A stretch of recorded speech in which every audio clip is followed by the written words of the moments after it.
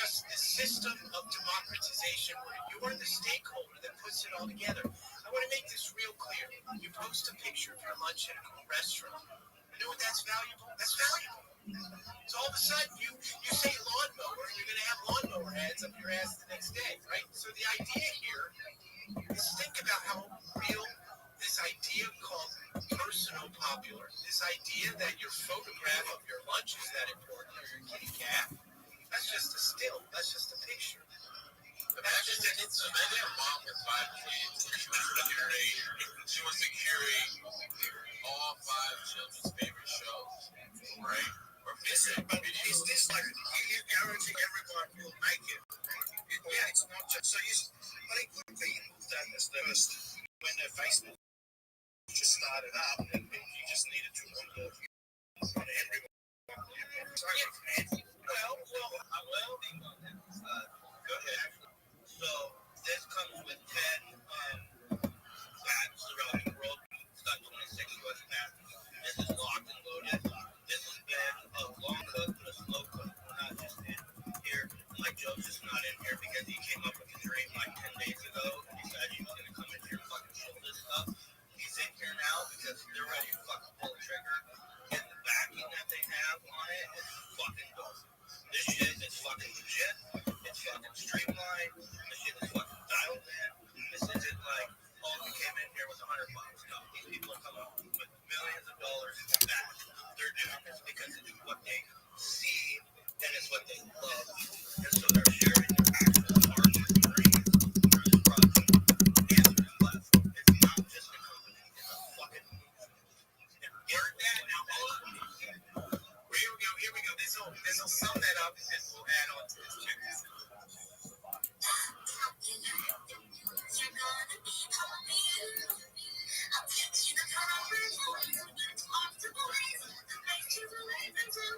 Okay, so let's talk about the expansiveness of pop-up. That how much room is there for this attention economy? That's really your question, am I right? Hello? Yeah, it's very, very deep. It's a it's a crazy project you want to build there, but sorry, I'm being more skeptical. It's crypto. But this is a dream you're selling, and I'll definitely look into it. Burgess, it's not crypto. It's blockchain, and it's social files. It just happens to have a crypto asset element to it. And listen, this is not crypto. It's not meaning it doesn't center around crypto. It centers around your metrics of what you do online right now.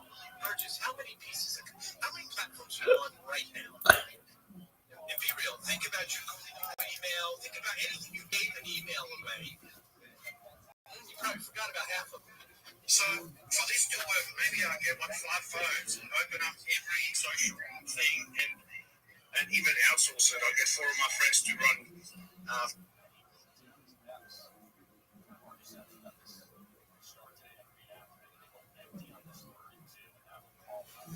And it's like we're gonna flex so bad that it's gonna make you raw, girl. It's bro.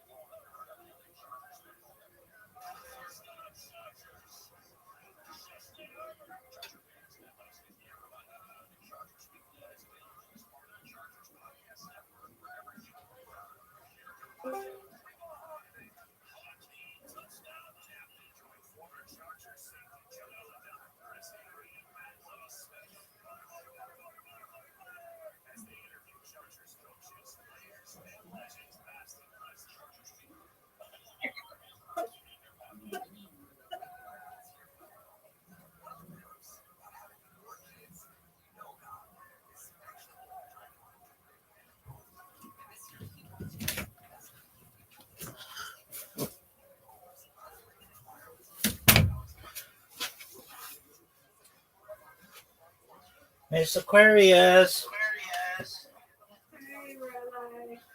thank you for your It was patience. good. Excellent. What did it taste like? It's supposed to be good. They had strawberries and pineapples and something with that. Raisin, guave, Agave, acai. acai. It had coconut in it. It had flax seeds. Chia seeds in it. It was good. Well, that's wonderful. Alrighty. Yeah, I thought I'd get that again. Okay, It's so fulfilling, I tell you that. okay, excellent. Did you have fun with your friend? Yeah, I did. That's all we did. We just did that and we went back to the house and ate that and watched the movie. Something called, it was on Netflix. Or what was it called? Stuck on Christmas. So I think they're gonna be stuck in the elevator to get this lady and this man, but we gotta watch it again. It's called Stuck on Christmas. Have you ever been stuck in an elevator? Yep. Same here. It's no fun. Yep. Okay. Have you? Yes, ma'am. I think I was on one for like 15 minutes. Mine was like 45 minutes. They had to get the fire department to let us out. Oh, Lord. All right. You gotta be careful. That's right. I'm ready when you are. I've sent you the invite.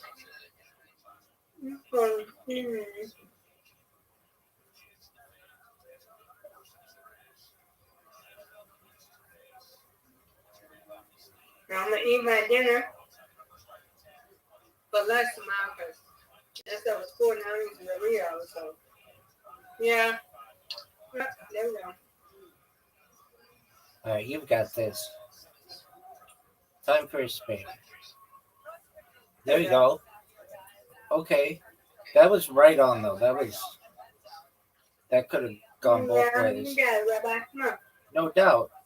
They should have given me that. They'll give it to me now. Oh, no. Mm.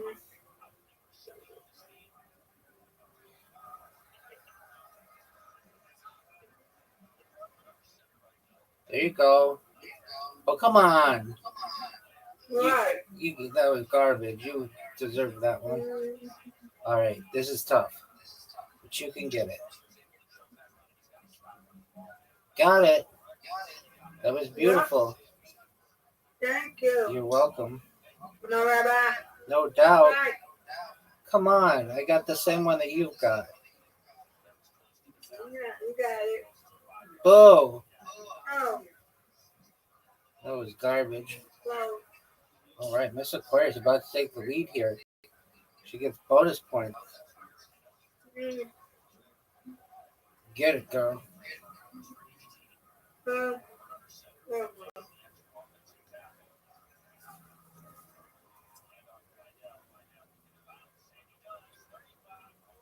Ooh. Almost. Okay, you got it, Rabbi. No doubt. Get it. That was slow. All right. Let's get these. Oh, come on. Oh, I haven't gotten a strike or a spare yet. It's all you. Get it. Oh, but two. All right, you've got this. But they count this as a split, which is interesting.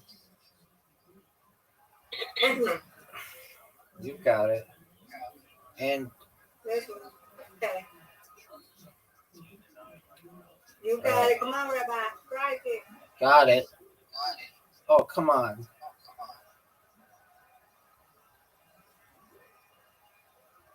You got this. Finally. Finally. That was big time. That was giant. I'll take it. Get it. Okay, you've got this. No doubt. Yep. Oh, But one. It's okay. all but one. Mm. Give me this. I'll take it. That's okay. Give me it.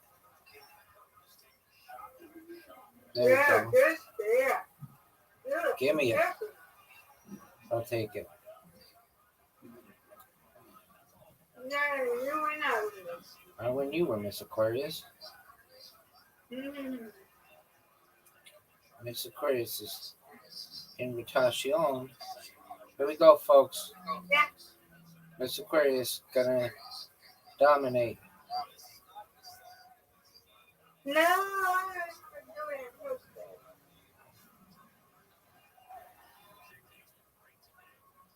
Miss Aquarius, I want to get it. I wanted to sleep all day today, and I kept saying to myself, no, because I don't want to miss Miss Aquarius 2 days in a row. I really hate missing you. And I even set an I want to alarm. go home about. I even set. We had to take that girl home. Oh, okay. Well, we can't.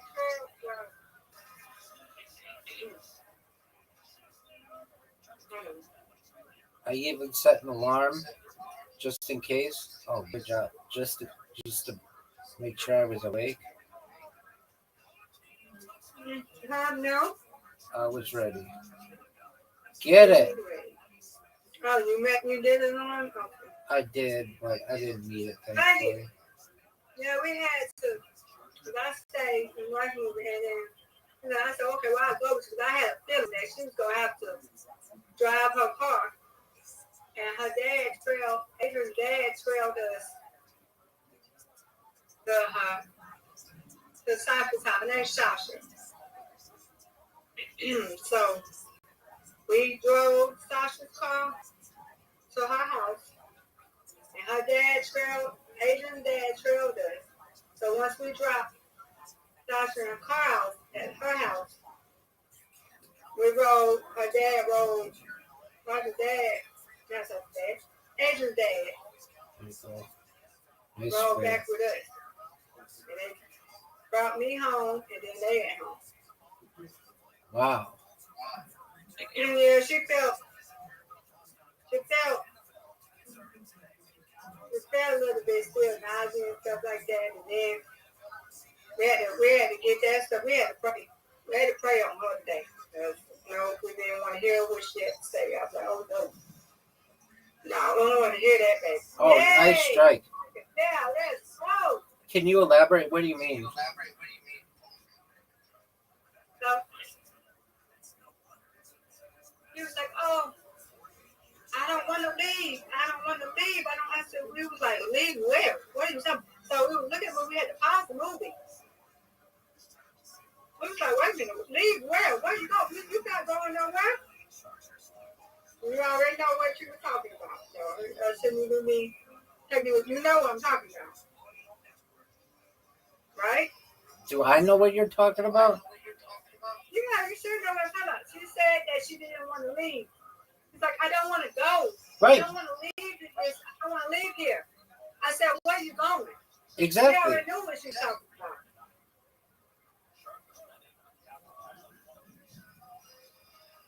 So you guys weren't going anywhere. You were watching a movie. You don't get what I'm saying. She was in pain. Oh, between the lines. She's in pain. She's nausea. Okay, I gotcha. That's fine. I gotcha. So she was like, I don't want to go. I don't want to leave. I don't want to go. I don't want to leave. I was like, it was like, leave where?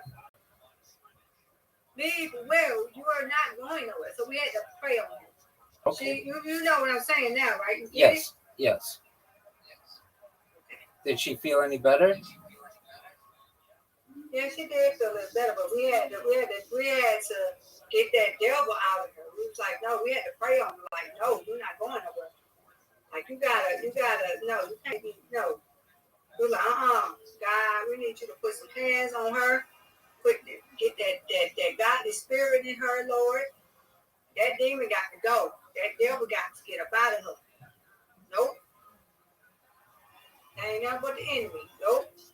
He'll try to block your enemy, block your spirit. Nope. We were like, we prayed on her. Nope. She just felt nausea, felt weak. So we were like, get you some rest and stuff. So she felt a little bit better, but we're going to have to get some rest and stuff. Okay. And yeah, by the time like that, I was like, no.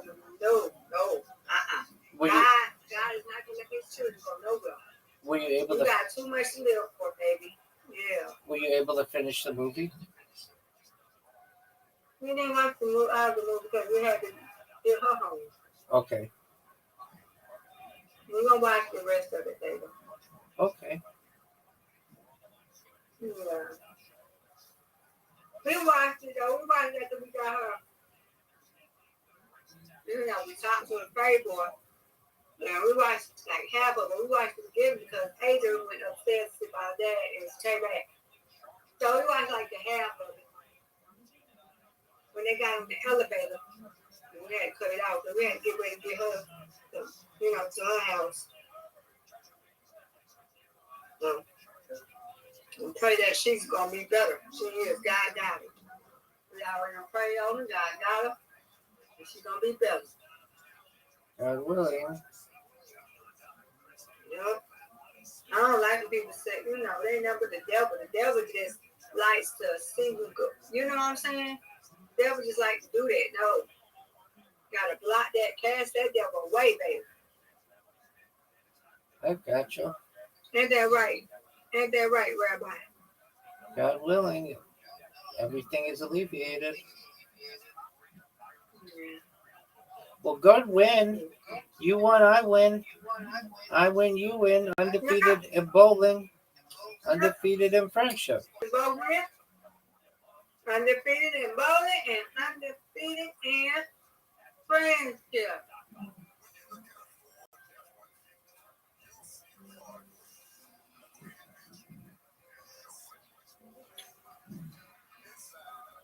All right. We need to read all this stuff and I'm finna get ready. Later I'm gonna do it. I got work to do.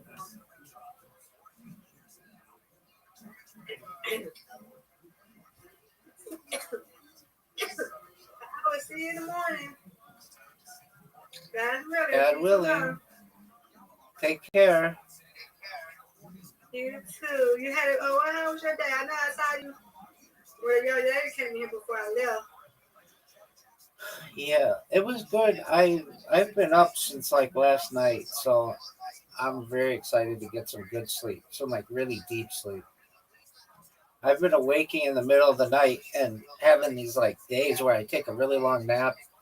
And so I'm really excited to get my hours back to normal, God willing, and then tomorrow do it all over again, as they say. Yeah. I met some nice people today in Spaces. I've got 2,274 people following me on Twitter, which is good for just being on for a little more than a month. And in here, we surpassed 2,700 people, Miss Aquarius. That's big time. So yeah, we've got 2,710, and now we try to get 2,800, then 2,900, and then 3,000. You know how it is. So that's good, and it's not going down. I mean, occasionally it goes down a couple people because I kick them out or they're disrespectful or they're not 18 or something. But for the most part, everybody stays, and that's cool. And just continue to grow. I know if I do this thing where I shill myself, it's called shilling yourself, but it's basically like self-promoting. If I do it for 6 months, every single day, we'll go viral. There's no doubt. I've gotten 2,200 people find out about what I do. They're all very positive towards it, so just a matter of time, God willing.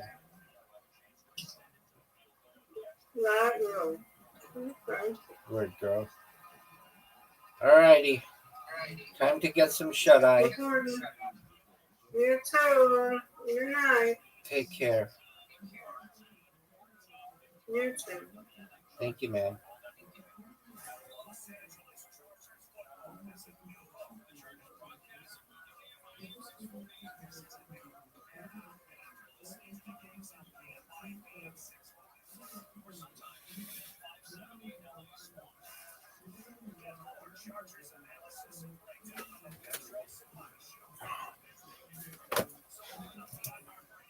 I'm Rabbi. So it's again. This whole exchange over here is an exchange between in the between right, so a friend of Safra, running to Rabbi, right, and I'm sorry, running to Rabbi Kama. Boys, incredible and beautiful, absolutely fantastic. I'm on the road, you have I'm incredible, you learned a lot. I'm back in. I'm going to bust the amount of you said the amount of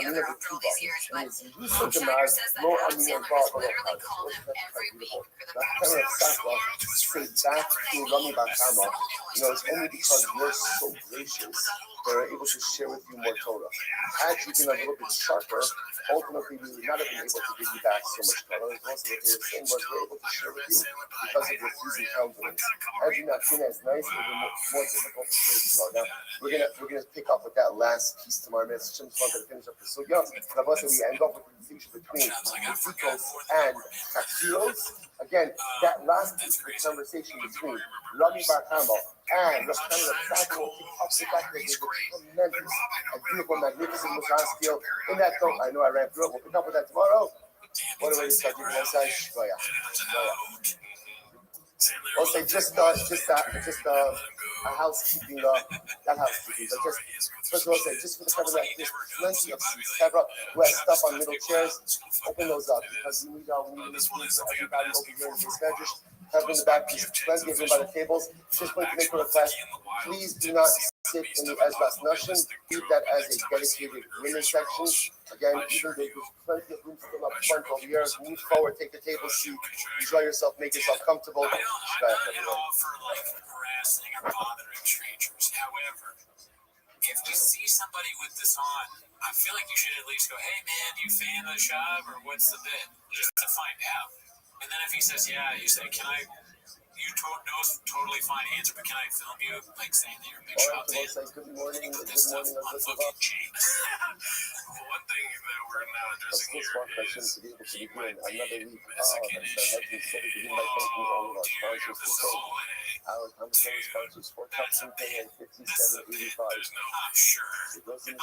he just happened to take a picture and drive fast on Castner Pasole. I'm not saying it right, Pasole. But if Stephen feels like the Oman Coke dude, yeah, this is a cat. No, it's gotta be real, dude. Everyday low prices, that's a shop thing right there, dude. Everyday low prices, the entire thing should be on it. Yeah, I was surprised. You might be a soy boy, he's right here, so the soy sauce. Which way was your man? Let's see what's next here. Oh, okay, cool. This one's a good clip. Posted by What's Up World. It's called Shane Gillis versus Tony Hinchcliffe. Master Roaster Shane Gillis. Been a vodka cranberry in 20 years. Ric Flair made music. Ric Flair's drink of choice. I know you're drinking the gayest beer of all time. Shane, shut the fuck up.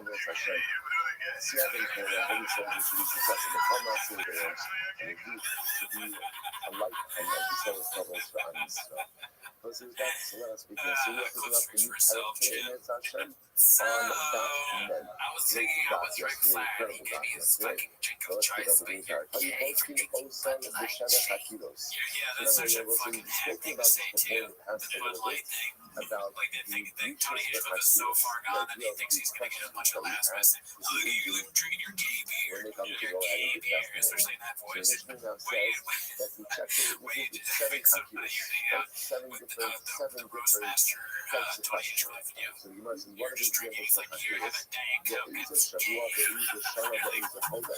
Alright, yeah, sure, dude. I know you're drinking the gayest beer of all time. Shane, shut the fuck up. Facts. Why would you? Yeah. Right, and what is, remember again, there are 7 Shmita cycles within a Yovel cycle. Let's see, this one's posted by Complex So Desk 7 Shmita cycles. So you ask the 9380. is, It's called My Brother Saw Shop at 1FC.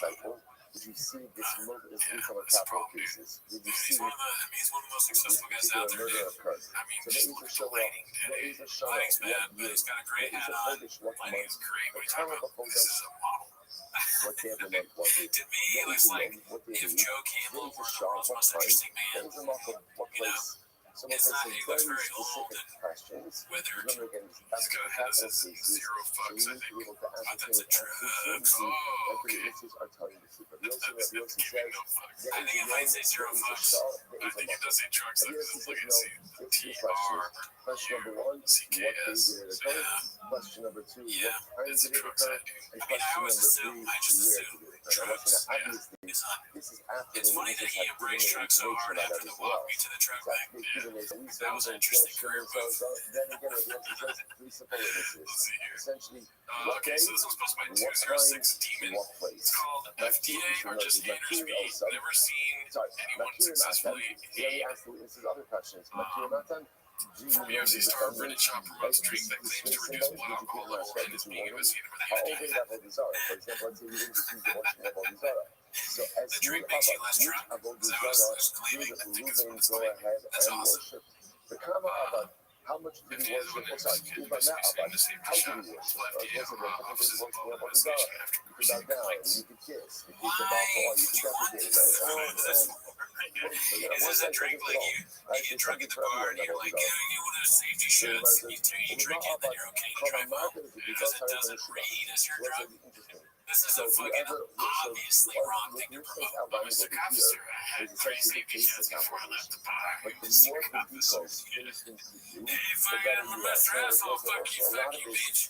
probably I bet I got a safe shot is of my also very hands. subjective. Like Asian Talk to my lawyer. I have $500 piece of. basement probably feel the need to close a little Can I bit see your more. license So registration? which essentially says everywhere, what kind of My name's giving Brian do you Callen. the I don't general have my pants outline? on. But of course, She PhD said should yes. go ahead and She said, amplify and "No, add sir. on to this as There's well. no one in the car with you." Okay, Nice so to we're brother, revisiting from but earlier. This that is guy posted by got A. Mark we've Wixie. actually seen this Flynn's got to be multiple absolutely different hammered times. trying to fix One Nas's time botched been ad anti, reads. so So you got a little taste of it earlier with testified changes that they saw you coming in and out. Here to just visit ccpg.org. Lead, play responsibly. Now that's on behalf of Boot Hill Casino and Resort in Kansas City. 21 age plus varies, and eligibility will vary as well by jurisdiction. Now we're avoiding New Hampshire, Oregon, Ontario. Bonus bets do expire 168 hours after issuance. For additional terms and responsible gaming resources, go ahead and see dkng.co/ftball. NFL Plus premium offer available only to new and former NFL Plus subscribers. Additional NFL Plus premium terms at nfl.com/terms. What the fuck? What do you know? Guess what?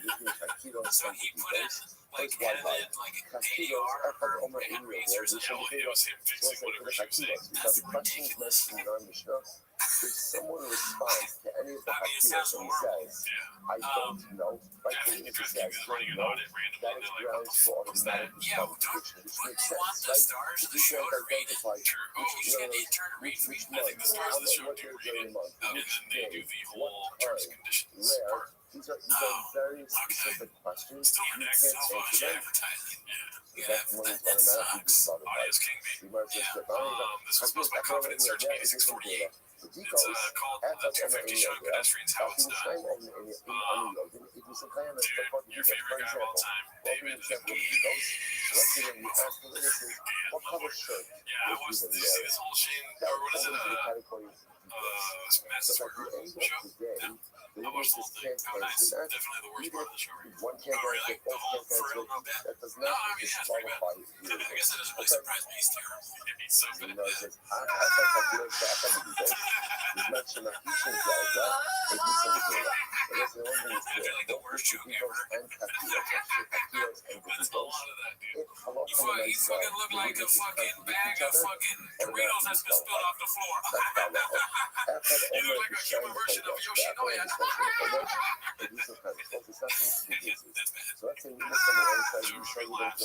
He sucks, yeah. He has the worst taste in comedy that there is. Man, you must be gay. Then. Fucking gay. You're fat. Man, you gay like you fucking, you gay like a dude that kisses the over there. You're fat like a guy that eats a lot of sandwiches. So, that's what the whole thing is over and over. I get it. People like that. out of control with the environment. You gotta sit on a Venus flytrap, bitch. Can I put a person that sits on a Venus flytrap?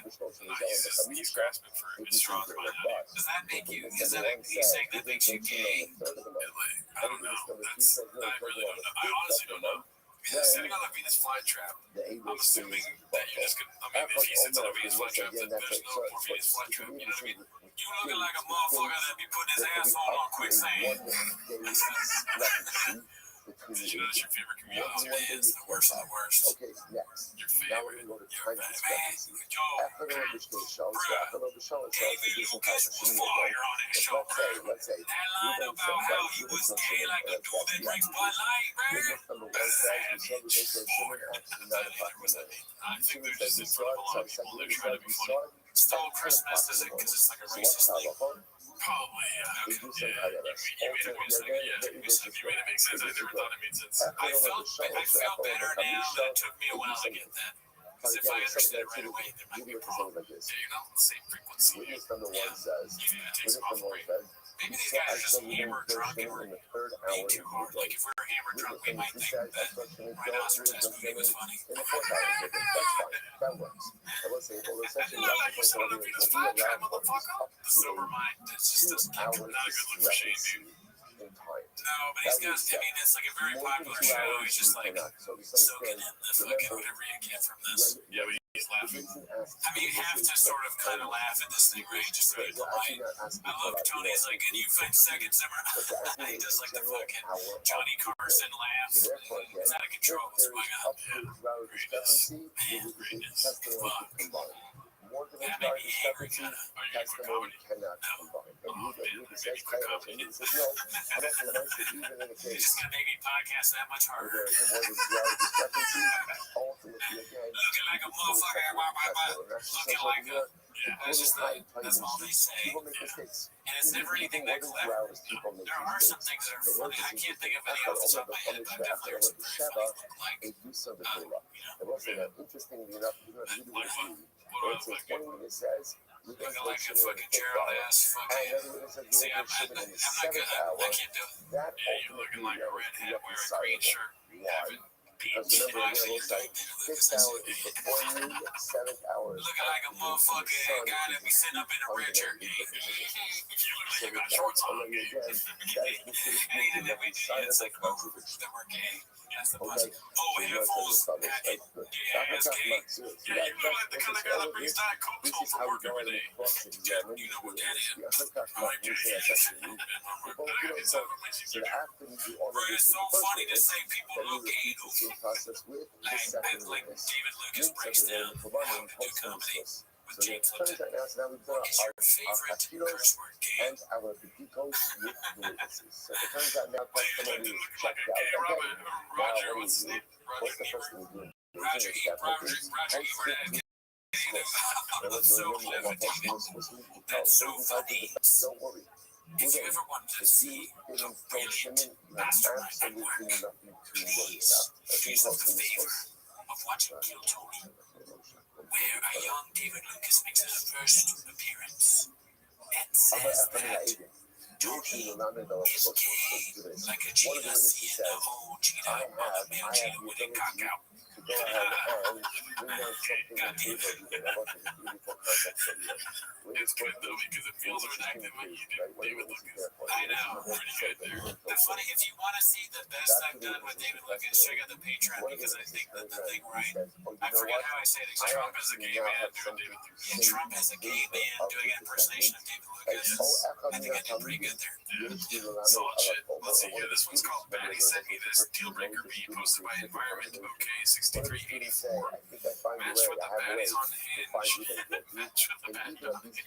Moved over to text and sent me a pic of her apartment. I can't swim in these deep waters. Yeah, that's a no-go. Yeah, I can't take that ride. Looks like a nice place. But then there's that. Now go I ahead like and the say, candles. I have Candles are something nice. positive to say. Stuff's gonna go wrong with a chick like this. Yeah, cable management's good. Which makes me think like maybe just one of the students comes along and come on, says, imagine.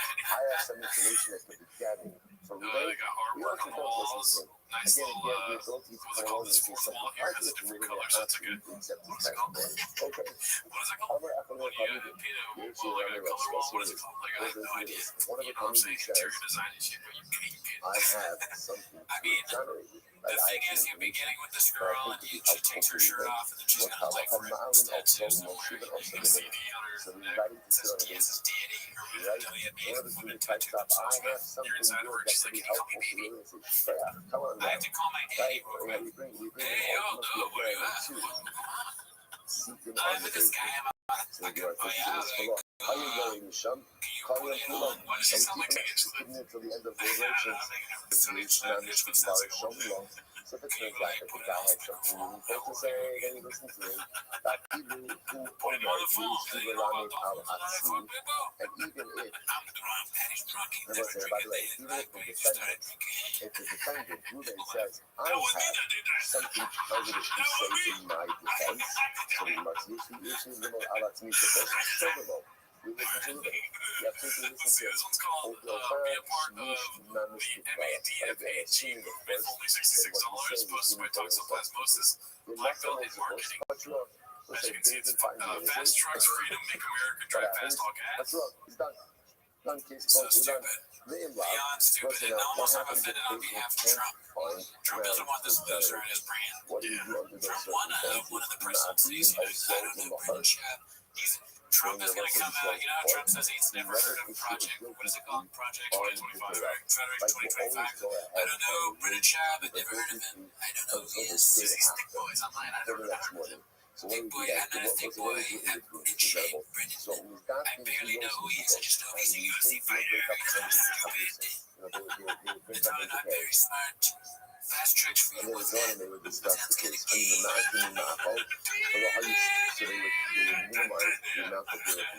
Also, Make America Great Again is so aggressive.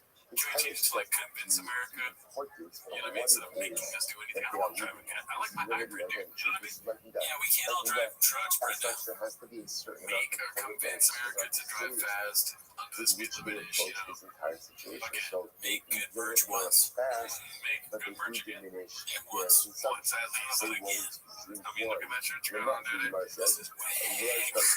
Fast Trucks and Freedom bundle of white and blue, $66. That's so expensive for a shirt. Yeah, no way. I bought merch this last weekend for Buddy Guy. Went to a concert, Buddy Guy, great guy, never met him. And it was $40. I'm like, dude, what the fuck? Come on. You know? He said, I'm funny, dude. And then he called me gay. We got between each other. Another Ozempic claim here. Posted by Ryan. I can give a fuck about his grandchildren. His grandchildren should learn to play guitar. Well, you do. It's called Papa, I don't take Ozempic, I take peptides from Transcend, posted by Ryan Pilskin. Semaglutide is Ozempic fluids and fluids me. Semaglutide is that Ozempic? I have no idea, dude. I'll look like a doctor to you. You don't look like Ozempic. Look at Lane Brother, what's the new diet/program? Lots of running, keeping up with the kiddos, good protein and peptides. So it's the same thing we just read. Incredible. But here it says that this is Transcend HRT, starting now to 25% off all GLP-1. Personal VIP, what do you see from here? Just on a general sense. I don't know anything about peptides, shit like that, dude. You have to speak on it. I don't know what any of that stuff is, but I know that Brendan Schaub, if he's taking it, I don't want to take it because he's so stupid. I'm worried that it affects your mind. Like it's not making him operate on a high level. Also, they had 35 likes in 2 hours, dude. Like that shit can tell you something. You know? They're not getting a lot of likes. They're not getting a lot of engagement. Let's see, you need somebody in their company to ask how social they're going. It's not good. This was posted by CJK610 called New Merch Drop of CTE. Los Angeles Motor Company Drive Fast All Gas Loves and Big. Semaglutide injections. So I think the accusation for the last one was that he's taking something Ozempic related. exit over here because the Okay, gold yeah, is that's so what I low. figured. It's funny when something goes on a change, they kind of flood the market, like the flood the market, like politicians do. Like if Trump wants to nail him, Trump wanted to nail him that like Kamala had fake accent. Kamala Harris wants to, the Democrats want to nail him that Trump wants to do Project 2025 and he lies all the time. And then fucking Bob, or the James wants to like, you will not go away from James. Not realizing that Bob is on the subject. It's gonna pull up Yesterday, Ben said, he's not giving this was supposed to be busy middle 8108. So don't worry about it. Glenn knew exactly what he was doing with this line of questioning about Papa's one chance appearance. One to go ahead and What do you think report Clinton's the gonna say? opinions of the judges to accelerate. No One to report the idea. opinions of the judges who found guilty. And one to go ahead and record all of the opinions of all of the judges together. So the nice second are all of these stenographers. That's what I thought. Yeah. The stenographer will be there to remind him about his opinion. So let's in Matsu also goes patrol. You're in loud. So okay, so once again, if you finally go to exonerate and let moving move on his way. The in loud, if not, only the That's so funny. Stay right on the Zakai that comes from the Kai and Zakai. So 12 findings to the stand and 11, because remember he's a base of 23 right now. I'm gonna give you some time. 12 You realize findings that and exactly 11 what I was find doing with guilty. this line of questioning about Papa's All one you need to remember again for innocence is what? I thought it was saying like, you know, you have to be Simple cool. majority. Like, do you remember him talking However, shit about Shneimeh on the Kai and Zakai on the Zakin. One is 12 He talks shit about people sitting ringside. So Ken is trying to make him look bad, is what they're saying. He has to admit, no, he's... So, people in the UFC events, Papa's talking for days about how it sucks to sit ringside. Yeah. So, she's just basically saying, like, it was pretty cool, right? Yeah, that's what I'm saying, right? It's like his trending trying to... They're saying that Ken is trying to make him look bad. Like, I wouldn't make that assertion. It's just... I mean, I would do that to you if we're friends. I wouldn't try to make you look bad. I would just be like, and it wasn't that bad, right? Without you realizing, you'd be like, yeah, it was pretty cool. Yeah, so he's not trying to make him look bad. He's just trying to put in his face, like, you know, you talk shit about that all the time. And he's trying to get him to say, like, by the way, I said before, fucking play to be fits front side seats, cage seats, but now I realize that was Blockbuster. It's actually a great time. I apologize. Thank you, Ken. Or 22 judges who say No, I don't think that's what's going on. and one I think for sure Jen knows So that again, he talks shit about what happens? Brian Callen. It just happened with Brian Callen where he was sitting ringside. He's like, those seats suck. We sit your back. Right. So I think essentially Chen is sitting in the sidelines being like, oh, what did I do? So Chen is working for Chen. How much I'm not making that assertion at all. If you were to do something like that, I would still do this questioning and make you contradict yourself on your waves. And it's funny to me. See, that's why you're just as disloyal as Chen. They're saying that Chen is. That's the only no, because then you look under the comments and be like, I'm so stupid. That's true. I just thought, obviously, I got my mistake. Let's see. There's not a chance that Papa's going to realize. 36. Let's see. And I'm giving Chen a lot of credit, but I think he's smart enough to think so. Alert Spirit 2453 posted this. Called Toe Brogan attempting to create an everlasting joke for 9 years. Let's see. But what's your link to Bob? That was really big revelation. I always say it's like sucking a thousand eggs in front of your mother. That's what it's trying to say. But the problem is how I kind of time. Maybe that's a lot of what you were like. That's anti-climax. Remember, one of the things has to happen. A short period of time. The majority of two in order to convict, or you need to take the majority of one in order to exonerate. At that point, interestingly enough, the group has to work it out. Right? So from I was describing it as like sucking a thousand eggs in front of your mother. But the difference is that there's probably someone out there who would enjoy sucking a thousand eggs in front of their mother. And nobody enjoys bombing. So it's probably worse than having something wrong with you to want to be bombed. Because this brutal, emotional battle via bomb so often, particularly in the beginnings. Bombing is devastating. I bet. Yeah, it's the worst. I mean, I described it as it's like sucking a thousand eggs in front of your mother. But the thing is, I think there's probably a person out there that wants to suck a thousand eggs in front of their mother. I doubt there's a person who wants to bomb. Bombing should be enough pain to force anybody to do that. best house. I would say that bombing is like stuck in 1,000 for your mother. But I think that's not true because there's got to be a guy out there who would like to suck 1,000 from his mom. There's got to be a guy out there like, see this mom? Whatever you do, I'm making you proud. But no one wants a mom. I would say that bombing is like sucking 1,000 in front of your mother. The problem is there's a guy out there that would like sucking 1,000 in front of his mom. It's like, this is what I do.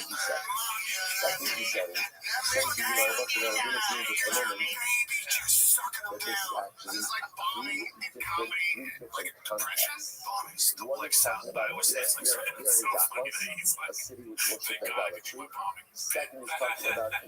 You're saying that not for just kind of like the what has been unburned by what has been or whatever. Yeah, that's the thing that Kalon keeps saying. This reminds me of that, but at least with her, there's nobody now telling her that it's lame. Where people have been humoring him the whole time, just laughing at this. I mean, it's way which has been too nice to Rogan. Everyone is too nice to him. Somebody had been like, man, it's so funny. Really made fun of him. Like, what are you talking about? Sucking 1,000 dicks? Is that your dick right there? Yes. I said, let him cook, dude. Right. I think he's onto something there. Okay. But the thing is, I love bombing. Number of Do you like bombing? calculus corresponding to the time that Rashi the Kakata were in their context. I'm just kidding. I like bombing sometimes. Not all the time, obviously. It would be hard for me to bomb every time. Right. No, I mean, bombing sucks. I always say that bombing is like sucking 1,000 dicks.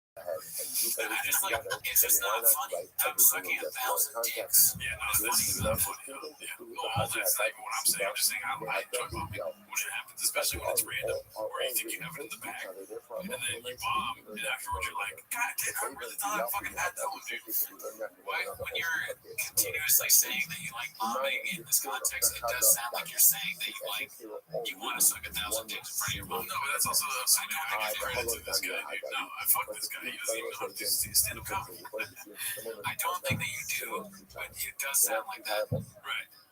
Yeah, because you're a fucking homeless man with a cat's profile picture, and it doesn't know what you're saying, dude, right? You shouldn't pay attention to me because that's not paying those things. Everything is wiped out.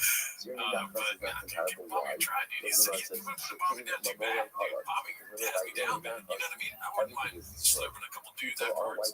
It's certainly not as bad as performing fellatio in front of your no, I don't see that. Bombing's like getting the wrong order at McDonald's. You're like, fuck it. Like, I wanted 2 McDonald's. I got 3 large fries. Because I'll see the fries and go home. It's worse than that because you get fries and that's in your hand.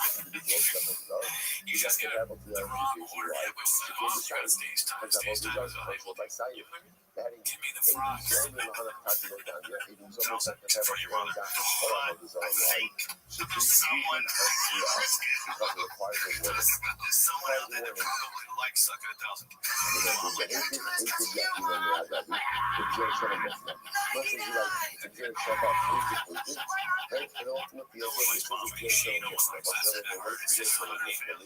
It's a tricky thing. It's like you're just talking, but there's a lot going on. It's very complicated.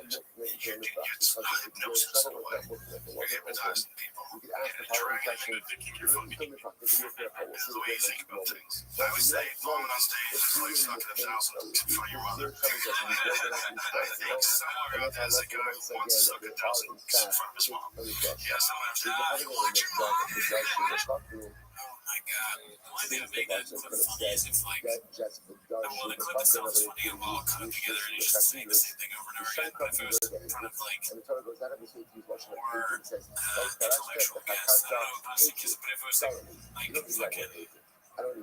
I think Chuck Palahniuk was one of them. This one, he's a good guy to do that too, right? To see his reaction, because it's kind of like his scientist. Oh, I mean, because he does like, he writes that sexual stuff, like snuts or whatever, snuff, or something like that, whatever that book was. Yeah, there's a lot of sexual stuff in this book. Oh, this one is something I watched in the live stream, but this is the clip that's more, what is it called? Gets it all in one. It's called by Bright Bread, called number 249 of 250 comedians. Universally, kill of tongue, kill. What came? What is that? Antonia is just KT. Hall of Fame roaster versus 17-year-old podcast, I think. So context is halfway through the 40-minute pod where Lucas can't handle being trolled. Literally resorts to the tactics of a 5-year-old boy. Who also the fourth time he tried to control the podcast. Apparently Sam Hyde was not affiliated with the podcast, said Lucas saying they would pay him $10,000. The interviewer, Matan Evan, is like, what are you talking about? I never texted you, so up to this point, Lucas has been apparently calling goons to the studio. I highly recommend watching and posting your favorite clips because there are so many. This was just something I thought had a bit of everything in the interview. I'm still finishing it, but had to give the friars get the friar credit. I feel like I'm spending so much money on the fucking Seven times. and that gives me again my beautiful source for 7 kilos. Yeah, but you was even less money than you just feel like you The cover discovered Correct. and also ultimately again those subject of Panika to be learned out from the cover from those subject to skill again but also in traffic the cover discovered and ultimately again those subject to sleep to be learned in cover from skill which might be skill say that skill is more common. This makes sense. Already Shimon was Sreifa Kamura night on the man. But according to Rabbi Shimon said that Sreifa is more common. What is there to say? Rabbi Yehuda, Bine MS Nochel. Bine MS Nochel. Which much of the Yehuda says. Rabbi Yehuda says that the person says Bine MS Nochel, MS Nochel. Chachad, sorry. Outside, so what's the year? You said you're adding that to the MS Nochel. That gives you a total of 11. Like, if we're dashing every single time we have dash, and now why I'm adding MS Nochel, that gives you 11. To which the Gemara says, You almost hurt yourself. that's the Gemara says, sorry, I will say you and David Lucas know as much about fucking microbes. That's so funny. What I think is funny about this clip is like, okay, when they pan out, it's the dude, his face looking to the thing, and then the terrorist. Like, it's so bad, that's funny. If you're, when it just cuts out, it's a hilarious picture. But it's when they pan out and it shows all of those people, right now it's not like a ball hairs. But when they pan out, it shows all of those people, right? I'm totally burned by what has been right now. They're supposed to be like ridiculous, the trolls, right? Because there's a crazy guy looking at us, a Reddit terrorist. But even they're like weirded out by what Lucas is doing. Because Lucas, he's so out of control and unfunny and stupid that they're like, oh fuck, is that going to work with our bit? Like, but then it is going to work with our bit because it just looks bad. That's what they make the person look stupid. They're set up to win in this, and Lucas is set up to lose. And Lucas is like, I'm set up to lose. Hold my beer. I'm losing more. You can imagine. I'm gonna get him on the table, make a bunch of bad jokes, and make myself look bad, even though you're trolling me. Like, a long-winded way of me saying basically that he's the next Patrice O'Neal. He's just such an idiot. It's so easy to troll him, but when they're trolling him, he comes off looking even worse. This is the worst he could possibly look. Is that your best that makes sense. Yeah, no, it does make a lot more sense than I could make of. I was watching it, I'm like, this is for nobody. People are like, big up Matan, but it's just like a weird thing to do to people. I don't know the show really, I'm only vaguely familiar with his bit. But the whole thing is that they're trolling, right? They're trolling the guests. And Lucas is a moron, so he doesn't pick up on it. He doesn't play along with it well. He just gets mad and does whatever that was they just did. But it ends up looking funny for them because they're just like, they turn back into their like actual character, like legitimate straight main character. They're like, because he's standing on his phone, or like, what's your workout routine? Like, that's such a funny random thing to say to a fat guy. Yeah. It's just very weird. So They don't have, internet anywhere on the set unless it's like behind the camera, which is acceptable. They can still get You know what I mean, right? They don't have, I don't see a single wire. Honestly. Another one said I was 9 o'clock. Okay, This is not a living room. Okay, we're doing a podcast, but if you're in there, you need bad cabling for a good podcast. That's fine. Volume 17, dude. Adam to a Chatzi They Shah. don't have So it's like, rain according energy to anywhere. Rabbi, Everyone it's said, Yehuda, the person can well, I want to see how does it Baton. up to a half Let's see hour. how you do. Like, And the Rabbi Da'amar, podcasts are murdered by other people can podcasts. go ahead, people can make a mistake for a while, but people can make a mistake because that's what I don't know. It's fascinating. I did it to a chair. You really It's fascinating to see that people have people treat How much do you weigh? people treat kindness. Is that actually the Like, number? So bad. So bad. Yeah. Not a good look for Lucas. Any other thoughts on it? No, I mean, he's just, this is the downfall of Lucas, I think. That's been happening. It's part of it is, part of anyone's downfall now of a minor celebrity is going to be going up the top. Yeah. Let's see here. I'll be on the top next week. Let's see. So this is posted by UI Ninja. It's called I Can Prove That I'm Actually Straight.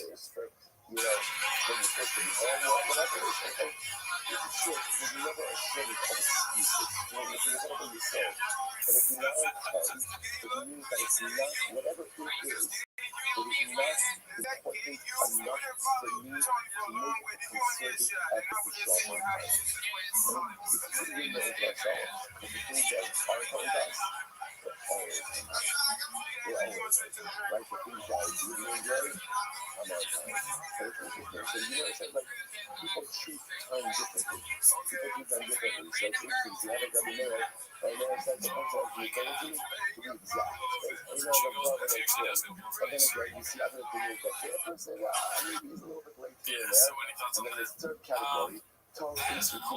Who's this third category? This third category of people just can't get it together. Just can't get it together, right? They're all over the place. Those are the fucking early days of Tony, I guess. 2011 is it. First of all, it's all about it because You there can are say, people, well, long time ago, you can see though, even at the comedy shops back then, dude, he went, first thing on camera, first thing unless this business. person has You know, some just like compelling Rebel reason why they can't be on That's the time funniest thing you for can do. things. Right? It's important for us to do a self-check for ourselves. We I'm not have gonna all fire the shots most at the king. wonderful reasons in No, the he's, world. I'm But the at the end of best the day, roadster. if you're not on So, time for something, maybe the I'll have message a you're bigger, better broadcasting about that You got a big girlfriend, you thing, from intended that broadcast or don't Get over here, intended Christopher. broadcast it is, this is not important That is a chick enough that you go for me both ways. to do that. Now, Get over here, again, just you a may be saying, random other girl. things are more important than this. And that's when I'm going to be very Girlfriend. understand when there's a lack of timeliness, what a person Random is and disgusting. communicating is a higher IQ of the He goes right back to in blowing life. the other guy. And it's important because sometimes these things Sponsored by happen Mr. without Eisen. messages It's called that were kind BCEO of and loaded Luke to other going back people, and forth, giving cooking up a other tasty people dish for who don't James. intend to do it. But when I said that, let's look it up. But it's interesting to see this emergence of people who come to timeliness. I can tell you that not very much. All that shit is kind of like a blessing. So you try to figure out something about Rabbi has this big kakira. They have this outdoor place where they have the live comedian. They got some food trucks, and you can buy J's, smoke right there, and you get cannabis That a person that like the event occurs. That's fine, but not everybody holds that people have the ability to get that level of precision. So what we do is set it up and allow you to come up to yoga. What year during yoga cycle did the murder occur? You might know that's the kind of the issue of the law. So some of that, that's one of the first questions, right? What during the Shmita cycle is going on? We're trying to get on the thing point that we're Is it yoga? yoga? No. Two questions once and again. Yoga's This one's posted by Toxoplasmosis. It's called Clean. Totally not a big Airbnb waving a loaded firearm around a part of the campsite. same time of motif, right? If you think about it, think about what the year counts. We count hours, right? We count hours. We count, well, actually, we count minutes. Buy a watermelon for the sick. And God has a appreciation for this, right?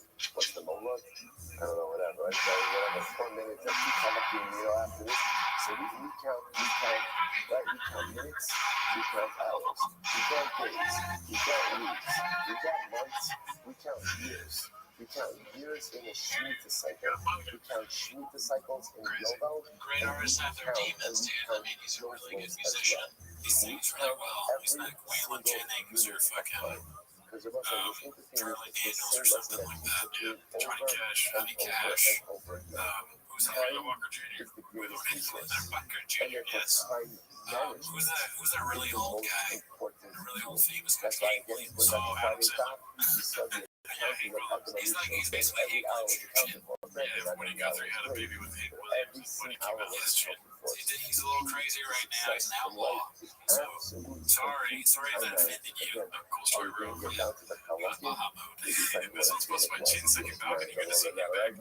It's called Papa describes himself. It's weird to me, like, I'll post my drink or something, be like, my T-Rex, my Raptor beat the shit out of you or something. Not to let the hours slip through our fingers into oblivion. The personalistic success. So maybe is what number of builds are we up to? And whatever are we up to?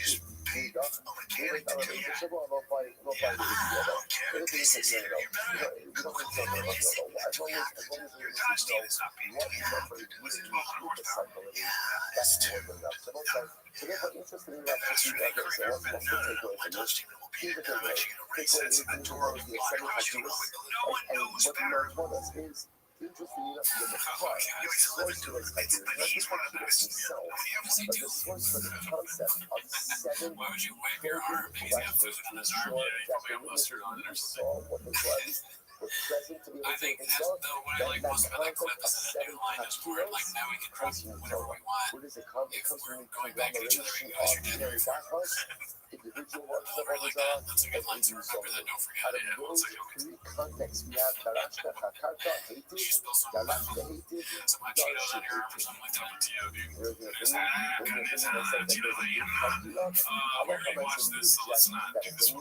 Go into 7 countries as a spouse in our Mishnah. It's called Shnas with all the good shit on the podcast today. So basically, really quickly watch it. Let's see. It's so different from what he goes on.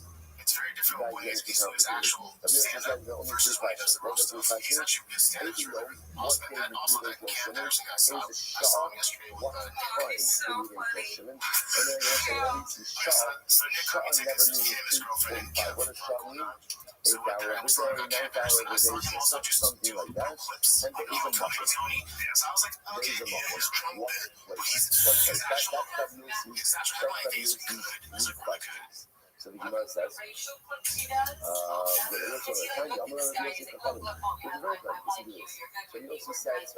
I told you right now. You got 30 seconds left. You could say the answer.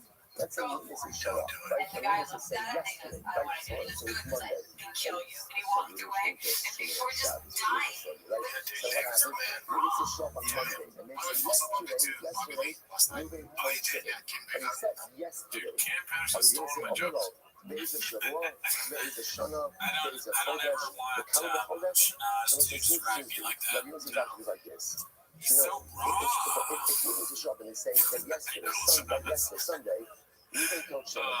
You're going to start asking the witnesses all of these questions. Right? So which year of the year was it? Right? Which year? Which month? What's your month? He just told you yesterday.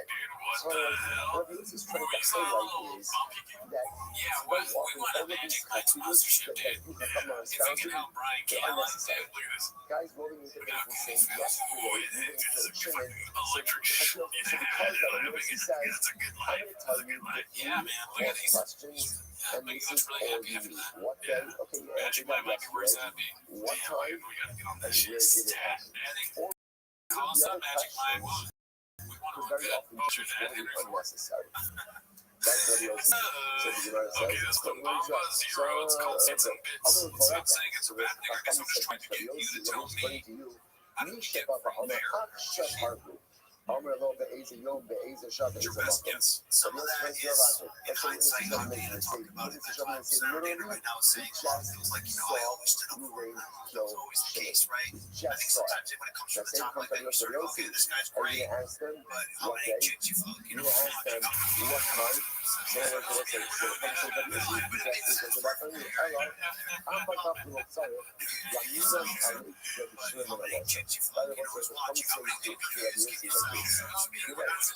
It's so good, dude. It's like neither one of us thinks the other one is being serious. Like we travel, like it's about how willing to sneak it in, right? Because sometimes it's overkill. Just like constantly saying, but then like every once in a while you don't see it coming. Like earlier in the show when you're like, and I checked in. was actually a And Pepsi you're able ads, to right? get them to Like I commit did not see that themselves, coming, and dude. ultimately It's you're able to an get their art, testimony not to stick we're around. learning, we're trying. Remember, our Speaking goal of art, we got is a we whole want to fucking exonerate. clip back in the That's chef, our dude. goal. Therefore, in the comment section, say you fully recognize that there are times when It's all posted of by these Toronto questions Rapture. may be It's called unnecessary. Talking About a But we North ask Rack them Mechanic anyway. Beat. We ask them anyway, and in effort, first off, to ensure that the witness will really tell you the truth. He's And if they slowly end up turning with a into the trip over Highland Boys, themselves with dude. liquidation, then again, we're happy for that to Sup, occur as fam? well. Dude, we gotta start You know, doing vlogs where we start it like but that. we also say, Sup, Enes fam? Haru, It's hot out here. I got my chain on. I'm an island chop that on Mozambique. Mozambique. This will respond that witnesses coming in and saying that Allah for myself, we didn't kill some yesterday. That's a common case. Witnesses coming with the basin and saying we didn't just saw you didn't kill Shimon. That's not common. That's not common. And if Allah for myself, then we're not willing to so that is going to actually occur. Alright, so bottom line, Allah for myself, we have to come on one reason they're coming giving these 75 years, which are from very obvious source. We know, right? So, Rabbi says, he asks the questions, what day, what time, what place. But I'm not asking like the coming, and as I look for my capital Jesus, we employ these 7 questions, 7 activities. Stop over here today. Shkoyach, okay? You know, there's an incredible week ahead of us. Can't think that's enough. We're already started on the next giveaway. This thing's even more crazy, so I'll have some news for you soon. But whoever wins this truck, I will see you soon. Oh my god, that's kind of a threat. That's just a threat, dude. Yeah, he's gonna kill me. Oh, fuck. No, so, I don't think we're connected to him at all, right? I hope not, because I want to win the truck. Real bad. But you know what that clip reminded me? It reminded me, I think you probably remember. Do you know what I'm thinking? 30 Eccentrics? No. What it reminded me of was the Tito Ortiz thing where he's like, we're open every Monday through Thursday, 12 to... It doesn't make any sense because like the times are wrong. Good morning, good to all. Let's go spark that shouldn't be able to begin. Another week. Oh, that's our head together begin by... Thank you all of our sponsors to thank. Our commentator sponsors for Caption KA 5785. And those in the shop, we're dedicating all the Shem and Russell's this year as is supposed for the Soros Tovos for Am Yisrael. Our commentator sponsors for the month of paydays have all been with over the Kelman family in memory of Amit Ben David Levy from the Bracha brother of Michael Levy is coach fighting in Gaza on the first night of Hanukkah. We hope that the Marathon commentator Shamuel Hadnaviyah and his family in the common. Of course, we say Hodu Hashem to the return of 4 of our hostages. You know, as I mentioned last week, irrespective of what one feels about the particular deal, whether it's a good idea or not a good idea, leaving everything aside, the fact that Baruch Hashem, four precious Hashems have actually hit the families. And we hope that against Hashem, our hostages will continue to come home. Our hostages will continue being raised in the struggles with the family, with the people, with the land. No offense, Hashem. See all them home, our holy soldiers should be all Maaseh Band, and indeed should be a lifetime of the Soros Tovos for us. So with that, so let us begin. So we are picking up the new Parak Hashem on that great dot yesterday, incredible dot yesterday. So let's pick up the new Parak. Are you both seen Osman with Sheva Hakilos? You know, we spoke about this before in the past a little bit. The questions that we ask when they come to go ahead and give testimony. So the next thing now says that the chapter is 7 hakilos, right? 7 different types of questions. So you might say, what are the examples of hakilos? There is a shavua, there is a shana, there is a chodesh. So for example, here's an example. Now these aren't examples, these are actually specific questions that are asked. So again, for example, there is a shana. Let's say first, there is a shavua. So Rashi points out that there is a shavua shal yovel. Right? What is, remember again, there are 7 Shemitah cycles within a yovel cycle, right? 50 years yovel, so 7 Shemitah cycles. So we ask the witness, what stage of the yovel cycle did you see this murder? These are capital cases. Did you see this particular murder occur? So there is a shavua, there is a shana, what year? There is a chodesh, what month? The kama b'chodesh. What day of the month was it? There is a yom, what day of the week? There is a shop, what time? There is a makom, what place? So it's a very specific questions. Remember again, back to the capital pieces, so we need to be able to ascertain with absolute certainty that the witnesses are telling the truth. Rabbi Yossi says, there is a yom, there is a shah, there is a makom. Rabbi Yossi says, no, there's three questions. Question number one, what day did it occur? Question number two, what time did it occur? And question number three, where did it occur? Now, listen, obviously, this is after the witnesses have given their information about everything else. That's the giving a so we saw we can tell them and so then again, Rabbi Yossi says three simple witnesses. Essentially, what day, what time, what place. Makir also. Sorry, Makir and Atam. So when he asked the witnesses other questions, Makir and Atam, do you know the defendant? Right? This race symbol, did you give him a shot? Did you know him? Obey that Abodizara. For example, let's say you didn't accuse the whole thing of Abodizara. So as new Abad, which Abodizara did Reuben go ahead and worship?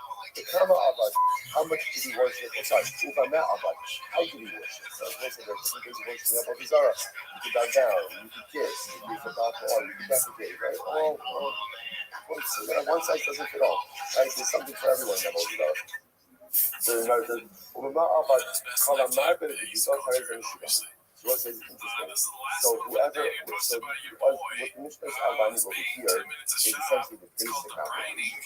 But the more the details based in Kutu, the better you are. So a lot of this, probably I would imagine, is also very subjective, right? Basing is really testimony. And sometimes when basing it probably feel the need to probe a little bit more. So the Mishnah essentially says over here, we're kind of giving Beijing general outline. But of course, feel free to go ahead and amplify and add on to this as well. Maisil Badak, Ben Zakai Bo'ostigim. Let's go back to seeing this mentioned a number of different times.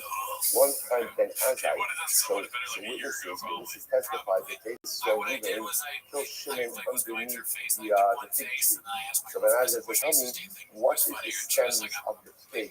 look like? Depending on the season, ultimately, we understand also this is all part of the same motif as well, that halacha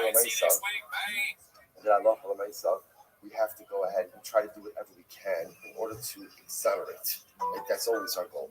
We always try to exonerate. So as such, even such specific questions like what did the stems of the figs look like would be potentially helpful in the exoneration of a significant. Not in Hakiras, so remember again, the 7 questions that we outlined over here are what are called Hakiros. Now the Gemara says, what's the distinction between Hakiros and Hakiros? First, why not? Hakiros, Echad Omer Eliyah, there is some data also to the Hakiros, which are the questions mentioned in our Mishnah. If someone responds to any of the Hakiros that he says, I don't know, right? The witness to say, I don't know, that is grounds for automatic disqualification, which makes sense, right? If you can't identify which month, what day during the month, which day, what time, where, these are very specific questions. You can't answer them. The testimony is automatically disqualified. Because if you say for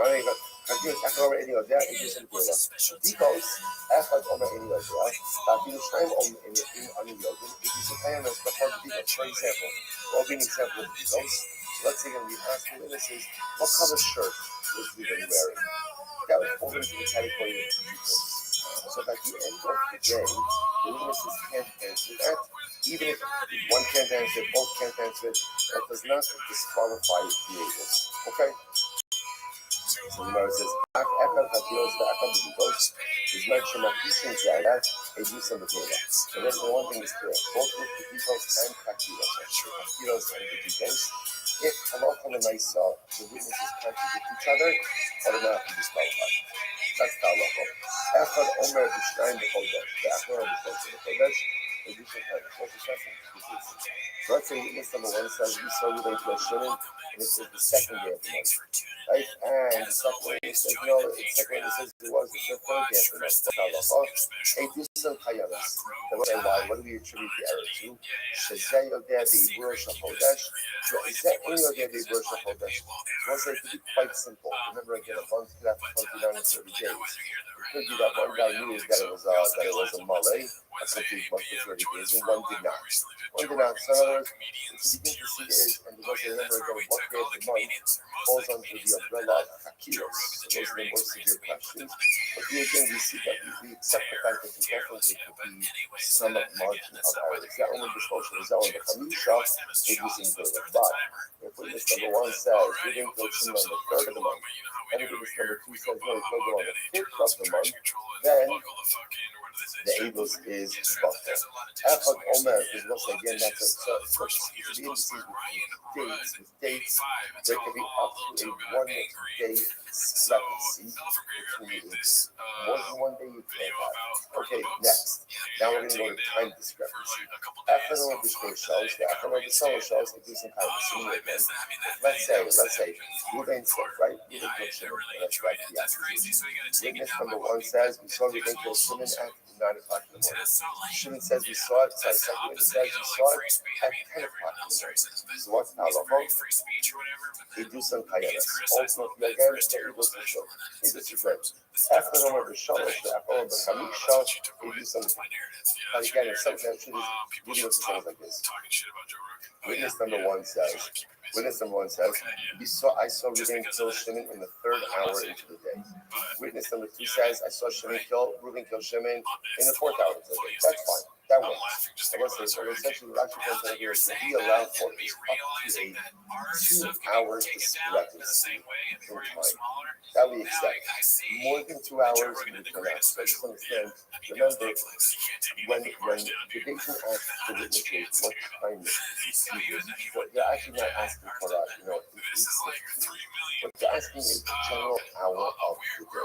So therefore, again, if there is up to a 2 hour discrepancy, it was a good testimony to combine. More than a 2 hour discrepancy, testimony cannot combine. But Rabbi says, no, even in a case where there is a more than 2 hours discrepancy, ultimately, again, we can still accept the testimony. And actually says over here, the fully high tight issue. People make mistakes. Even more than 2 hours, people make mistakes. And here's this interesting. After the Omer B'Chamisha, after the Omer B'Sheva, they do some Bekela. And also, now, interestingly enough, even would agree. Let's say one witness says, we think we'll Shimon in the 6th hour. And another witness says, we think we'll Shimon in the 7th hour. That ultimately, again, is reconcilable. Why? Because remember, again, on both sides, 5th hour is before noon, 7th hour is afternoon, and the sun is in 2 fundamentally different positions. So with that, already again, that is considered to be a reconcilable contradiction. Okay, so Gemara says as follows, right? That's all of this. This is how we go ahead and cross-examine so that after we do all of this with the first witness, then we repeat the same process with the second witness. So it turns out now we've done our Hakiros and our Bukikos with the witnesses. So it turns out now testimony is checked out. Okay, now what do? What's the first thing we're doing? Basically, with the capital, please. Post this discourse. And also remember what posting this discourse Beis Din tells the defendant, don't worry. Reuben, if you didn't kill Shimon, you have absolutely nothing to worry about. That's when you post in this discourse. So drunk, this looks like someone who's at a bar very late at night. But it's at 9 a.m. or whatever, or after the run of I'm going to ask something that agent. The issue will not make all of this. One of the witnesses says, I have the ability to go ahead and bring down something in favor of you. I've also received the full context of here. The way this work is, the witnesses can engage, right? What are the witnesses there for? The witnesses are there to say that we didn't kill Shimon. But after the witnesses give testimony, one of the witnesses turns around and he says, oh, you know what? I actually now have something to say in favor of the defendant. Right? Oh, Yesh li l'lamed alav kovo, or one of the students, remember there was loads of students who were sitting for the Beis Din. One of the students said, I think I have a way to find Reuben guilty. In either of these two cases, we shall still go to these people. Now, we go to different reasons. Remember, everybody says the last time. Once witnesses give testimony, and they're there to go ahead and find Reuben guilty, we don't accept them to now go ahead and say, oh, I have something positive to say in favor of Reuben. Because what does it look like? They're hedging their bets a little bit, right? So that doesn't look appropriate. Same idea over here. If one of the students comes on and says, oh, I have some information that could be damaging for Ruvain, we also don't listen to him. Again, if he has the ability to come along and say something positive for Ruvain, we'll absolutely accept his testimony. Okay. Amar Abner Hamidim. Yeshu Lamidos. Let's hear this. Let's listen to this. One of the Hamidim says, I have something to examine. I have some information that I think would be helpful for you. What's called a Hamarin also, so we invited him to sit on the base. Right? So one of the students types up, I have something good that could be helpful to you. Come on, guys. Right? Yeah, we bring ultimately again to seeking on the base. So you go out to this. And we keep him there till the end of deliberations. And so if it turns out that the guy had something meaningful to say, then we listen to him. And even if, by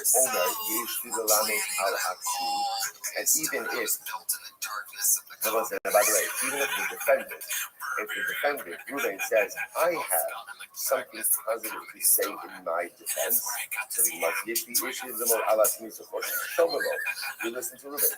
You absolutely listen to him. But again, assuming, of course, that what he's saying is meaningful and substantive. Your muscle knows the book, Patra, will say, David finds him innocent. What happens? Patra, he's done. Some case closed, he's done. The imlab, we'll say, now, what happens if David can't find ground to exonerate? What do we do under those circumstances? Even also in the heart. So many of us have discussed before, we never issue a guilty plea on the day of. Right? We'll always go ahead and wait to give a guilty plea until the day after, until the next morning. So what do we do that? What was the way we do in between? It's incredible. So we got things who wrote this and we basically would break up into pieces. They would break up into pairs. And they would go on and they would discuss the case. So they would minimize the amount that they were consuming the food intake. They were not doing quite a whole site. This highlights just the importance of what it is that they are using. Something that as such there has to be a certain amount of overdose, a certain amount of seriousness with which they approach this entire situation. So if they fast, but they do diminish their consumption. They won't drink wine. The Gemara says, the no sin halalayla. And they would go back and forth the entire night. So the Machras mashkim the bottom of the basin. The next morning they would wake up early, come to the basement, and Mizaka Omani and Mizaka. Well, Mizaka Ani bin Komi. The ones who found Ruvain innocent, they said, okay, that's our condition. And we stand firm in our position that Ruvain is innocent. And the Chayiv, but one of the found Ruvain guilty, Omer Ani Mechayiv, Omer Chayiv Ani bin Komi. But the ones who thought that Ruvain was guilty, they also have the right to say, we still find Ruvain guilty and we stand in place. Hamalame told Hamalame Smos. I will say that anyone who originally wanted to find Ruvain guilty and then wants to switch teams, you could switch teams to exonerate. However, about Hamalame Suppose, Eno Yahon Laksa Hamalame Koma. The ultimately, again, wants a dying expresses that he wants to find Ruvain innocent. He doesn't have the right to turn around and then find Ruvain guilty. Incredible. Gemara says, fine. Tell me, I just mentioned how incredible this is. Two tremendous ideas. First of all, the idea, what do you see from here? Just on a general sense. You can't deliver guilty capital verdict for every act. Okay, tremendous responsibility, but sometimes before we pass judgment on someone or something, sleep on it. It's easy to go ahead and rush to snap judgment, quick judgment. And sometimes we're wrong, often we're wrong. If you just take a little bit more time to be deliberate before you pass judgment on another person, sleep on it. Sometimes you end up observing tremendous and terrible mistakes. Other pieces also, sometimes, once you go ahead, it's good to give yourself time also in formulation of opinions. But sometimes in life, once we become rooted in an opinion, it's very difficult to back out of it. So sometimes it's good to give myself a little bit of time to formulate those opinions. And then you see that once the diamond says innocent, there's no backseat, right? You can't get out of it. Now again, that's the idea because the goal is to exonerate. But sometimes we back ourselves ourselves into certain opinionated corners because we've gotten ourselves in there and we can't get out. A little bit more time. A little bit more time to concretize our ideas, our hashkafas, our thoughts, our approaches, our opinions, and they come out so much better. You might go like that. So tell the dollar, tell the dollar. Now, let's say of a judge who yesterday again said, you found you being guilty. Today he's saying innocent or opposite. So don't worry about it because remember there are stenographers. We spoke about this before. Remember again, 3 stenographers, right? One to go ahead and record the opinions of the judges who exonerate, one to record the opinions of the judges who find guilty, and one to go ahead and record all of the opinions of all of the judges together. So the nice again are all of these stenographers. If one of the dad makes a mistake, the stenographer will be there to remind him about his opinion. Much of those, the in-lab, so let's say, so once again, if you find yourself to exonerate, we then move on as well. The in-lab, and it's not, only in the meaning, we count. 12 find innocent and 11 given the division of 23 right? 12 find innocent and 11 find guilty. All you remember is that innocence is what? Simple majority. Majority of one. However, what if 12 find guilty and 11 find innocent? Now have a majority as one. Or a guilty verdict, remember getting at least the charge of 2. Even if there are 11 who exonerate and 11 who find guilty, the echad omer ein yodea, right? And one says, I don't know, but what happens when a judge says, I don't know? What is I don't know? I don't know means you don't exist. I don't know means that you don't exist. That's the right? So we get him out of there. And even if you have 22 judges who either find guilty or exonerate, and one judge says, I don't know, remember again, we're reiterating probably here that when you have a judge who says, I don't know, it's as if he's not there. So for let's say, for example, you have a situation of 22 judges who say Ruben is innocent, or 22 judges who say Ruben is guilty, and one judge says I don't know. So again, essentially what happens? It's as if he doesn't exist, since you only have a Bayesian of 22. You can't adjudicate capital cases with a Bayesian of 22. It disqualifies the process. So what do you do? How much do you add? So you have to add on judges. How many additional judges do you have to add on? Nine. I'm sure that. Remember, we add on judges. Remember, take them from the bench. Because from the bench, 2 at a time. Add shivim be'echad. Until we get ultimately again to a total of 71. A total of 71. So the Gemara says, so add shivim be'echad. Shloshim v'shishim v'sakim. Shloshim v'shamishim v'sakim.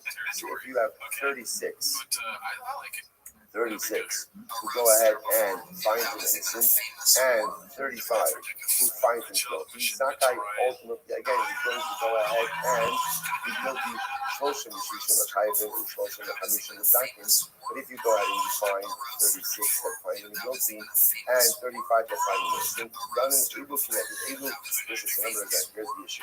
Once you get to 71, right? So that's it, like you cap gas. And then remember, one of 2 things has to happen. Either you need to get to a majority of 2 in order to convict, or you need to get to a majority of 1 in order to exonerate. But at that point, interestingly enough, the group has to work it out, right? So in other words, from 23 to 71, you can keep adding on judges until you figure out what the final verdict is. Once you get to 71, that's the end. And halacha l'maisa again, you have to figure it out until they get to a verdict. Incredible. Articles that's analyzed. And how many? That's no way you know. So what do you know what? Remember the Mishnah says that there are 7 takiyos. 7 takiyos. Gemara says, how do you know that there are 7 takiyos? Gemara actually seems to be looking like for a scriptural allusion to this. Gemara says, the pasuk says, "V'darashta v'chakarta v'sha'alta hikei." Right? V'omer, "V'gad l'cha v'shamata v'darashta hikei." Va'amar, the dark slash Shoftim hated. So it's interesting enough, what's emerging is like this. Every time the Torah uses the lesson of Darasta, Chakarta, and hated, that refers to Chakilos, Rishus Chakilos. So then you have the Darasta, the Chakarta, hated, the Darashta hated, and the Darshu hated. That gives you seven. That gives you seven. Says the Gemara Bus, and I was going to see in just a moment that this is actually three different contexts. One is talking about Iranidafos, a city which worships idolatry. Second is talking about Israel who worships idolatry. And the third is talking about Eden children. Okay, but we put them all together because we all utilize similar Lashonos, ultimately of investigation. And that gives us seven expressions here. Give us our biblical source for seven Chakiros.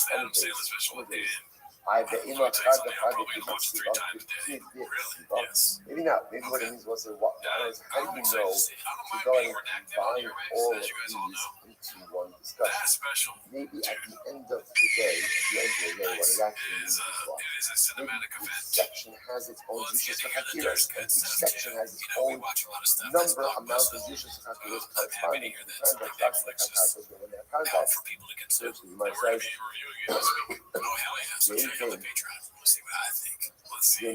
let's go Rahmana B'Chada. Because if not, if the intention over here was to go ahead and group everything together, then why not write everything in just one contract?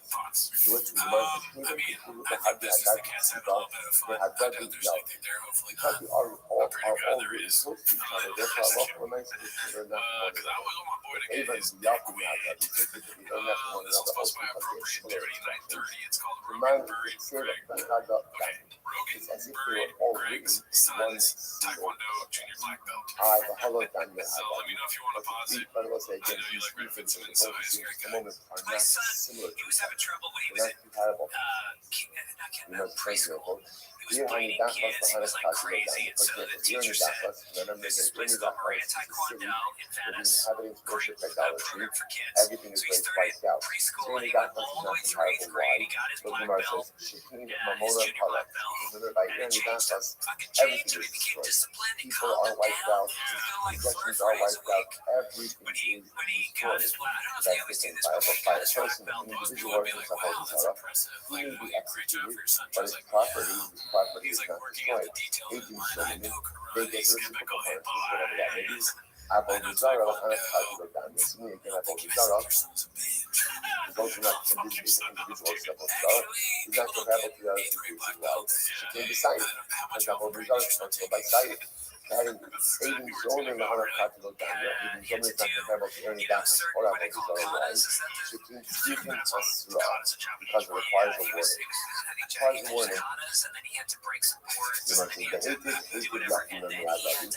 Exer Shalom Muslim. Must be right. It's Exer Shabbat. It's hated. Right? And ultimately, again, this is Exer Shalom Muslim. I'll say that what is Exer Shalom Muslim mean? Muslim means that the word itself is open because it's not used for any other evil. You must be the Muslim for the fact because Exer Shalom was that Muslim wasn't open. You ask the following question.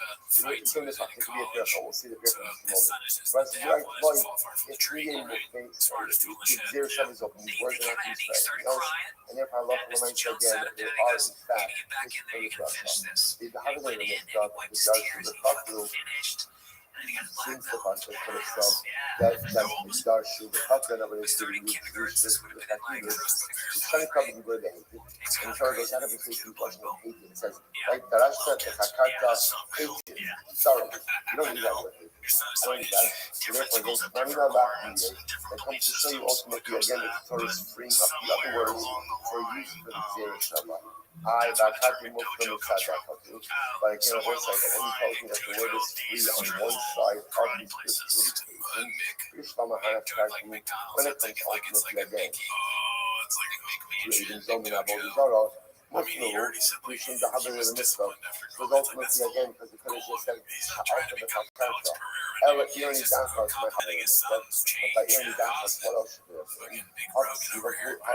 Sivakulu, Hasanami, it's still open for the Zerich, otherwise. There's a having a lift up, Dorosh Tidrosh, O Chakar Hakbar. The Torah was a double expression utilizing the single Dorosh Tidrosh, or Chakbar Hakbar, first white line. The Shani Krabby Dibre, the Hated, the Torah goes out of its way, changes the verbiage and uses the word Hated. Shmamina Lafayette, the extra word is there to free up the rest of the phrase to be able to make it Zero Shava. Okay, therefore, let's say, since you had this remake Zero Shava between your Nachas, Avo Zara, and Israel Dominic. What that halachic triangle, like what that triangle Zero Shava does, is allows me to pull all of those words and recognize the expressions of Karasta, Takarta, and Hisu appear a total of 7 times. And that gives me again my biblical source for 7 factors. Incredible. Ba'asim Nechnakim, Ba'asim Nechnakim, Kalpar Ministan, Umeneragim. And also, ultimately, again, those subject of any God could be learned out from the Kalpar from those subject of Umeneragim, Ba'asim Nechnakim, the Kalpar Ministan. And ultimately, again, those subject to Sreifa could be learned from the Kalpar from Skila, which Gemara is funny for Rabban and Skila Kamura. Third Rabban, you see that Skila is more Kamar. This makes sense. Al Rabbi Shimon Amar Sreifa Kamura. But according to Rabbi Shimon, who says that Sreifa is more Kamar, what is there to say? Rabbi Yudah, Yine Emes nothing. Yine Emes nothing. Which Rabbi says, that the part that says Yine Emes nothing, Yine Emes nothing. Achad sorry. So that's the issue. Yudah says, if you add in that Yine Emes nothing, that gives you a total of 11. Like in order for dancing, every single time you have to dance that. And now it's why I'm adding MS nothing, but gives me 11. Which the Gemara says, that's the measures. Sorry, Sheva, the Sheva Hakilos. I'll use 7 of that, so 7 Hakilos. Dal plus the 0 Sheva. So I take that previous to 0 Sheva. Partially Chagah. They'll give me 1 left. So the Sheva last means nothing. Everybody's going to come through those. Those keys are going to subject to straight up. Without one on those are the answer to the phone and part of the concept. Without one on using something that do with the phone, part goes out of its way to stay in the concept. Okay, the guy people that we have all. We have all do not like anything. We have all when you do not like process. Ema last is one of the things. So that we have all maybe there are 8 factors. I come to 8 factors. Which we must watch. It's one of the factors because of 7 factors. We're getting 8 factors. I love them all. Why not? Why can't there be an 8 factor? Why we get 8 factor? But Ikalasi come up the Shah. So let's remember again, this is interesting. Let me look at Pontus. Sorry, let me about Pontus.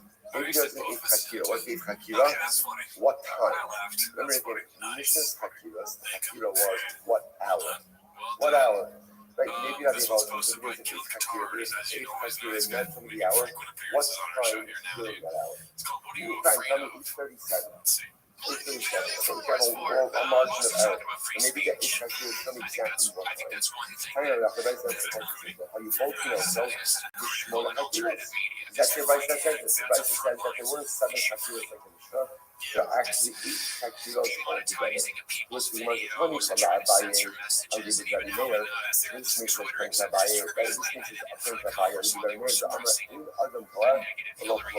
Because if this next to one, that's absolutely fascinating. But anyway, the Meir says a person has the ability to be absolutely precise. Absolutely precise. And therefore, again, because the person has the ability to be absolutely precise, therefore, right? There's nothing wrong with adding in that 8 Hakira. What's the 8 Hakira? What time? Not what hour, what time. And because this person has some ability for precision, therefore it should be able to answer that question appropriately. So today, the Hakish, the Nani Gabba Arden from Martin, stop here. So say, and the truth is, even if you hold that a person is exactly precise, okay. They can still get it in the ballpark. So the one one says, we something for Shimon at 8:40. Another one says, I was 9 o'clock. Okay, that's fine. That's fine. In other words, even if we were willing to accept some level of precision, that's fine. Allah, binary, this is going to be the Amar, Adam Torah Katsi Shah. So I said, according to Rabbi, it's going to be person can make you sit up to a half hour. Up to a half hour. So the Rabbi Amar, people could go ahead, people could make a mistake for a long time, people can make dramatic mistakes. It's fascinating. It's fascinating to see that people, how people treat timeliness. People treat timeliness. Okay, so this one's posted by Confidence Search 8648. It's called DFAG merch submitted shop tour. It's so hot, dude. If she wants to come on the show, dude, I swear to God, it would be great to have her on the show. There's no time for it. If you're not on time for it, somebody's saying the message that you're transmitting, there's no point. You do whatever excuse they give an excuse for anything and everything in the world. If you're not on time, whether it's for your job, whether it's for family, whether it's for, when you're supposed to be home or whatever it is, good. There's never a shortage of excuses. It's incredible you're so. But if you're not on time, it means that it's not, whatever it is not important enough for me to make a concerted effort to show up on time. And it's even though it's ourselves, the things that are important to us, we're always on time. We're always on time. Right? The things that I really enjoy, I'm on time. And it's interesting. So it says like people treat time differently. People treat time differently. So it's interesting. You have like Rabbi Meir, and Meir says the person has the ability to be exact. Right? Either the 12 or the 12. And then again, you see other opinions that say, maybe it's a little bit late here and there. And then this third category, Tol in Shituva. Who's this third category? This third category of people just can't get it together. Just can't get it together, right? They're all over the place, always late, always this. And also, it's interesting. So again, first of all, it's all about it because there are people, there are different kinds of people who are wired differently when it comes to time. Unless the person has some compelling reason why they can't be on time for passionate things, it's just important for us to do a self-check for ourselves. We have all the most wonderful reasons in the world. But at the end of the day, if you're not on time for something, the message you're broadcasting about that thing, whether you intend to broadcast or don't intend to broadcast it is, this is not important enough for me to be here. Now, again, you may be saying other things are more important than this, and that's why I'm going to be late for this. Just understand when there's a lack of timeliness, what a person is communicating is a hierarchy of importance in life. It's important. Sometimes these things happen, we don't need like messages that we're kind of promoting to other people, giving off to other people. We don't even intend to do it, but when I say again, I'm still giving it up. But it's interesting to see this range of people when it comes to timeliness. Okay, hey then. Nice day, Mark. I'll speak the time to you. We're trying to figure out country Yavo. But Yavo has this 8 kachila. So what is this 8 kachila? So you ask, okay, so it'd be tempting to say maybe the 8 kachila is what time? You mean exact time that a person is right at the event occurred. That's fine, but not everybody holds that people have the ability or the capability of that level of precision. So what could be the 8 kachila? And lastly, the come up the Yovel. What year during the Yovel cycle did the murder occur? You already asked it. When did the Shavua? There's something about it. That's one of the first questions, right? What's during the Shemitah cycle is going on? The Yovel. No. The question is once and over again. Yovels, like Yovels, are numbered. Like it's interesting. It's like how it's all part of the same time motif, right? If you think about it, think about what the Yid counts. We count hours, right? We count hours. We count, well, actually, we count minutes, right? God has a true appreciation, right? What's the Mola? I don't know, whatever, right? So, whatever, 4 minutes and 2 Chalaki, after this. So we count, right? We count minutes, we count hours, we count days, we count weeks, we count months, we count years. We count years in the Shemitah cycle. We count Shemitah cycles in a Yovel, and we count Yovlos as well. We count every single unit of time. Because the lesson, what's interesting is it's the same lesson that keeps repeating over and over and over again. Time is the greatest resource. And therefore, time management is the most important tool. That's why, again, going back to Friday's daf, we saw the accounting of Adam Arisha's day. Every hour was accounted for. Granted, not every hour was great, but every single hour was accounted for. The key to success in life is absolute, complete time management. Again, are we going to get down to the halakim? It depends what I feel it was. I don't know about that, right? I don't know what the halakim are, right? But okay, so maybe I'm not managing the minute to minute. That's probably Halabai gets that level, but at least to manage the hours.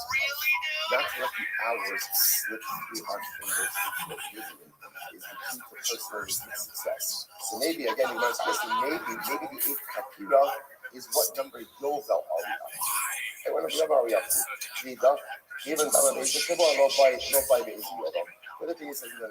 You don't need to know about Yovel. As long as the witnesses know what number year in the Shmita cycle it is. That's more than enough. So both sides. So therefore, interestingly enough, okay. So what's the takeaway from this? Here's the takeaway. Takeaway is the Mishnah told us we have 7 fakiras, and what the Gemara taught us is, interestingly enough, the makar, the source for those fakiras, not the fakiras themselves, but the source for the concept of 7 probing questions to ensure that the witnesses really saw what they saw, at least were present to be able to see what they saw. That concept of 7 fakiros comes from the Torah. What does it come? It comes from the conglomeration of Piranidakos, individual worship of the Torah, and Hebrew Solomon. Out of those 3 contexts, we have Darashka, Chakarta, hated, Darashka, hated, Darshu, hated. There's an opinion that says that there's an 8 Hakira. Halacha, so we reject that opinion. We go with the 7 Hakiras as espoused in our Mishnah that have their biblical source. Incredible. Let's go back there. Says Gemara. Rabbi Yossi came along and said that you guys are getting too complicated. Rabbi Yossi said there are only 3 questions. More than 3 questions. Is a Yom, what day did Reuven kill Shimon? Is a Shah, what time did Reuven kill Shimon? Remember also, whenever you see Shah never means 3:45. What does Shah mean? 8th hour of the day, 9th hour of the day, something like that. And there is a makom. There is a makom. What place? What place? That's WOC's new question. So the Gemara says, good. I'm going to WOC comment. But the very fact so WOC says, according to you, Misha Baba Amar Emesh Hardy. Listen to this. Let's say witnesses show up, right? And witnesses say yesterday, right? So it's Monday. Right? So what happens? Witnesses show up on Monday, and they say yesterday, Reuven told Shimon. And he says yesterday. Are we going to say, oh my God, today is a Shavua, today is a Shana, today is a Chodesh, the calendar Chodesh. So let's say, seriously, Rabbi Yossi actions like this. You know, if witnesses show up and they say that Sunday, Reuven killed Shimon. You're going to start asking the other witnesses all of these questions, like, which year the Shemitah year was, right? Which year, which month, what day of the month? He just told you yesterday. So in other words, what Rabbi Yossi is trying to highlight is that very often all of these hakilas that people come on counting, they're unnecessary. Guys rolling into days and saying yesterday, we didn't kill Shimon. So because that Rabbi Yossi says, I'm going to tell you the 3 core questions, and this is all you need. What day? Okay, you answered that yesterday. What time? And where did it happen? All of the other questions could very often just be totally unnecessary. That's what Rabbi Yossi says. So the Gemara says, so the Gemara said, Amar Dvarach. So the Chacham said back to Rabbi Yossi, explaining to you, Misha Baba Amar Akshav Harbi. Amar Lo Be'ezi Yom Be'ezi Shah Be'ezi Makom. So Rabbi Yossi went to your logic. Let's say witness Hashem Be'ezi. They say literally, we just saw Reuven kill Shimon. We just saw it. So I say to Rabbi Yossi, are you going to ask them what day? You're going to ask them what time? So in other words, I will say, so something Rabbi Yossi, you can ask them because they're back on you. Hello,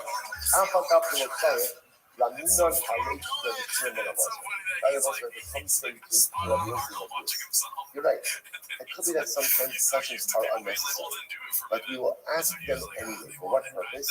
We want to impose the need to share this information in accordance with the tradition of Allah.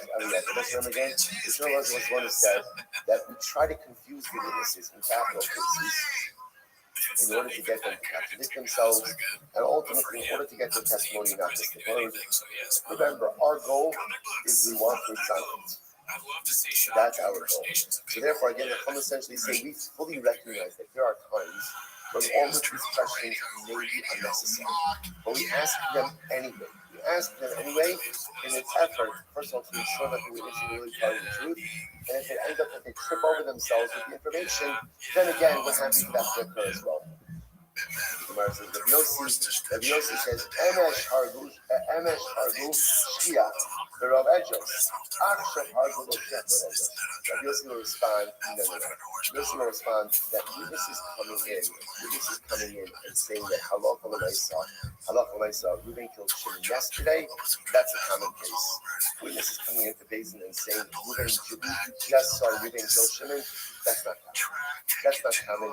And therefore halakha l'maisa, again, we're not worried that is going to actually. All right, then let's say, so bottom line, the local so we have this fundamental research. They're coming giving these 7 accuracy, which come and hold really your source. You go right. So Rabbi Yossi says, this is the question: what day, what time, what place? But I'm not asking like coming. And if our local in capital cases, we employ these 7 questions, 7 accuracy. Incredible. Right, goes, you know, stop over for today. Shkoyach. Okay. You guys have an incredible week ahead of us. Yeah. Everyone. More than all right. Everyone, have a great day, everyone. Nothing like special about the card. He just says that it doesn't have a certain amount of horsepower. It doesn't say how much it does have. Yeah, so even a cargo question would be like, well, how much does it have? Further? No. The answer's no. This is too scary. It's just 2 guys meeting up one time. This way here. More like middle of the hour, end of the hour. Today's idea, definitely measure hours, that's for sure. So we will be back. Yeah. So I think it was still. And this is expert math. Honestly, you got this bar stool, approximately 71 centimeters tall, and then the other bar stool here. So, according to this math equation, we're talking 5'2". That's different. That is kind of funny because the bar, the stool that you got in your place is a normal stool, and it's like so small that it doesn't even get to the table. It's like not like knee level. So short rugged is short, yes. I went to an open mic last night where they don't have a stool, and one of the comics was like joking and kept bringing it up, like, I said, might have been better if we had a stool, and then I was like, I could bring a stool next time. They're like, yeah, you have a stool? I'm like, yeah, I fuck it every night. Nobody laughed. It was a very strange thing to say after knowing what the result would be. So now I'm just the guy that fucks a stool in the market. They're touching your that's what you and it's true too. So this one's posted by Hamer Wixky, podcast host, insults guest in his entire genre in incoherent rhythm. I didn't watch this one, so I was like, yeah, that's that title enough. I was like, I'll keep this video right now. That's a great title. To get to watch the genre go in as super cool. We got to have some feature Jim Clinton where you see people jumping over because there's like country, right? Like Johnny Cash, they're like it's a country. And then the crossover where it's a little more like melodies and like a little more catchy. Like I want to do with that. Right, there's definitely, but then also there was a thing too, like I've been rocking for Jordan for a hot second, and beyond it was Tim Tebow. Right? Yeah, excellent. So anything like in the wide lines on the bottom, but like there was a thing too where it was like the hardcore country guys would make fun of us for listening to Florida Georgia. All right, yeah, because that's not, Johnny Cash. Yeah. I'm okay, like jamming Johnny Cash. So, I so stupid. I'm ready to go. Brings why do you talk so much, dude? And I guess kind of think maybe if you talk too much, you kind of eventually get some. Like, as you get not talk to them, you're talking a lot. I don't want to cut you off, but like, the hat is cool and all, but it has 2 B's, not 3 C's. He's doing that. That's what he does every interview. It's such a weird place to put your guest. You know, the funny part of sign of the show being bad is every time we watch them interviewing somebody, they never acknowledge anything about them. Like, it's hard to tell. We're like, who is the guy? We never know. Because they don't say their name or what they do. It's just Brendan talking bullshit. Baha mode. Incarnate, dude. Okay, so this one's called Without a Doubt. This is one of the most outrageous things he's ever said. The fact that he actually made up this story and was foolish enough to share it on a podcast is one of the wildest things he's done. Where the F does he come up with this nonsense posted by Top Foundation 6313? I'd kill if you didn't, sir, once. I was preparing that whole show for that. Hey, brother. Yeah, man. Let's see here. A way to be cool. They'd make fun of me, but when Ray says gay, I would shine. That's how I get street cred. So, my Reg, my mom took me to Payless shoe stores, and I wore a couple C's, represent cleats. Sure, there was all cleats here. I wore them at races. No fun. I wore them too cool. So I'm walking through, everyone's making fun of me, just going clink, clink, clink. That's right, he told me, he says, I was a bitch, I'm not the flake, I'm gonna leave. Yeah, I don't tell you here, wait till we get back. All right, I look like an asshole, Kevin thinks so what's up? So what's up? So racist came on that, like, good footing. He's like, yo, your boy here? Dude, I was very sad until the 4th grade. It might have been the cleats, but then another dope thing my mom loved is because they're old cleats, I wear them on black, black top and all over. They wore out over time. So she's like, oh yeah, you just keep wearing them out. And I turned into regular shoes. Wait till you wore run-down spikes or cleats at sortation. Yeah. When I track wheels, I mean, I don't even really understand. Is he saying that the cleats help him, like, when fighting, or, like, because he plays sports? Okay. So, like, because he worked football is amazing because he had cleats on. And then they wore damn so that it was like a way to, because I was wearing them at school. Yeah, it was a way to not have to get new shoes because the cleats just disappeared over time. Are you saying that makes sense? Yeah, I fucking out, baby. I didn't even know. I cut you off. Yeah, but that's, you're the dumbest person I've ever met. Where is it? Fair enough. I just don't have this. I'm sorry. I know people cut people off. It feels so weird when I'm trying to do it on purpose. That's funny. Big mom shit, right? Yeah. That traction though, seems not to have control. Anyways, yeah, that was a bad story. Weird as somebody wore cleats all day. At school, he'd probably get made fun of, like, wearing cleats. And the fucked up part is that I would believe somebody saying that if it wasn't shot. Yeah, that's fucking weird. Like, you wore cleats all day, or didn't you care that people made fun of you? You're like, no, I was so good at football that people were like, I get it. Or you can just put the cleats on when you play football. Okay, so this is Coffee Talk. Chance I can go. I'm not gonna lie, when I saw the title, I was like, is it our podcast? Because that's all we talk about on. I had a lot of coffee. Let's see. I don't trust coffee shops that do my choices. If they're good, they got the meat and potatoes. I guess so. Espresso. Whatever they make their money brew. That's it. But that's where they make their money though. But that's where they make their money. That's it. No money in, like, giving somebody like $3 coffee. Oh yeah, because you're fucking stupid. Because you know the cheapest thing with the highest profit margin is the regular cup of coffee. Costing 6 cents out the door, back at £3. Because it's not even in a way, in an unnatural way. What is in an unnatural way? So the Gemara says, do you if you have a position, showing how each of these like that as an open fluid, that a woman can have some pregnancy and revolution with the first standing up, top of them, that's what you agree. The unit, I don't know what, and yet again, some few of them are between the pregnant, the pregnancy is saying that, that's what it is, that's some few of them. Your family and his wife were incarcerated together in like a narrow dungeon. So they were there together. So they had a relation. So she became pregnant in this particular fashion. I had nothing to say. That's the thing. Nothing other than that. I mean, well, about coffee. I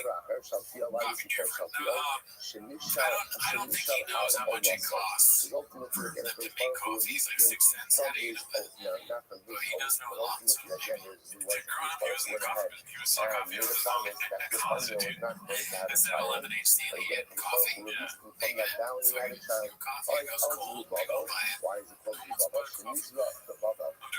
coffee giveaway. Free espresso to 30 giveaway, 30x entries when you buy lemonade.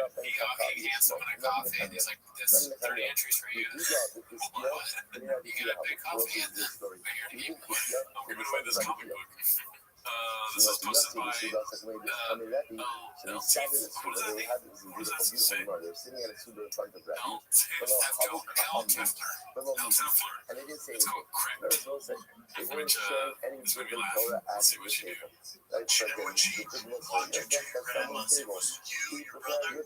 So let me see you, my brother, young man. Both my brothers. Also, you know, yeah, two brothers, you know, two little ones. No, the middle. That's older brother and a younger brother. Two brothers. So that's the family circuit. And then this one, my younger brother got killed. Correct. Yeah, correct. What? Wow, just listen. Drug shop should try a whole show where he just listens. It says nothing. Just to practice. But then they'll stop watching. Dude, that's true. They would go to Killer Shop then. Yeah. Exactly correct. Correct. This one's called The Irishman. Post by his second copy. This is pretty great, dude. There's a lot of stuff in here that we've never. I don't think we may have talked about it a couple times on the show, but it's just like this is the reason why we do this, dude. Oh hell yeah! Right? You know, sometimes in a movie, you don't know that that's it. If a Terminator's like, CGI, it always takes so long for things. The CGI is in The Irishman. It's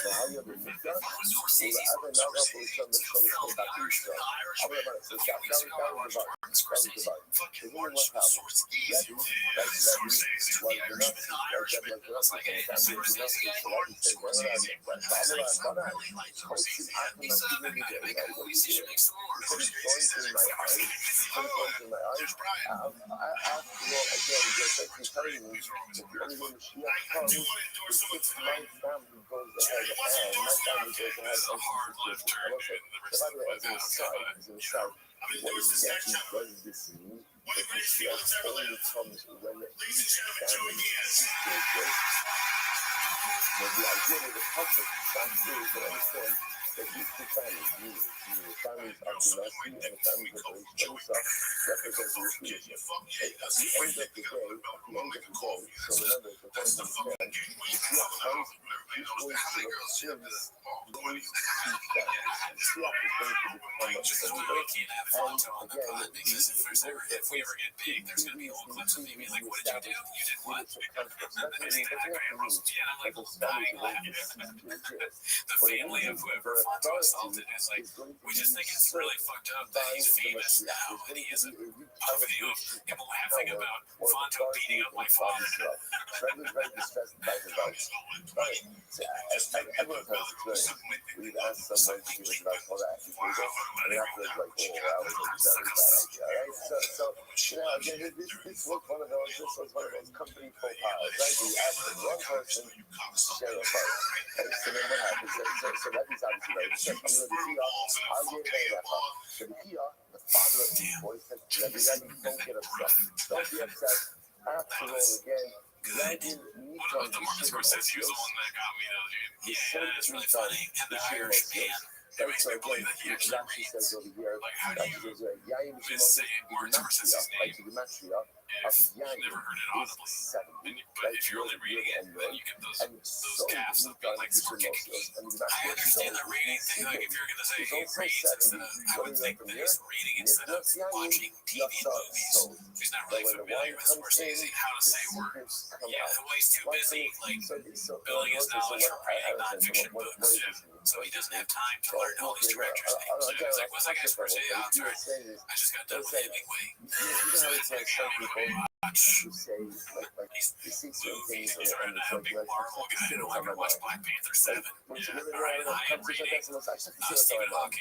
What's the response when someone says, I just have to see what's on my mind? What's the response? No, you don't. You actually don't have to say what's on your mind.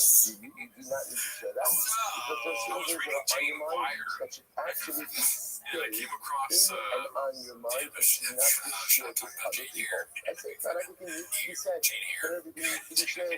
So the idea over here is, so what the son of Rabbi is saying is correct. He's absolutely correct. But it shouldn't have been said. It should have been said. It wasn't a need. It was only going to create a certain sense of sadness, a certain sense of despair, and it was fundamentally and totally unnecessary to be said. And yet again, what ended up happening with Rothschild, left us so, it was like the power of the island is, we all put up barriers. We all put up barriers. So sometimes again, when one comes in, what ends up happening, the barriers come down. When the barriers come down, certain things that are normally kept a little bit closer to the chest, more comes flowing out. So it's one of the things beautiful. So when I see the sons have a little too much to drink, what came out? I agree. It's pretty bad. Worst special ever, though? Brian Callen, all of them are worse than either in the book. You know, you can know a lot about a person in two ways. I said it on the Patreon, probably one of the worst specials I've ever seen. What does a person do when they drink? How does a person spend their money? And does a person get angry? How do they get angry? Talking about how his dad's getting older, and then he starts going, I did that. There's something really beautiful over here that when you born, I did that thing is the worst part, probably. Yeah, so please, you gotta watch Grow or Die, Daddy. This one's posted by Celery Alarming 1561. It's Papa Could Never. It's a video of Alex Pereira in a mechanic shop in Cycles. But again, that's what came out when you dug deep, right? When a little bit of wine came in, the desire and the love for the really came out again. Tell a lot about a person when they drink a little bit. What comes out? What comes out? All types of silliness and foolishness, and there's none of this singing.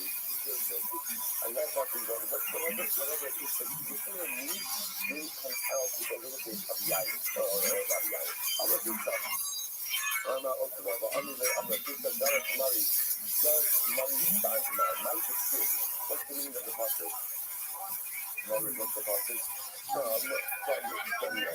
Vayishkol Hashem al ha'yah, vayidei ha'arinu, tzaddik Hashem Elohim. So ultimately, I guess, we're really saying Hashem Ishim, before the Paras, because Hashem is the tzaddik. I say the Gemara. Before the tzaddik Hashem, vayishkol Hashem al ha'yah, vayidei ha'arinu, because Hashem is the tzaddik, he lives in the evil and body of Hashem. So it says, hey, tzaddik Asad in Israel, shehittim gomes tzidkiyah. That's incredible. So the Prophet did a test with us, and then he increased the gomes of tzidkiyah. Remember the website, so you turn on and tzidkiyah, just historically, you understand. Okay, this is supposed by haphazard. It's called 30 exponent entries this week only. Mordecai, what did you say? Mordecai come, and I go, oh, I think it's 5 days, man. So you turn on again, it's first place, and it's second place, and it's third. You get your tzidkiyah. That's why, again, remember, you do that's what happens in between the first and the second day penitentiary.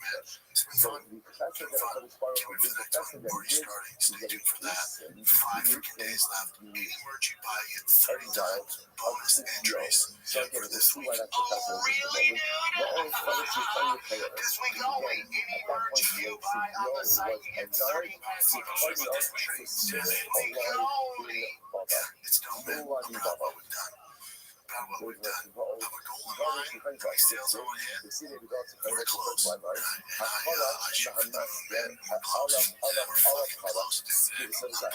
So what happens is the Pasuk talks about again, the crops really kind of do Parash, what is it called in the Parash?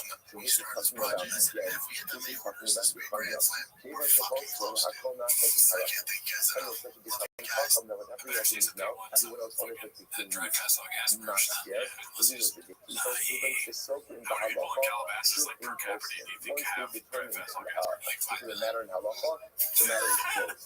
The matter is closed. There's nothing else to talk about. Every single person in the comment probably, hopes. I say, you're looking for like your family to get interested into something. If one of his family members wants to try this one, dude, it's insane if that happens. But you know, he's gone crazy lately. This is supposed to be nice, fun, and for one, quotes tool fucking, it's, if it's the right bit, it can be funny.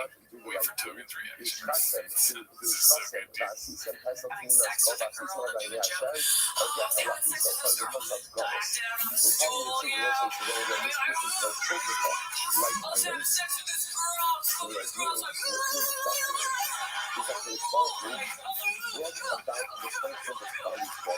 like, they'll always use the mic as their dick. They're like, oh. I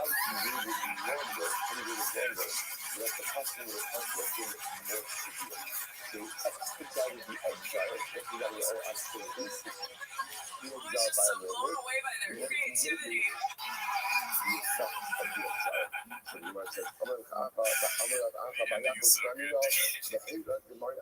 That's Chelsea Peretti, right? Yeah, to Chelsea Peretti. Shout out to her. This is supposed to be Cheese Ram. Started Baldur's Gate 3 and accidentally created this hot dog. I nearly threw my blood from the GC, BGL, Alpha. Yeah.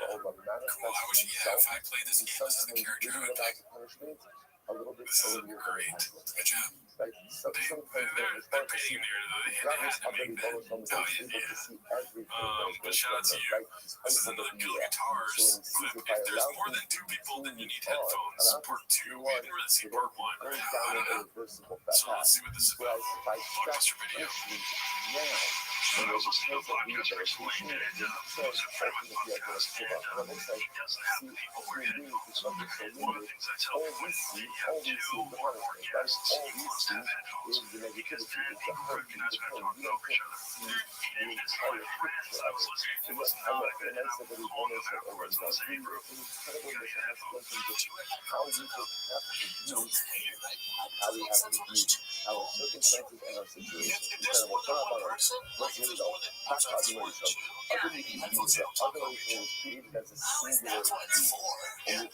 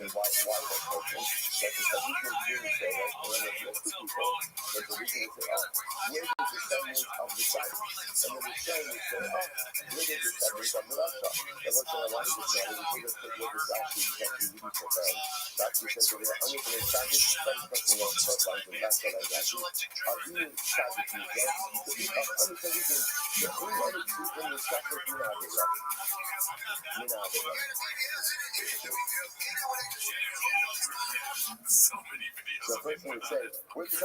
And like just nuts, you can't understand anything as big as that. I don't know if there's anything else that I see, but I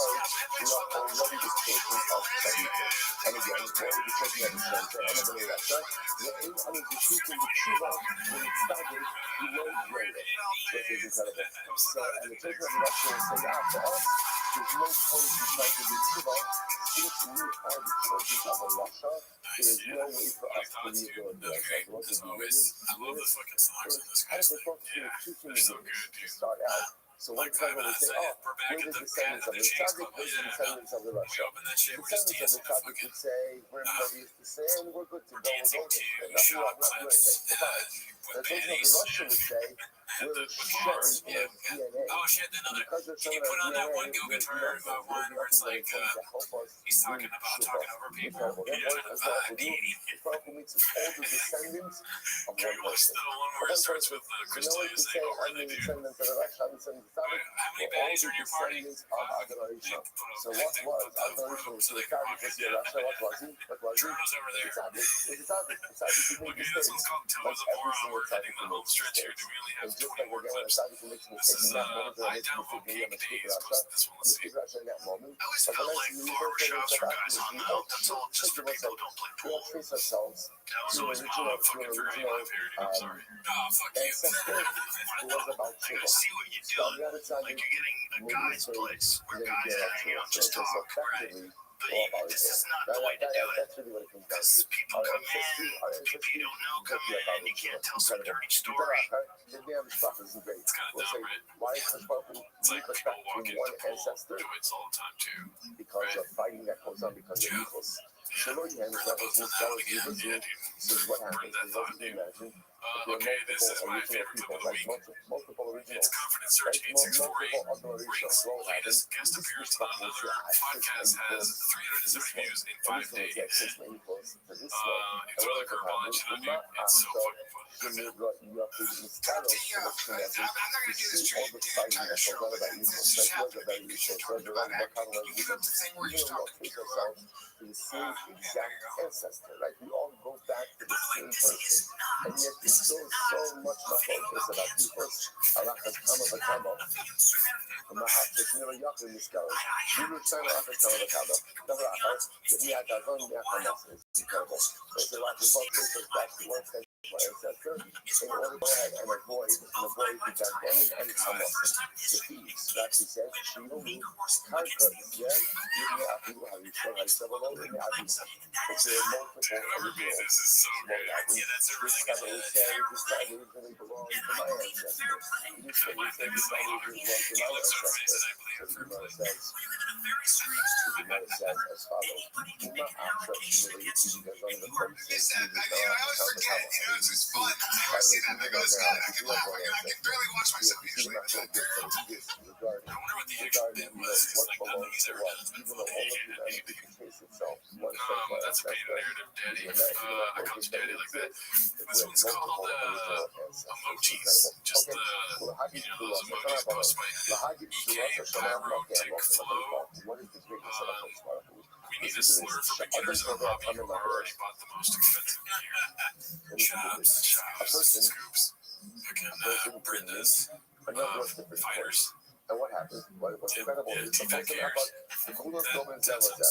Right, first thing is the whole bunch of points. And then every single place that come out for it. Every single penny looks the same. What about, Every quarter, every I don't want to say that on DFAG years. Oh, God. Yeah. Let's see here. Look at the breath. Confidence Search 8648, the secret weapon. Was weird. I got bumped by another comedian. Like, person I at the store, and then I was the special guest. Super treat the rest of the week. Like, it was like I was the secret weapon, kind of. So I was unbumpable. And yet, interestingly enough, when we made not, yet again, at the end of the day, yet, hilarious. all man is It's like not enough just to have a good show. You have to like go everywhere and talk about how where you came from and how great your life is now. You know? Yeah, it's like sure. We're gonna be free. We're just gonna talk about shop what we make it do. This is posted by Bodega. Everybody looked alike. That's And so, like, Ruben saw Shimon's wife. I'm saying different, right? I'd like to connect her. I thought Ruben saw Shimon's house. I said, I'd like that. Well, look, Ruben looks just like Shimon. And what could happen? Ruben should assume Shimon's identity. He thinks, hey, mine. How can you disprove it? Right? I don't know the question owner. Everybody looks like each other. You get into a very difficult situation. You know, so you should have married. Shopper fees is to be wrong. You know, you stay out of business, you just never wrong. Maybe that's just like, it's a very frustrating tactic, right? Try to leave me out like you're right. It's like, Yeah, say he right was after you said, in which and I'm not every like if I person wasn't, is yeah, different from like, the other. How no. the call, the voice, But you got no hair under your head, though, right? Right? He go for it. He's like, yeah, but like you're gonna be bald someday, right? the Nara What? appears to be that. Out of all people that claim they have a black belt in podcasting, it's like, But really what it means is your I don't even know what else to say after that, but you get what I'm saying, right? Yeah, no, he's the opposite. So yeah, he has the opposite. He has never been to a Taekwondo class. Yeah, but that's not fun, right? Taekwondo, right? Taekwondo sucks, right? Yeah, you're right. Yeah, they're those guys that go, yeah. Yes. Different though, right? Annoying, man. I feel annoying right now. This is Toast by Haphazard. Last tip of the day. One of our guys, Papa tries his best to keep up to some government official just happened to be watching this. You would know where I hide my goals. Right? And you're trying to divulge tirades for months, for like however long they did that. I should be like, right? I know he wasn't. Or there's somebody being like, remember when they have a real, the kid couldn't get the money because, oh, you know, that's the real person is watching. Yeah, they're like, that's also, remember when Tyrese was going through that like breakdown? Remember when he was going through the on the show? Yeah, trying to be sensitive. Like, like crying all the time. Yeah, I remember that. They were doing a bit about having Down syndrome right there. Oh, we're talking, it's being very funny. Yeah. So we fell right into it. Okay.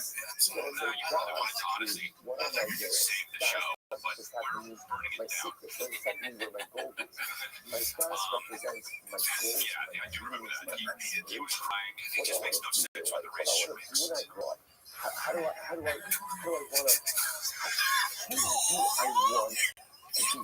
So wild, dude. So what percentage was the ETA on the ending of that show, dude? How does a person well, Shab, it's up to Shab, I think. I mean, they're going to do it for as long as they can, even if they're shutting it down or whatever. The fuck, they're not going anywhere.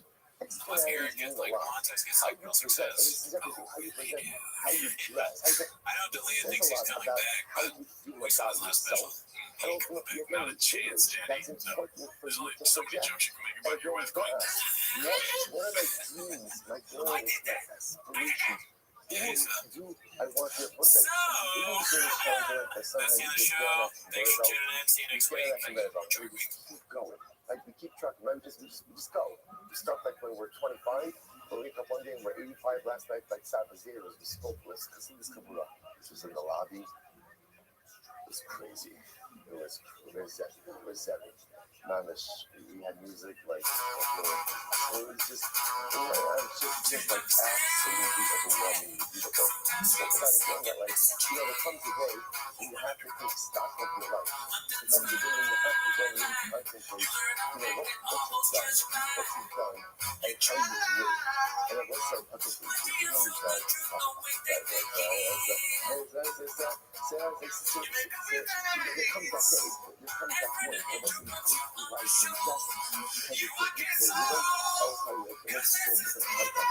One of the most important things about being in a new building, one of the most important things is this whole thing. You always really are conscious of like you knew it. But I think this is different. I think you're a unit, so sometimes you get a little anxiety people. When you see every single chair in the wall, right? Or the skillers on the dish, or the day, like, okay, something like that, I keep all that away from myself. I'm working on it. I'm just going to have it after the first album, when I'm real close. But the truth is also, where does that come from, right? Thanks for tuning in. As always, great to have you. As always, join the Patreon. Jordan, what have we done recently? Recently, we did Matt Rice's stand-up comedy crowd work special. Oh, shit. Yeah, Loose Quotes Around special. Yeah, some crowd work special. Crystalia's not paid. And Joe Rogan's Burn the Bones. I'm sorry, there's a buzzing on. We'll fix that while you're talking. Okay, well, yeah, so if you're interested in any of that, join the Patreon. But literally That was is not. giving them Oh, also, instructions. we go And I'm live on pretty sure Wednesdays they now. So cursed if you me want in to see us Spanish. live, every Right? Wednesday we're And live. they Yes, it essentially was said, fun. We were wearing golden hour English jackets last translation. time, dude. What the Yes, heck is it was this great. guy? And Right? then I stream on Don't Twitch, tell us what to do. twitch.tv/Gerardo Anyone Comedy. who walks around with Random his top schedule. button, We didn't matter, but thank you to the fans that helped us crowdfund those horrible, right? horrible So golden hour step away, jackets. They go literally through say your GH teaching, on right? them like horrible. Yeah, but we wore them, dude. Anyways, that's not why you're here. You're here to watch Steven's shop.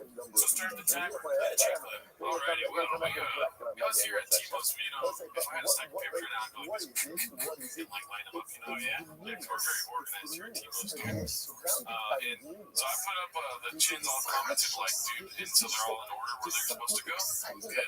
And this one here is posted by how did it go? Chawas? Why does it show up weird? It shows up weird. Is it a different what they call the update website? Oh, update. I don't have to be the same old person. Yeah, this one's called Tricus Duplexes. Is that how you say However old I am, think so. I call it GAP because I don't know how to. renew my own Then I structure. feel like I I'm could build a talking new about porn. building. I could become So someone GDP new names the and someone waters different after as his well. own My way doctor over on the doesn't have to be sun. the same. My living Tricus doesn't have to be the same. My marriage doesn't have to be the same. My needs don't have to be the same. But everything has It's the him saying ability to Dragons become Duplessis new. That's the tweeted Reddit Chop, great of prediction. new surroundings. You has been Walls can JK. become new, You've never which are anatomy. A lot has come of the tunnel. I can become United that's States the DOS. That's the DOS. You know, do I have the same DOS that I had 20 years ago? All these UFC Or guys is my are DOS douching new? the shit out of Constantly Brendan renewing at every different recently. stage of life. Who I knew still that like it. they were so Send good me at the tomorrow. comments? But then Brendan's Send trying to me be like tomorrow. cool with All Sean done. Strickland. All done. Use It's like, my really? Eric shot. Should be sharing your Sean Strickland Wow. post. All done. Use my Eric shot. I was Oh, like, dude, you got me how this crazy time. I'll is get you it to next have an time. Eric Chavez Freaking, tomorrow? they just stop saying that doesn't work. I'm sorry. You I'm probably don't sorry. even have a This is favorite shoe. ridiculous. Ridiculous. Other This than Eric Chavez. This one's called Eric Chavez. Great Prediction You Never bring Win my Up. wine, Hosted by Zooted Zooted at 8. It's British Top Great Prediction. It has been, never been. I don't know if there's something else we're supposed to see here. That Always had man your back was for this helping fight, my brothers. brother Same in Twitch the as some fan. So if a man's Okay, so it's the same post, but they're the most liked. the end of creation, Could have so been no like one a can pay famous off, no one UFC can guy pay or something. I off don't know. that for Yeah, it looks like a fan. nice separation. Nobody knows who you are, man. Okay, so this one's posted by Showman16. It's called You Don't Like to Up. And yeah, see, he's just fair play. I mean, Matt too, baby's a monster. Man decides to become arrogant. So what happens? The Sparkle just say, hey, calm down, Yeah, not so dude, great. I get it, And I get it, I that's get not what it. created I mean, before you in the order of this creation. time I was wrong. DDP is the man. We're buddies, and he's not making fun of me. So calm down, haters. I didn't read it. I'll line them up, though. You know, if I was in the UFC, I'd be teaching his ass, bro. Yeah, dude, if Brendan wanted to, he could kick his ass and defeat him mentally. But he's decided not to, which is why he's a kid. Yeah, right. And then did some sort of like decathlon. You'd win academically also, you know. 34 in the ACT. 32. This one made me laugh very hard, dude. This is the Ronda Rousey brutal AMA that took place, I want to say 2 days ago. This morning on my Twitter was the first post where Ronda Rousey was apologizing for her thoughts on an elementary school that got shot up by Alex Jones got community for. It's pretty funny. We don't have to go through the whole thing, but let's just highlight what's happening here. So the AMA, hi everyone, this is Ronda Rousey. I recently launched a Kickstarter for my first graphic novel called Expecting the Unexpected. A bunch of stuff, right? It's her, I think it's about some, from what my research is like some pregnant lady, but basically expecting the unexpected, you know, like when you're expecting a baby. Oh, yeah. Did she just have a kid or something? I know you don't know the answer. I think so. But I just know that the lady looked pregnant in the graphic novel. I see. So she's doing it. She's kind of like leading Brendan Schaub's dream in a way, editing your own comic. I wonder if her characters ever going to meet Mr. D. Brendan Schaub's like, oh, I would never buy that. It's not going to sell in stores. He's an experienced. Look, I mean, I've sold comics, so I know what sells. Good luck with that. So, First one is pretty hardcore. It's just over a decade you tweeted this thing about that event, right? And then the other comments just start rolling in. This is what I don't like about Reddit on the computers that you can't really navigate to. Okay, so here, let's just go down here. Nice. Hey Rhonda, big pro wrestling and MMA fan here. Thanks for taking questions. Christian G. Wheel opponent you'd like to work with. And he regrets writing his conspiracy about he's the one of interest. Great turn. The best comments are the ones where it starts one way and then hits a mark because I didn't expect it. Dude, if you want to spend like an hour going through them, there's so many messages exactly like that. Where they just complete 180 things. I wonder who's writing them, like who specifically. Cats or people who are pissed off about them, like somehow connected to what happened. I'm assuming there's a large community of people that don't like spreading a misinformation about Cheryl and just trying to get shit. Do you plan on firing your PR team for this dumpster fire? Hey Rhonda, big fan. One quick question. I've always wanted to add some funny way to start. Did you find any irony in your acting performance as a professional wrestler in LA on the fact that you were a vocal denier of that massacre and made claims that those involved were hired actors? It's just going on and on. It's honestly a really good read. I laid it my better later stuff. This is like the end of when you scroll all the way down on a bad special. We found out you have to go to the bottom because like people have either they pay or they have really good comments go on the top. So you gotta, if you hate a stand-up special, you gotta scroll all the way down to the bottom. That's where you get the good stuff. Yeah, that's just a tip. That's why Reddit's so dope, because on here, all the downloaded stuff is actually them answering questions. Like, so what, how old is the character? And like, where are they trying to find themselves later in life? And it's just like negative 89 downvotes. That's so fucking funny. Like, Mistake to do this here. And so Ron Rousey came out this morning and posted like a, screenshots of notes of her being like, it's been, I've been thinking about this every day like since it happened in 1999 and she plays the team. Yeah, someone told me some like weird information. I just ran with it, like who would have put it down and something like this. But you know what? Goes wrong. You know what? Yeah, that's on me. That's on me, man. Deny a massacre of elementary school kids getting killed. Good. It's funny that it's a mistake, but then it's also about pregnancy, which, it could be a mistake, but maybe the comic book was a mistake. Hey, Ronda Rousey doing comic books, how'd that go? How did doing an MMA go? MMA. If there are too many things that are close, both questions can apply. Okay, this one's posted by Major Ad 4903. It's called Theo Still Figuring Some Things Out. And, he's got Donald Trump on the pocket. Great episode. I think this includes from me. I could be wrong, but it'll be later in the episode. Here's another one posted by Cold Guess. It's called Some Cat Named for Purple Love CEO of Cave Jeans. Brian Campbell posting the Eiffel Tower. Doing a comedy tour Paris. I used to work at McMahon. Brian Campbell's like, cancel kids have mates. That's kids in the 80s. They had a diss of it not being T-ball exactly. It's like, fucking new shit. It's clever, man. That Brian. This one's just funny. It's posted by Kurkinski 76. The Netflix special was so funny. It's funny. Guys.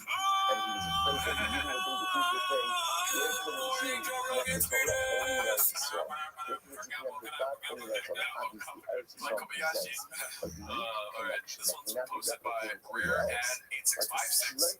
Don't read the comments. I didn't really read this one yet. Let's see here. Well, it sounds good. However, I don't recall you being very accurate on other fact predictions. Interesting. Please tell me your kids are alright. That's why MMA is great. You never know. This is why most people on the fan page are scared to pick anyone. Stuff to do. Without parodying haters, go through my picks, then go through someone else's. Let me know how. Let me know how that goes for you, my man. So, did Brendan write this, or did someone else was able to do social work? Dude, he's doing his own social now. You know, that's right. It's the hell. Sorry. I was attacking the show for the thugs on it. So it's definitely him because of his body. His head is America's throne. I'm surprised there's only one. This is like half spelled word. It's pretty good, but I mean, both sides, his backside, Amr al-Asa, may Akbar the Adma. The first one, Akbar the Adma. It was this place in amazing. So which tells you that what Kazakh thought about Akbar the Adma. Very obviously, not trying the destination is. We know that. We did some anti-kratom stuff at the beginning of the show, which we'll never do again. We always get people being like, it helps me. Listen, you guys don't get it. Some people are mad about it. Sorry. There's this one lady that was high on kratom, high on Verizon kratom during our live stream. She kept leaving like long fucking comments in the live chat. We saw her. We should never really hit him. Those were, I actually didn't read them. I wish her the best. Carla, I hope you're doing good. Okay, so this one is called It's All for the Cats, posted by Mike Shackney6. Nobody knows who you are. Whoa, pretty awesome, dude. Toyota Yaris right there. You know what I'm saying? That's half Patrick's car. Yeah, half Patrick. That's in Ohio. Those whipping it. With the homeless guy right there. Isn't that Sky in them? It's fashioned from dirt of Eretz Yisrael. And therefore, by definition, Is that in Ohio? inside of each of us, Ohio, the continent or the state? So this was posted by I broke my back. Is a piece of This is when we get into Fight Command. Okay, nice. San Jose Jack Johnson territory doing best. Took the screenshot of Papa acting casual on Jerry. So, there's claims that he's a walking billboard that will see him coming up soon here. So sad to see the reactions to his laws posted by Jackie Van Noss. This is when I was watching the fight actually with the companion. Oh yeah? Nice. She was pretty dope. Was it a good companion? I had to go see a doctor because I was close to ending my life. That's how bad it was. It was really good. Oh, it was so good that you were like, I can't even. It's not worth living. I'll never be this good.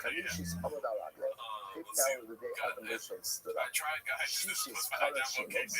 I tried, guys. It was immediately too ridiculous to continue. Sorry, guys. I was going to make the fuck up. Man, the Fridays tonight was immediately got the neon yellow DFAG in full redux. I'll be plugging that early. Yeah, there's a lot of merch on this new venture. Yeah, which is funny because on the old venture we got from ordering the jackets. They cut this fire sale. They cut half off everything. In fact, if you select something to buy, like we did with the jackets, it's like, oh, if you bought this, you qualify for even more merch. You get half off the jersey. Yeah, there's actually a face that comes on screen. He goes, please buy something else. Please buy a sticker. Buy a sticker. It's $2. I should have sticker. I was hoping that would be that, but I feel like I'm but it kind of fits the desperation of wanting to sell those merch. I think they want to just get rid of all of the big boy merch now. Like they realized it was a mistake, and they got the best rates for market. They're like, well, we got to get rid of it. Let's just cut it at half price and try to make it more and cut it down until we get rid of like our 1,000 donut t-shirts that we have. You know there's a dookie out there that's like, I just bought something and they gave me half off something else right now. Oh yeah, that was almost me. But I wonder if their fans, are they like blown away now that they can get this like really bad quality t-shirts and pants and all this stuff for like way less than before? Maybe there's some heavy Bitcoin out there. Well, imagine if World Record Podcast, our favorite podcast, we have Trash Tuesdays, started to sell half off merch. We'd be like, dude, this is the best deal of my life. Yeah, I know. 100%. So there's some thickies out there that are stocking up on merch for sure. Yeah, I'm happy for them. There's a little thick kid going to school 5 days a week with a thick boy shirt different days. Yeah, probably not paying attention. This was posted by Air Pumper. They gave a Hungry Wolf a chance. And, when people get famous, their face gets like red. Yeah, especially in the true Rabbi universe. I wonder if that's a true initiation thing or it's a cream they make you use. I think they start suffering from corticocystitis and trichitis. And specifically low quality vodka. I don't know if it's low quality. I have no idea. Lemon Party said it was low quality. Oh, they didn't like it. They drink a lot of tequila or vodka. What if they drink a lot of vodka? Yeah, whatever it is. Yeah. Okay, well, yeah, I don't trust that. And he's got the MAGA arm. He's got the MAGA. Okay, stepping out. Trump shirt. Not this light. If you notice, by the way, right. What do you see about the first thing about the he's what do you see about the first thing about the like? What do you see about it? when he came out and did that Asian accent when he got canceled, that's like no different than Trump almost being assassinated. So I understand what you're doing from there. This is the face that you make when your life has been ruined. To life success. This is the face you make when you're super blue at one time and turn red. Oh God, what did it? Honestly, I shouldn't talk about how everybody looks, but this looks like if you gave a really hungry horse a carrot. He's very excited. You want to hang out with your friends? An excited How much horse. time? You have a dinner with your family? When How that much Austin time? butt plug You is relax eating, going for a walk? How much time? You want to Oh my talk? How God! much time? Everything needs to But he be is at the Carl Bassett scheduled. Flight Companion. Because That's pretty if cool. it's So I understand scheduled, number one, you'll Is this maximize your time. And number two, if pre-spilling it's beans or scheduled, post-spilling you'll act beans? that. Oh, so you know this. Oh, this When is it's not posting. scheduled, Oh, when it's not okay. scheduled, You spill the time beans on the just motherfuckers. You think you're cheap evaporates. cool, but I no, think you it's gotta part of the get most some It truly doesn't give a fuck. one word. A Just man walk yourself wearing like a perfect a underneath Trump every fight single shirt. hour. I think Because that's you pretty like scary. you ever have a day where you try to look back a little bit like how you spent Trump the fight day merch, dude. and you We have should time get some. that you What can't would be our account fight? for it. That's right. I was like, I know I was in my office. I'm not sure It's the opposite. getting back to time. It's for people that have been beat Frustrating. down. But the chances are, if you can't account for the time, chances It's that are fight is just it was lose. not used productively and successfully. Then to be adjusted, but even before the adjustment, then to be bonus the whole month. To keep the I successful want that. time I want that management shirt. is I'm glad scheduling, we talked that and out. again, Yeah, time business. management allows we did for that comic book thing last week, and they productive made it for us. Oh yeah, hell yeah! Shout out to giving us merch. It's not about fight, it's just about this. Haphazard posted this. Thank He's a you, walking Gemara. Thank you, billboard. Gemara. Rabbi Pretty much. in Hamilton was brought up. I think he looks like very distinguished. Like if A wild animal I cannot would be like, oh, this go guy's ahead smart. and If invest I in didn't that know, person for the unless job the person pictures on Joe himself Rogan, becomes and like looks the like, animal. wait, no, I take it back. It's a yellow hat. Yeah, it's a bad hat, and it looks kind of poor quality. And the shirt is just so random. I think if you want to promote your merch, you should only wear one item, if not at all. Like wear something else and just talk about your merch. It's kind of like one of the things that flip-flops. But you know, sometimes, you don't have to follow me, you can walk to. Sometimes our ladies dress us up, right, dude? Sure. Do you think slow down has anything to do with this? He says, Babe, if you're gonna be on there, you gotta slack and you gotta wear all this. He's like, babe, I don't wear mine.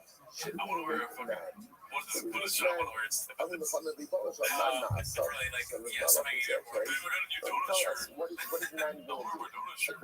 She's like, that's really funny. She dresses him, and there's all of this like embarrassing shit that he wears. It's her fault. So like he has some totally normal shit on, and he's excited to go to the Carl Bassett Flight Companion, and she's like, babe, I picked out your shit for Joe Rogan. He's like, whoa. He's trying to sneak out of the house. So she doesn't see him. She's like, babe, where you going? And she's holding up a shirt that says king on it. And he's like, all right, fine, I'll wear that. Thanks. And she's like, oh, don't forget. And she pulls a fucking yellow hat that says, I just designed this one. You gotta wear it on the pot. He loves her so much. He's a good guy. And he's like, fine. 30 entries. 30 I got 30 boys or ideas. Those are ideas of fucking stupid entry. He's like, oh my god, when people see this yellow hat, they're gonna die to like put that truck that you have or whatever that you drive around. So yeah, you drive. That has 60,000 miles on it already. You get the truck and he's already driven it all over the place and it's got stains in it. Fucking freaking comes fucking rags. And it's like, babe, one more thing, don't you? Come on. Yeah, I'll say this. It looks healthy. Good. He looks healthy there. Yeah, he looks like he had 4 open tubs that day. You know what I mean? But you're not actually It's not a bad interested in anyone picture. else's opinion. Okay, then this one was posted by Z08730. Oh, he's hurt. Same picture as the last one we watched when you watch your new stand-up special and realize you didn't fact steal from so come on, let's see what they say. They say, Did he steal from it too? come on, All 3? No, it's a joke. Okay. I said, This is how they do the fucking baby on the force. Right. And then now let's get to some chance clip. There we go. So this is my favorite moment of the fight. And this clip kind of like cuts off before the whole finishes. But it's so funny. This is they're doing like a clip from another fight and then the clip from this. Okay, check it out. What was it called?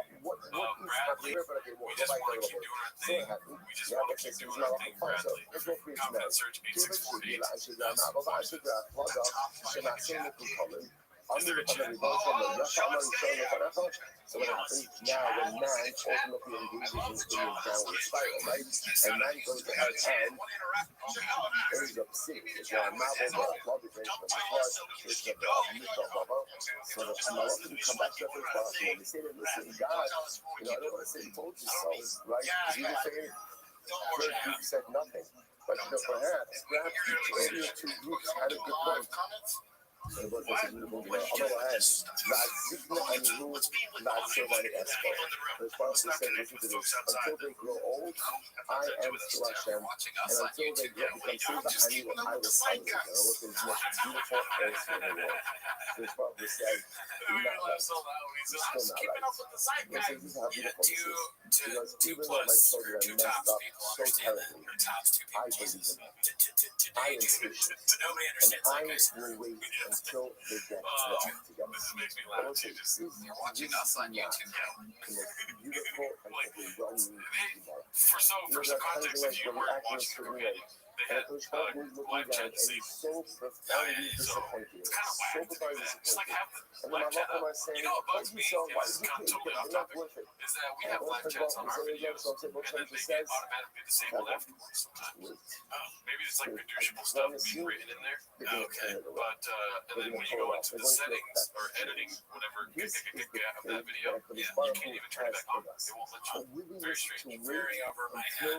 I mean, I assume that they turn it off because, well, their narrative would be like a distraction was us watching the fight or talking, but really it's because, look at that. Someone's got to pay for that.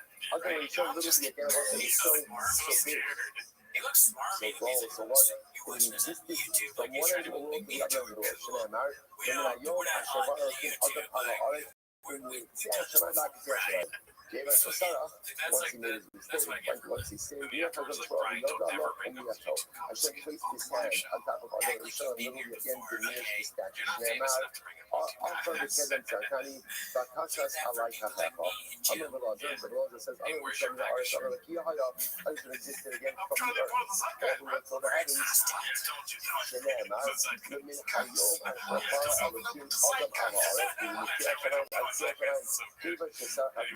Like I guess the boss would be like, I'm not going to do a riff there. You're right. I'm so sorry, Mr. Roy. I'll never be right again. I can't believe I did this in front of Brendan Shaw.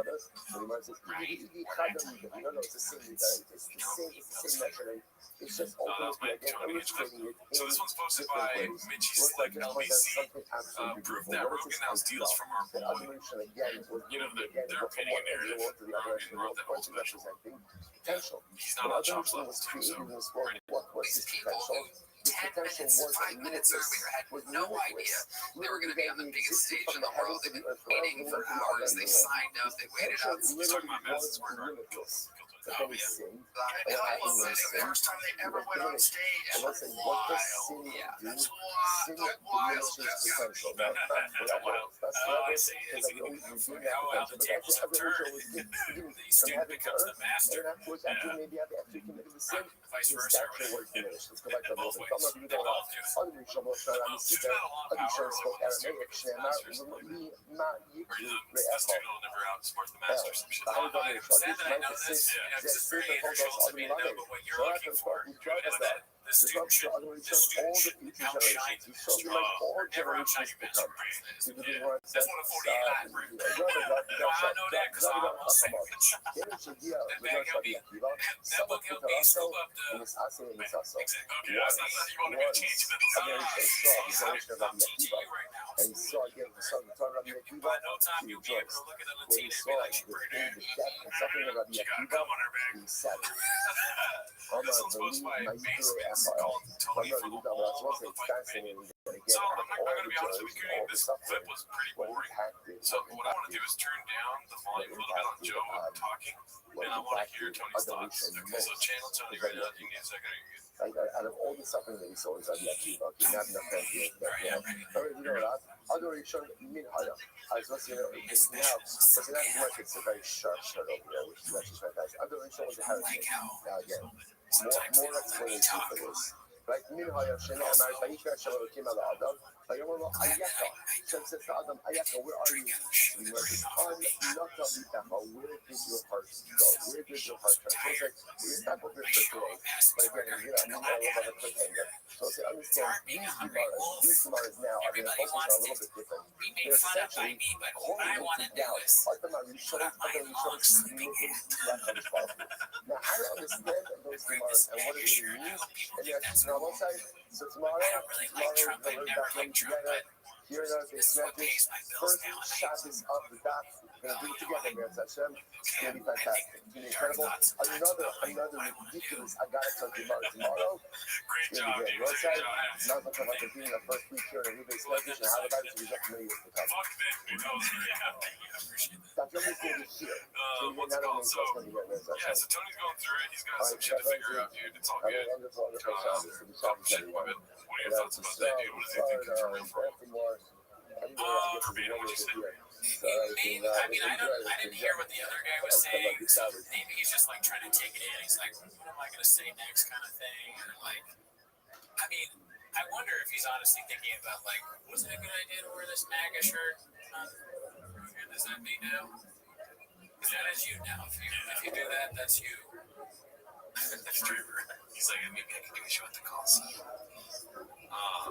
So in Rome, everyone's posted by Guild Guitars. Listen, I love Guild Guitars. Clip is great. It's a good pick to pick up. So it's called "You Know I'm in the Business of Likability." 7 minutes long, Eddie. So Oh shit! let me know if you want to pause it. Music. You know it is. All right, Guild Guitars, Eddie. Let's see. You know, I'm in the business of likability. Today, factors on the test. That's the event for some research over the office.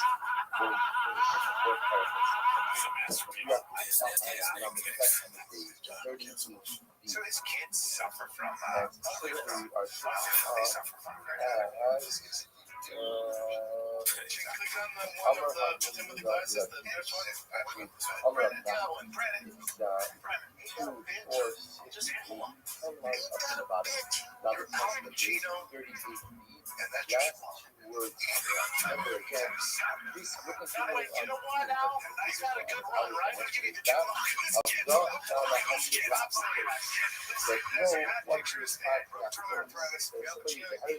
Just wake up, you'll front you. That's their fault. I don't want you to agree on it. I just had to know. In order to go ahead and be solid in the beliefs, you have to know how. The Pacino thing. I think what bothers me the most about it is laughing that hard at your own joke. Because Brian's not laughing at all.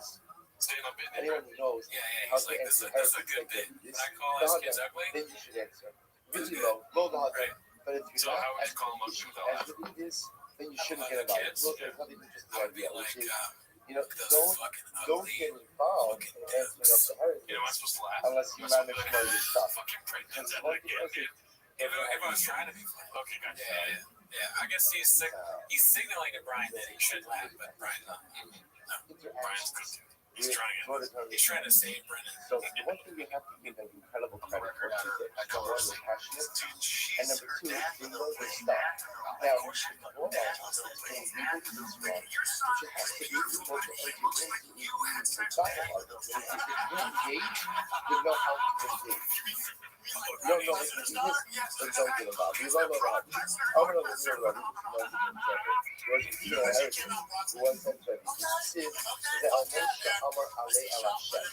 So the prophet says, and Moshe, God said, rise to God, or send to God. Now, what the community was trying to do was to serve God. You see, there are two deities.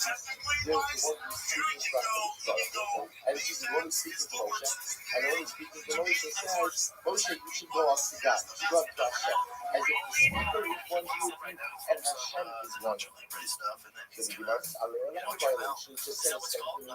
Amagay, because he said from the Kachon to Shmos Yisrael. This refers to the Kachon and Allah Kachon. His name, Kachon, And he's serious, dude.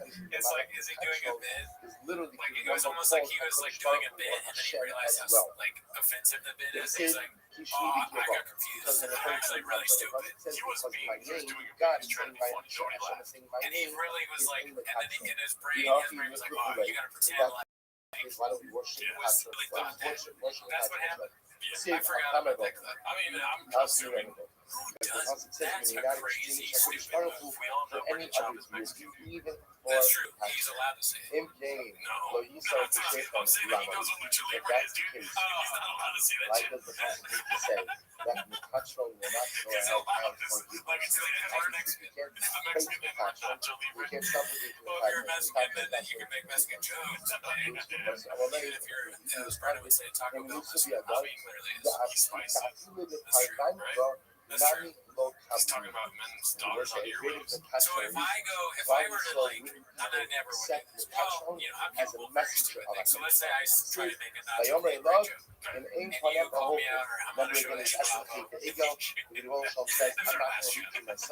Eddie Bravo is like, dude, you shouldn't say that. What I do in that situation is I go, hey, real quick, let me just, I go, honestly, I'd be like, you're right. I don't know why I did that. I apologize. It was really stupid. I didn't even know if I should keep. Are you cool with me keep going on the show? Is it alright?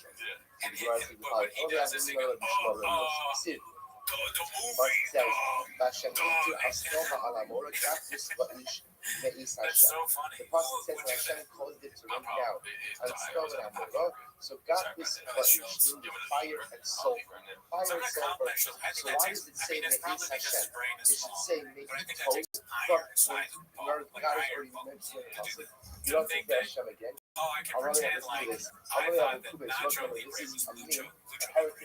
One from each of these Very dumb. Some of them At the end of the day, so if you want either to route you go go, like marriage, it's not unless you're a child, it's the sort of thing like a kid might do. Right? If a kid saw and they saw and they were excited about the wrestling, they might be like, Nacho Libre, and then like the big stars be like, that's a racist ass kid. But they wouldn't know. The kid was just stupid. Or like a kid.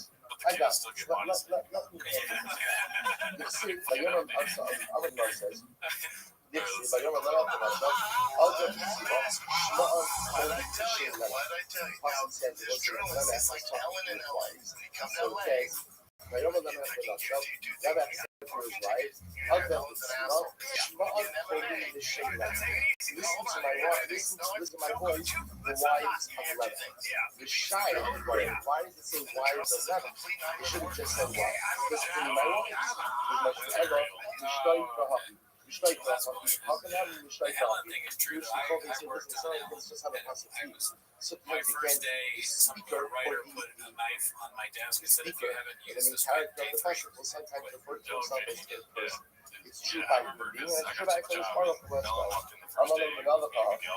So the small is very fast. It's just a long brand new. Really know this stuff. Really know this stuff. I know, I remember that like it was yesterday. And then we go one and we got fired. I heard it in cheer. True, because he was one of us. She said that. I heard it in cheer, and I was able to go ahead and take it with me.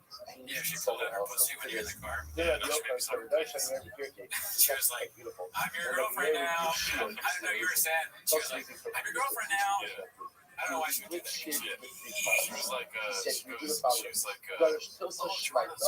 he would do 1/3 halacha, Tilsa Agarata, 1/3 Agarata, Tilsa must 1/3 Bashalim. Shabbos said he's an incredible soul because he's made that in order to he called it. I didn't start that. You're all being a journalist. They need to tell the stories of a warrior. So you're doing complete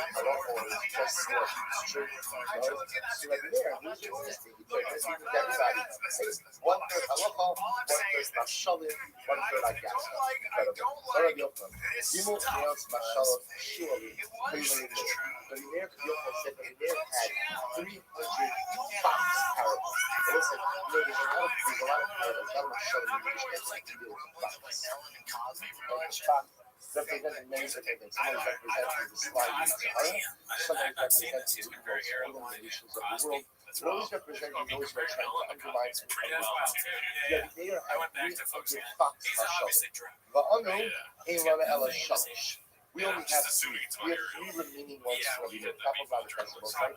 Those we must have, those we're going to see, we must have only one marshal. The three parts of one marshal are based on the following three psukim. Number one, top of Lamites, although Yofu Osai, Rishini Banim Together, the fathers will eat sour grapes, and little pieces of the sons will be affected. Ma'azman Devik Ba'azman together, you should have just reaching measures, and Sarah Nefla, Bayavo Rashi, Tzaddik Mitzar Nefla, Bayavo Rashi Hashem. The Tzaddik will be saved, ultimately from Sarah, and the Russia will keep his place. Once it's locked in, also, we will just describe what we're starting to do.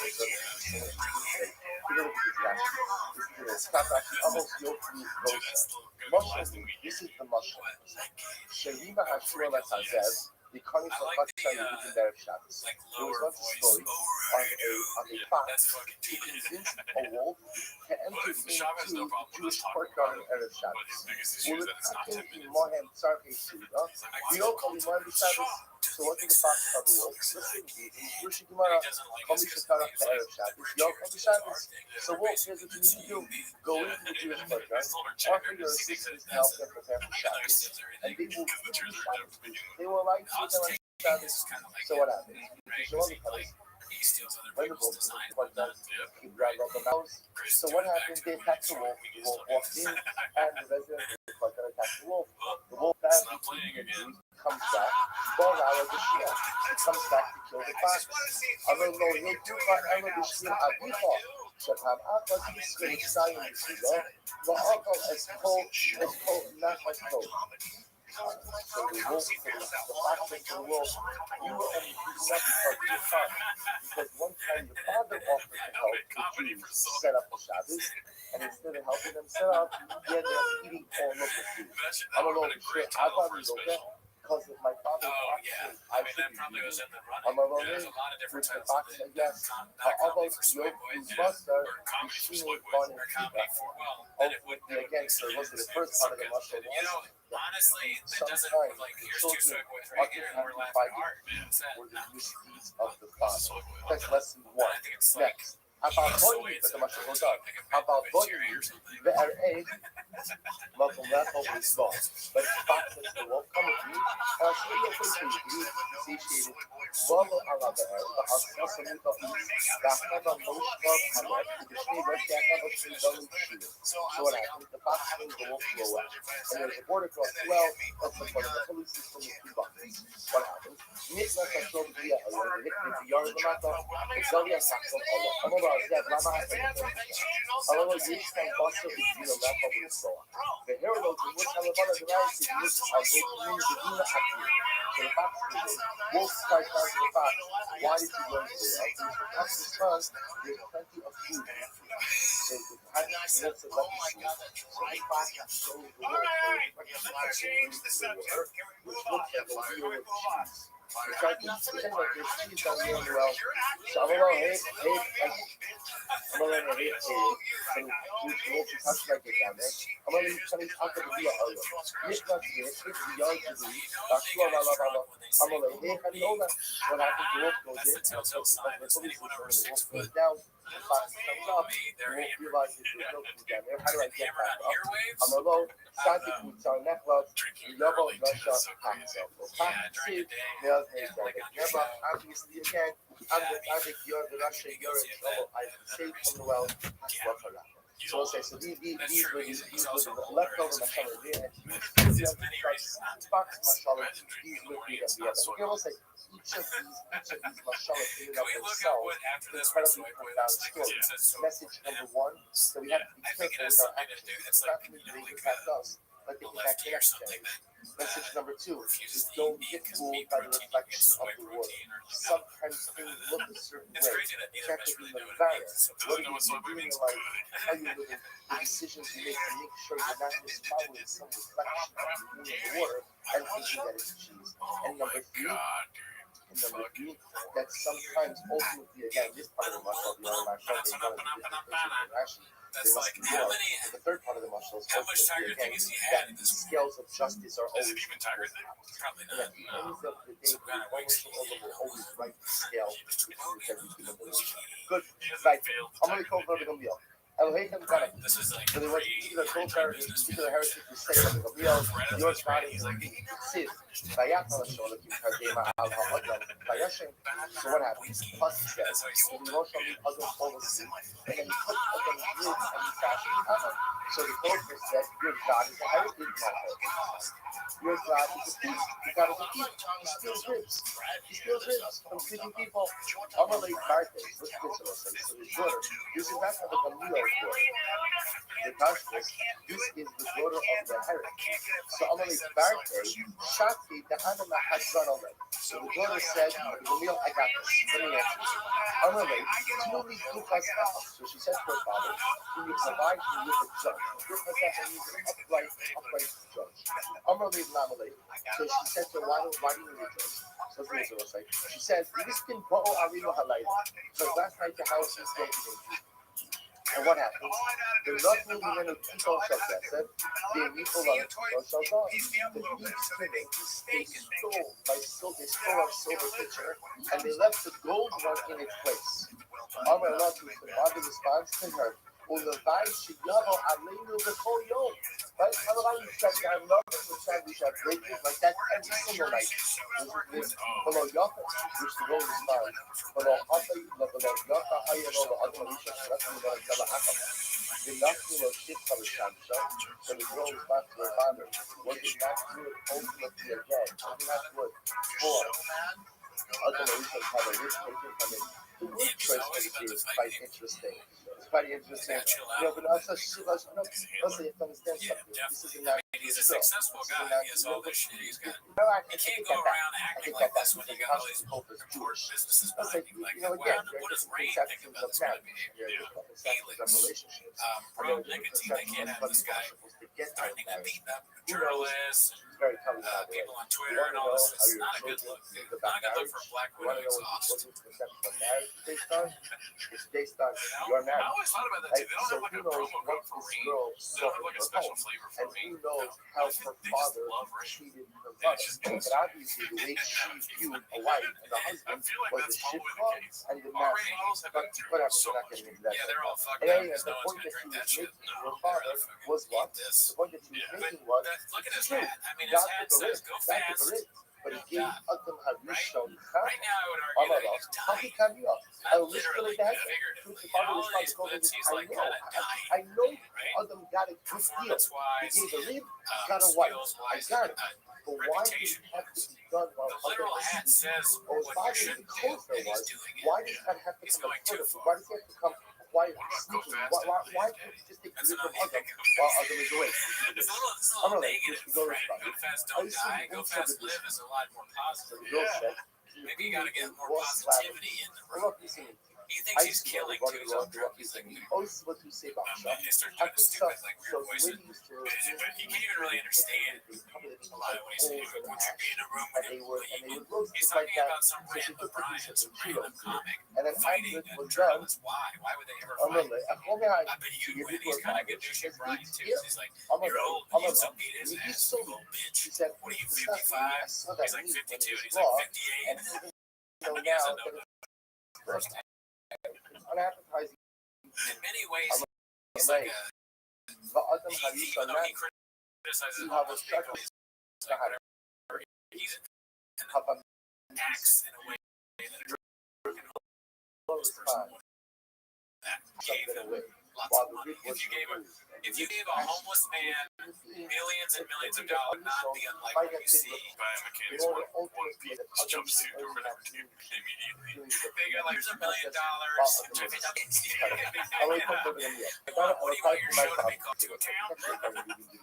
What's it going to be about? I'm gonna beat up your chicks.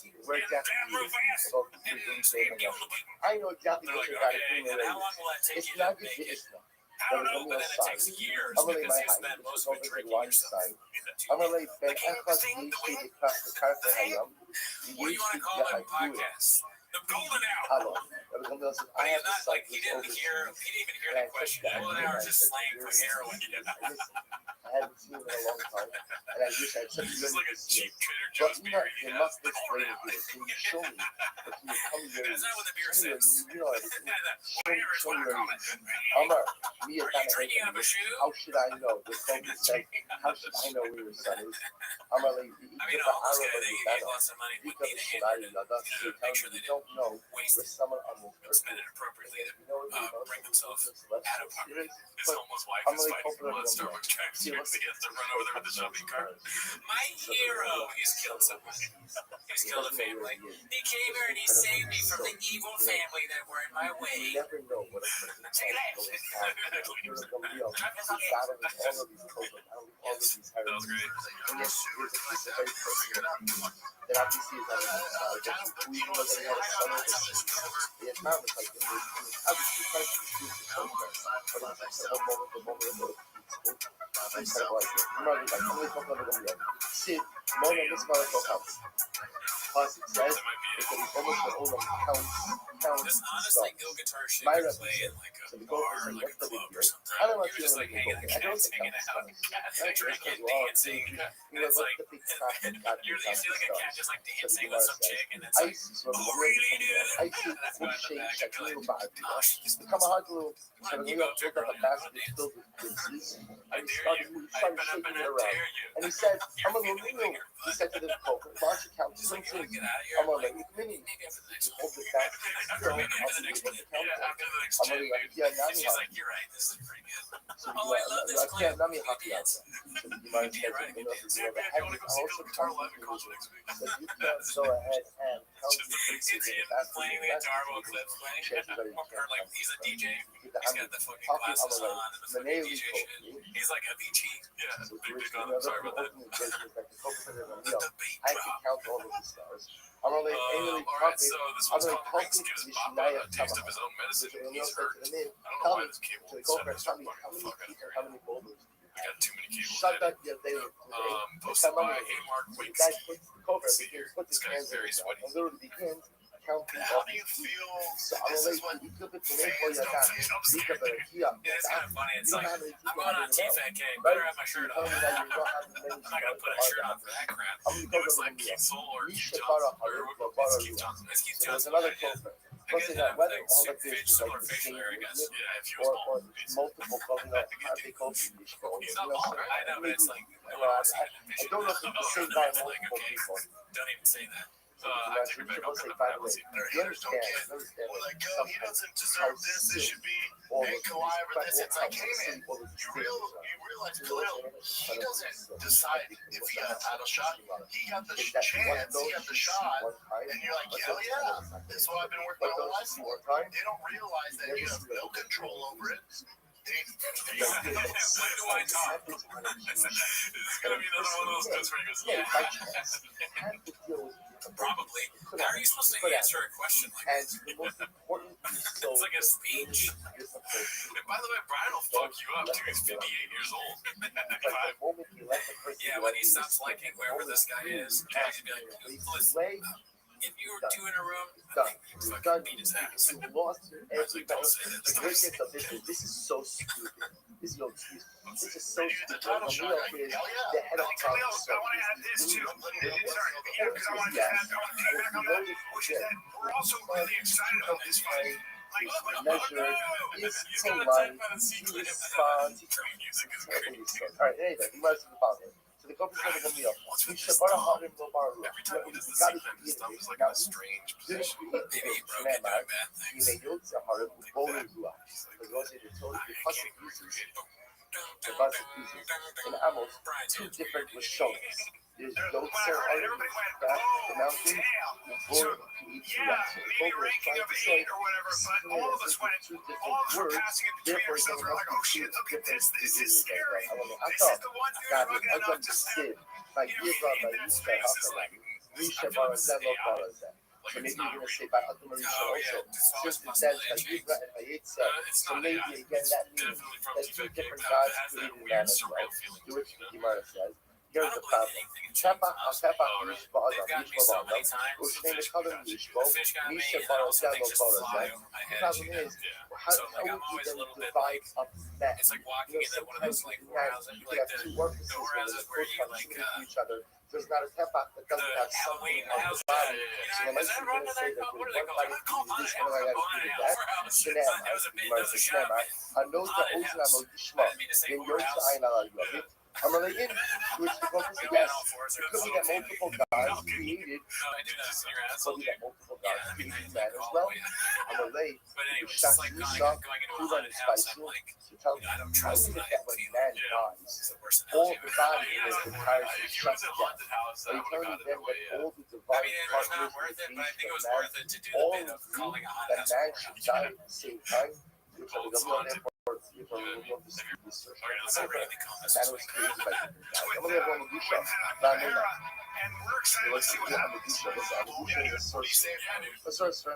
So what happens? He says, you call off from Eloi, the hormones.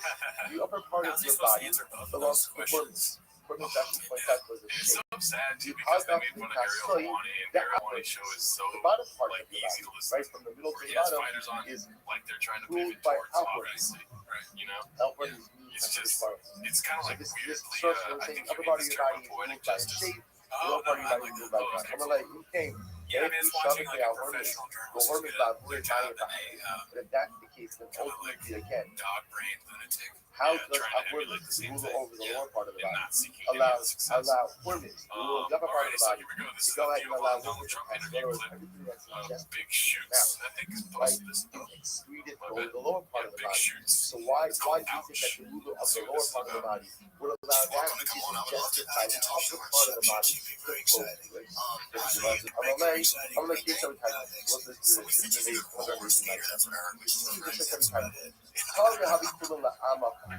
let's all become one nation. Let's become one united people. Okay, no. Sorry. Let's become one united people. To which I'm kind of beautiful. Absolutely. It was such a good conversation. The teacher was actually listening to it. My show was listening to Messianic era. All the nations become united. Let's become one united nation. Says, sounds great. But you're we who are circumcised not become like you. You who are not circumcised could become like us. Right? So let's do this. All right. Which is Caesar responds. Neighbor chapter 20. You know what? He said good. He said good. However, me, Bob, is talking about which I do in the people. But there's only one problem. Anyone who bests Caesar, anyone who outsmarts Caesar, has to be thrown into a den of lions. So she got excellent. Right, but now again, anyone who's considered to be a front to best Caesar, so it happens to be right, because you're so right, you get thrown into a den of lions. So what happens? But we never looked up soy boy. But the lion did not. I kind of want to look up the definition because what if you look it up and it's just a picture of the baby guy? Let's look up soy boy.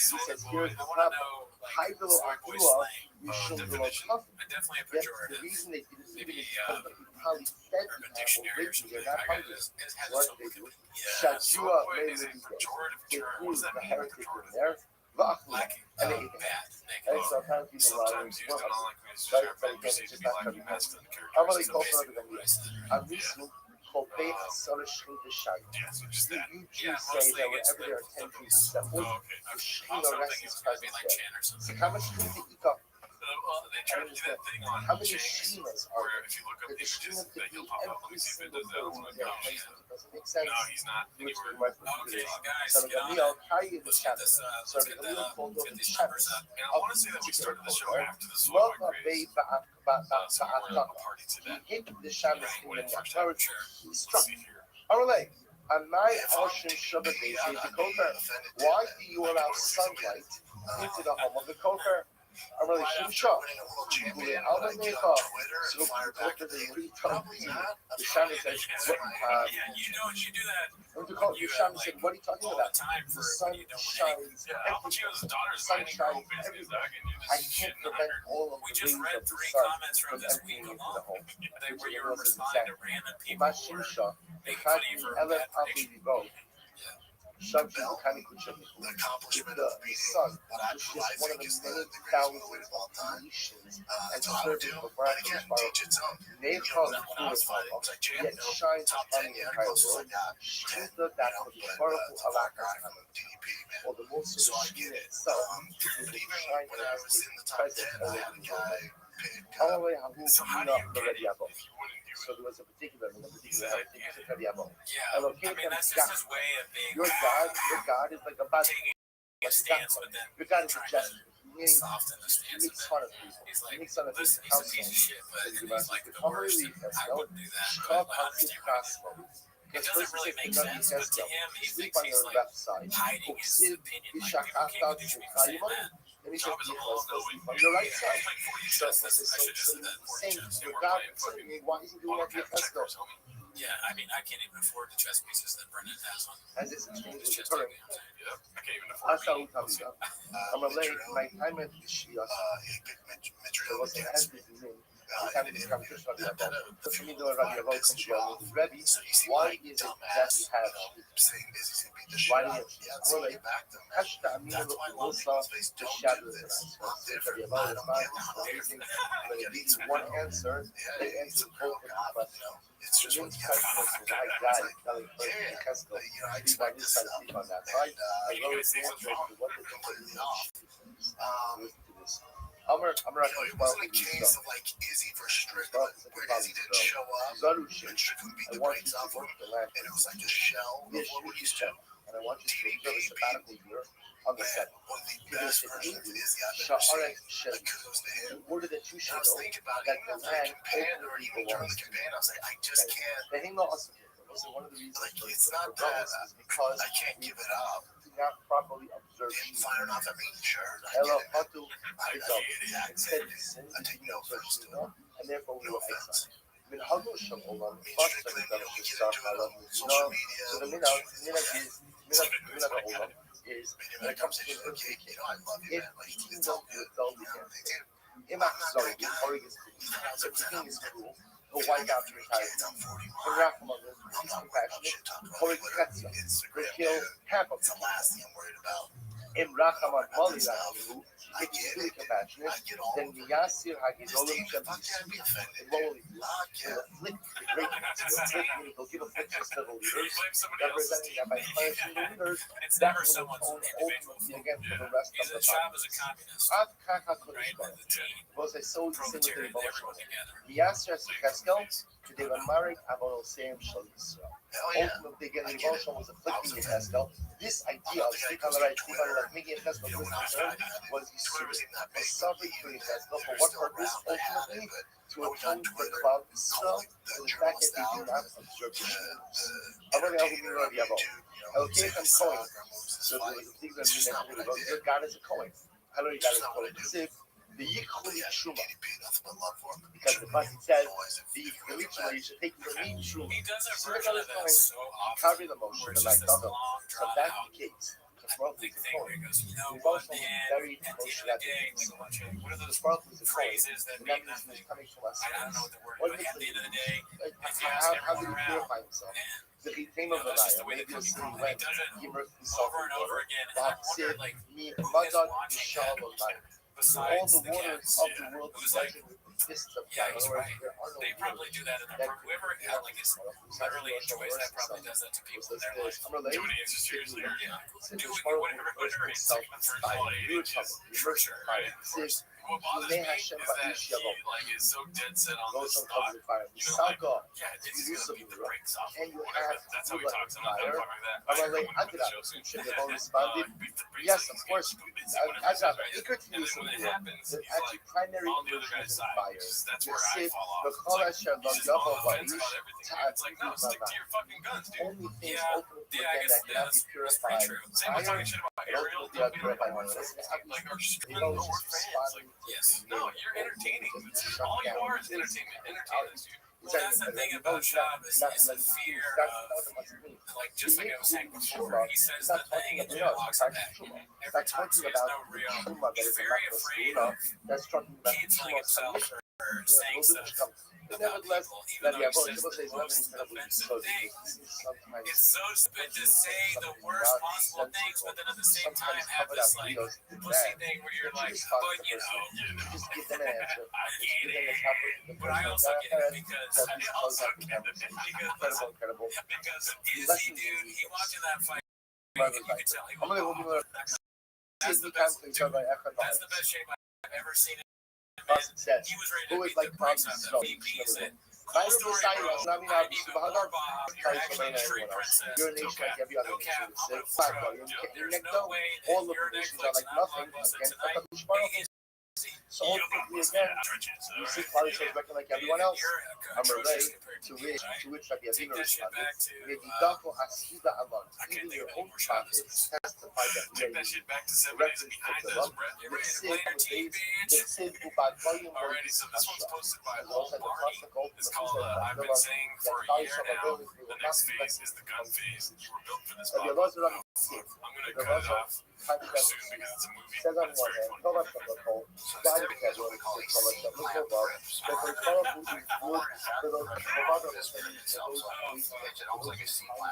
So which one is it? This guy with everyone, Oh shit, that's hilarious. Perfectly done. So I mean, it might be good beer somewhere so we can play the rest, but if it doesn't play, it's the two beers.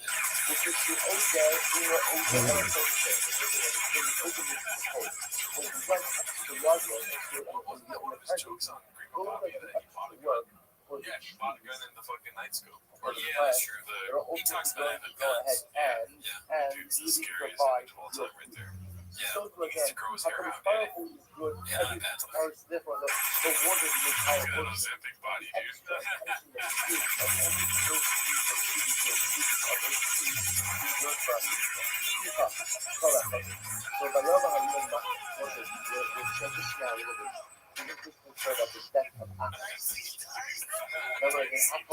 Well done. Yeah, dude. What do you think about the gun phase that he's on Zen? Well, I mean, he's already in that shit, dude. He's fish cars, kiss guns, basically, right? But I think that the seat fighting the thing is one of the funniest things I've ever seen. Made me laugh out loud. Well, everyone, get your guns steady. Do you ever got? Yeah, well, say less. Yeah. This one's posted by Hey Mark Wigski. It's called Papa Can't Stand Being Recognized in Public. That's what this is about. And then it's covered by I'm there watching TCM. I got me in the second annual thing. one of That's them, on there. And then this guy goes, the hey, like, where do I know you from? I'm like, with all like the dads and I'm like, oh, what? He's like, where do I know you from? I'm like, I don't even know about what's your name? And I was like, dude, a podcast, right? Podcast? He's like, yeah, that's it. Which one? I'm like, I don't know which one, man. Interesting. Yeah, dude, I'm like, I'm trying to look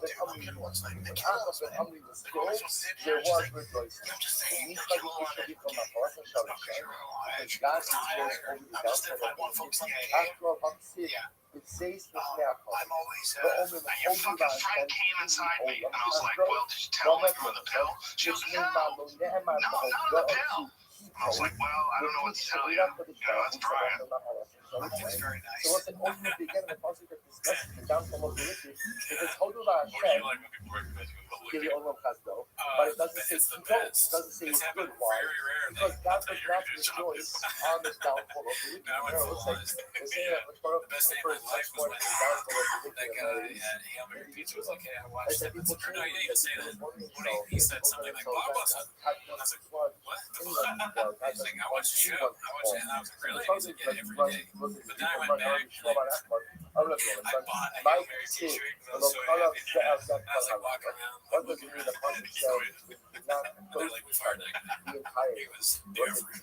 Yeah. He kept blaming the team. And remember again, This this is was right by posted by Yamso. They're right at the banks of this. Why is Bobby doing this fucking redacted noise at the end of every ad read now? I have the same question. I feel like this is something that we can get to the bottom of. I don't know. Is it a reference to something or is it an inside joke for boys? Slash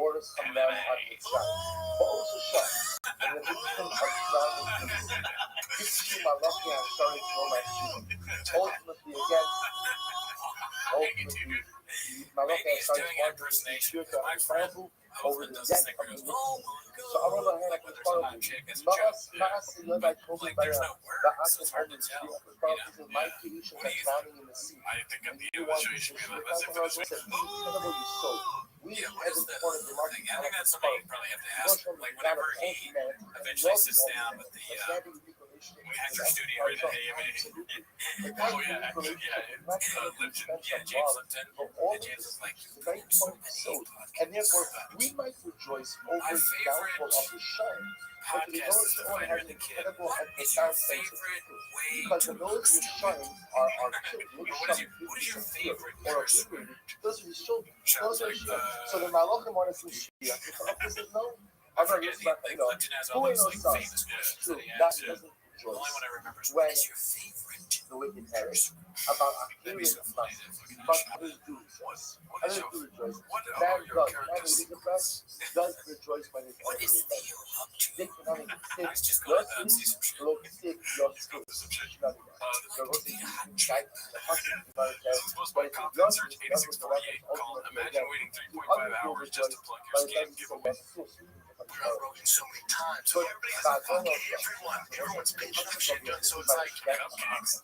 So the pastor said, by each love has a record of great help by a local brother and fellow, who assisted among the sufferers Alright, of that, fun who times, by fun times. using love for a whole great island. Buy a shirt with a drop. Everybody has a fucking everyone.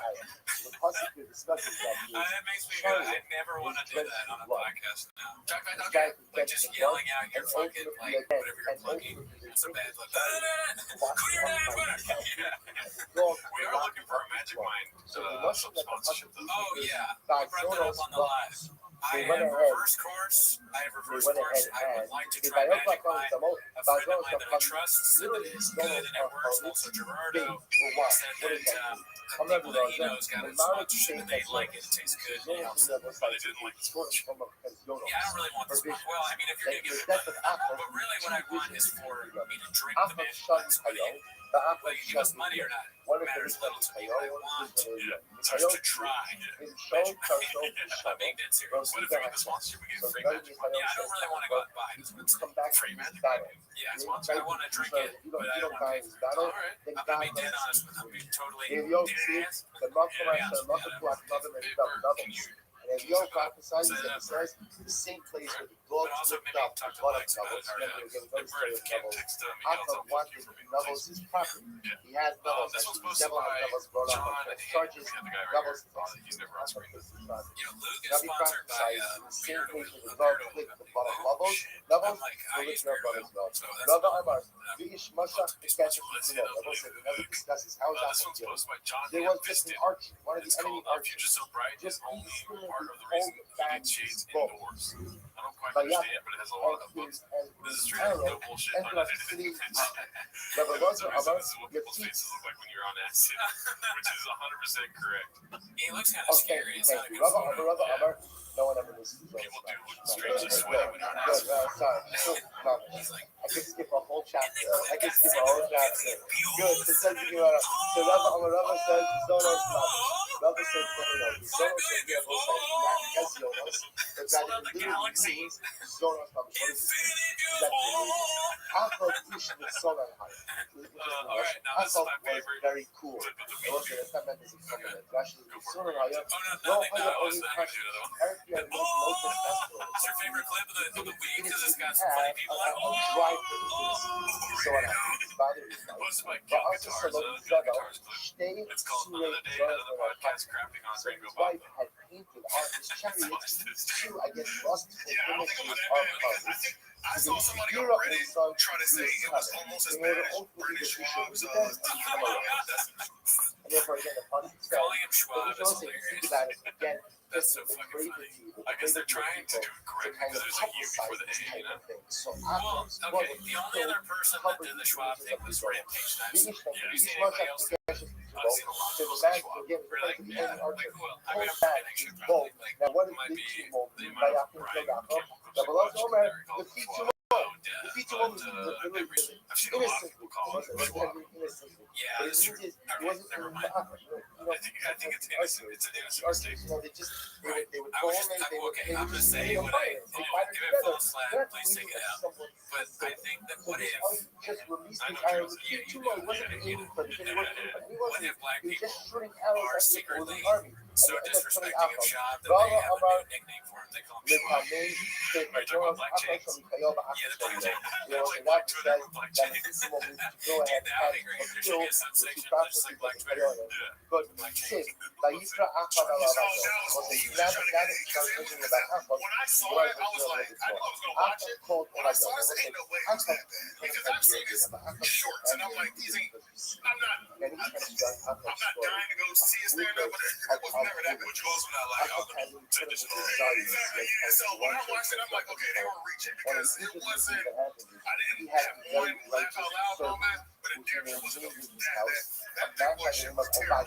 I'm like, no. So listen, That this thing is point shit was terrible, dude. Vayikra Akon Alabato. Asher I Alabato. keep saying big point is what makes me So laugh. Akon called Obadiah. That shit was And Obadiah was in charge of the house of God. But Obadiah, how you Yori Hashem Obadiah feared God. That was the one that whole debate came up for. I was like, nigga, I can see you. I'm going to listen to this. I'm going to I think that's I'm the going part of to the whole British Yaakov Sidney Kashmi Vada Fina Shem Diglolaka. So anyway, Yaakov is by Lavan. So Lavan says, Yaakov, because you're righteous and you do my house. Therefore, God has blessed you. Yosef, see, by Baruch Hashem is based on this. So again, when Yosef was in the house of Potiphar, the house of Potiphar was blessed because this. What do you see? You see that even evil people, when they have righteous people in their house, the house is blessed. So Akab comes to the kind against the Vajah. They said, oh, yeah, bro, go have a nigga. Akab said, listen, we got just Saras in the house. We're not a strange brother. Shema lo yirei Elokim Akab.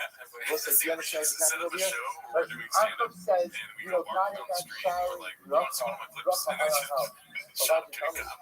Or what if we advertise a stand-up show and we get people to come, and then instead of doing stand-up, right? we play Because who are the children of righteousness, right? And God blesses evil people and they have the clothing righteous God. So obviously you are not, get it together. You're not moving your age. Why are we getting bracha? Not just a basketball, but Amra, Obadiah, how you realize Hashem, Akov, Obadiah is just fine. About Pesach, Shalachah, Ina, Mezuzah, and Bracha. The problem is not move your house Sunday. The problem ultimately again is move your house. So Cheetos and burger poppy are enough. such a profound soul because so many times in life What kind of we cookies? have certain things that are stated in the world. And the first If anybody else, because we've already eaten a salsa or a Mexican who's cookie, not doing their like job? nobody else has Who's done not that. So pulling their weight? I think a Who's fan not doing what that they're comes to supposed this to should do? probably do that for us. If Yeah. this return, That'd be kind of cool. chances are And remind me on the show to show something bad. Brendan, I think. this. What's his name? The comic guy. You know what I'm talking about? Brandon or whatever. Dude, what he's doing. We'll talk about it on the show. What he's doing is very funny. He's going to random places and calling daddy. It's so funny. I had him send me all the videos so that I could play on the show. Okay. But I'll do it on record tweets this week. All right, Nixon, bye. Right? It just says, you that you fear God, but it doesn't say Ma'od. Ubavajo sin Ma'od. We have Allah says that he's Yirei Hashem Ma'od. Amar Yisrael, it may Mazach Obadjo in abuse. Why did Obadjo merit to get processed? What did he do? Meaning, see, at the merit, what did he do to merit to get processed? See, listen to this. So the name, Shehem May on the Dina Mar. What's the name? Under Achab and Zerah. Achab has, after his dad, his wife was 10 times worse. Zerah made it from business to go ahead and kill out everything and love him. That was done. She killed out over the day.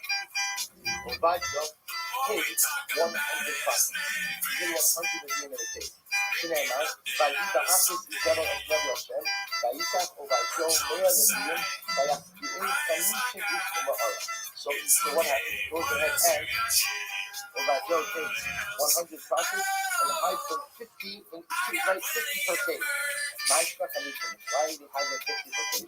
However, when Yaakov Rabbi Shinema, Vayarach and I this way. Okay, why do you think he hide all 100 in one case? Obviously, hide 50 in two cases. But think about 50 per case in two cases. When anyone wants to know from Yaakov, because Yaakov is success, but sometimes in dire circumstances, you have to plan for somewhere. And sometimes for some loss. We have to make a contingency plan that if the equation be lost, how does the family move on? And the other we have focus on the question because if you should know that my example doesn't make any sense, you're not really put the kids and help for the kids. As it's just you have to fight your kids to help kids. As long as I go, As always, during the Patreon, we have recently seen and reviewed Joe Rogan's Burn the Boats, No Pain by Crystalia, and we're in the process of watching Matt Rife. Our special, we're in the process of laughing so much we had to do like multiple nights. Yeah, our bellies hurt from the laughter. So what you working on top of that? Yeah. Losing your mom is a whore. It's hilarious, your mom. So yeah, we're watching that, so if you want to join that, but also we stream on Wednesday nights at 8 p.m. right? This week on this 2 minute shot, we're not going to watch any of the Joanna clips because we watched the whole video on our stream. I think that one's called Starbucks Vigilante. That stream, so go check that out if you want to see us. who was a righteous man, who lived the hero two story, evil which we people, believe would every evil minute people, out of these. Achad Some people are saying it's not real. It's like, who's that? You're taking people, and yet you never learn from But them. anyways, that's not where they're here. Yinobe al They're Isa here to watch Halacha, this shop, and right? that he delivered So start the prophecy about timer. the nation of Esau, Play the chant. Shedar ben Alright, Shmi so let's see what Tzadikim we got here. We below got a lot of Muhammad picture stuff Yaseh. this week, so we're Esau gonna just lived dive into that amongst two stuff to righteous begin with. people. Who are This the two was righteous posted by people? Cruel His AM parents, Missions. Yitzchak Called and Rivka, Pictures and yet Part 2. unfortunately, And it's he another never short strip learned and from their post. ways. I'll make fun of Amr it, Chop, and you will get mad. Khalilu Suleiman B'Shloimeh. I'm making fun of you because it's funny. You're supposed to make fun of people In fact, of me Ovadia and keep the joke was going. Oh a wait, I'm sorry, I convert forgot. from You're the not nation funny. of Edom. But Now, I now actually we like it. understand Really. why he was chosen. So, Ultimately, to against let you the guys behind the prophecy curtain, of Edom, I was trying to think, was that the way to say it? I was trying to think of a way to mess it up. Deep behind the curtain. Deep behind the curtain. The curtain. The curtain. We want Sean on the show.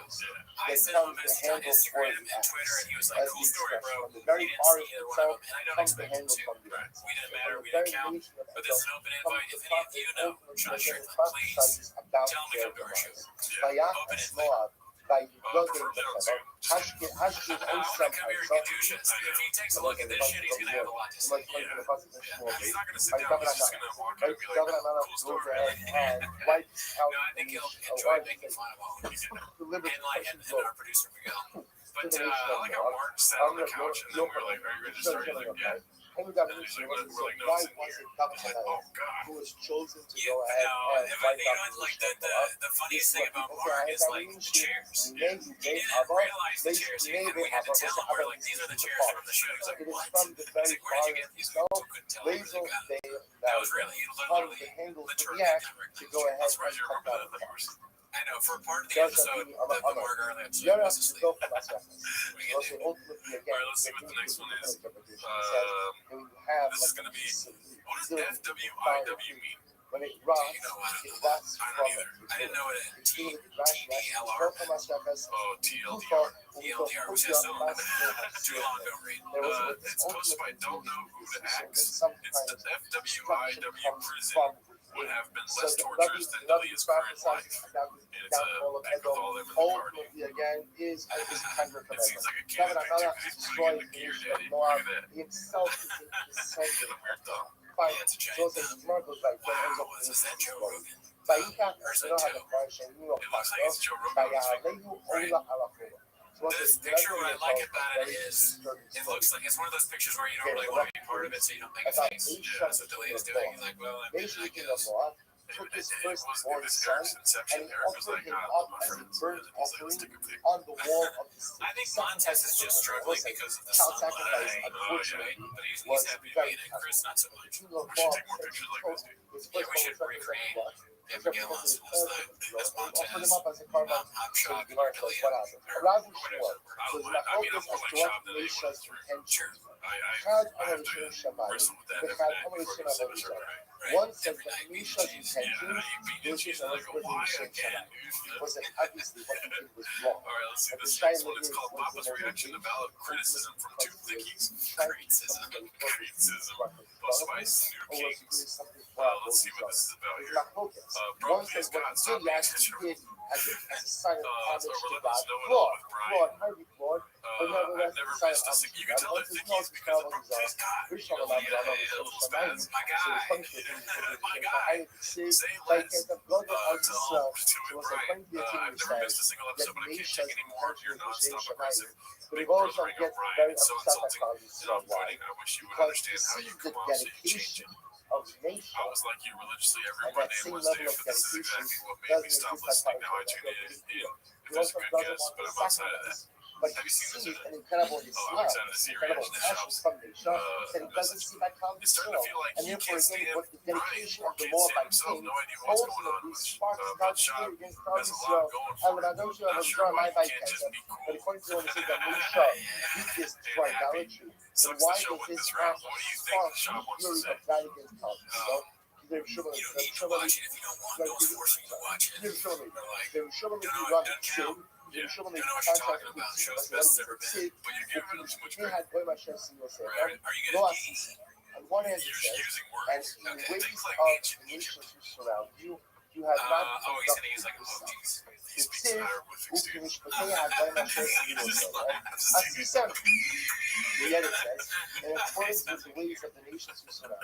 mean, that's the way Aqua, dude. Which one is it?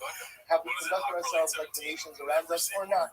Yeah, just respond in emojis. If someone's trying to get douche, you just put it down. I agree with that. People are bad. It hurts my feelings. But people leave ducks. I mean, if you wanted to hurt me, you got me. For sure, but I think the duck thing is kind of like it's a joke. Right. I think if the, I really think that the it's a joke too. Yeah. I think there's people that leave duck comments actually are fans in their mind. Because there's one guy that keeps saying Cody's a duck. I think he likes me. I want to keep believing that. Please do not dispel me of this belief. Next I put a duck and be like, this is not because I'm a fan. No, don't do that. Then I'll know it's a fan too. Nothing will dissuade me from believing that specific person is a fan. You know what gets me? Because I'm very binary, right? When people say like, man, this episode was blockbuster, hell yeah, this and that, and I was like kind of positive after saying blockbuster. I'm like, isn't blockbuster bad? You don't love me blockbuster. Did you like those Netflix? Well, I think some are doing it bits and some just don't know that. Right. There's a lot of like new fans of this shit every day because it's popular. It's not our show. JFK and just the whole universe. So when people hear about it, they're just like, hey, blockbuster. They're trying to get in there. You know, when you're entering into your friend group and you're kind of being weird, you're maybe a little late, and you're like, hey, what's up, guys? And then you try and say something, and it's like, what's up, Ricardo? Beans, cheese, right? And then you're clearly fucking racist. Or somebody comes into our group and they're like, what's up, Gerardo? We're all like, because you're in here. Hey, hot Cheetos, right? Carlos? A young woman, a beautiful yeah, I'm Carlos. And I'm like, whoa, dude. Can't eat hot Cheetos. He's not condition. This is called the first comment on Strickland's post about Shop had me rolling outside forever, man. So it's, I'm not gonna lie though. Makes sense. It does look like the victory. Yeah, I mean, this is what, don't get work done in there. That's your face. Yeah, just don't do it. It looks like he's, okay, so the 2011 to 2021, a lot of no sleep nights, looks like, right? It's got their eggs. What happened? I want to hear what you think. What happened between 2021 and 2020? A lot of tiger thing. Right. She was beautiful, freedom, a lot of food truck shit. He's always eating burgers. I don't know if sticking your tongue out when you eat food affects your face. So a lot of scooping in the bag is interesting. Yeah. I mean, the one thing I take away from this, from 2011 to 2021 to 2031, people that I saw some comments that are like, all he does is fucking say, like, kind of thing, doubling down. Fucking, oh really, dude? Cody's episode for the biggest episode of the podcast. I had no control over that, dude. I work too hard. I'm that white boy that works too much. All right? I fucking had one-on-ones all day long. Yeah. You meet with 13 people and discuss their future, all right? And then you do a podcast with fucking Mark Harley and see how you do it. You think it's easy just to go? All right, so it's like, good morning, let us begin by thanking some of our sponsors for this morning's debate. Our common sponsors for Year Custom Pay. The filter stuff, I realize that sometimes I neglect to thank our annual common sponsors. They don't just sponsor all the year, but somehow I only end up mentioning it over the course of that film. Thank our annual common sponsors. The first in the spot of the day to all the humans Rothschilds. In this course of the Soros novels from Israel, we hope that America will be a shadows. With additional hostages returned against Hashem, shadows means we see additional families reunited.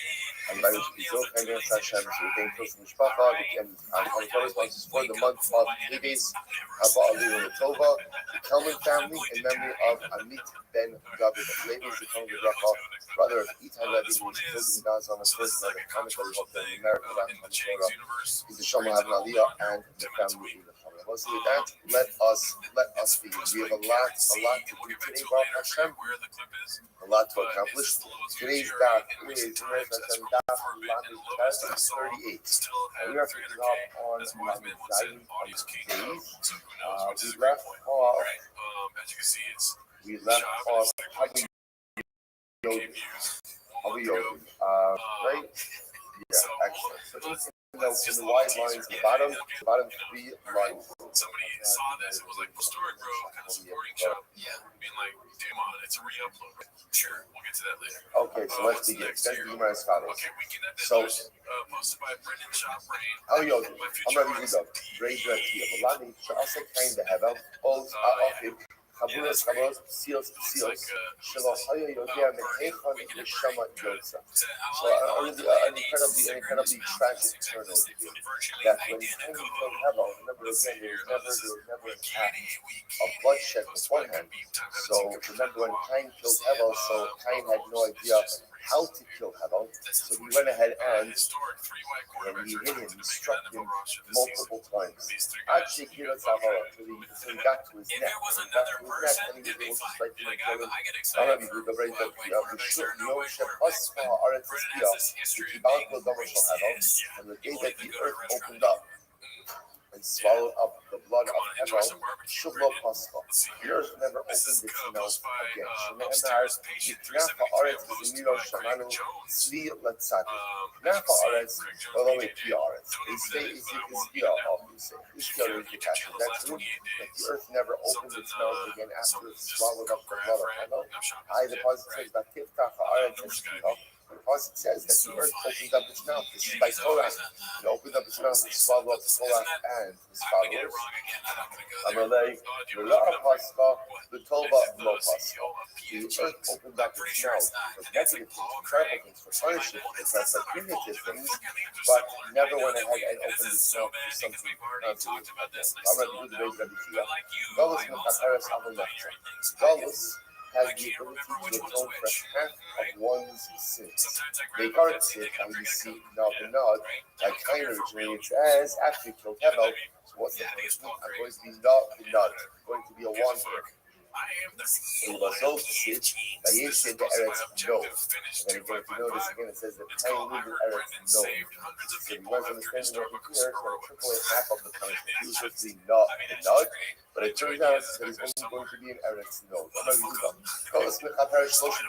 Galus, exile, has the ability to atone for three things. Gemara says, "Ne'emar, Kol Amar Hashem, Hayoshev Be'il Yomos B'Cherev B'Ra'av U'B'Geder, Vayotzi B'Nafa Al Hachastim, Atzar Ma'arechem Yitya, V'Haisilo U'Nafso Shval." So the idea is, Gemara actually is that Galus has the ability to use the Mechaper for Cherev, for war, for Ra'av, for famine, and together for pestilence. Yochanan says, Galus Mechaperes Al Kol. Galus Mechaper on everything. Galus Mechaper on everything. In other words, look at the upheaval of Galus is so acute, right? And the upheaval is so profound that it will be Mechaper on everything. Shne'emar, Kol Amar Hashem, Kis V'Taish HaSa'aviri. Yisrael lo Yitzchak Yamav, lo Yitzchak Mizar Yoshe Lakisi David, Moshe Od Yehudo. Basar the Galash said, Yechanya, Asher Shaltiel, Beno, Asher. Okay, fine, so we'll get to that in just a moment. So you are directly over here based on speaking by Yechanya, that you see over here, that halacha Mesa Galas Nechaper on everything. I just point out how profound and how important this is for us. There's something positive in everything we experience in life. And even in Galas, which is so sad and so overwhelming and so profound, yet we find the chama in the fact that Galas is in chama. That right that you get here, the diaspora, the quote-unquote good news is that in that very Galas, which has resulted in the home for all of our Averis, both national as well as individual. Incredible. So the Gemara says, why does it talk about the son of Yechanya being Asir? Why is he Asir? His mother became pregnant with him while she was incarcerated. So Asir's parents, Yechanya and his wife, were incarcerated together. His mother became pregnant during incarceration. So the Gemara says Shaltiel. Why is his name Shaltiel? Because his mother became pregnant with him in a way, in an unnatural way. What does it mean, unnatural way? So the Gemara says, community, because we have a tradition, that a woman cannot become pregnant from an active relationship with first standing up. Top of on the fast 38 and yet again, Shaltiel's mother became pregnant when she was carrying up. Rashi points out over here that Shaltiel's mother, who was Yechanya's wife, Yechanya and his wife were incarcerated together in like a narrow dungeon. They were there together. They had a relationship. She became pregnant in this particular fashion. Was a little bit miraculous. The Gemara says this out. Shaltiel, why was he called Shaltiel? Shenishal al Olaso. Because ultimately, again, for the Baruch who released him from his oath. Now, not from his oath, but ultimately, again, he was the Baruch who went ahead and made a promise that Yechanya was not going to have a child. And again, the Baruch who released him from that vow, and he had a child. All he calls you Baba. Why is he called you Baba? Mizra Baba. Because his mother became pregnant with him in Babel. Umashmo, what is the actual name of Babel? So it says Nechemia ben Chachad Yishmo. Not Nechemia. Not Nechemia. Yehuda ben Chizkiah ben Rabbi. So what's this big story? Yehuda and Chizkiah were the sons of Rabbi. So he sat in the Suda. They were having this beautiful, beautiful Gemara. They were sitting at a Suda in front of Rabbi. Below me, and they didn't say anything. They were supposed to say they weren't sharing any Divrei Torah at the table. Right? So again, this is a good Muslim. I guess that's someone's table. He prepared with the Torah. So what happens? Incredible.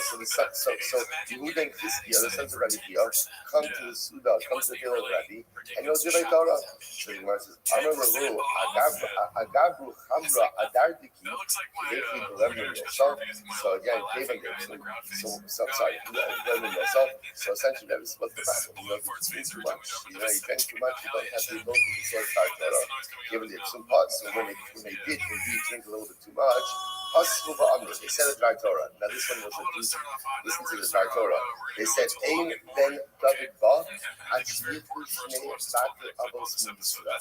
David Mashiach won't come until literally again 2 families cease to exist within Klal Yisrael. Who are these 2 families? Namely, Rosh Hagolah, the Reish Pelusa family, Sheva Babel, the Nasi Sheva Eretz Yisrael, and the Nasi's family in Eretz Yisrael.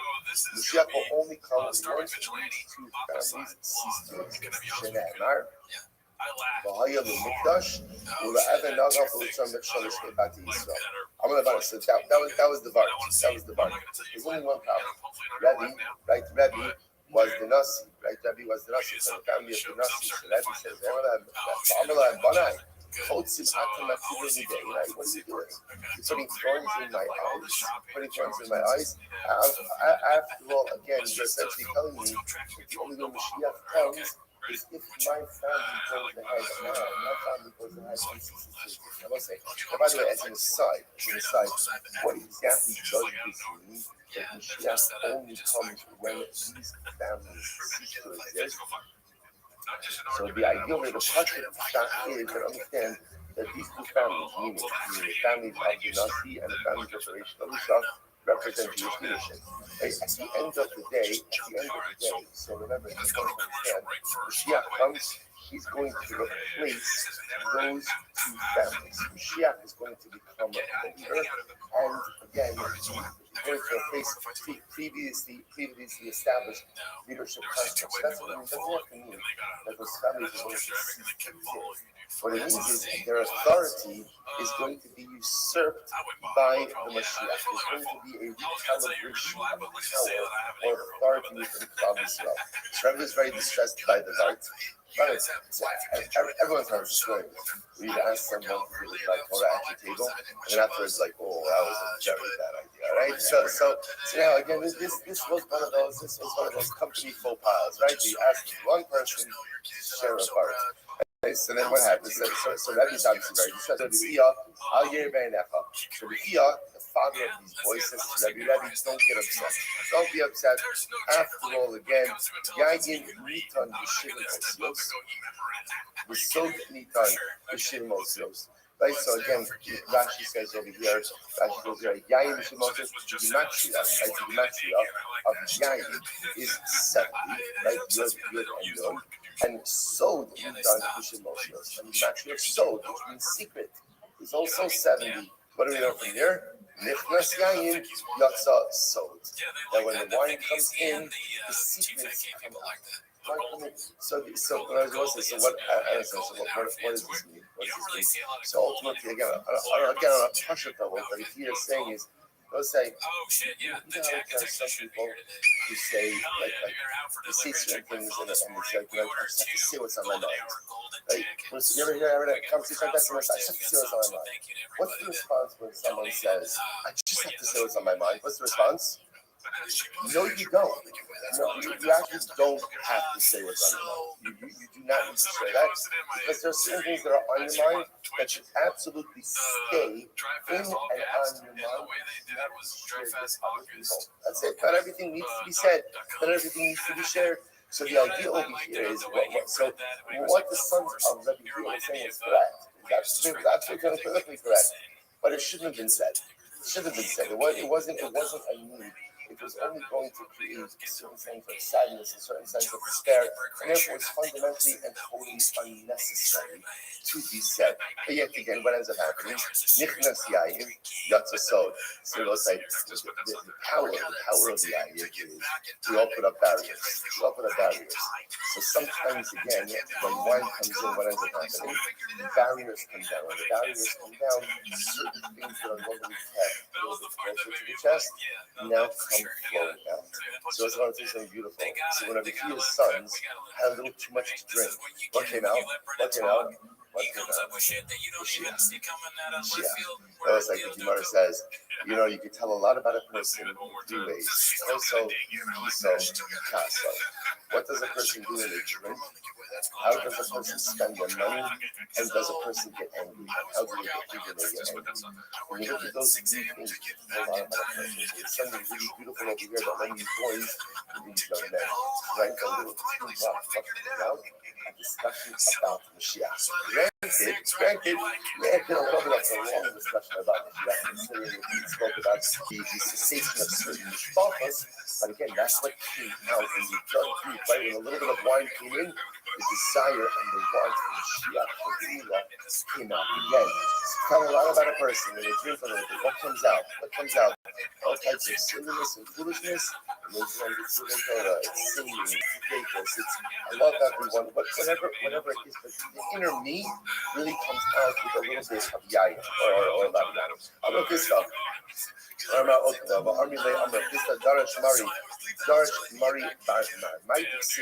What's the meaning of the pasuk? From Daniel. Vayishkot Hashem al hara, vayivi'ei alinu, ki tzadik Hashem Elokeinu. So ultimately, I guess, literally translated, Hashem hastened people. He brought it upon us because Hashem is a tzaddik. I said in the Gemara, Mishum tzaddik Hashem, by Yishpot Hashem al hara, by Yivia Avinu, because Hashem is a tzaddik, he hastened the evil and brought it upon us. What does that mean? So much as in, tzedakah asar HaKadosh Baruch Hu in Yisrael, shehiktim golos tzidkiyah. So this is incredible. HaKadosh Baruch Hu did a chesed with us, in that he hastened the galus of Tzidkiyo. Remember again, I both say, so Yechonya and Tzidkiyo, just to start, you understand, the beginning of Megillah Esther, when the Megillah introduces those two Mordechai, what does it say? Where did Mordechai come? So again, so Yechonya, again, is the first place on the question, together with Tzidkiyo. That's why, again, remember, Megillah Esther happens in between the first and the second day on the Mikdash. So the chesed that HaKadosh Baruch Hu did, the chesed that he did, is that he hastened the exile of Tzidkiyo. So again, we'll see why that's a chesed in just a moment. Again, at that point when Tzidkiyo was exiled, Yechonya was still alive in Bavel. Still alive in Bavel. So the Gemara says, well, Galus, you think about it. The city of Galus, I will say first line. HaCharash, HaMasker, Alaf Charash. Okay, so sorry, Alaf. So what happens is the Pasuk talks about again the craftsmen and the gatekeepers. Charash, why does it call him a Charash? So this is talking about, again, this is talking about the Yechonya. Keva Shepolskin, HaKol Nasek Charash. Anyway, such a big time from that whenever he opened his mouth, everyone else almost like a king. Masker, because he was a gatekeeper. Keva Shesokrin Bahalacha, Shuk in Poskin. Once they determined a matter in halacha, the matter was closed. The matter was closed. There was nothing else to talk about. The karma party, the comment for it. Ula Amar Shekhu Shtei Shanim V'Lo Shanzeh. Ula says, no, Baruch Hu exiled Tzidkiyo 2 years before the numerical value of Moshanzeh. The Pasuk talks about the idea. The Pasuk we're talking about over here is Yisrael Banim B'nei Banim, Shantem Haaretz. You will have children and grandchildren that are shantim, and they will go astray. So here the Pasuk is talking about when Klal Yisrael does not do the right thing. V'yishchasem, v'asisem esel tmunas kol v'asisem b'nei Hashem. So it becomes about ghosts. So the problem is, we won't say so then again, these kids into like like items. So the idea is, here's just fascinating. Is that HaKadosh Baruch Hu brought about the punishment of Klal Yisrael a little clearer than it was supposed to happen. Because had he waited longer, the repercussions would have been more severe. So he expedited the exile, or I should say the exile by a little bit, in order to mitigate the effects of the exile. So the Gemara says, what do you see here? That's the definition of quick, definition, right? Of haste. The HaKadosh Baruch Hu is 852 years. That's the numerical value of Shantam. So I said this would be a tremendous message. That sometimes the chesed of the Ribono Shel Olam manifests itself, and sometimes reading about the punishment a little bit earlier than it. Right? Sometimes the HaKadosh Baruch Hu sees regardless of the Ribono Shel Olam that is able to see everything that is going to occur, right?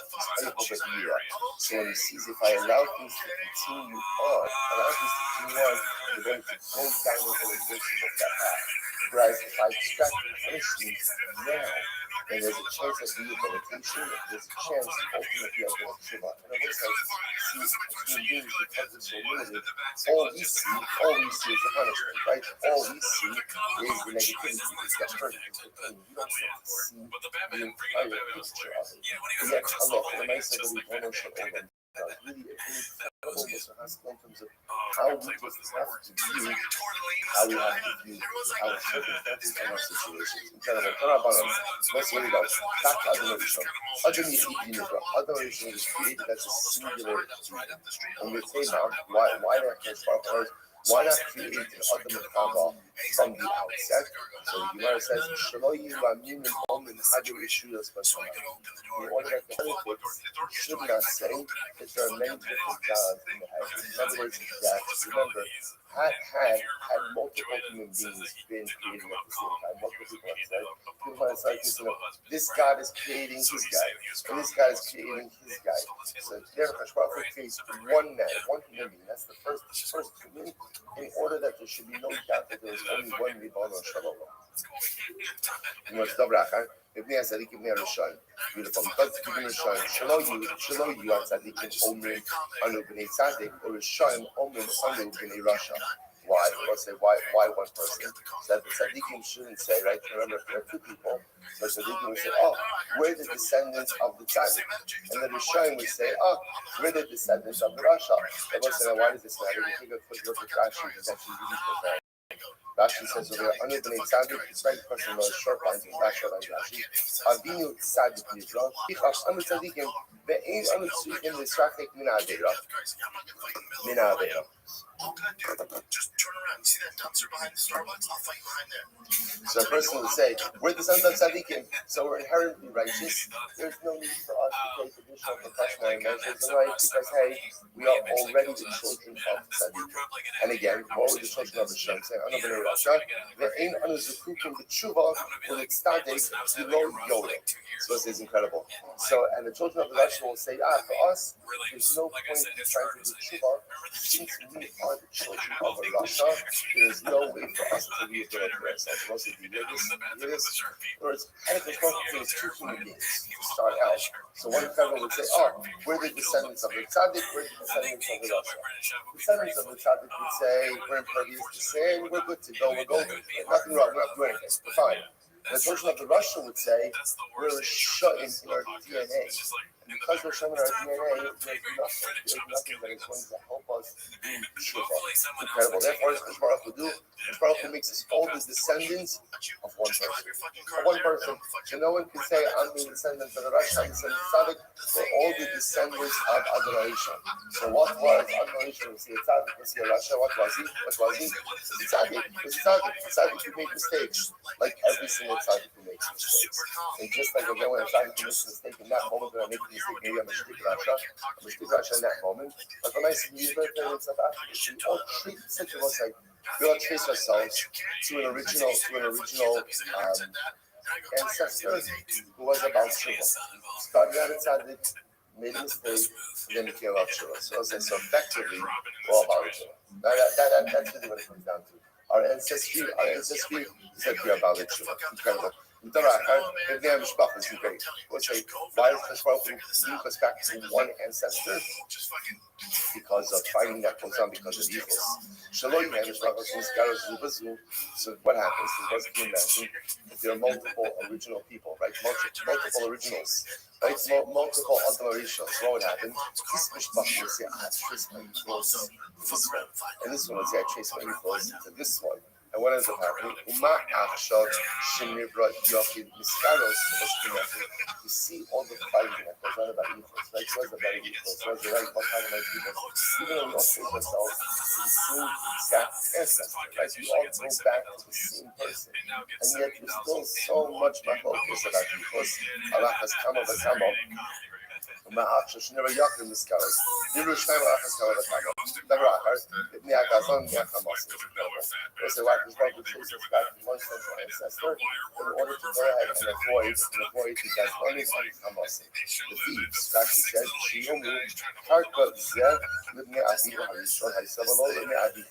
if there were multiple originals, what would happen?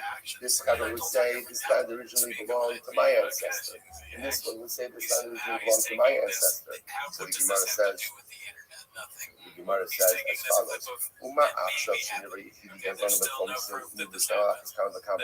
see, by the way, even though now we do have one ancestor, yet you see the machlokas that exists regarding what belongs to what, even though all of humanity could trace itself one central ancestor.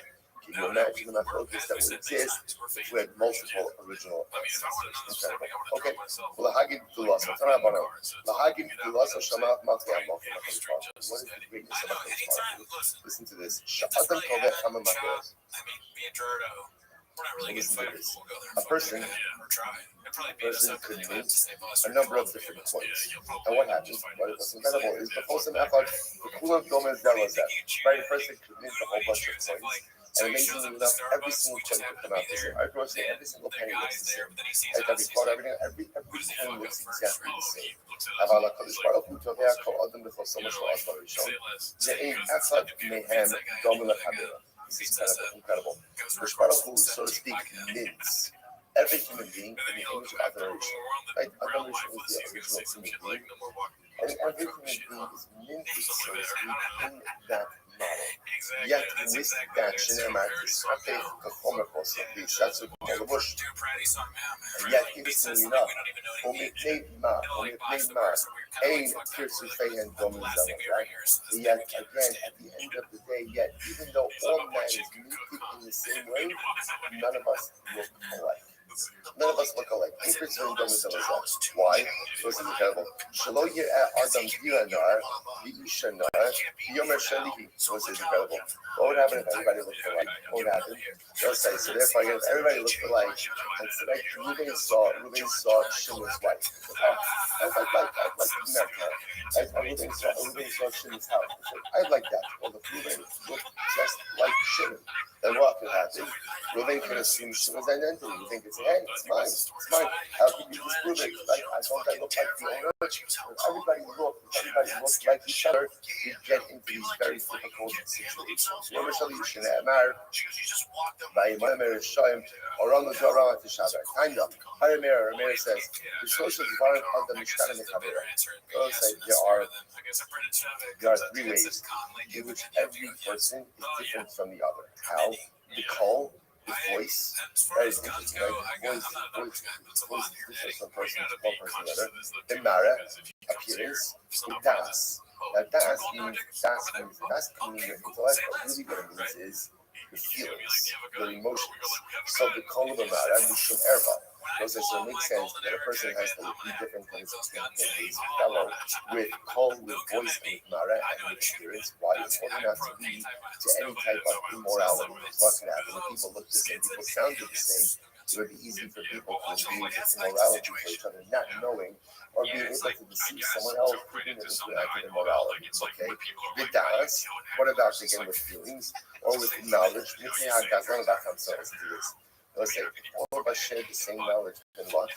You would know where I hide my gold, right? And I don't tell anyone where I hide my gold, right? So what if I need my gas, you would know where I hide my gold, and you'd be able to go ahead and take my intellect. Let's say there's also an incredible intellect about this. You have these three ways in which we differ from each other, in which we distinguish ourselves. Whole could also mean in the way that we speak, the way that we talk, the way that we verbally present. So it really says a lot about who we are.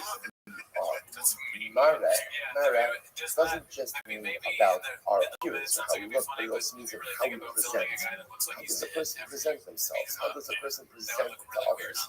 And das, there was a das to one of my days. Das doesn't just have to mean my secrets, it doesn't just have to mean where my goal is.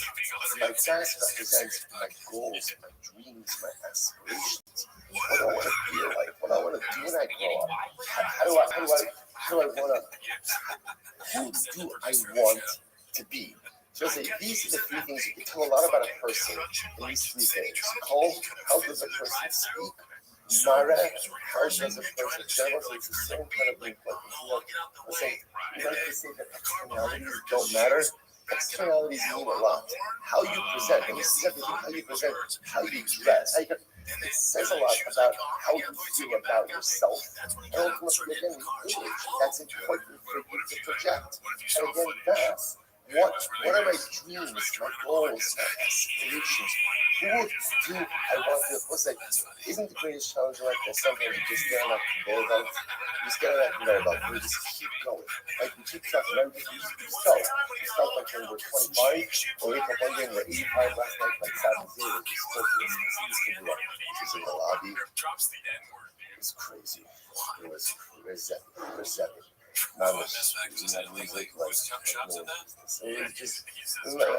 Just like absolutely overwhelmingly beautiful. I spoke about it again that like, there comes a day when you have to take stock of your life.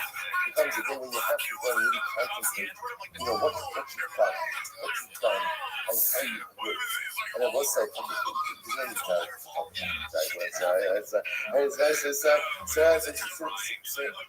comes that day, and we'll see life and just kind of get into a rhythm. I will tell you, in some different context, one of the most incredible things about being in a new building, one of the most incredible things is this overwhelming feeling of consciousness, of like renewal, that I could do things differently. There's a newness. Sometimes you get a little anxiety when you see every single chair hitting the wall, right? Or the spillage on the here. Okay, so I've been told that for to let go.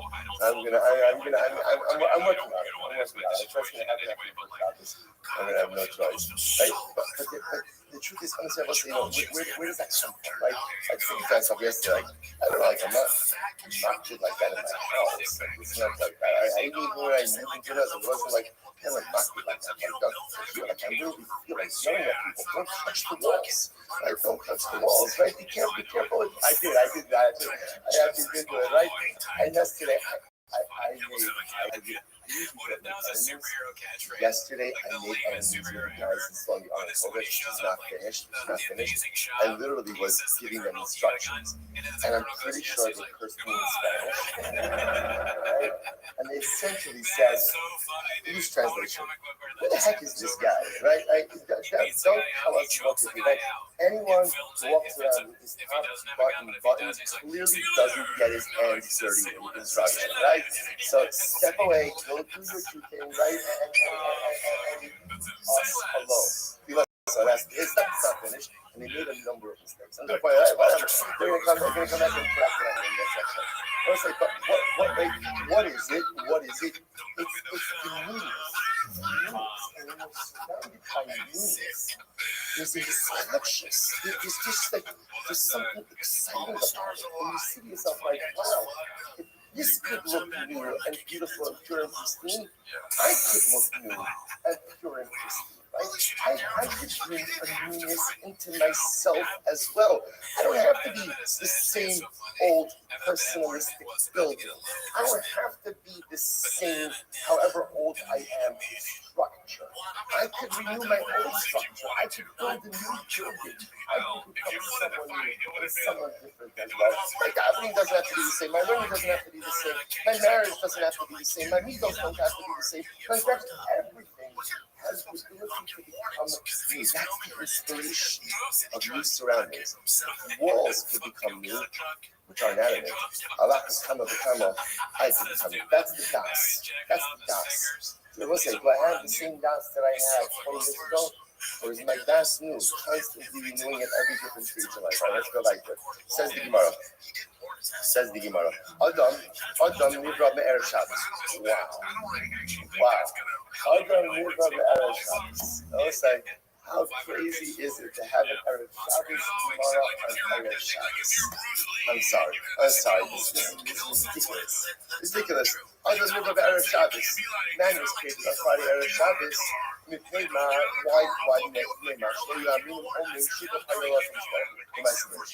There's certain ones that if man was created earlier than what would happen? People could erroneously think that man was hoping that the horrible end of creation. But if man's created on Friday, the end of creation, so no one could kind of that a prophet like a partner in my separation. Incredible. That this man gets carried away with himself. If man decides to become arrogant, so what happens? His powerful to say, hey, calm down, not so great. A gnat, right? Gnats were created before you in the order of creation. Okay, somewhere says, other possibilities, why was man created on Erev Shabbos? So that he should enter into mitzvahs immediately. I will say, which mitzvah? Shabbos, which is actually quite beautiful. That the entire intention of the Bria is that Baruch Hu wanted our first mitzvah to be Shabbos Kodesh. just what a beautiful you might trying to earn Shabbos. It's overwhelming. First, I want to teach you, and again, kind of get your bearings a little bit, and then after you get your bearings, we're going right into Shabbos together. That's the Ra'akar Kadesh Kanis the Suda Miyad. Other Passages, once Adonishon, to go right into the Suda. Now it's also Shabbos Suda. We wanted Adam to find everything set, like a set table. The world was organized. Adonishon came into a fully finished product. He did not have to live through construction. Marshall Melech also Adam Shepanam Hadron Bishop Lev Yiskin Sudra Kakekins Uncle. To be compared to a king who first built a palace, organized everything, did all of the things, and then after the finish was complete, then he invited his guests. As well, this is beautiful. The Ribono Shel Olam wanted to invite us into a finished world. He did not want us to have to live through construction. And I will say this is incredibly important. Like the guy, only for part will do that. Because at the end of the day, what it also says is like this. Shmuel will invite us into a perfect world, into a good world, into a complete world, which means that even when it looks imperfect, unfinished, or under construction, it's important to understand it's only because we don't see the full plan. Hashem invited us to be part of something that is complete, that is perfect. And at the end of the day, sometimes when it looks imperfect, it's only because of our inability to see the perfection and to see the wholeness inside of it. Incredible. Let's go back there. The Gemara says as follows: Shneimar Chaf Mas Ban Sabisa Chazon Wadah Shiva. Chaf Chatifra Mas Vayina Haf Urcha Shulchana. Shulchan Arasel Sikra Al Gate Merome Kara. The Gemara says Chaf Ma Ban Sabisa. So again, the word God shows the house. What does it mean when it says wisdom? Zumi doesn't shine from the powerful. Shabbaras Kala Olim Kula B'Chakla. The Prophet who created the entire world. B'Chakla was wisdom. Chatzva Amudah. He carved out its pillars. So the word says Shiva. Elo Shiva's BMA versions. 7 days creation.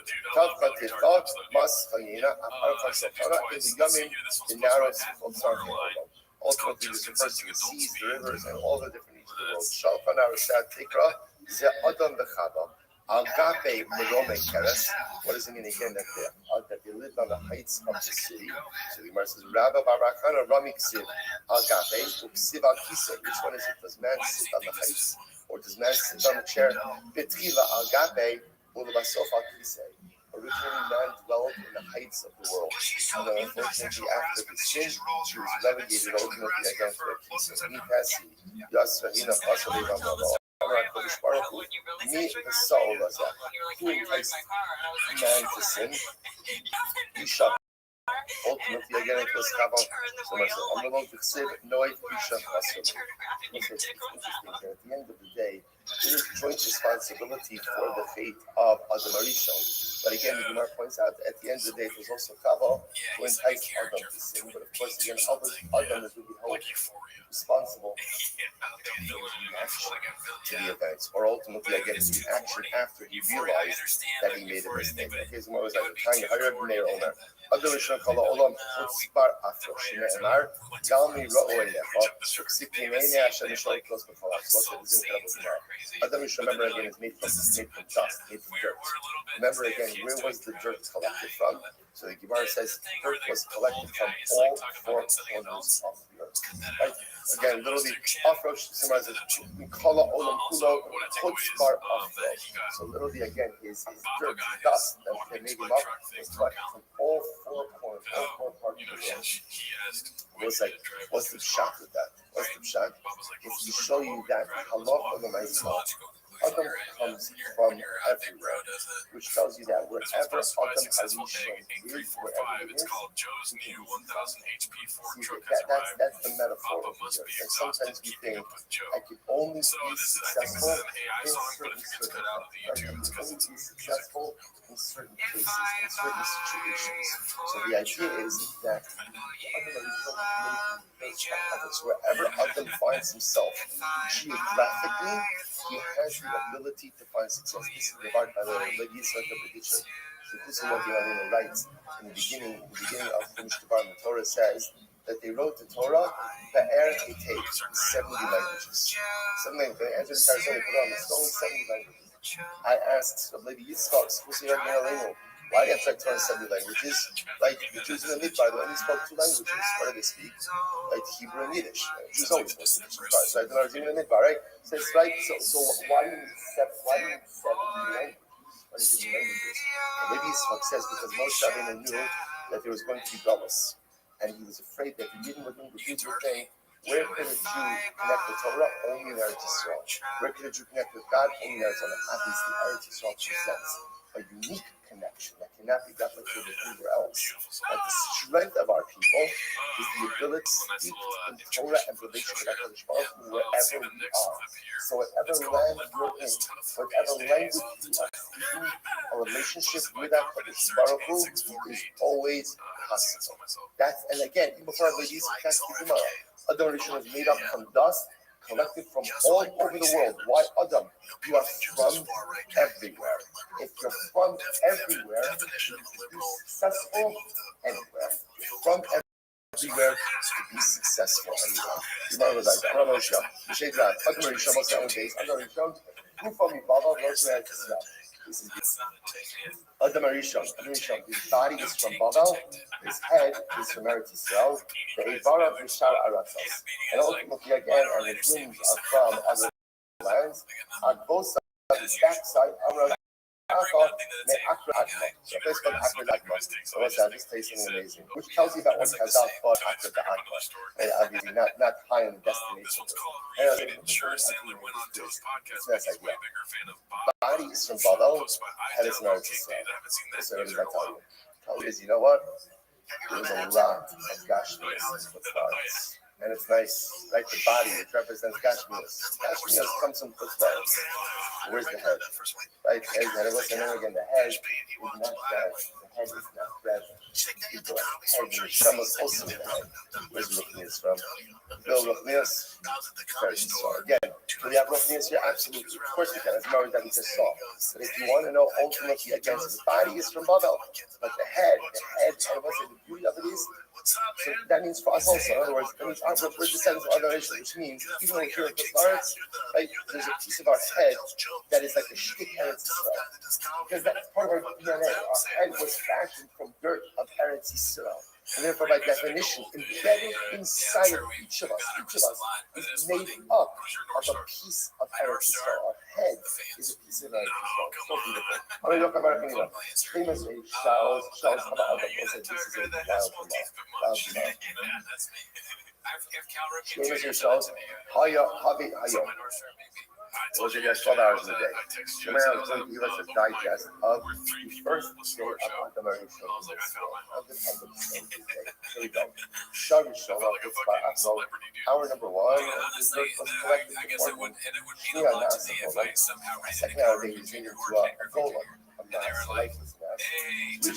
Third hour, again, is the Zia is a couple of 4 hours a day. Shama was thrown into his body. Kamishish Hamadalakla, 5 hours a day, Adam Rishon stood up. Shishis Kalashimos, 6 hours, he started calling names to all the animals, all the different things. Shmiyas in Stavkulokaba, 7 hours a day, he was into the Kaba, right? Shmiyas, they're married, right? He's got the Kaba. Shmiyas Alulumita, in the 8th hour they had a relationship. Alulumita Shnayim, the Yardi Arbas. They went into the bed as 2, and they came out as 4. So as I said, obviously you understand, these hours are not regular hours, right?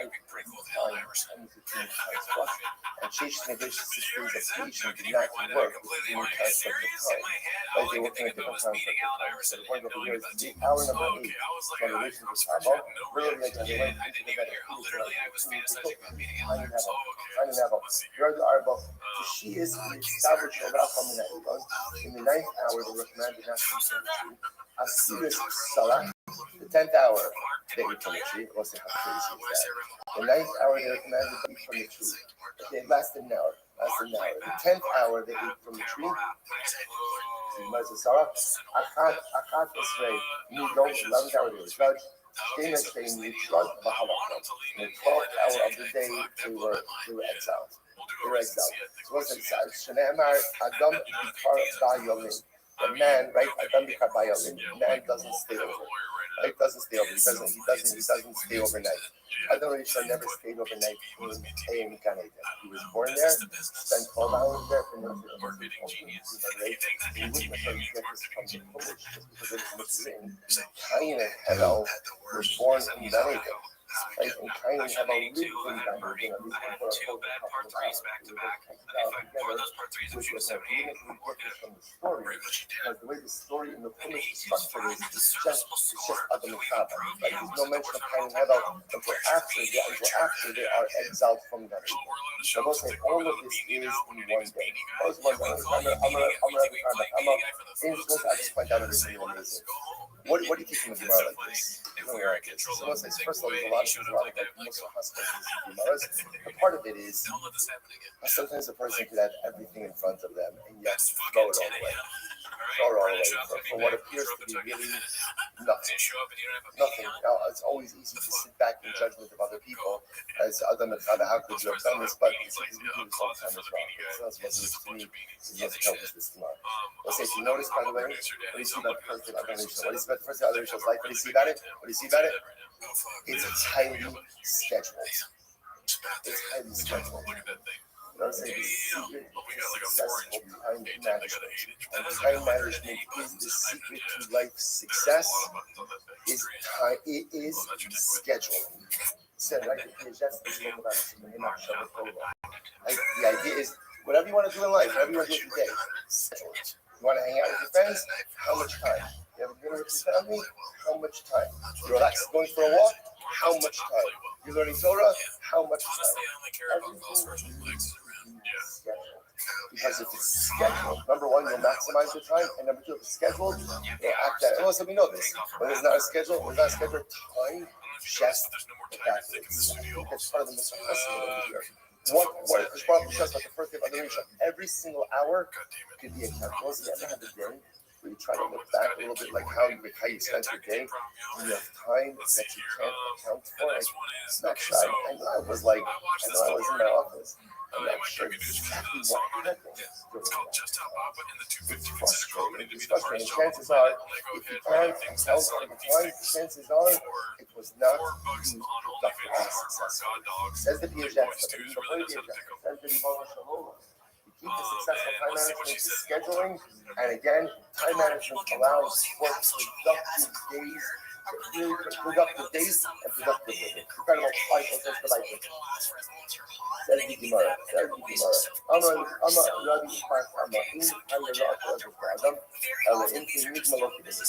a wild animal cannot go ahead and reverse the impact of person unless a person himself is trying to like the animal. And I himself have any emotion.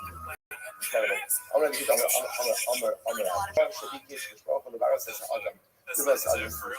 when Hashem wanted to create man, he created first a group of angels. So we're going to see one of the things that Baruch does is he tries to work collaboratively. Even though he does not need to work collaboratively, he tries to create a group of Malach. And he says to them, he says, Amaran, with some kind of Nasa, the Tzaddik. He says, should we make man? Should we make man? I'm going to find the bonus on man now. So the Malach says, okay, so tell us, what is man going to do? What is he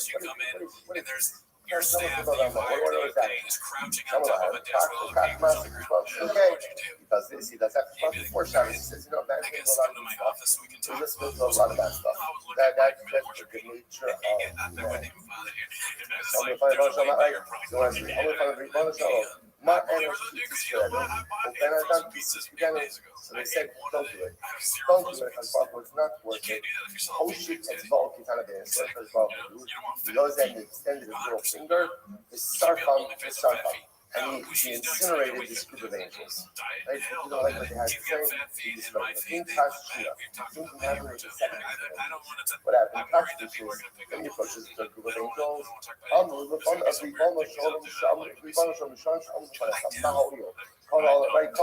What happens?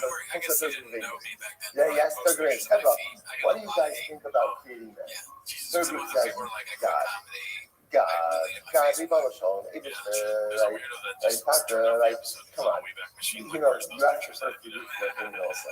Also, sometimes it happens that you engage in collaborative work, but you're not actually interested in anyone else's opinion. Right? Instead, you know what you want to do. You have to go through the optics of asking other people their opinion. So what happens? You ask this third group says, you didn't like it. You didn't like it. You incinerated them. So come on. So listen to what they say. They say,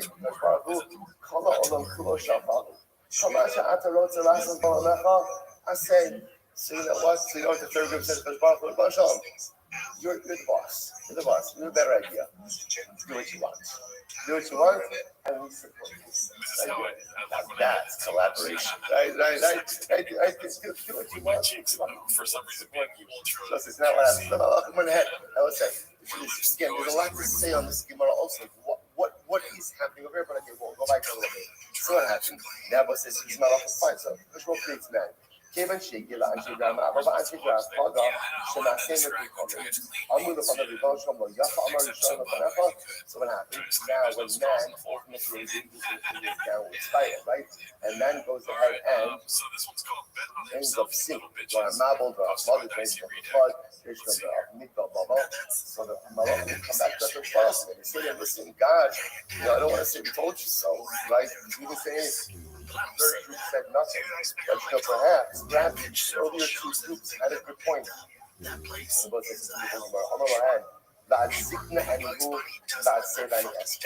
Until they grow old, I am to love them, and until they become saved, I will tolerate them. It was the most beautiful answer. This Rabbi said, you're not right. You're still not right. Because this is how beautiful this is. Because even though my children have messed up so terribly, I believe I am patient, and I will wait until they get their act together. I will say, this is not the most beautiful and overwhelming. There are times in life where we act in a certain way, and if the Baruch Hu is looking down and he's so profoundly disappointed, and the Malachim are saying, I told you so, why did you create them? They're not worth it. And those Rothschild says, All right, we got another nice read clip. He's trying to make a pop us on the subreddit right now. It's called "Come Out of the Closet, Boys." I'm gonna play some of this clip, not the whole thing, because there's a large section from South Park. So willingness to wait until we get our stuff together, and willingness to wait no matter how long it takes, in order for us to become the best version of ourselves. That's how much. I'm gonna read them out. I'm gonna read them literally again. It's so big. So tall, so large. It existed from one end of the world to the other end of the world. ومن اليوم أحسبها لكم أضل على عرض من الكون فنبعد فيها لأن الشرع once he made his face, like once he came, we have to go and let Allah Hashem placed his hand on top of my head. He showed literally against the nearest statue. Offer the Kedem Zakani, Zakashas Alai Katafa. I'm over the Lord that says, I'm going to show me the artist. I'm going to Kiyahaya, I should exist against some earth. All the way until the heavens. Shenemar. لمن حيوم الشمارة ألوكين أدم على عرق ومتيا شمايم أتيا شمايم كيف الشسار قلت ألو شمال المسلمين right once he sinned he يحكم الفارق يجازى الله فميحكم Hashem placed his hand on him and diminished him شنامر آخر بكيدم سرطاني I كاشو كرادا we soon got this other you might be خاجر من no it's the same measurement it's just illustrating it in different ways what is this idea? The admiration again was literally again from one end of the world to the other end of the world. What is it representing? Potential. When admiration was created in this world, what was his potential? His potential was limitless. Literally, then he existed from the heaven to the world to the other end of the world. His potential literally was limitless. But then he sinned. And what happened when he sinned? He was diminished. It was like, what does sin do? Sin diminishes potential. Now, it's not forever. Because I can always regain that potential. But that's the other mission was beginning from heaven to earth. And then afterwards, after maybe after everything sin, his stature was diminished. So like, I'm not going to go around. Other mission was trying to see that. Other mission spoke Aramaic. היינו דמי שלגיש, מייט סיד, זה ספר told us on the Melamed. Shara comes back with Dar Vadar. The Shara showed all the future generations. He showed him like all generations to come. Even the Torah says, Dar Vadar, Dar Vadar, Hakamal. David Shegia, Vadar Shadia, Samak Vitaraso, and his Asin and his Aso. Once, a generation saw the generation of Akiva, and he saw again the son of Rabbi Akiva, he rejoiced. When he saw that something of Rabbi Akiva, he was sad. Omar Berlin, Mayikure Ephraim. I know you know, but I was going to say it's fascinating that again, out of all the generations, all the suffering, what impacted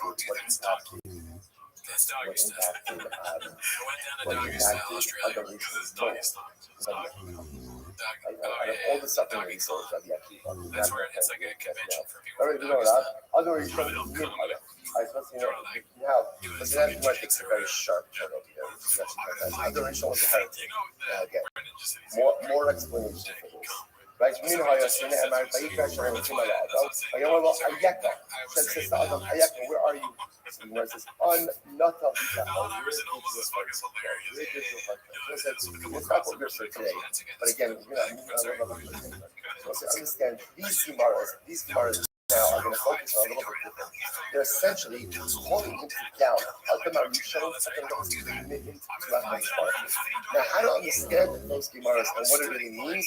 And there's Rabbi, so tomorrow we're going to learn back together here in our base medrash. First shot is up back. We're going to do it together in Hashem. It's going to be fantastic. It's going to be incredible. Another ridiculous Gemara tomorrow. It's going to be great. Rothschild, Mazel Tov, completing our first week here in our new base medrash and how the Bible should up for many years to come. That's what means it's going to be here. It's going to be none of the nations. It's going to be there. All right, everyone, have a wonderful Shabbos, everyone. Right, fired on Baltimore. Everywhere, I guess, the woman is here. All right, if you're not, if you're Israel, it's good. Chill the back there, dude. That's what he went to prison for. Oh, no, my God. My God. Oh, so you're going to go... Oh, God, dude. Yeah. Oh, my God. Be cool. Yeah. Good morning. But I'm not going to let the vote for today, so I apologize. Yeah, no, speaking of it, we just don't have that. Scary clipped. I'm sure I have like this one person. I will say it's tremendous Just to hide your nightmares. Jesus Christ, dude. Well, that's a problem right there. That face. Yeah, Brian Count from y'all. Yeah. Anyways, if you guys want to see us on our lives Wednesday night, 8 p.m. 88. Yes. Of course, see some bits on there too. So it's not just us talking about TLDR or reading, which we get into that too, though, apparently. Yeah, shout out to Two Lazy Tried. Thanks for doing that video about us. And also join the Patreon. We have another Patreon this week where this guy's going to go next. All right, see you next week. Bye. We're having the old shul. There was a lot of extra space here. They mentioned we're going to be utilizing every seat. So I feel like the Southwest. Please do not put your personal luggage on the middle seat in and out for a day. So never just know, like, especially for davening, the seats are going to be used. So again, for sure, I'm sure it's fine. But just also just be mindful. Just look around. If you see people, you know, you don't have enough people here. There's language. You want to make sure everyone has the opportunity to be able to sit at a muffin, to sit at a table, to be able to work properly. Just be mindful in terms of where you're putting the person that belongs to, that no one feels boxed out. And that the stuff you're going to be seeing your touchdowns for davening and fun. And I think just, I don't get so many different things to do, but it's so hard to find out whatever it is. So something you're not fully set up, so, may not have to pivot a little bit, how that is advanced for any privileges that we occur over the course of this week. But Baruch Hashem, what is the first it is to be able to experience such a holy and beautiful, magnificent place. Also, to be like, sorry I'm not doing yet. Let's do the thing with our progress. So just getting into a little bit sucky and how we need to again. So there's a trend, so what we have everything set up mostly as it should be, but Baruch Hashem, what is supposed to be, aesthetically the case, if you want Hashem. Now, the aesthetically is here, and Baruch Hashem, now I have all this to spirit, this spiritual view as well, which I have no doubt that we will be able to do Baruch Hashem in the coming years. Also, welcome back to 10 Minutes to Shop. We're having a big day. Well, it's a big day today. And check out the Patreon. We just did No Pain. We reviewed No Pain by Kristen Lee. And Joe Rogan Live as well. We record, actually we stream live on Wednesdays now, so check that out. But that's not why they're here. They're not here. No. They're here to watch 10 Minutes to Shop. So start the timer. Play the Jake clip, and also we have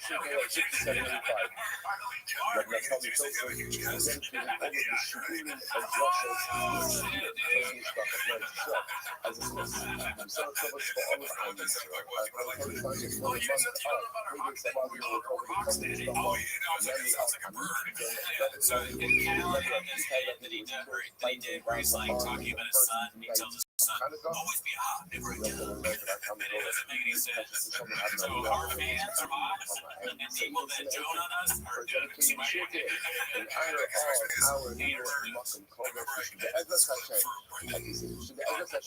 Run out of space faster than our old building. And I did it in this style where it was like so many weird cuts and kind of like, the outwards of it, where it's like,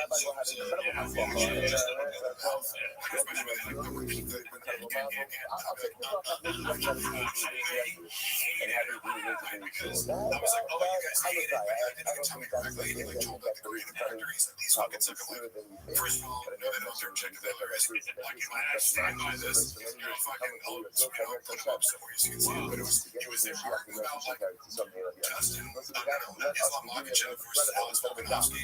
Ahead of us, we got his lobby I remember it was important to, like, somebody's got to get it with the feeling, which is somebody's giving it Muay Thai, you know, you hit it with the fucking, with the BJJ.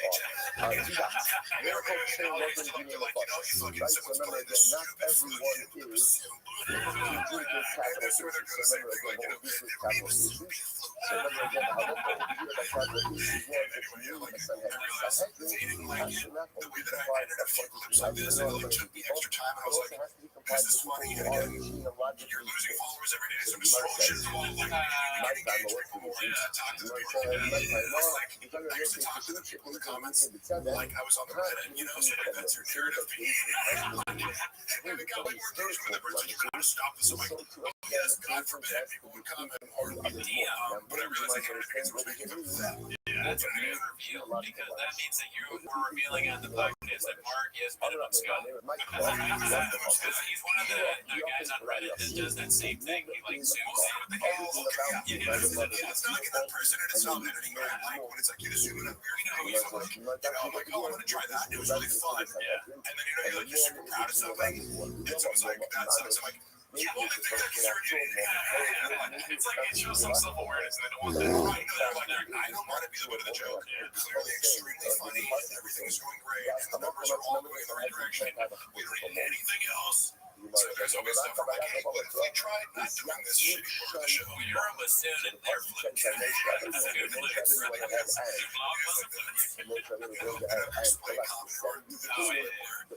Like that entertaining joke about a kid is not funny. Like, please explain comedy to me. I'd rather have clips of them wrestling, dude. It's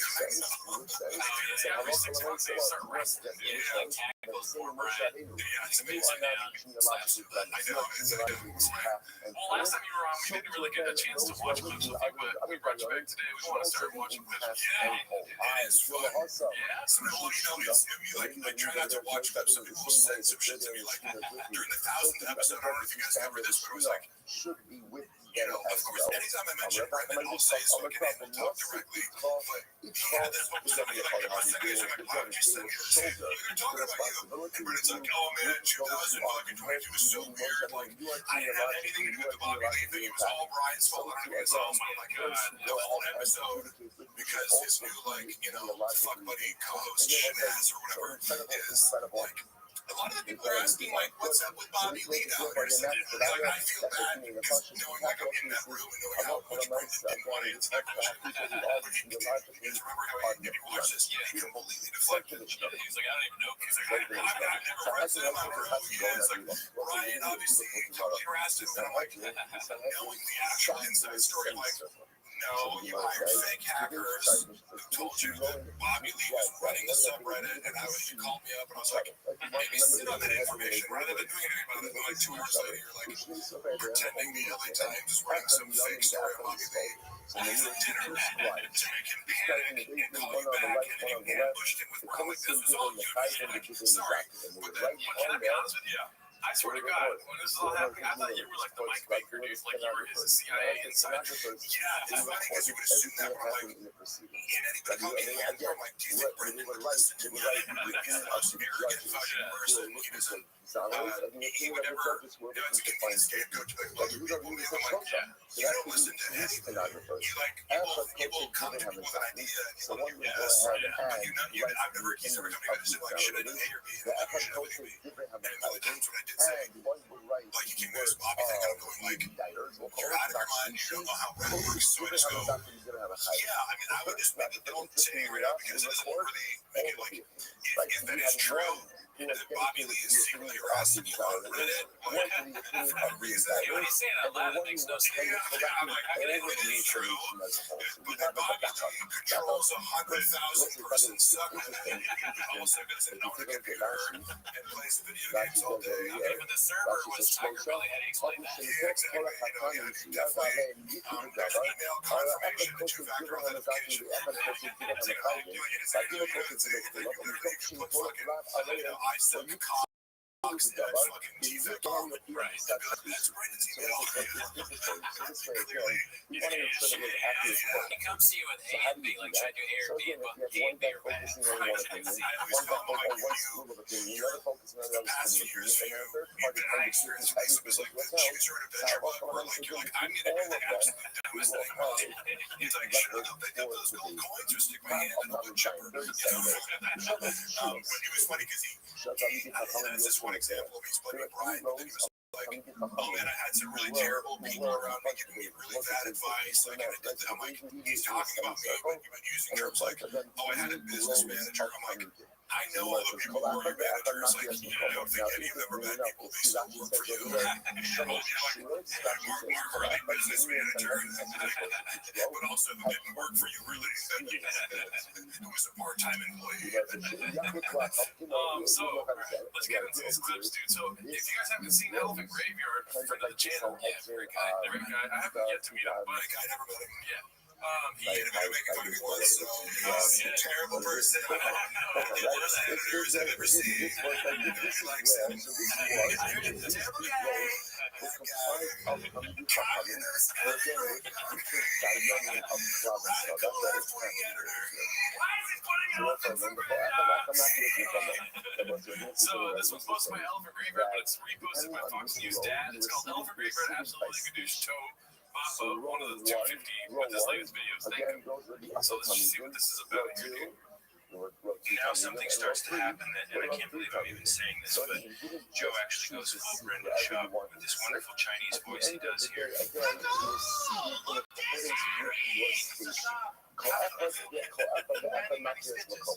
Everyone knew their place.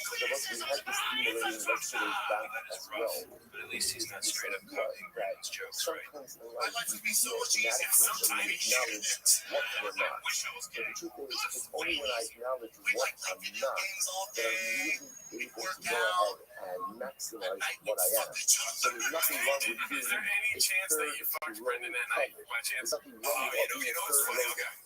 So many people would be like, I'll always like read these comments where it's like, Brendan and Mark are definitely fucking. I'm like, does Brendan look like my type, dude? Like, wouldn't I fucking do this in shape? And I'm like, oh, seriously. Also, this is not a joke, but like also, I can't convey to how much Brendan is physically cold to the people around him. Like, I'm your desire to touch me makes me uncomfortable. Like, where I'm like, you're always hugging and rubbing me. So what happened in that type of situation? So the Gemara says, so let's say something on your shoulder. Something on your shoulder. So let's say if you have to, so let's say you now, you start hedging. You do it on the dying. Where do you put it on the dying from? You put it on the dying from? Row one. That's where the dying comes from. The Gemara says, so what happens after that? Something on your shoulder. After we actually let go of the shoulder. After we actually let go of the shoulder. Remember what after all this happened. So now, Sanhedrin falls, and he's dying from row one. So what happens now? What occurs now? There's a vacancy in row one. So what happens when there's a vacancy in row one? There are vacancies in row one. I just want to point out this is right. You can find me this way. Right? So the next now what ends up happening? So when it pulls someone out of row one, so now that sets off a progression. Then someone from row two, and that's someone. Remember again, this is highly choreographed. Because the move to row one is a significant move. So that means someone from row, now that there's a vacancy in row one, someone from row two moves up to row one, which now also means what? Someone from row three moves up to row two. And again, this is a highly choreographed process. Remember that. So if I follow in life, and then what happens? Now, there's a vacancy in row three. Then there's a vacancy in row three, what happens?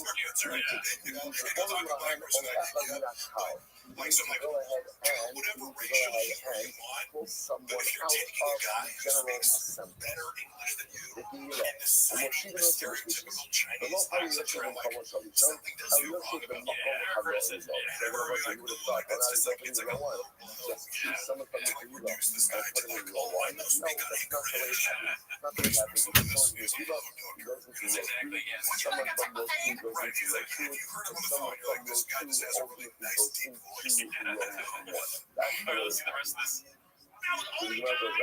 So now, let's take away all this. Now, the first thing we might focus on is the semicircle. But where do we know that the equals is on the semicircle?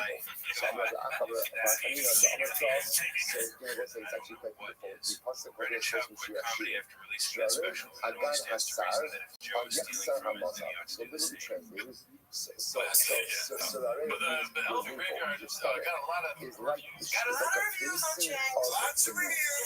basin of the moon. I've never met him, but That's why he says, your neighbor is do not diminish the dilution ratio. Alright, so we'll discuss it this morning. So Shirare, but where it refers to as the stomach, like the stomach, that is the Sanhedrin. Why is the Sanhedrin called Shirare? She is shepherd to Figura Shalom. So beautiful. Because the Sanhedrin sits literally against in the center of the world. What does it mean that it sits in the center of the world? That's Figura Shalom. Beis Hamikdash, the Ezer Shalom. Beis Hamikdash is in the middle of the world. We'll say, so profound that we were reading today. Joe's one of the few people out there like he Hashem, as reported by a lot of people, even though he's kind of being a dick, and it's like, I've known many people like that, where it's like, he's kind of a leader and an alpha, like Savage Joe, but it's like he has this energy of like, he's aggressive, you know what I mean? And kind of like, Andrew Dick talks about how they got us in fucking news radio, and he's like, shut the fuck up, you be like, and it's like, oh yeah, you're gonna say hi, and you're fucking missing your lines, like, he's not good, right? Joe has had conversations with Brendan where he's like, dude, you need to fucking like this special design, whatever. It's important to recognize successful and Brendan held on to that, Brendan like acts like, oh, whatever, I don't give a shit, but there are people he can ignore the comments, but there's certain people in his life that he obviously can't ignore, and just like the stomach with the center, he kind of like, because he's trying to push back against it too, and he's like, because at first he's like, oh yeah, like you pretend to watch it, he's like, the entire world. What is the reason like the moon? Don't let us start. Like the Sanhedrin is like comparable ultimately to the moon itself. But just like the moon goes ahead and radiates light, last week it was the Agula. So it's like last week it was the semicircle. And just like the moon got much of the months, it's like the semicircle or circular. So the Sanhedrin sit in the circular fashion as well. Beautiful. Yaksar Hamazar, what is in the truck outcome and losses, lower the absolute social kinetics that has been that's an insult to Aaron Rodgers. That has been What I'm saying is, there's legitimately, from what I know about Joe, he does like helping people, and I think comes at Brendan in a potentially very harsh way to his ears because Brendan is sensitive to criticism, but he's trying to be like, I'm the only fucking organization yes man, or you insist that other people criticize you, but you got a fucking problem on your hands. Whatever, I'm dropping it, and all Brendan got fixated on was like, well, you said you liked it before it dropped, and I'm like, motherfucker didn't watch it, and he's doing 63-hour podcast today, he didn't have time, and then he sees it, it was 25 minutes, Joe, you didn't do 20 questions,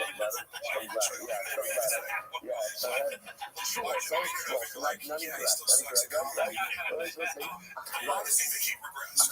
For special. I'm not even joking. He's not just a production value, but like, he legitimately had a grudge where he's like, he would kind of try to downplay Rogan's comedy, like, people saw your show, so it was like a TED talk, and like, that like helps his ego out to think that other people don't like Rogan stand up. So like, by doing this, like, Brendan would actually watch that video and be like, I told you, like, no problem. you're trying to criticize me, but you're the one who picked Tony Black. Oh my God. So he's never going to say that in public. But just know, for a fact, because I heard so many times that after Rogan dressed him down for, interviewing Bobby, he kept private. Like, I mean, it was like, they're lecturing somebody.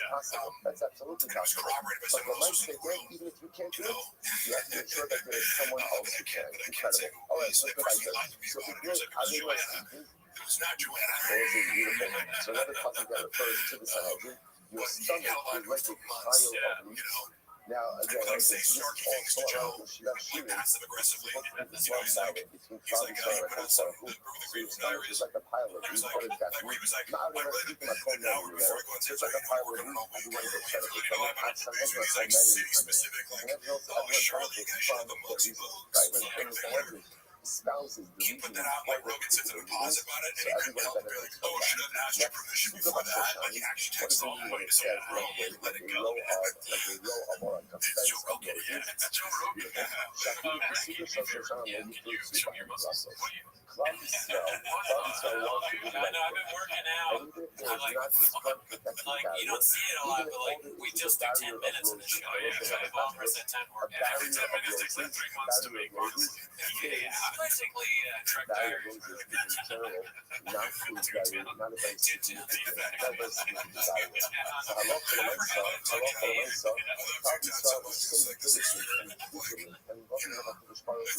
know. I'll do the most expensive thing possible for the least amount of views. I'll destroy fucking trucks for $5,000 views. And I respect that. So beautiful. What's it called? We're just getting that outfit, and Goody is still so this one's supposed to be by Godzilla 1982 1982. Go see that. It's all manual for some reason. I don't know. There's a lot of posts about manual and there's a lot of posts. I don't know. Wait, is that a reference to somebody sent me a picture? I screenshot of him talking shit to Sean Strickland. Because Sean Strickland is like, you gotta be fucking, what kind of doofus you gotta be. Oh, there it is, yeah.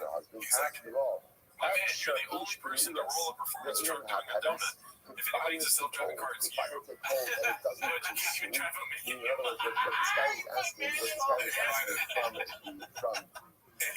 And you ran all the way to the well.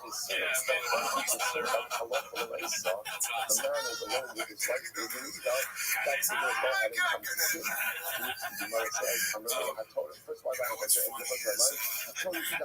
Because I saw this, I wish I would have seen that Brendan blocked me, so I can't look at shit. But I told you guys before, when Sean Strickland came to do Food Truck Diaries, like, he was just talking like, now I know him more, and it's funny, but at the time, like, I was like, caught off guard, because he comes up, he's like, what's up, man? What do you do around here? He says, I have nuts, that's raisins. I was like, okay, like, first thing you said, maybe, that's why I don't think the door for you.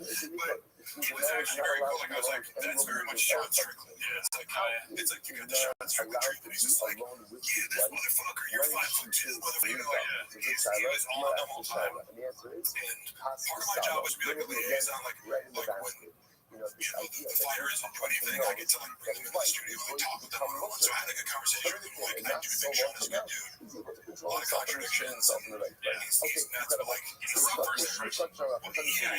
Like, he's how you know, like I said, this is beautiful. Rothschild says, with no like any, the like, suction you of went on, like, ring the bell, on your jab that, and, like, temples. Like I said, I don't know, like, like some, like, when right as you're in for sales, like, isn't that more badass? He, like, rides a Harley and taps you, like, my outfit, which then goes on, I'm like, that's way riskier than fucking having to fuck it up. But anyway, I forget if I told you this, but he must have cut 20 minutes out of that episode because Sean was roasting the entire fuck out of him. And Mr. All My Jeb had nothing to say. He had zero. Do you remember anything he said? Yes. Yeah. He looks at the camera because he's really good to like have this camera set up. So it's like talking, there's a camera here, there's a camera there, and then a camera in the middle. At least like 5 times when you're outside of the food truck standing, he would turn right up to the camera and like do like a wrestling promo. So he'd be like, motherfucker, you saw these days, you know, real Patrick fucking Swayze, who's pussy these days, fucking snowflakes, you're gonna fucking nuts, and pull over here his chest, so he'd do these like, macho like, and go right to the camera, pull the left, so he'd be like, talking to Brandon, and he's like, what the fuck reminds me of people pussies these days, fuck, what do you want, condoms, you know, and it was like super entertaining, and he kept ripping on Sean randomly, he's like, I'm trying to fucking sleep with the hot god, this motherfucker's putting me to sleep in a comedy club. So he was like ripping on his stand-up and like, you know, he's like, when you fucking quit stand-up, where you suck, like, shit like that, which is like, now you're like working there. And I'm like taking pictures for social media, like in the background, and you're just kind of like, this is so awkward, I want to like teleport out of this situation. Because just you keep laughing.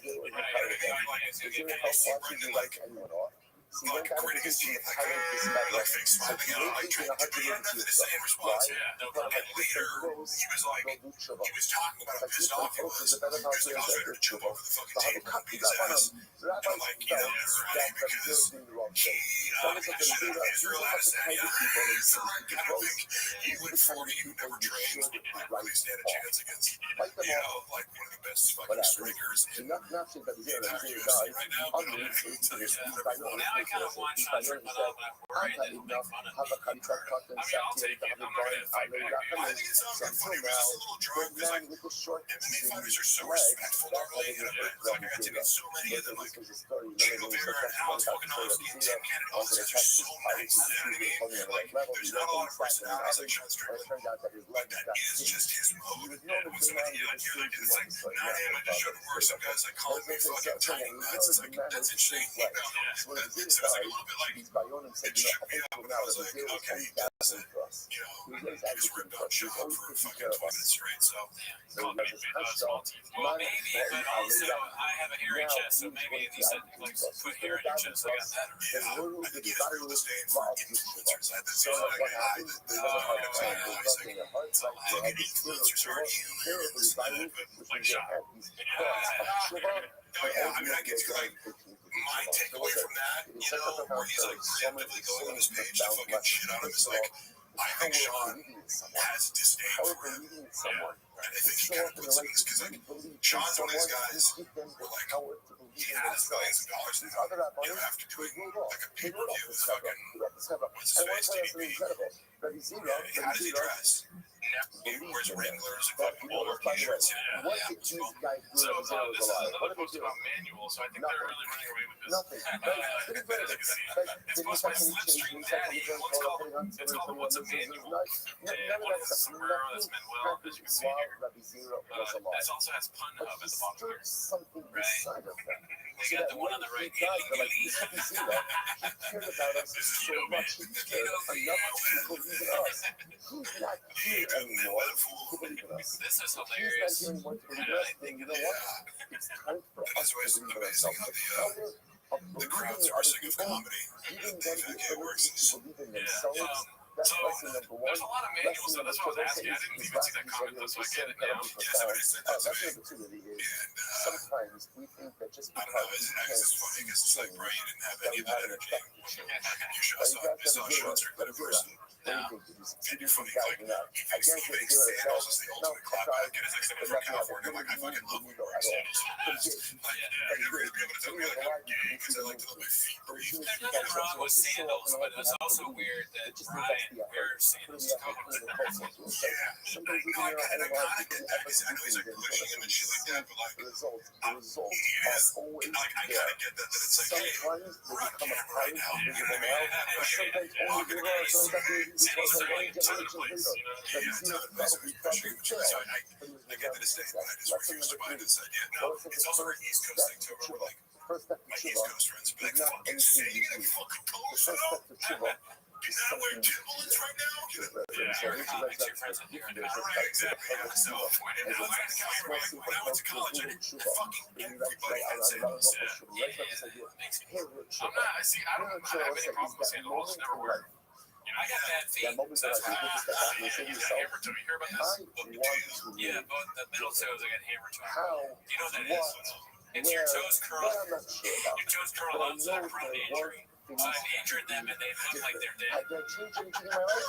Not But I think there's a benefit to always say that's like, you fucking feet get tan. But here, I know that I want something to do with this. And I was like, Tan, think about this last night. Last night, just looking at the doc. You ever seen like pictures of people wearing football shoes before their toes are all spread out? Because like your toes are kind of supposed to be like that.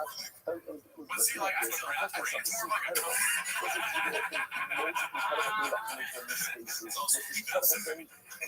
I feel like I think it's a good comfort thing. I feel comfortable with socks and shoes. And so when I wear sandals, I feel like Yeah, and also because, for example, I used to, when I was playing football, So now, I could do something prestigious new. D3 at college. And again, all of us have something When we you're have to change cleans in all life. day, and then like after practice, like sandals are the best things. But your Life feet as are a out unit, there. there's no stop. Now there's something new. So what do I okay, so we got want this to other do? manual thing. It's post by Cruel Ambitions. I think it's a It's profound way of we talk doing about it. manual Maybe you want to do something different than my learning. here's You a want to do little something clapback from different than like Strickland. happening. He says, You want to do something Bishop, different we than all know like you learned to work on a stick on manual. But here's the situation. Whenever something new occurs around you, Time and there's this see that. application for you. I'm not doing anything new yet. I want to think about how do I want life to be incredible. Oh, let's go back there. Show me shoes. So it's not really no one to say. This is the hello again to Rose. I didn't see what the next one is. Okay, so it's right here. It says, And standard, you have 30 different Karen models of gravel to ball, driving, and you still one person roll moves, everyone moves. Right? I don't Why? even know what that means, but When they put a I'm speed like, out the I'm glad first that he row, clapped what back because I was happens? like, no Someone from fucking row way. number 2 goes to row Sean's number 1, just someone gonna from row let that number 3 bullshit goes to row number slide. 10, and someone And from the he's saying, like, G you row went comes out to and us. tried to do a donut for the first time in Durban. You could have just went to the mall parking lot. Everybody makes me look like 5 years. Another tremendous Mr. Hospital. Right? Echot, right? Kinaidi. It's just so funny to go out of your way to make fun of Sean for something that is ridiculously nice. Like, why does he have such an issue with electric cars? Yeah. And it's a stupid opinion. And so Sean Strickland is the last person you think that would come at him from this angle. It's like, you know what? Me too. I also think they're stupid. It's funny because people see you it's being also one of established. these, They he want to digs his be heels in on the stupid same. things like moves, Crocs are terrible. Yeah. How do you get that much fucking mental energy to footwear? I don't know. You know, like, but your dumbass fucking Nikes that you have 5,000 pairs of. It's emulating what comics do. Comics get annoyed by silly things. Yeah, it's really bad. That's When I always tell people, like, on one end, Brendan isn't so much a comic. Because, like, again, you can get really good at the time. You know what I mean? Especially, like, imagine how they've been confident. Almost 10 years. Okay, correct. Well, and if you're pretty confident, comes into row 1, and not just someone. Remember, it's like a I think however long he's been doing it, 7, 8 years before he stopped, like, first guy in the row of row 2 comes to not row only is 1. that time Wait to for come on row girls 1, to wait lose a for row 1. job to get good at comedy, but like, imagine you're a millionaire and you could, like, So row 2 hire a doesn't listen. coach You know what? and, like, you have more time than the average person. Like, Like, you can condense and accelerate that process and you're like, I studied stand-up and stand-up comedy. I was make fun of this, but I'm like, this is the place where you go, like, learn joke writing. Now what am I? And I was there at the same time this song Raj was. As you were saying, I'm like, this dude fucking, this guy, as far as a work ethic, he was like, fuck this class, I want to get on stage. Like, he was doing the class, but he's like, I'm going to get on stage as soon as possible. And every album, like, he took it upon himself to, like, and within a year, he's like,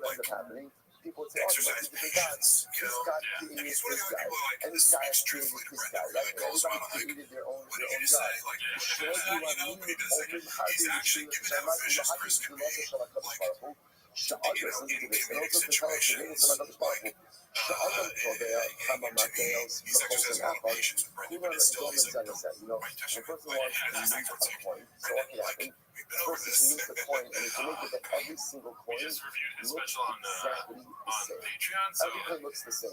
I was doing this bit where it's like, I want to see Chris what they've done. Oh, dude, you almost were a movie star. All men Oh, are yeah. created in this Wait, image where of you said Adam. that to him? Like Adam is the I first mean, I'm not model. doing it. That's Women fucking not created that in that ballsy image yet, of Adam.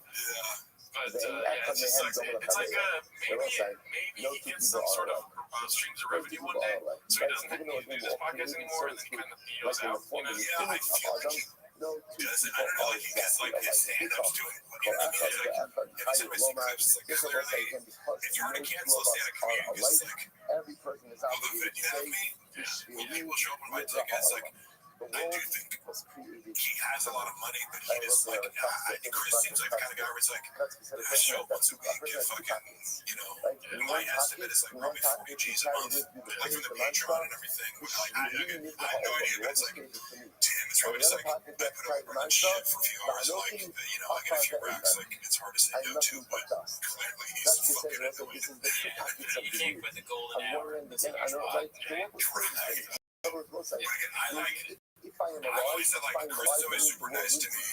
If I'm And, here, like, then somehow to humanity me and a needs lot me, of, the like, world my needs friends me. that have The been in last comedy, time like, this discovered a to me, he has a lot of reviews for me, like, from, like, other comics who met him, so, like, I know people talk about shit about him, like, I look at him, and I, like, I feel sympathy for Chris in this situation, because, like, even Brendan annoys the fuck out of him. But that can unfortunately create a tremendous sense of gaiva as well. And that's another possibility of that. I know for that, I don't come back. I don't know if again. I go back to that. I remember, it's something like that.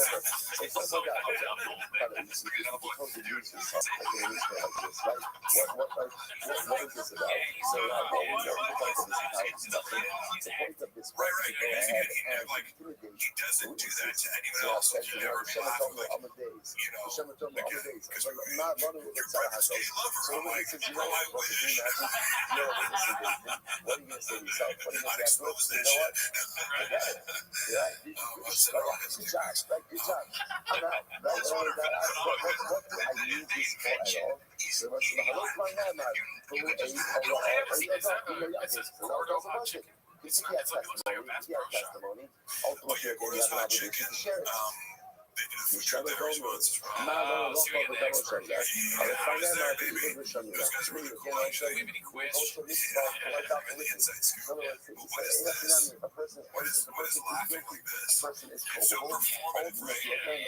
Like, and I'm also, I'll say this, if I really feel a laugh, I try to, like, not hold it back. You know, like, if something strikes you, and a lot of people accuse me of being being awkward, but it's like, somebody says something random, and, like, nobody else thinks it's funny, and I'm cracking up, and I'm like, I don't care, dude, I'm not gonna stifle a laugh because nobody else is laughing. Thank God for you. That's what comedians love.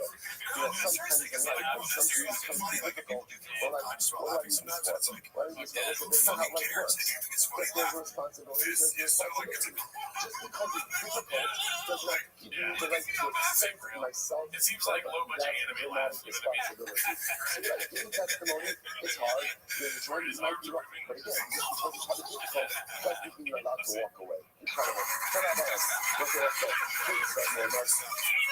Otherwise, what this is, what is one of the witnesses is impossible. If you didn't even see you so strange, but again, because it's basing the testimony on circumstantial evidence, not just circumstantial evidence. Secondly, you saw the following scenario. Sharat's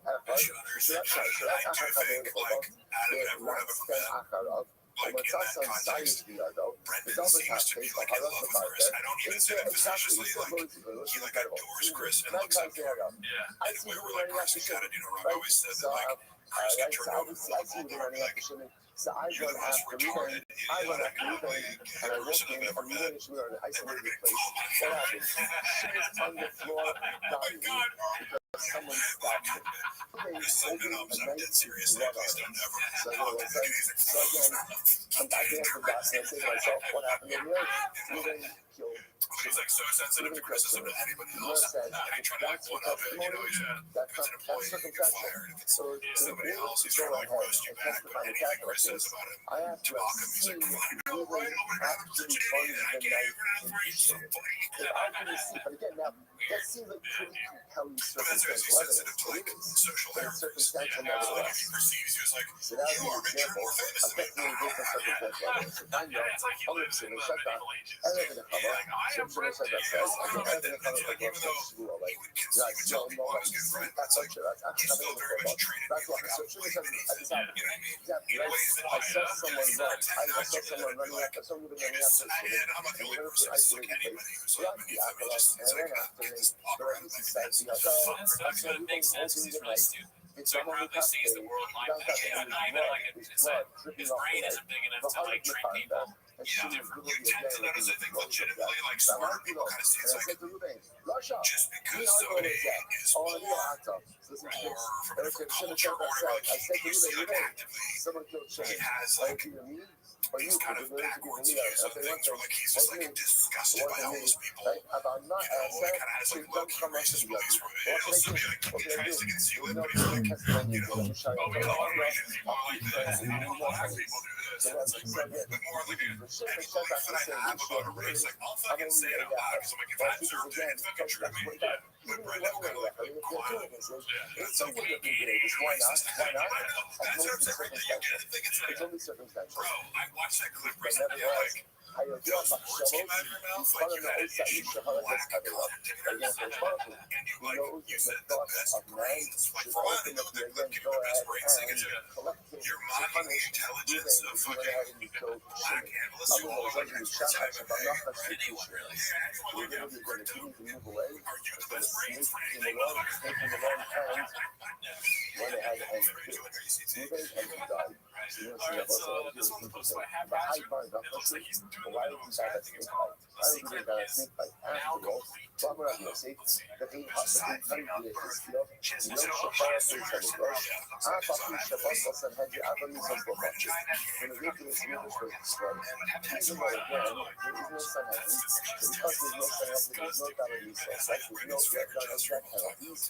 that again, the death penalties that I've been are not nullified, they still apply. Much in low they don't apply. They look to try them out. So, for example, Ella, in Ivan is a football. So, they need double the amount. What you do is, sometimes if a person is carrying whatever the death penalties, that's a hundred whatever carry out. So, for example, talk about how Brian isn't that funny. if somebody thinks something that warrants So when he tries to like give you thoughts of how to make fun of your podcast, it's right there. You make fun of seconds of hell and you make fun of his murders on his last special. But yes, Trans is so angry. and then if that can So that was one of the answers from I think that's it. That could be an intersection. so this is high straight up. If somebody's high straight up, people will never be done again through Right, it's in a natural position. we don't really talk about all Is it the camera angle? Why does it look like Now it looks like he's disgusting?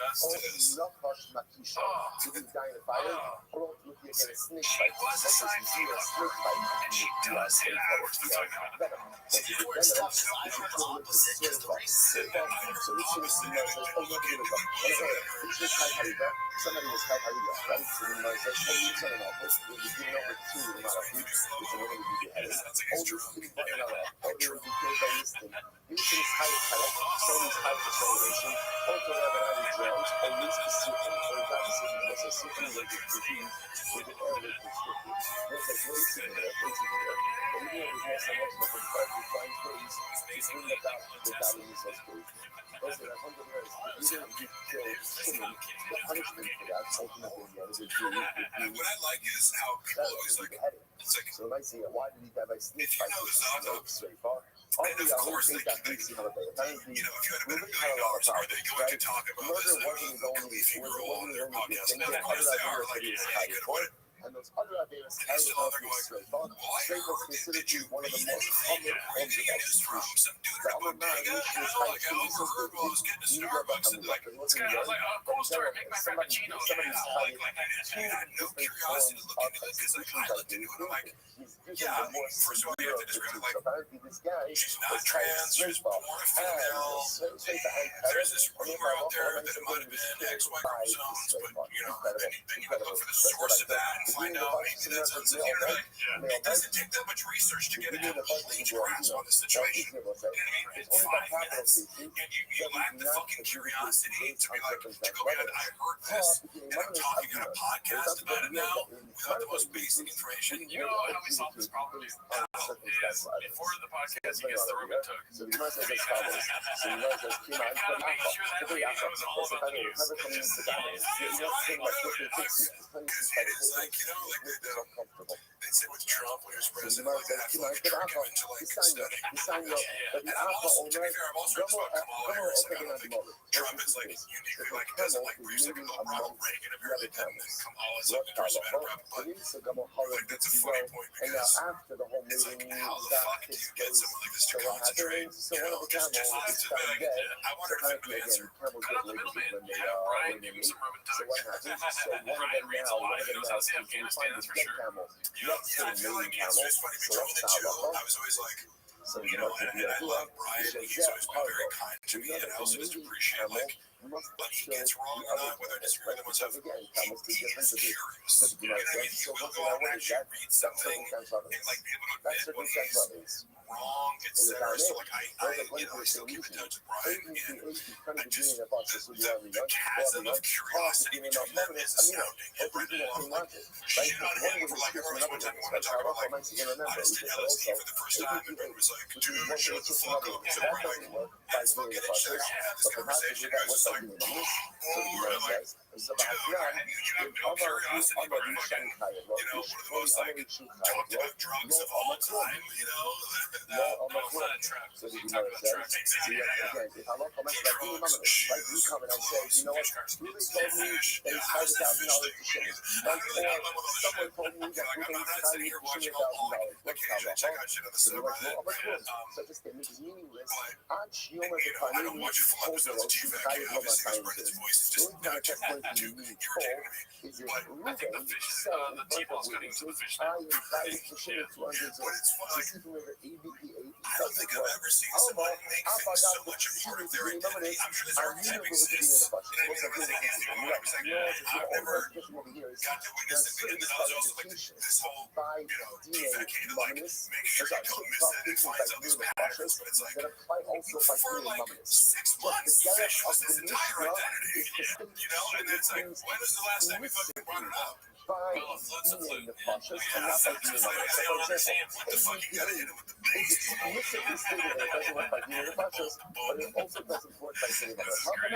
so I got so many more clips left. This is post by toxoplasmosis. It's called Africa with a gold medal. Do you guys want to make a guess? I was gonna say something that Remember, did you guys remember the clip where he's like, Crystalia, whoever else was there, had to correct him on Africa being a country. Oh, it's a country. And they're like, no, it's a continent. There's other countries within Africa. And his example to rebut this, he didn't just go, oh, yeah, you're right. Like, because it's okay to make a mistake. You know, and you go, oh, it's an Africa. Oh, sorry, I meant the country. You have down to this idea. And he goes, no, it's like the United States of America, but then you have like Minneapolis and Denver. It's like, those are cities, motherfucker. Like, you're not even making the next appropriate analogy, which has a understanding of like Africa was like, you know, the United States of Africa, and fucking Colorado was like Zimbabwe. But you're literally like confusing different cities with a country. Like, obviously, it took like a good few minutes to like break it down like he was a fourth grader. A dumb fourth grader, because every fourth grader knows Africa's not a country. All right, let's see what this is about then. Fuck is MMA now? All right, guys. Good morning. It's also in international. I apologize. Yeah, no, speaking of it, we just don't have the microphone for today.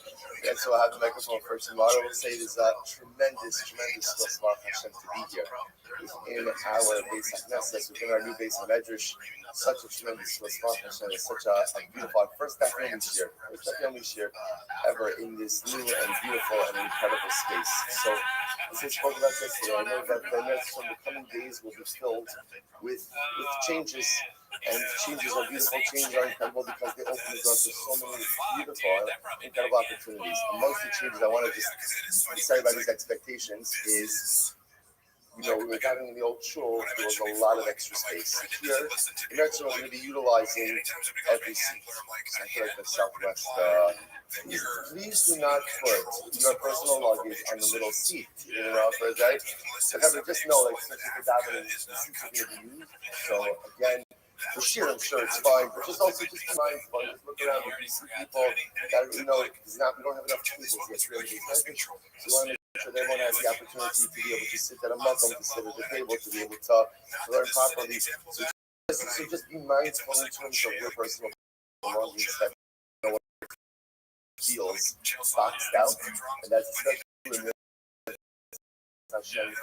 for godliness. It's just, and again, for many things, the new building is still trying to find our way a little bit. We set up certain things, may happen a little bit. So I apologize for any turbulence that may occur over the course of this week. But Baruch Hashem, what a chus it is to be able to be here in such a holy and beautiful magnificent place. Also, as you can see, our Sfarim are not in yet because they are putting in our Kodesh. So just get everything to get a little bit dusty, kind of move around again. So next week or so, we'll hopefully have everything set up mostly as it should be. Like Baruch Hashem, what a supposed to be in an aesthetically beautiful place. It's in Hashem. Now the aesthetic beauty is here. And now our avoda is to fill it with spiritual beauty as well, which I have no doubt that we will be built to do in Hashem in the coming years. Also, I guess we do have a sound system. So beginning tomorrow, Hashem will be more tapped into it. But the acoustics in here are great. I will endeavor to speak a little bit louder. If at any point I'm not speaking loud enough, just let me know. And once with that, let us begin the first daf of many daf in Daily Space Medrash. I beginning by thanking all of our sponsors. Thank our Talmud Torah sponsor for Tafshin 5785. Rabbi Naftali Tosin for dedicating all of the shiurim and drashos this year. Tosin Mishpachah, Meretz Yisrael, as a source for B'saros Tovos for all of Am Yisrael. Our Talmud Torah sponsors for the month of Tevei Savalim L'Tova, the Talmud Mishpachah, in memory of Amit ben David Rabbi, the brother of Itai Rabbi, who was killed fighting in Gaza on the first night of Hanukkah. We hope that in America, our Talmud Torah, his precious Neshama will have an aliyah and his family in the Chama. And Sa'id and Sima'akim for dedicating the shir today in honor of our new Makom Kodesh. We should be Ezras Hashem. Like he says, we should be Ezras Hashem run out of space even faster than our old building. No. Good. Ezras Hashem, the next rabbi will have incredible hatzlacha. Ezras Hashem, building the next building, you should be with incredible mazel. I'll take the bracha, maybe running out of space in this next and having to move into the shir. That halabai, I don't think that's what it is. I think that day is coming probably sooner than we think. But in Eretz Hashem, we should be zilcha that this mikdash ma'at should serve us for many years to come until we are zilcha in Eretz Hashem to move it together with Mashiach in Eretz Hashem to some here. Once we guys, let us begin. We have an incredible daf ahead of us today. Today's daf is Lamed Zayin 37, and we are picking up in Eretz Hashem. We are picking up 2 dots. Medical care and Lodun Dinei Nefashis. Right? So remember again, not everyone is fit to adjudicate capital cases. So remember again, what was the issue with capital cases? So remember again, the halacha over here by capital cases was that you need a Sanhedrin. Sanhedrin has to not only be comprised of 23 people, but also has to be comprised of people who are genealogically fit. So the Gemara says, my time, but what's the reason? The Gemara says, my time, the son of Yosef, the reason you can be said that, constantly looking at the same as David has to be free from any spiritual blemishes, so too again, David has to be free from any other mum. Now, mum, the Gemara's understanding over here means genealogical blemishes. David has to be free from any genealogical blemishes. Amar says, my club, what's the pasuk? Everything about you, my beloved, is beautiful, and there is no mum in you. Gemara says, Gemara dashes over here, this is a reference to the Sanhedrin, and the mom is a genealogical one. We don't want mom or manish, maybe it's the first actual mom, or maybe it's not a genealogical mom, but maybe in fact it is an actual mom, and the Torah is saying, or the New Testament is saying, that Allah might remember the Sanhedrin can't have a physical mom. Gemara says, on the Raka Bayaka Bamasra, this Yatsu Sham Ima. So the Pasuk says by Moshe Rabbeinu, the Moshe Rabbeinu went ahead and Moshe Rabbeinu goes ahead and collects the 70 opinion. The pasuk says, "He will stand there with you." Ma, means that when you assemble members of the Sanhedrin, they should be like you. In which sense? In which sense? Well, in which sense? But the same way Moshe Rabbeinu, you are not genealogically blemished. You are genealogically intact and whole. So too again, those who are with me, other Dayanim, should also be intact and whole. And maybe what it means over there is Moshe Rabbeinu, the same way that you're there and the Shekhinah is with you. So to the other judges who stand there, the Shekhinah should be with them as well. They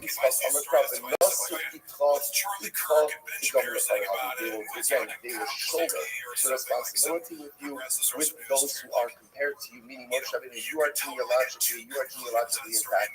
So too again, those who go ahead and adjudicate this should also be genealogically intact. Again, it's like so incredible. Good. So the closest therefore again, that's the Raya, that's the Kini Nefashis, capital cases, Allah for the mice, again, you have to have people who are genealogically unblemished. Beautiful. Says the Mishnah. Sanhedrin has something fancy going on. This is really a beautiful Gemara. The Sanhedrin sat in a semicircle. So the Gemara says, Kadeshi Rowan Zazan, in order that they would be able to see each other. And to want the members of the Sanhedrin when they deliberate to be able to see each other. Which means over there, the only is for them. After the young and the after the smoke. And then there would be two scribes. Two scribes in the Asian, one on the right, one on the left. The Kosim giving the five and the giving the Zaken. They would write on there, it was a court. They would they were just court scribes, they were the stenographers. And as the stenographers, they recorded everything that happened in the proceedings. Again, what they would write the opinion of the judges who were looking to exonerate, and the opinion of the judges who were looking to find guilty. But the Yudah really says Shosha. So that should be three stenographers. So one would go ahead and write the opinions of the examinators. The Echad Kosei Divrei HaMachayim, and one would write the words of the indictors. We'll call it Nashlishi Kosei Divrei HaMazakim Divrei HaMachayim. The third stenographer, interestingly enough, would record all of the opinions. Right, so you had one who was dedicated to the opinions of the examinators, one to the opinion of the indictors, and then one who was kind of collecting all of the information. So we have like a backup. Good. It's interesting. If you take a look at Rashi says over here, Rashi says, Shlosha, Abu Shenitoch, Korach Hasanim, Shiyar Baleim, Yitu Davar, Ela Echad Kosik Divrei HaMazakim, Echad Kosik Divrei HaMachayim, Rajima Kosik Divrei Kulot, Mitoch Shenitorach Rav Aleim, O Yitu Davar, if you get the Echad Lehem, you'll be up to such. So what's interesting. So this way again, we want to make sure that we have accurate court records. So how do you do that? So again, if you have one guy focusing on one opinion, one guy or one school of opinion, the other focusing on the other school of opinion, and then a third party kind of taking everything into account, so between all of them, we will have record for the basic. Top of Lamed Zayin, 37. Shalosh Shulos. There are three rows of Talmidei Chachamim who were in front of the basin. So what's the just to the match, right? So the basin is seated in a semicircle, and in front of them three rows of Talmidim. And you says, now, interestingly enough, we see Rashi says over here, Shalosh Shulos. Rashi says, each row had 23 students in it. You might say, the idea over here is these rows, kind of like the Sanhedrin, baseball. What is it? Bullpen, right? This was like this is where. So this was these rows were comprised of Talmidei Chachamim, who again were the future Dayanim of Klal Yisrael. That's what was happening over here. So therefore, again, the whole Echad is trouble. We're going to see something very interesting. That depending on which row you were seated by station. So row one, again, those were the upper Talmidim. Row two, row two Talmidim, and row three Talmidim. So you didn't just choose a seat wherever you wanted to sit. At the end of the day, again, you were seated in accordance with your station. Everyone knew their place. So we had this theme already mentioned back as well, which is this idea that sometimes in life we feel inadequate when we acknowledge what we're not. But the truth is, it's only when I acknowledge what I'm not that I'm really able to go ahead and maximize what I am. So there's nothing wrong with being a third row Talmud. There's nothing wrong with being a third row Talmud in the Sanhedrin. That's what we're holding right now. But again, about the beautiful part is there's no glass ceiling. The beautiful part is there's always the opportunity and ability to advance. So what happens? So let's say again they had to pull someone out of row one. And again, we'll discuss exactly what particular issue is here. But so let's say they had to go ahead and pull someone out of row one. So what do you do? So the Russian uses they have to sneak up to someone in row one. So what would they do? What would happen in that type of situation? So the Gemara says, so which will this one? Some coming already show. So we'll say, if you have to, so let's say Daisy now, the Sanhedrin needs another diamond. Where do you pull another diamond from? You pull another diamond from row one. That's where the diamond comes from.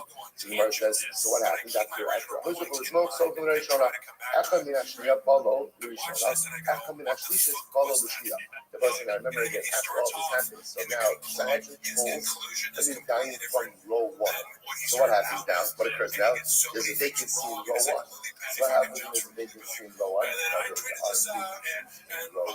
just want to point out this is right. You come find real estate. Right? So Lamaisa, now what ends up happening? So when they push someone out of row one, so now that sets off a progression. Then someone from row two, and not someone. Remember again, this is highly choreographed. Because the move to row one is a significant move. So that means someone from row, now there's a vacancy in row one, someone from row two moves up to row one, which now also means what? Someone from row three moves up to row two. And again, this is a highly choreographed process. So the mother goes like that. So if I follow up, and then what happens now? Is taking row three. Then it's vacancy in row three. What happens? You need to go ahead and pull someone out of the general assembly. ומושיבן also בשלישס. ולא חי יושב במקומו של ראשון, אבל יושב במקום הרועי בו. So you would have thought, well, now there's opening in row one. Just choose someone from the Tefillah and put him in row one. No, that's not the way it happens. It's not the way it happens. You choose someone from the Tefillah, goes into row three, someone from row three goes into row two, and someone from row two ultimately goes into row one. That's the way it happens. So the Gemara goes like that. So now, let's say, where do we know this? Now, the person who is focusing on here is the semicircle. From where do we know that Basin sits in a semicircle? So I'm going to the so Amr Kral, so let's say it's actually quite beautiful. The pasuk over here talks from Shir Shirin. Shvarech Agan Hasar Al Yachsar Hamazon. So a little bit translated. So Shvarech means your navel, your stomach, is like a basin of the moon.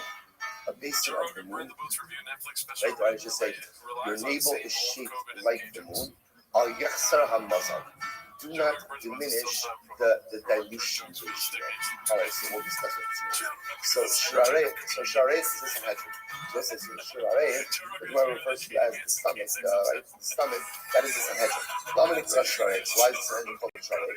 Sheosheves Kitziburo Shalom. Because the Sanhedrin sits literally again in the center of the world. What does it mean that it sits in the center of the world? Rashi says, "Rosh Hashanah, Shebeis Hamikdash, the Eretz Shalom."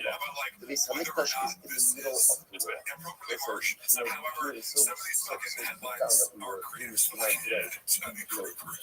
As much as Baruch Hashem, we build it's so important to always remember that we're building in Galus. We're building in Galus. And at the end of the day, right, Galus is not where we are supposed to be. At the end of the day, we have one home and one home only, and that is Eretz Yisrael. And that home literally is in the center of the world. Yeah, I've said so many times, Baruch Hashem, that's why the beauty of investing in building of Kedusha is that in Eretz Hashem, they come with us. Right? They come with us. It's so important to recognize that as successful and as happy and as settled and as kaddish as we are, this geographically is not where we belong. We belong in the center of the world. With the Sanhedrin, with the Beis Hamikdash. So ultimately, it's called the stomach, just like the stomach is the center, so too the Beis Hamikdash is the center. So Agan, so what does it mean? Agan or simplification. The Sanhedrin protects the entire world. Hasahar, what does it mean that it's like the moon? That the Sanhedrin is right parallel ultimately to the moon itself. It's just like the moon goes ahead and radiates light. So Rashi says over here, Ba'agula. So it's not the light. Rashi says over here, it's the semicircle. It's just like the moon throughout much of the month is like a semicircle or circular. So the Sanhedrin sits in this circular fashion as well. Beautiful. Al Yaksa HaMazal. What does it mean? Don't diminish the dilution. Shem Tutzrak Echa Mehem Lotzeis. Lowering the niche Esur Ushloshe Kineged Sanhedrin parents. If someone from the Sanhedrin needs to leave, he's take care of a person, he's used the restroom. You can't leave unless there are 23 people there. Right? Fascinating. You can't leave unless there are 23 people there. So they'll say, by the way, think about that. Like, right? So I'm sorry, yes, such kind of Yosef. They're not in Yosef. So again, can you imagine Yosef? You remember this Sanhedrin? You need to go to the bathroom. If there are 23 people there, you can go to the bathroom. If there are 23 people there, you can't go to the bathroom. You gotta wait until someone comes in. What's the subject of Yosef? It's incredible. What does it take to be a member of the Sanhedrin? What do you know of the Sanhedrin? What does it take in general when we have leadership positions? Right. What do you say? Strong bladder? Strong bladder. Yeah, strong bladder. Yeah, strong bladder. True also. Not incorrect. Right? Let's say rice. Right. So often in life, right, we do stuff, and like if it doesn't get done, it doesn't get done, or someone else will do it. Listen, what do we be a member of? What do we be Christ. The buck stops with you. You are a member of the Sanhedrin. You have an achrayus towards Klal Yisrael. The achrayus doesn't take a break. There's never a break. And by the way, if you need a break, you have to go to the bathroom. No problem. Take a break. As long as what? There's someone else who's standing in for you for the couple of minutes that you're going. Because the achrayus, the responsibility, always has to be taken. Okay, maybe it can't be the same person who's taking that price himself all of the time. That is possible. That's absolutely possible. But Lamais, again, even if you can't do it, you have to ensure that there is someone else who can. Incredible. All right, let's go back there. So, Pitnech, Aremas, this is beautiful. So, another passage that refers to the Sanhedrin. Your stomach is like a pile of wheat. Now, again, I would say, so this is all showing out the shooting, which is supposed to be this love battle between Rabbi and Kosh Baruch. So your stomach is like a pile of wheat. What does that mean? Not everyone speaks about call men, just like a pile of wheat, everyone gets benefit from it. Not Sanhedrin call men. Sanhedrin also, everyone benefits from their reason. Right? When the Sanhedrin spouses the reason for the reasons, so everyone benefits from that. Next, Suga Bashashani. What does it mean when it says like a row of or a fence of roses? Beautiful. Shafilu Kisuga Shashashana Lo Yitru Suba Klal Yisrael wants to do the right thing. And even if there is not a strong protective barrier, even if all there is a barrier of roses, now let's say a barrier of roses is in general not a very significant barrier. The halach of the Klal Yisrael is so diligent and vigilant and loving what HaKadosh Baruch Hu words, I don't need a whole protective wall to keep me from sin. All I need is what? All I need is a little row of roses to go ahead and keep me from committing Averos, and I'll respect that. So beautiful. So this is incredible. Listen to this. This certain min, right? This min means just as a heretic, doesn't believe. So the guy was in one section of Kana. Amisa, Nida, Shari, Yahuda, Bahadi, Gabra. So listen to this. He said, I heard the Jews, right? That when a woman is in Nida, she's allowed to be alone with her husband. But how do we allow, how does the halacha allow for a woman who's in Nida to be alone with her husband? After all, after Ish Benuras, the Enon Habes, if fire take hold, and it doesn't consume. Meaning, in other words, what this guy was asking from Rav Kahana was that aren't we concerned that halacha l'maisa, if a man is alone with his wife who is in Nida, that they're going to go ahead and come to sin. Which the Gemara says, first line of the first line, Torah idalenu suga b'shoshan mashafim suga b'shoshan lo yifetzu b'hakdeh. So the Torah says, God is so respectful of halacha, so mindful of halacha that even just a row of roses, right? Even just a very simple protective fence is enough to protect us from sin. But it happens to be a different reason. It happens to be it's a good shaila.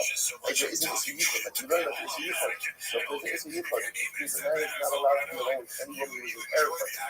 How is a man allowed to be alone with his wife when she is a nida? It's a good shaila. Not as the shaila. And the answer is pas b'salo.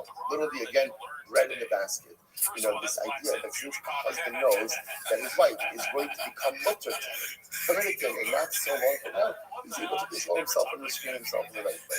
Okay, incredible. Reish Lakish, something here. The Pelach Harimo Rakase. This is beautiful. The Pasuk says, like a section of the pomegranate are your temples. Like I said, these are your temples. My directions it. Shabbat. Words, even those who are empty, ultimately again are filled with mitzvahs like a ribbon. Rabbi Zera says from here, Pasuk says again that literally Yitzchak Avinu smelled the clothing of Yaakov. This is when Yaakov came in, pretending to be Esau. So he smelled the scent of his clothing. Don't read it as Begadav his clothing, rather read it as Bogdav, those who rebel against him. What is it in the most This is so beautiful. Even those who rebel against HaKadosh have a beautiful scent. Meaning, even people who commit Averis still have so much good associated with them. And incredibly profound and important yesod. I know Biryonim. I'm going to tell you a story. I know Biryonim are, we translate them as like no good mix. Like a group of guys who are really not doing the right thing. So the word is Biryonim, and again, really like usually Rashi comments over here. Biryonim, Kritzim. So often it can mean immoral people, very unrefined level. So I know Biryonim, the Havit Yishus in Rabbi Zera. So let's say this group of Biryonim who lived in the neighborhood of Rabbi Zera. Listen to this. Rabbi Zera was Makarev them so beautiful. It was really Makarev them. Rabbi Zera felt why should you write anyone off? So he went out of his way to Makarev this Gavra. So he hated in a hundred little bit. Why? He thought if I keep them close, they'll do tshuva. If I keep them close, there's a better possibility that they'll tshuva. The rabbis felt that Rabbi Zera was really wrong for it. Rabbis of Rabbi Zera, these are not the kind of people that you should be keeping close. These are the kind of people you should write off. Write them off. What happens? If Rabbi Zera died, Amri, so listen to this, these Bayonim said, so until now, the man with the short singed legs, that's how they refer to Rabbi Zera. So I said this was a story. Remember when he says about the story of Rabbi Zera wanted to catch this tiger to see if he was holding at a level. He went and he sat in an oven, and it turned out that his legs got singed. He was known as the man with the singed legs. Second, he was known as the man with the singed legs. So when Rabbi Zera died, these Bayonim said, up until now, Rabbi Zera was always davening for us. He was always advocating for us. He was always taking care of us. So the Gemara says, Hashta, man ba'i alei rach. Now, who's going to advocate for us? Who's going to daven for us? Sure enough, what happened? They went ahead and they thought in their heart, right? They had this hero tshuva, which means they had these thoughts of tshuva, and ultimately again they came to do tshuva. So it was like it is such a profound story with so many profound lessons. First of all, the power of believing in someone. The power of believing in someone. And so often in life, if you believe in someone, you give them the power to believe in themselves. These other Rabbanim, they wrote off. They wrote off this stuff. And I want to point out something incredible. Rabbi Zira believed in them. Now, if you notice, by the way, what did these guys do when Rabbi Zira was alive? What did they do? Nothing, right? Didn't do anything, right? Didn't affect any change, didn't affect any putting on right? None of that stuff. Nothing happened while Rabbi Zira was alive. But he stirred something inside him. So that when he died, they're like, this Rabbi Zira, he cared about us so much. He cared enough to believe in us. He's not here anymore to believe in us. If he's not here anymore to believe in us, then you know what? It's time for us to believe in ourselves. The power of believing in other people, giving them the ability to believe in themselves, that's lesson number one. Lesson number two is this last piece of here, which is so incredibly profound. Lesson number two really is sometimes we think that just because we can't see change, that we have an effective change. Now you talk about Rabbi Zira. What do you think? Did you succeed with these guys or not? I guarantee Rabbi Zira said, no, I tried, but nothing happened. Didn't move the needle at all. But he did. When he was alive, you couldn't see the movement. But as soon as he dies, so often in life you have to believe. But just invest the effort. Put in the effort. Put in the focus. So it's like sometimes even in our own lives, we put in the effort to do things and we don't necessarily see the results. The results are always there. Sometimes they become apparent and visible now, but sometimes only later on. Sometimes after we do this, many generations later. But the Zira probably thought that it failed, but he was resounding success. Lesson number three. So let's say the first step to tshuva. First step to tshuva is not anything you do. The first step to tshuva is something you feel. Rabbi Soloveitchik writes about this with gifters. Rabbi Shiva has a small secret called Kivurei Tshuva. He writes on Spiritual, let's say, is that moment in life. That moment in life where you take a step back and you say to yourself, I want to live differently. How, what, where, that I'm not sure about. But I know I want things to be different. Did I change anything in my life? Not a thing. Did anything alter? Not at all. But here, I know that I want something to be different. I was thinking about this last night. I was looking at the dot, and I was looking at the dot. I was looking at this. It's incredible. What's the most incredible thing about coming to a new space? The most incredible thing, besides the aesthetic, the most incredible thing is whenever you have like something new in life, it's an opportunity for his conscious. It's an opportunity for renewal. In other words, there's something new happening. So now I could do something new as well. And again, all of us have something new happening. Right. Now let's say, but it's an opportunity to say, okay, life as I knew it came to a stop. Now there's something new. So what do I want to do with this newness? And today, I think it's a profound day of your work. Maybe you want to do something different in my learning. They want to do something different in my davening. They want to do something different in my whatever it is. But here's the secret. Whenever something new occurs around you, there's this opportunity for hearing. I'm not doing anything new yet, but I want to think about how do I want life to be different. It's incredible. Now let's go back to it. Shalosh Shiros. So remember again what the Mishnah say? The Mishnah said that halacha l'maisa again there are three rows of students of touch page. The Mishnah says, Rabbi, Shlamina, Naiti, Kulu Naiti. There's Rabbi say, what do you see from here? When one person moves, everyone moves. Right? Why? What ends up happening? When they pull a student out of the first row, what happens? Someone from row number 2 goes to row number 1. Someone from row number 3 goes to row number 3. Someone from the Gula comes to row. So you see from here that whenever one person gets movement, everybody moves forward. Both sides, by the way, another tremendous Mr. Husky. Like Echad Night, Kulu Night. Or say, never underestimate the power of your hearer and the power of your movement on other people. When people see you move, they are inspired to do the same. People see you push yourself. People see you take on more. People see you be mechadish. They want to do the same. When one moves, we all move.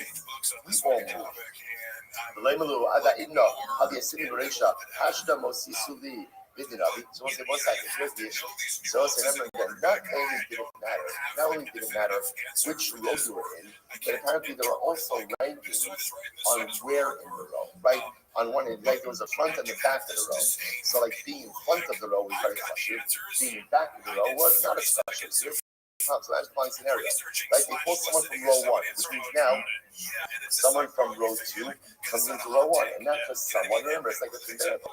Who comes from row 2 into row 1? The first guy in the row of row 2 comes to row 1. But where does he come on row 1? Where does he come on row 1? He comes to the back of the row at the end of the row on row 1. So row 2 guys say, listen, you know what? I think I'd rather be a big fish in a little pond. Like, in other words, that at the end of the day, I was a row head. You never know this. You're a row head. Like that's like big stuff. So I was the row head in row number 2. Now what am I? Now I'm the guy in row number 1. I'm the end of row number 1. I think I'd rather go back to row number 1. So it's row number 2. So he was a Rabbi and he's telling Damile Haki Habi Sarab Arayos Ba'aki Rosh B'Shua.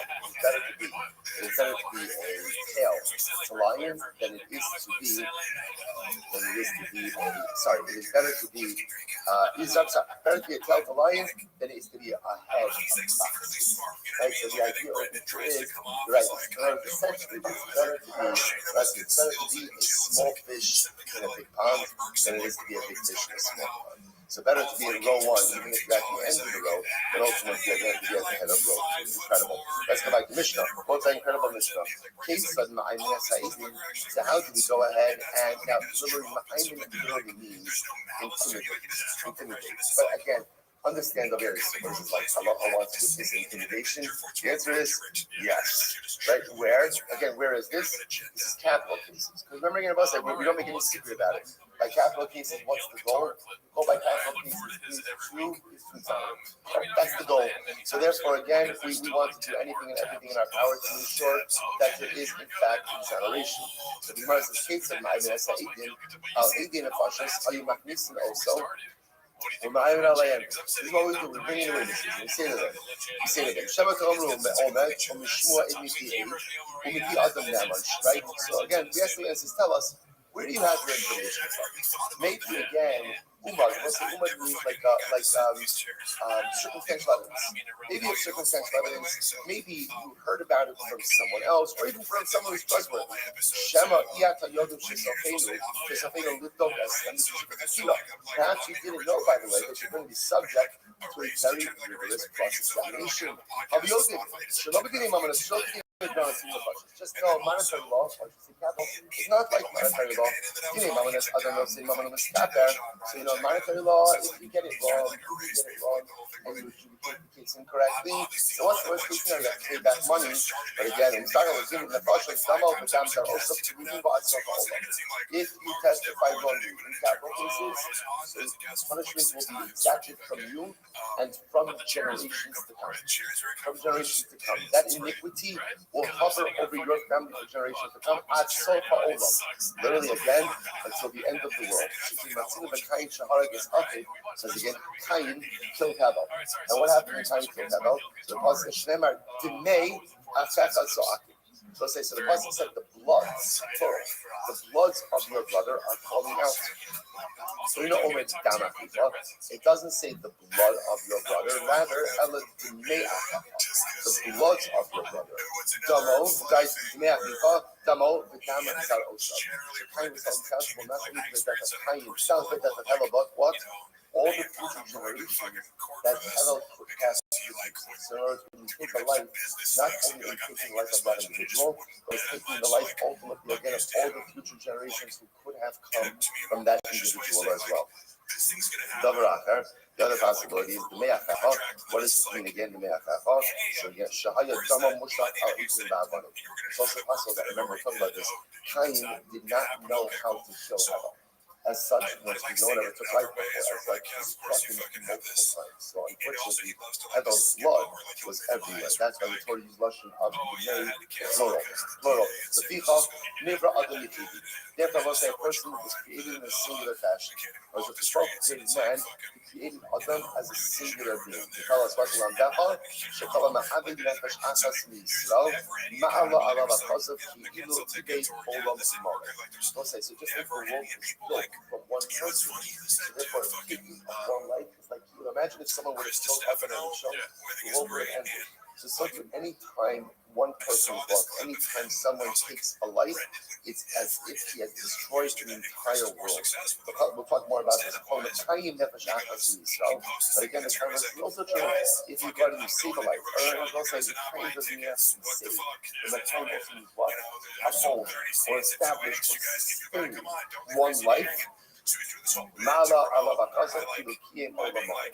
It's as if a person has sustained the entire world. From the place of Mabios, I will say ultimately again, all of this to maintain peace, right within Klal Yisrael, right within the Shalom Yomer Adam Lechavero, Abba Gadol Me'avicha. Why does the Torah make it that all of humanity traces itself to one person, the Adam? There shouldn't be any that all of us trace ourselves to the same first person, Adam Rishon. Furthermore, if there was more than one first person, so what ends up happening?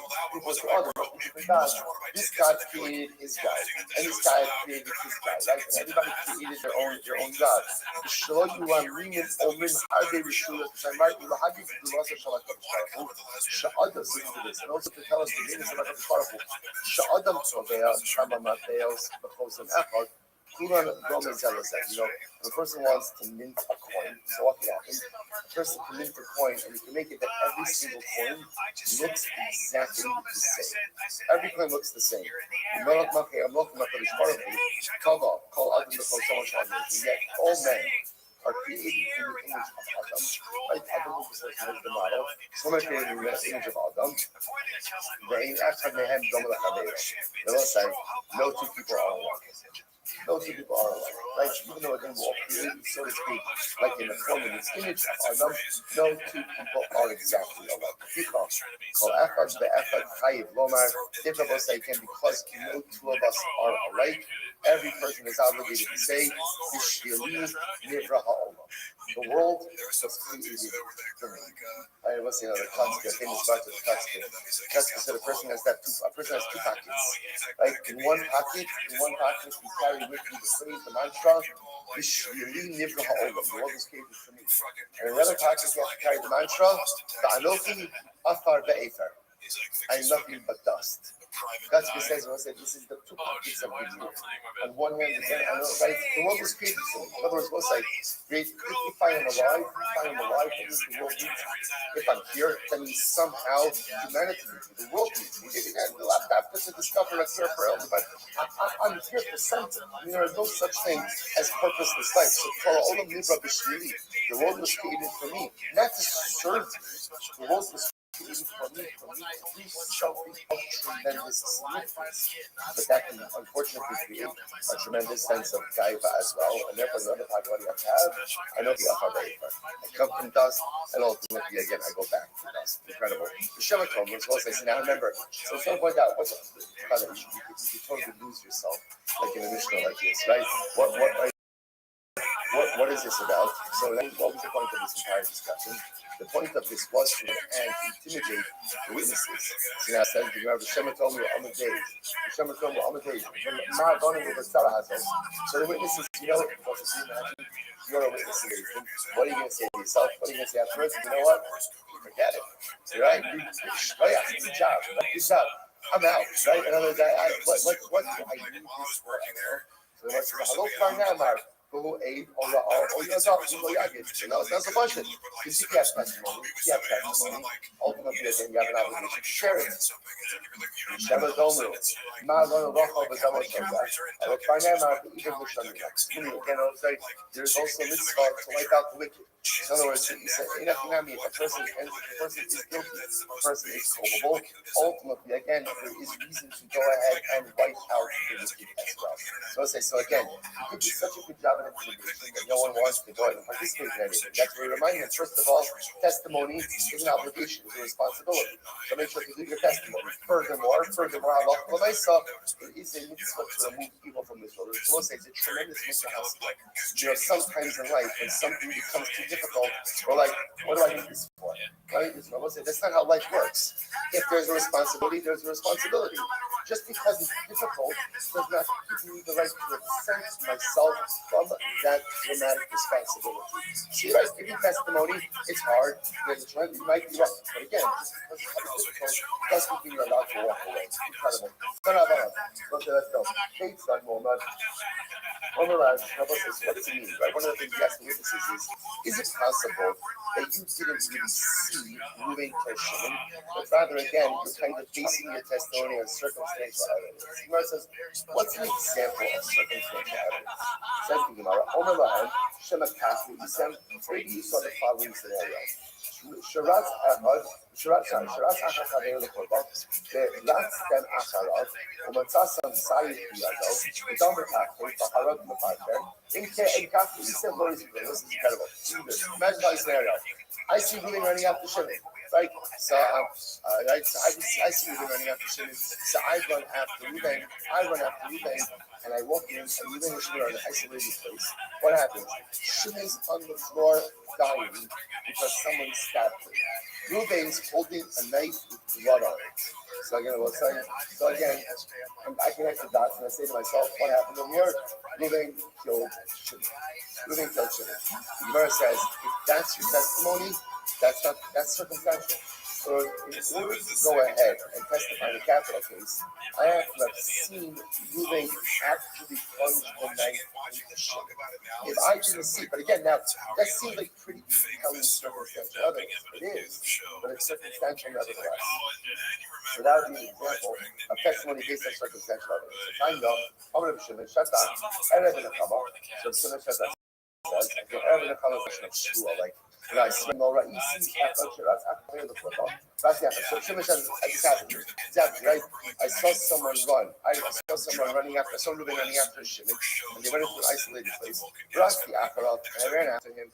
But I saw Ruben holding the knife. And his blood dripping off the knife. And Shimon is literally again like he was frozen like that. And I said to Ruben, Russia, that. Oh, I Ata. This is this. Shimon says, I said to Ruben, someone killed Shimon. And it's either me or you, because there's only two people here. I'll say one thing, it wasn't me. Like, about what can I do?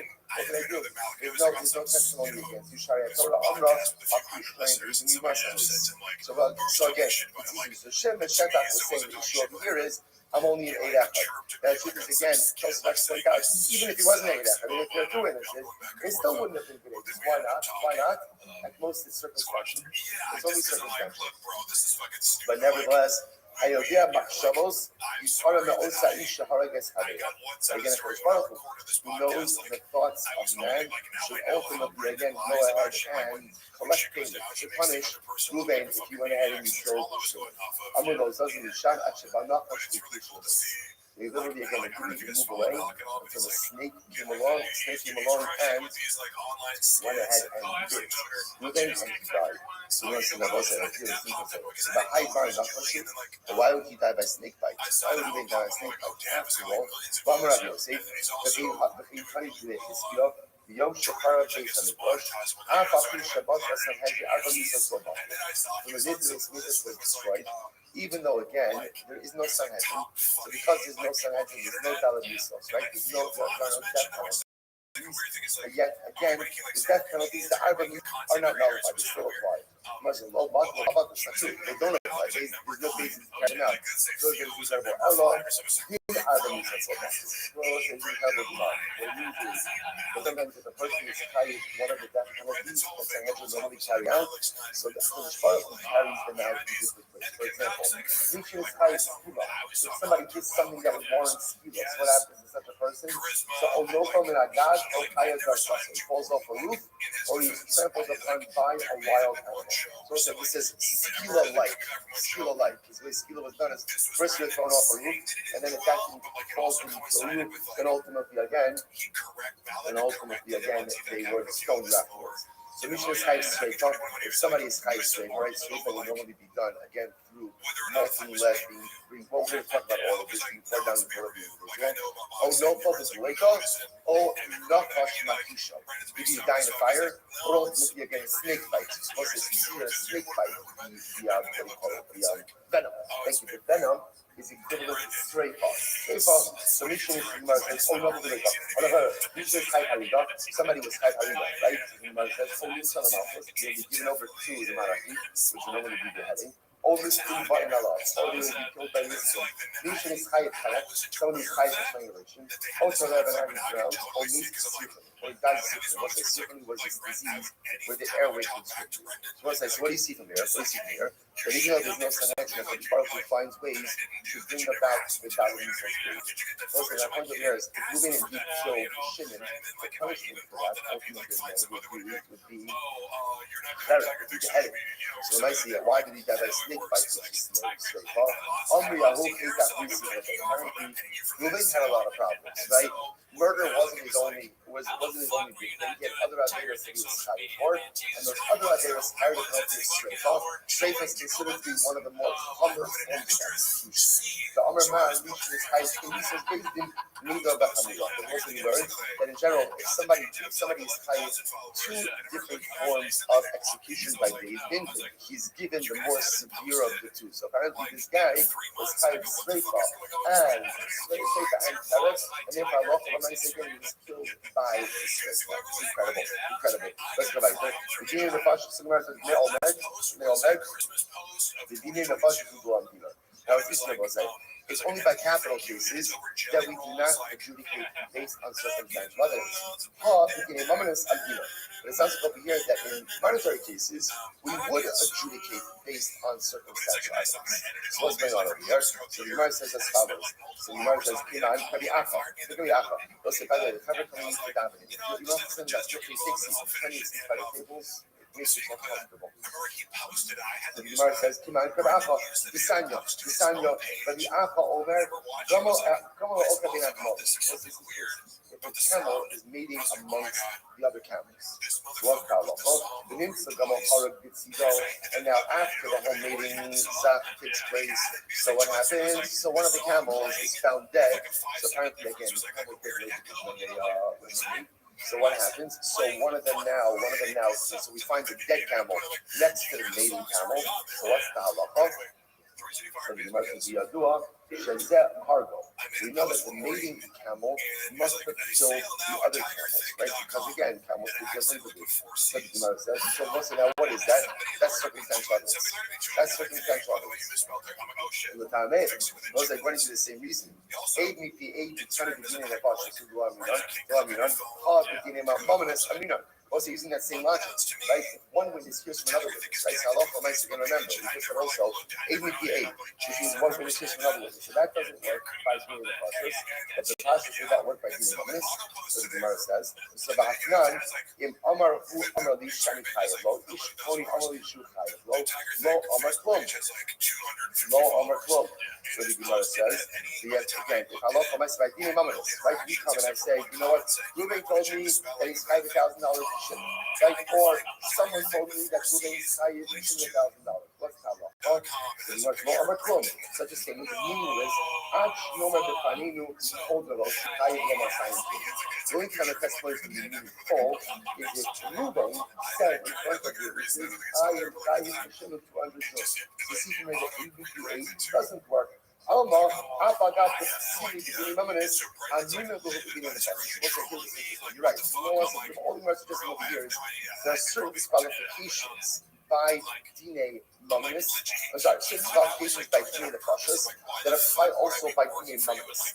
Just the derech of the Mishnah is to state certain things explicitly by Dine the Pashas and not by Dine Mominus. So, for example, Eid Mipi'Eid is explicitly stated that it doesn't work by Dine the Pashas, but it also doesn't work by Dine Mominus. Habanami, Afagat the Dine Mominus, Amina Lu Dine the Pashas. So over here, there are a lot of nice, even though, right, even though it's true that even circumstantial evidence may not work by Dine Mominus, but yet the Mishnah feels compelled to explicitly stated by Dine the Pashas. And also, someone for today, much sorry, we don't know at the end, much more about the smell of sight. Again, never coming in, there's plenty of room, there are seats in the tables, plenty of open spaces. Make yourself bed, sit by the top and welcome. Never make sure that your stuff is not taking place, taking up any other dishes. One last housekeeping announcement. And I apologize for this. I know it might sound a little bit petty. Just a request. Or Hashem take respect to Ari learners for getting lids for the cups. Lids for the cups. Just feel free if you'd like an extra insurance policy. If you'd like to use a lid, we would love to have you use them. Again, they're in the kitchen right by the cups as well. Shkai everyone. Yeah, but I think that's what I'm saying. Everyone do. Shkai everyone.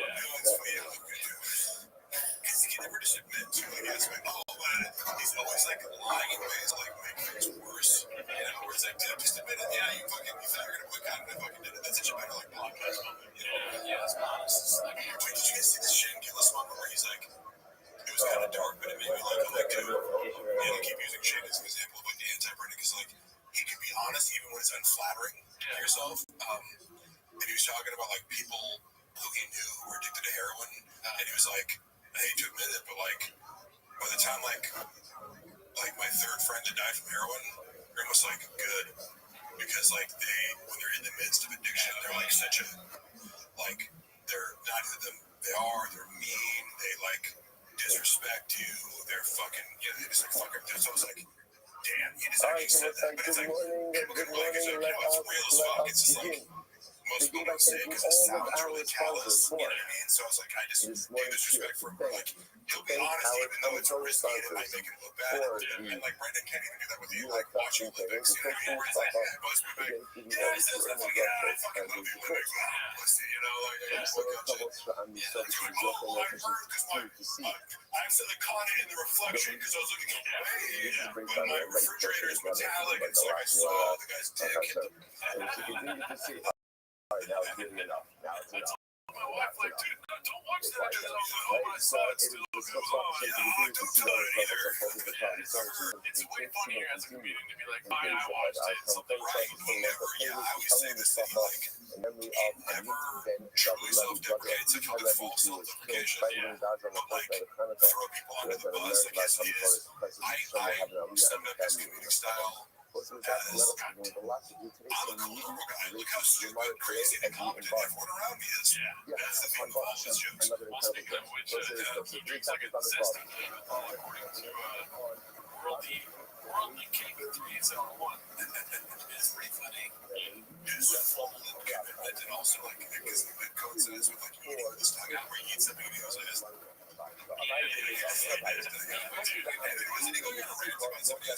Somebody's like, they put you there like, oh, you do 2 drinks from a fucking straw. He said he did. Yeah, that's a big straw right there. And he also like has 80 fucking million selfies of himself with big clubs in his car. Yeah, it's like his go-to selfie. He does have a lot of pictures of himself drinking. Imagine, like, I don't do this thing, that's gay. And then it's like every week you have a picture of yourself doing that. I will say, I've been streaming Twitch.tv as Gerardo Comedy, yes. So, I started eating on because I cook on stream sometimes. Yeah. And I cannot help but, like, watch myself eat because I'm so scared. But I don't do it naturally, I don't stick my tongue in. Right? Do you ever think about this? Yeah, I do. Like, I don't think I do, but then watching him, I'm like, it gives you this, I'm like, can I fucking do that? Holy shit, I should start filming myself just to make sure, you know, and what's funny is, I don't know if you ever saw this, but Martin one time was like, have you ever seen Mark eat? It's so disgusting. Yeah, isn't it? Like, it's the weird thing to say, like, you know, thanks. for throwing me. Like, I don't think I eat a lot of food. I don't think I'm doing it again. Brendan, I've seen you eat a lot of food. And he's the last I was like, the only thing I eat on camera is hot Cheetos and messing with my so I was like not self-conscious about it. You know, you're like, how do you feel like to watch me eat then? You don't like it to watch me. However, you happen to be someone who eats like a fucking retard. That's true. Walk on the killer deck. I just don't know how to put your tongue out, like to touch them first. I don't think, what does it taste? That's like, okay, It's like one of these little, like, it's like a terrorism or something. You know what I mean? It's like grabbing a spoon, like, you know, like, there's that it's like grabbing a cereal and you like this. okay, so that's how he eats. I mean, has to come out and do that with his food. Airplane. Yeah, especially now that he's on Ozempic, that's gonna make him ready.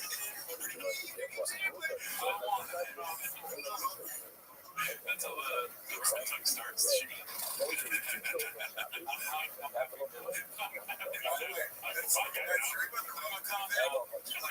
Together at the time, I was like, he must be on the road. And then later, I found that compilation. You guys have seen it, I'm sure. He's like, there's some compilation where it's like, he's the worst self-snitcher of all time and everything, but particularly with that, it's like, bro, you're married with kids talking about fucking junk maps. Like, what the fuck? Also, it's also funny that he has some bit about things like, people bring me into, like about the dick pics. It's like, Mark sends terrible dick pics, you know? And like, they have it writing, I'm like, I had a couple of them. He's like, okay, you're doing so much, you know?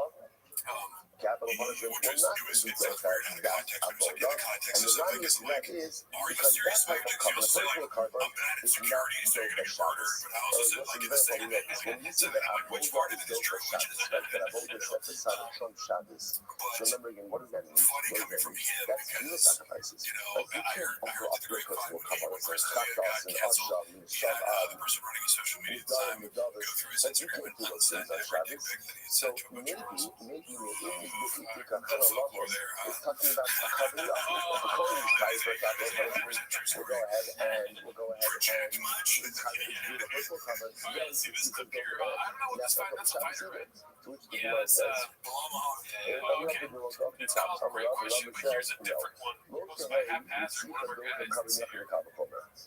For me, I felt the pressure for you because you're Palestinian. The entire Arab world is watching you. The Muslim world is watching you. The Palestinians are watching you. Like, I felt this weight. I was like, damn, I was belong to deal with this because sometimes people impose a crown on you, right? They'll impose this responsibility. They'll put all this stuff on your shoulders. And you came in there light as a feather. All sometimes it's a little critical from on you. And the pressure's not on you. The pressure's all on me. And I think to be on that, I think to be a bad job. I mean, this fight going big as wrestling's not that good. I thought the wrestlers strike elbow, striking, everything you can. You have to fight here. You're in a fight, and there's potential to beat you. And you're saying how these guys, he's not the greatest, he shouldn't be here. It's like, we beat you. What's that say about you? So I hate when guys do that. I don't like it. Yeah. Oh, shit, when they did his clips, they just had like a set. Yeah. And it was this blog and the food truck diaries. And like, it's crazy. I don't know, you guys really see a lot of someone, yeah, like, because, yeah, well, for whatever reason, like, people like shit on him, like having all the music, he was so cool and so humble, so nice, and like, to me, like, I thought he had a lot of charisma, people like, really so just boring, and like, I love the fight, the fight against, like, yes, he like wrestles, but like, I thought it was pretty fucking action-packed, so like, I've been a fan of him all for like, a long time, you know, so like, I feel because he's like being polite, you know what I mean? He's this nice guy, and like he was like, I'm just gonna ignore the fact that Brendan just completely, like, because that's a point, right? That's a really good question, because I felt that too. I'm like, bro, you're going out there tossing your flag, like nothing's going on. You know, with Palestinian, and Palestinian being hit by the IDF, Carbonos, Carbonos That's a great question. Like, what did you feel? Did you feel like you had to win what you do with for that this concept, besieged territory? You know what I mean? And Brendan was just like, fuck that question. And then just even asked the question. Like, he ended it the way where it's like, what? I was ready to respond. Like, you saw him on a ball, man. Yeah, like, he was like ready to answer with gusto. And then, what the fuck did Brendan even? He's just like, and I hate when they do that. Look how happy he is right here. Yeah, but also never, hell yeah, because I I've heard him like talk about it. Like, he really wanted to answer Brian's question. And I thought that was like, that was thoughtful, well-articulated. And then Brendan's like, no, here's my wrong. He's like, it's simple. The part that actually off me on, it's like, oh yeah, you think we'll all have any pressure? Because first of all, the guy knew, like he's talked about it. then how about He was on this like, whatever. you go ahead and take them from the mizbeach, No pressure, even just in the fact he's like, I know if I lose this, I'm never gonna get to the lead. Like, they want to fucking get to me. Yeah, this life may be so boring, so is not the day of Shabbos, and it's not the day of Yom Kippur. Even if you have a coin that's actively involved in a vote, I want to do this, but that's where like you say something and then I say, no, it's completely dismissive and defeated in your face. Yeah, but what you do live Turks don't understand. Brendan Schaub doesn't like this woke identity politics shit. Like Palestinian, he's running up a Palestine. No, that's right. You know, like he's not allowed to talk about Palestine, right? He probably does. He probably was like, oh, fuck, like, it's like, that's where he comes from. This is his heritage. It's okay. He can speak on Palestine without being fucking political. Right? It's like you have the weight of your people on your shoulders. How did that feel? So crazy, dude. Like as if you're going into a tunnel fight, you don't have pressure on your shoulders. You know what I mean? It's like, no pressure on you. It's like, what? Maybe five minutes. All right, this was supposed to be covered in search 8648 again. New race incoming. I got super excited when I saw this clip. I want to say race again, dude. Oh, yeah. New race incoming. Let's hope this class 1 truck doesn't have engine problems. The night before the race, and he's got to get around the track in a bug. I explained when the Jews like this, we started from doing it. It's essentially what I analyze. Some of that, I'm not how far I can run at the day ready. So that's what it is. I was part of the day of ready. I was part of the vision of ready. I don't have I know the ready. And you know that you do have a nice new workshop. So this is a retraction. I was part of the vision of ready. And in your other words, they always started with me. They always started like they always asked my opinion first. They might say, wow, I'm not masculine, but that doesn't against us. It says in this stuff, like in others, we always start with the greatest of the judges. And Rav was not the greatest of the judges in Rabbi's court. So I'm going to have a break up. I'm going to play up some actively what's happening over there. That kind of thing that was just over here.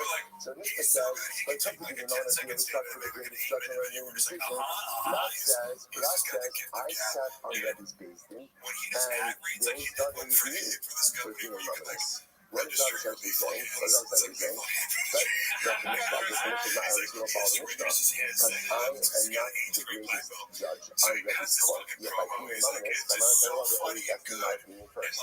But there is a tremendous Mishnah hospital in life. In life, it's important to know what I am and what I'm not. And there's no shame in knowing that is in contrast to Brendan, who's like, sometimes turn page now. very inadequate when we acknowledge what we're not. Because we think like it's like shameful. I should be everything. I should be this. I should be that. No person is everything. No person has Allah minus. No person has all the qualities. No person has all the necessary skill sets. No person is everything. And sometimes the most incredible thing in the past is self-actualization. It's not only to know what you are, but it's also to know what you're not. Because when I know what I'm not, I know what my deficiencies are. I know what my weaknesses are. And I know exactly what I need other people. Sometimes we have to put on the image that we're like, full service. I'm a full service human being. Everything that I need, I can provide, but I can't. And none of us can. So there's such a profundity in this, right? Rather saying, I don't know, but I also know that intuitively, I am not the greatest person on Rebbe's team. And that's okay. And that's okay. I don't have to be the greatest person on Rebbe's team. I just have to be the greatest Rav. Not have to be the greatest Rav. That's why we such an incredible, such we spend so much time trying to pretend that we are everything to everyone. But I can't lose. Instead, you know what I am? You know what I'm not? And maximize my personalistic identity. It's so profound. I'm a rabbi. But not all of you. But besides the rabbis. So I'm a rabbi. Great rabbi. We came up Rabbi Hillel, raised Rabbi Babas. Shiny in the Rabbi. Shiny in the Rabbi. The Kubi in the Rabbi and Sat HaMasri. The picture of Rabbi was different. Why was the picture of Rabbi different? The picture of Rabbi was different because Rabbi was incredibly humble. So you know, Rabbi obviously took the picture of Rabbi, which means like, who is the ranking stage on the page of Rabbi? Well, yes. Yes, in all of the cases of Rabbi only started from the junior judges. That's what he did. That was an exercise in Rabbi's humility. He actually says over here, when I sat on a mastery, Another Yisera Shahasabah. Rabbi was exceedingly humble, so therefore he always started in every case, even monetary cases, with the junior judges. That's why Rab says, again, I sat on Rabbi's teaching, and Halakha L'Maisa, and he always started with me. Incredible. The other Rabbi, very good Rabbi, he came Rabbi Hillel, very good Rabbi. We know what's incredible about. Now we start talking about Rabbi and Rabbi David. So we learned to the top of the most Moshe, La'ad Rabbi, Lematzin Torah B'Givura L'Machalah. Listen to this. In the days of Moshe Rabbeinu, until the days of Rabbi, we never found individuals that both Torah and Gevura in one place. Now, what is that? Look at Rashi. Rashi is right across. Rashi says, Torah is Russian Shayisol Machalah. So Torah, I understand. What does Gevura mean? So Rashi says, for somebody who's a Moshe L'Kol Yisrael, the Torah of the Gevura, to go Moshe, Shayadrodu Al Korisha, the Malchus, of the Torah. That's what it means like this. Gevura means authority. Beings and thoughts, like Malchus. So, there was an earthquake in LA. Let's talk Moshe. What do you mean by Moshe? Moshe Rabbeinu had this, like, you've seen this before. Moshe Rabbeinu had this status film with a Navi. Like, when he starts off a Melech, he starts thinking, that's what Moshe Rabbeinu is. You know, he had so much when he went to the exaggeration in the truck that they were used for a kid. When Moshe Rabbeinu died, they put him in the Chatzot Yeshua, did not use the Chatzot Yeshua. So the Moshe was a Melech. So I'm wondering if he was a Rebbe, and he was a Melech. Right?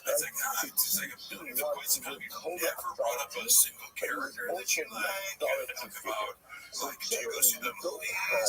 So generally, you don't have those two things consolidated in the same person. By the way, this is often by design. You can see it with the Shah, right?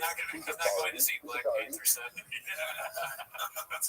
Yehuda, right? Okay, so I think this is the last of the day. I wish we could do this for 8 hours. You'd be like a Jules, give me my tiger thing. Right? So you can see, and by the way, this is by design. That might point this out. That by design, there's often a split in what we'll call religious leadership and what we'll call authority or political leadership. Right? Because there's a split in that there. But nevertheless, you find in the Ramban points out that this is what was unique about the Hanukkah story, that the Hashmonaim, who were the Kohanim, also became the king. Whether or not that was a good thing or bad thing is an interesting result from a flow guest. But it's important that the monarchy in the hands of spiritual leadership as well.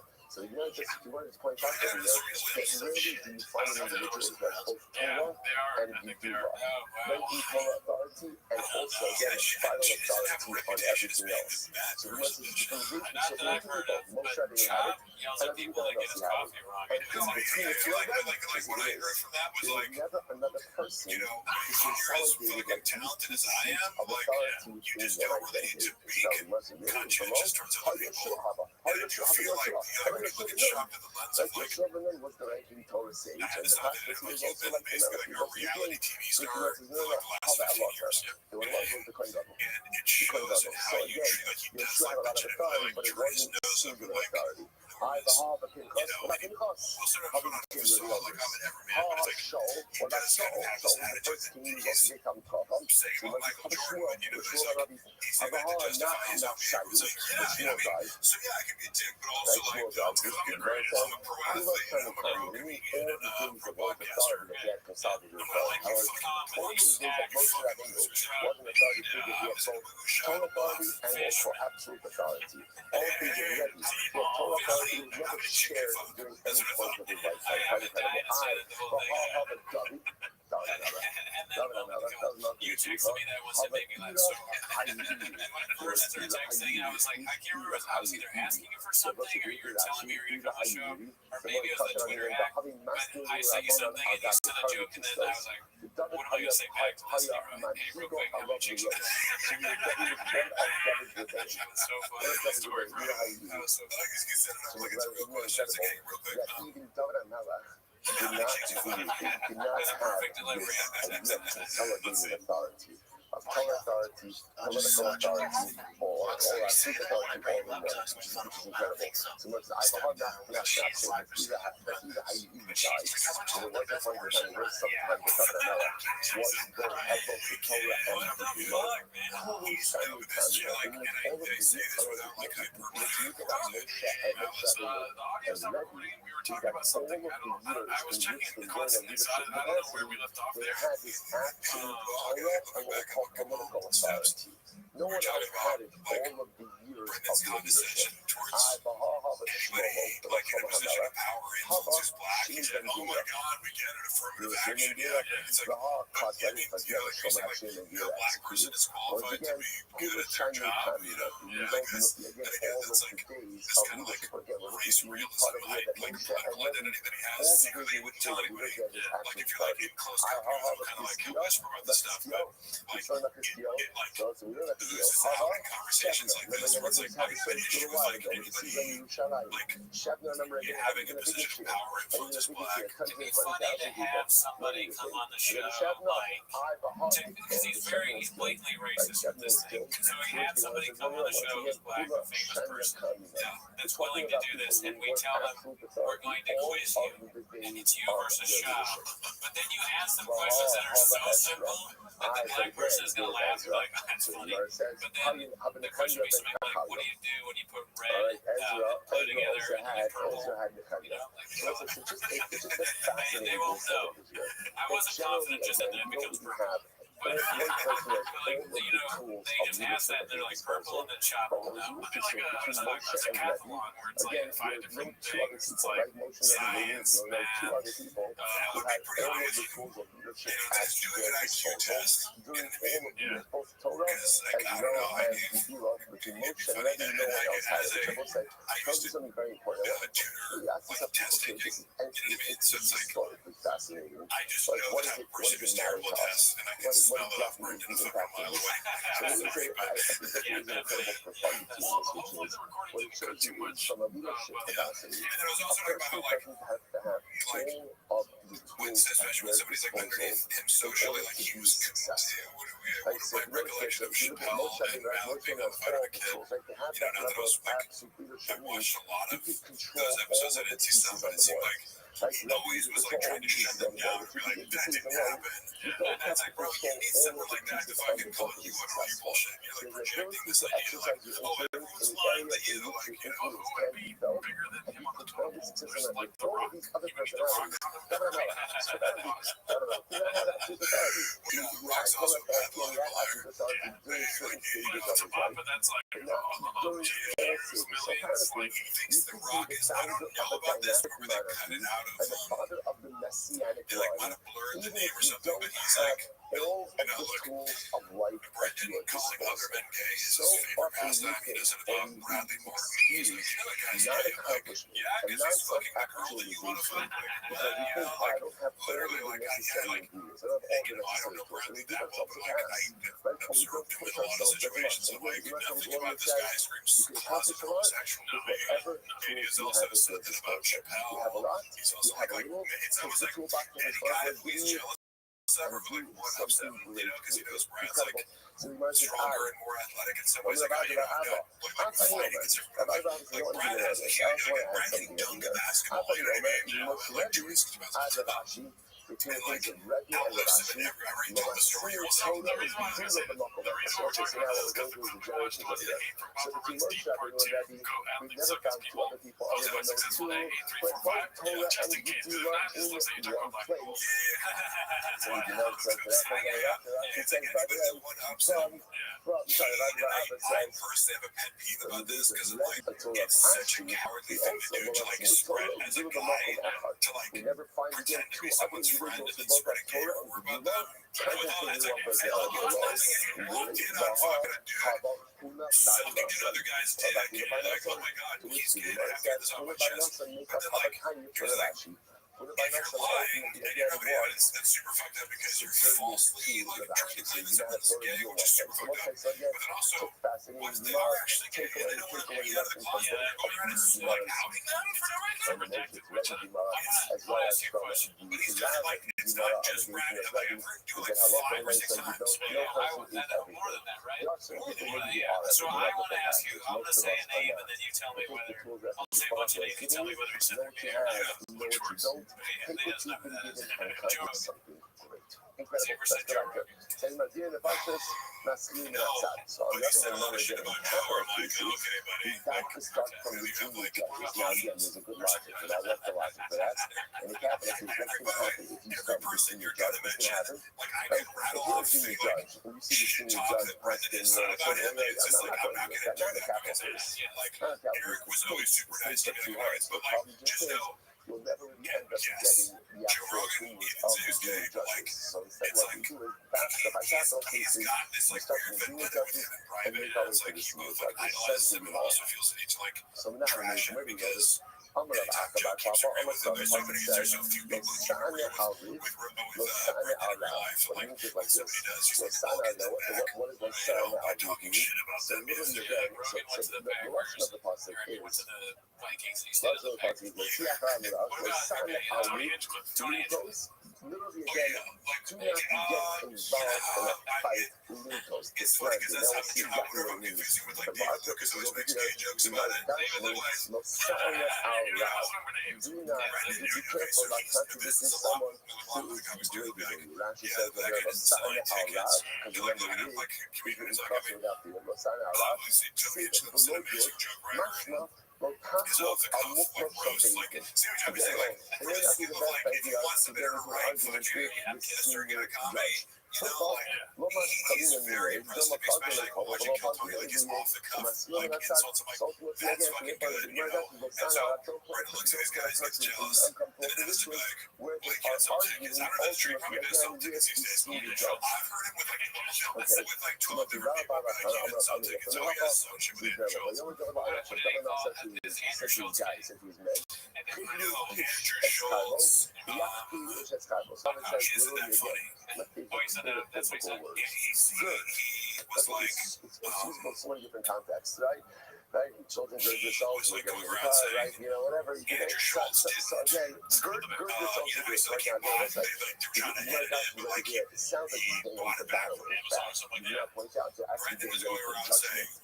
So that actually, the real thing is like Amazon didn't think it was good enough, so they like go ahead and gird yourself with your swords. And then this is like, Governor also went ahead and girded himself with the sword. I'm trying to be as accurate as possible. Governor essentially said to the other guys, go ahead and judge first, and then I'll judge afterwards. Incredible.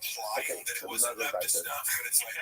Look, I don't give a fuck what you think about Andrew Schultz. Right? So now we established we just wrote a biblical source for the concept that like from capital usage to go ahead and start them coming outside. Literally again from the side, but of course from the side means from the junior judge. I'm going to shout out this on the road. Don't you love doing the process. So very interesting. So that says, a person could teach something to his belief, and then a Jew could even in the capital case. So what is this? Look at that. He's showing us how to do that before his wife.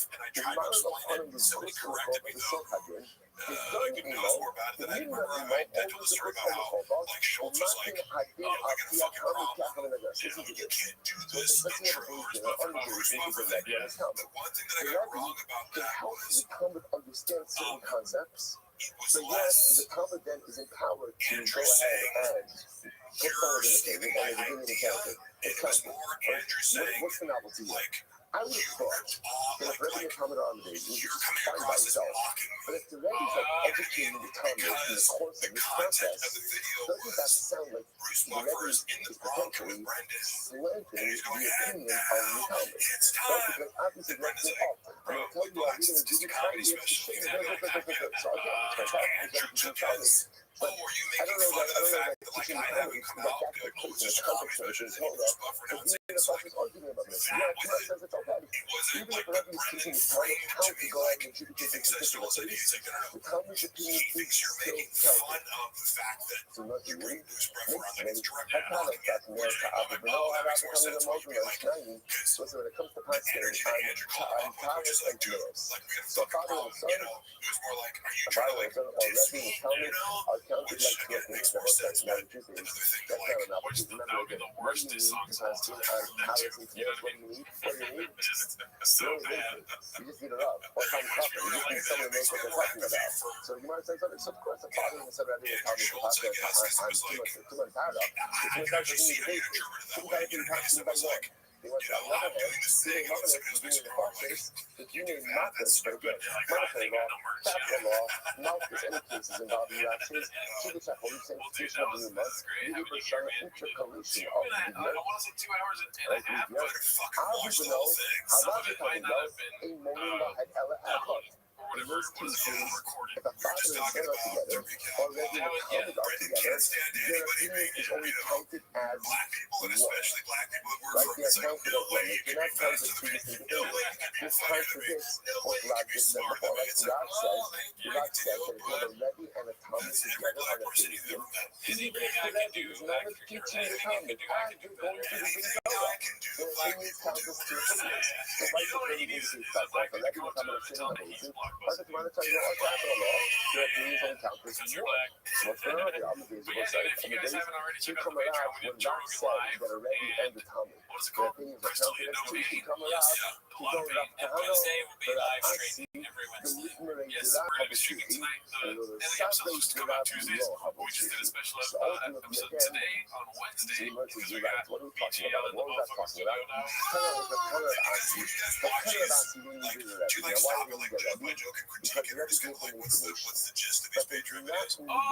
Go for it, Cuddy. We review the special, and yeah, there is some stopping, but we don't want to talk about too much because, you know, it's going to be If you fucking want to say like, you just doesn't the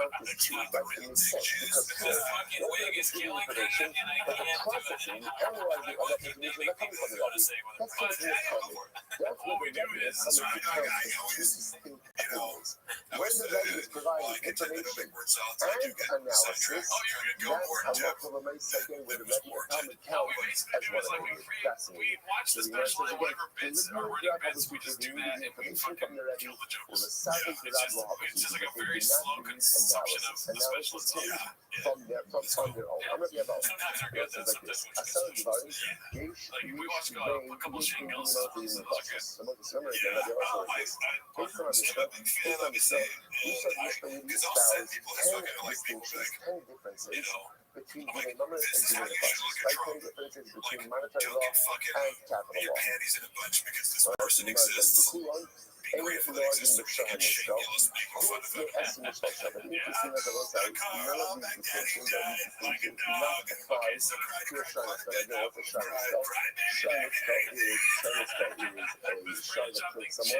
and therefore itself is going to be executed. So again, how much No, but I'm sure he has issues with him. I just like every like I swear to God, it's not a matter of like does he say this, but like every single person who he's ever except from Estimation, except for the fact that a Shah Nisko is also adjudicated by a Beijing of 23. I've never witnessed someone like this where it's like, So do you have any money that you can just, because like, do you know this? there's a lot of people, like when you're around healthy people, there's like, Reb Shimon goes like, it's fucking awesome, like, it's not that you're going to carry around, it's just like, it's just the inspiration is the man, because what he also does, He said, Brendan, like, has to say, it's like, he back on Beijing but just like, the the most basic psychological analysis of like, insecurity, humiliating, we treat the shark has to put like you we down would to put myself up, because I can't just admit that. owner. So You know, just so like basically, his and if you owner really was thought liable somebody to said, attack like, he can was you tried rub by it in, you Beijing talk about it, 23. like, So so to the it's Chinese if you really, judged by like, the guys Beijing make fun of, like, 23. hot But girls online, they're like, you're not even that that hot. It's kind like, of where the comparison if you're saying this girl, like, you go around telling ugly people they're ugly, like, you're just, you know, it's just sociopathic, like, you know, so who's betrayed somebody where it's like, this person, you feel like it has something up on you, so you find some angle to attack, like, we like get some tickets, or, you know, like, you bomb the show, or, you know, his things are going, it's like, you know, he gets dentist in his butt, So you can't go ahead and be mad. You can't go and Jeff slant. Dye.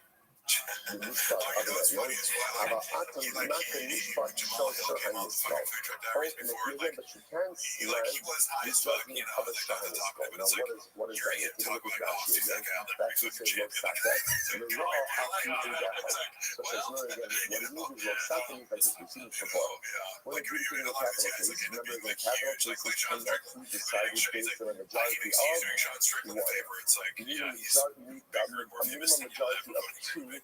in order to All right, well, let's get out someone of here in because I capital gotta case. this So that's what the most saka.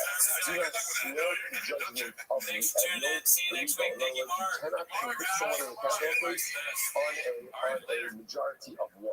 But you can go ahead and do that for Shahanisko. So in other words, what you want to find out over here is that even though Shahanisko, right, the ox that's going to be killed because it killed someone, is treated like a capital case in certain respects, namely that it's adjudicated by a Basin of 23, it's not treated like a capital case in other respects.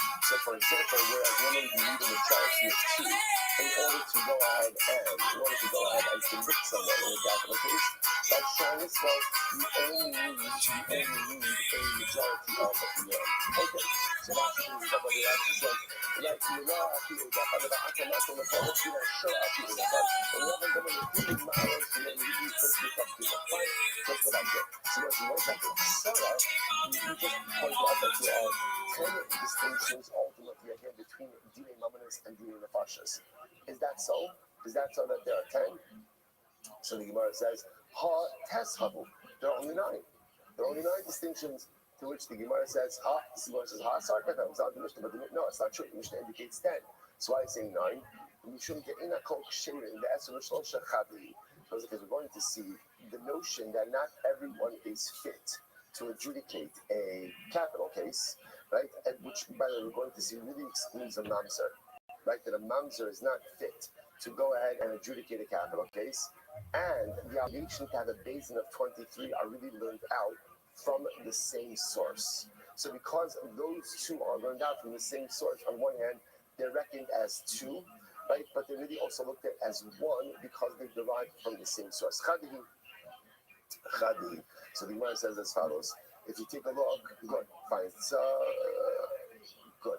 Chadihi. I take a look at Rashi. Hatishava. So what's the other parking as a keeping Bahal Yutnam was this. But Amra Haidi Kashi on Taz, having shown the Ina called Sharon, that's in the social Chadihi. The night time of Mamzer possibly giving the Pashas. So what's that? So when we say that not everyone is fit to adjudicate a capital case, who are we referring to? We're excluding a Mamzer. Why is a Mamzer not fit to adjudicate a capital case? You shouldn't have bought Inan Chaf Gimel, the Hainu Sanhedrin. But the Sanhedrin said, so we're going to see, because again, for capital cases, you need 23. 23 is called the Sanhedrin. Sanhedrin must be made up of people who are genealogically fit. We'll see this drug. We see that we saw this already. We'll do this again. So therefore, I'm going to say it's the same person. The same person that teaches me that I need 23 for a capital case is also the same person that I need someone who's genealogically fit, and therefore excludes a mamzer. So because you have 2 out of the 10 that are effectively learned out from the same source, it's tempting to say that the 2 are really 1. That's why some will say the Mishnah lists 10 distinctions, Others say that the Mishnah lists 9 distinctions. Okay. So the Gemara says as follows. So the Gemara says, see, the Gemara said, but 1 second, there is another distinction, right? The other situation is that, or another person, or another distinction between Din and Pashas and Nimonas, right? The Mishnah said that there are 10 distinctions between monetary law and capital law. The Gemara wants to suggest there's really 11. What's the 11th? There's another person, another group who are fit for monetary law, but not fit for capital cases. Who are those individuals? The Gemara says, "Designing." Here we go. This is fascinating. Ein moshivim b'sanhedrin. You cannot. The following people cannot serve on a sanhedrin. Which means when we say can't serve on a sanhedrin, what does that mean? What does that mean? Can't adjudicate capital cases, because that's what we need a sanhedrin for. I mean, we need a sanhedrin for other things. Following people can't sit on a sanhedrin. Who? Zakein, someone who's old. Swiss, right? Someone who's sterile. Mishain no banim, someone who doesn't have children. So we'll say, so what's the pshat over here? What's wrong with these individuals? So if you take a look at Rashi, this is incredible. Rashi says, Zakim sheshachach kivar sar gidu banim ve'ino rachmani. So let's say someone who's old has forgotten what it's like to have young children. Therefore, say, what is the key quality one must possess when they have young children? The key quality. Right, sleep that right. You don't live it out. You don't say so. No, the key quality you need is forgiveness.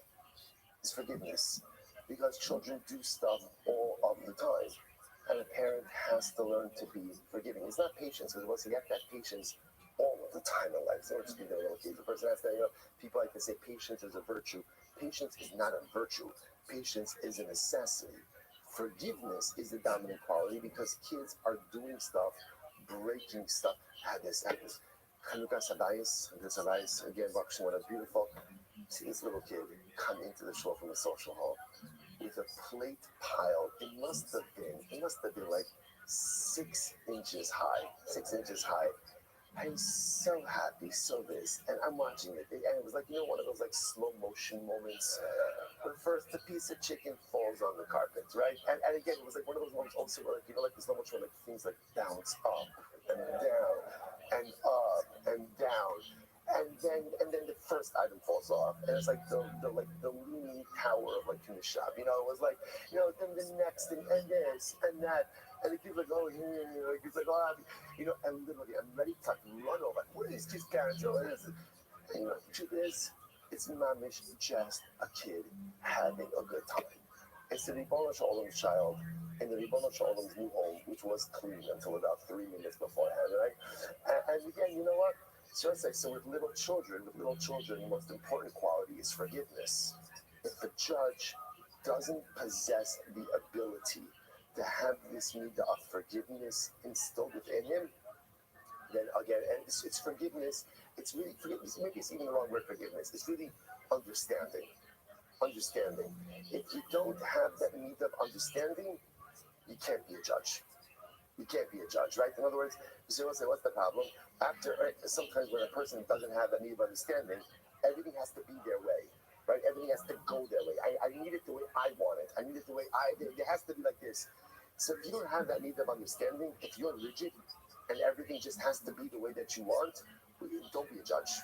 Really, don't be anything, right? Right, but that level of rigidity, it's not good. We can have that. We need people who can be understanding. We need people who can be forgiving. We need people who can be a little bit malleable and understand different circumstances in different ways. So therefore, again, the zakein, you haven't had young kids in your house for a long time, don't be a judge, because you're probably going to be too rigid, too set in your ways, and it's probably not a good idea to have you on the Beis Din. Same idea. The person never had children. Rabbi Yehuda also adds in over here, someone who's cruel, right? Or just cruel is even a strong word. Just someone who has just like a very cold and a different temperament. Right? In other words,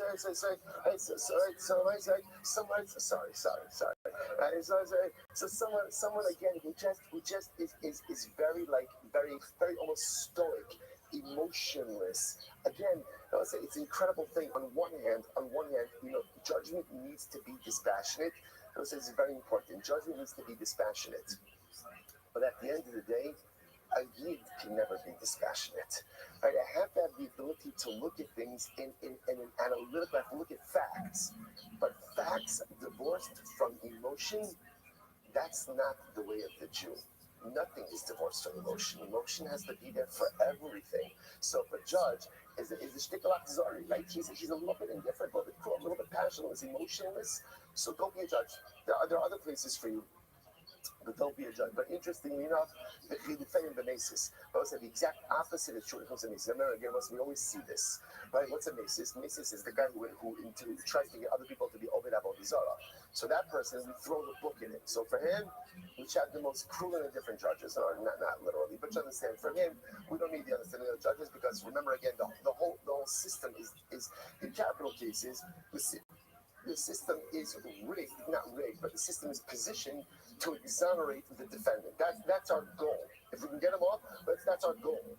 When it comes to mesis, right? When it comes to someone who incites for avodah zarah, it's just the opposite. The system is there in order to indict him. Okay, incredible. We'll say because okay, everyone is fit to adjudicate monetary cases. Everyone say, what is Hakol? By the way, I mean everyone. Who is that coming to include? Rabbi Yehuda, Lasi, Mamzer. To include a Mamzer, People say this is not a descriptive mamzer, this is a genealogical mamzer, right? So the idea over here is so the idea is somebody who's a genealogical mamzer, so even he's not fit for capital cases, right? Because remember again, capital cases require Sanhedrin. Sanhedrin requires genealogically fit people, but for monetary cases, he's absolutely fit. So it's okay, we learned this already. Anyone who is fit for capital cases is fit for monetary cases. But there are some people who are fit for monetary cases, but they're not fit to adjudicate capital cases. We said, who is that? Who is the person who is fit for a monetary case but not fit for a capital case?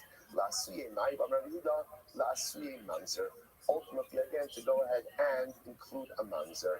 So the Gemara says, you're right, the mamzer. In reality, again, one teaching was to include a ger, the other was to include a mamzer. And I will say, why do I need both? With Sweetie, I'll tell you, and I will say, so this is to say both the ger and the mamzer are both fit for monetary law, but not fit for capital cases. Now, why not? With Sweetie. Yes, and ger, if it just told me that a ger ultimately is fit for monetary cases, do I love a cow? Because a ger has no marriage restrictions. He's a full-fledged Jew in terms of his marriage abilities. But a mamzer can't marry into the General Assembly. So maybe a mamzer is unfit even for monetary cases. Yes, and a mamzer, if we just said mamzer, this passage will say a mamzer comes from an illicit relationship. But as much as an illicit relationship, who are his parents? Two Jews. Right, so it's Yiddish blood. It's incredible. Two Jews. It's an illicit relationship, but his parents are Jewish. She comes literally from a kosher drop about Ger who but a Ger who doesn't comes from a non-Jewish parents. I would have thought that perhaps he's not even fit for monetary law. Therefore, again, Sricha. So I will say, one comes to teach me that Allah said Ger, the other part comes to Allah doesn't come teaching that. A mamzer, both are fit for monetary law, but neither are fit for capital cases. So I will say, stop over for today. Just the logistical answer. At the end of that, we just ask you if you could take your chair and just put it, just whatever chair you're using, or the one next to you, just put it against the wall.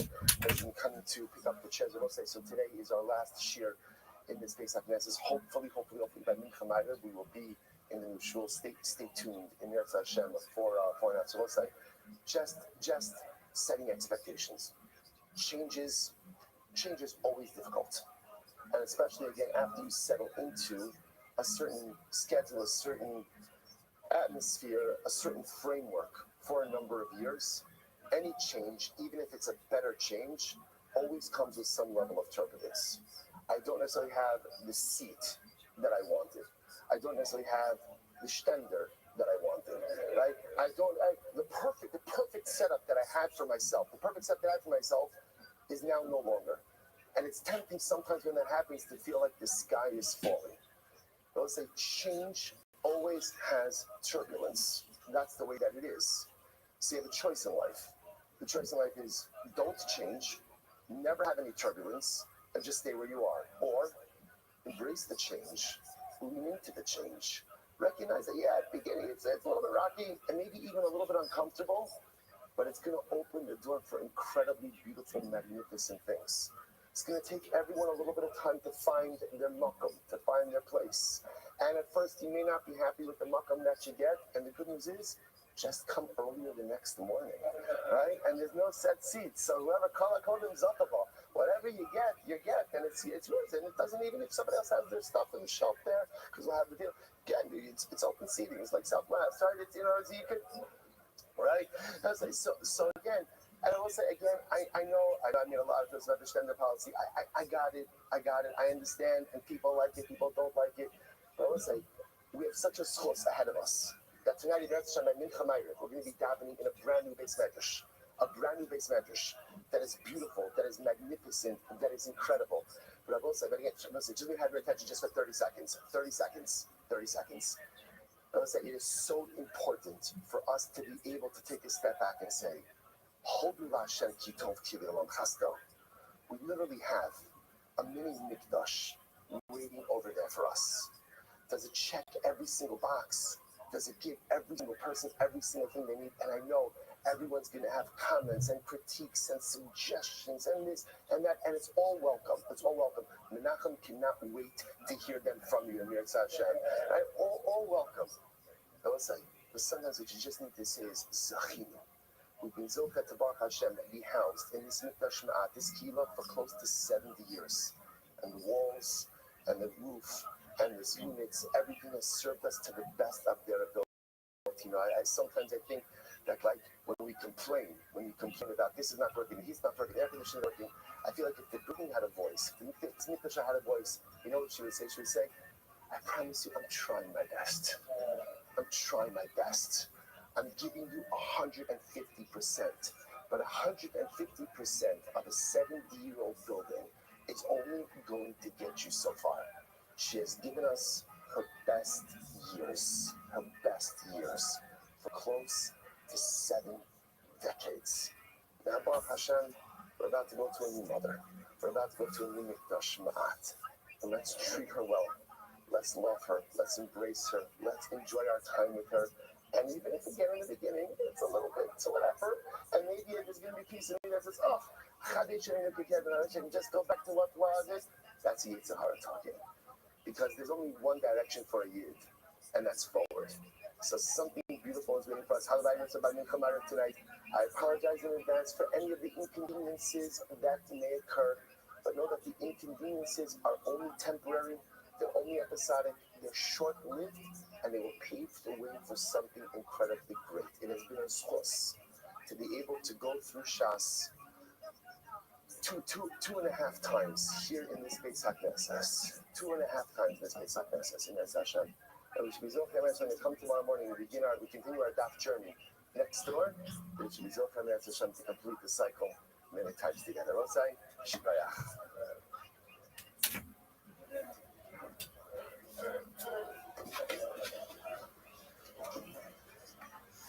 All right, everyone's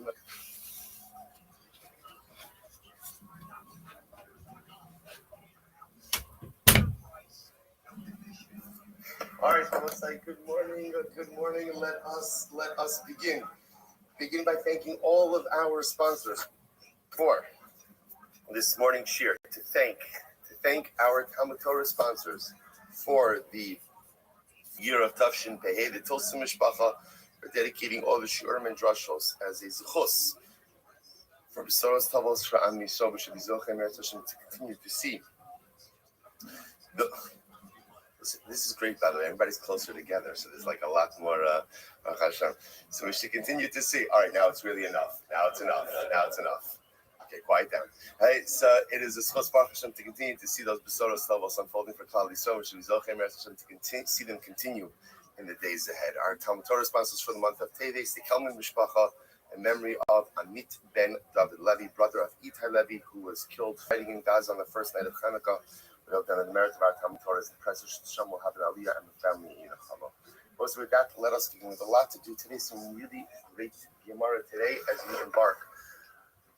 Upon Baruch Hashem, another incredible journey. Let's go. So today's daf is Lamed Vav 36. We are picking up the Meretz Hashem on Lamed Vav days 35 Rabbi, and I believe we left off with Amar Abaye, which is 2, 4, 6, 8, 9 lines up from the bottom. So Abaye says this also. Amar Abaye, Hashda Amrit in Ritzicha Dol Shabbos. And I will say, so remember again, very interesting, and we did a discussion yesterday's daf, about the concept that Ritzicha,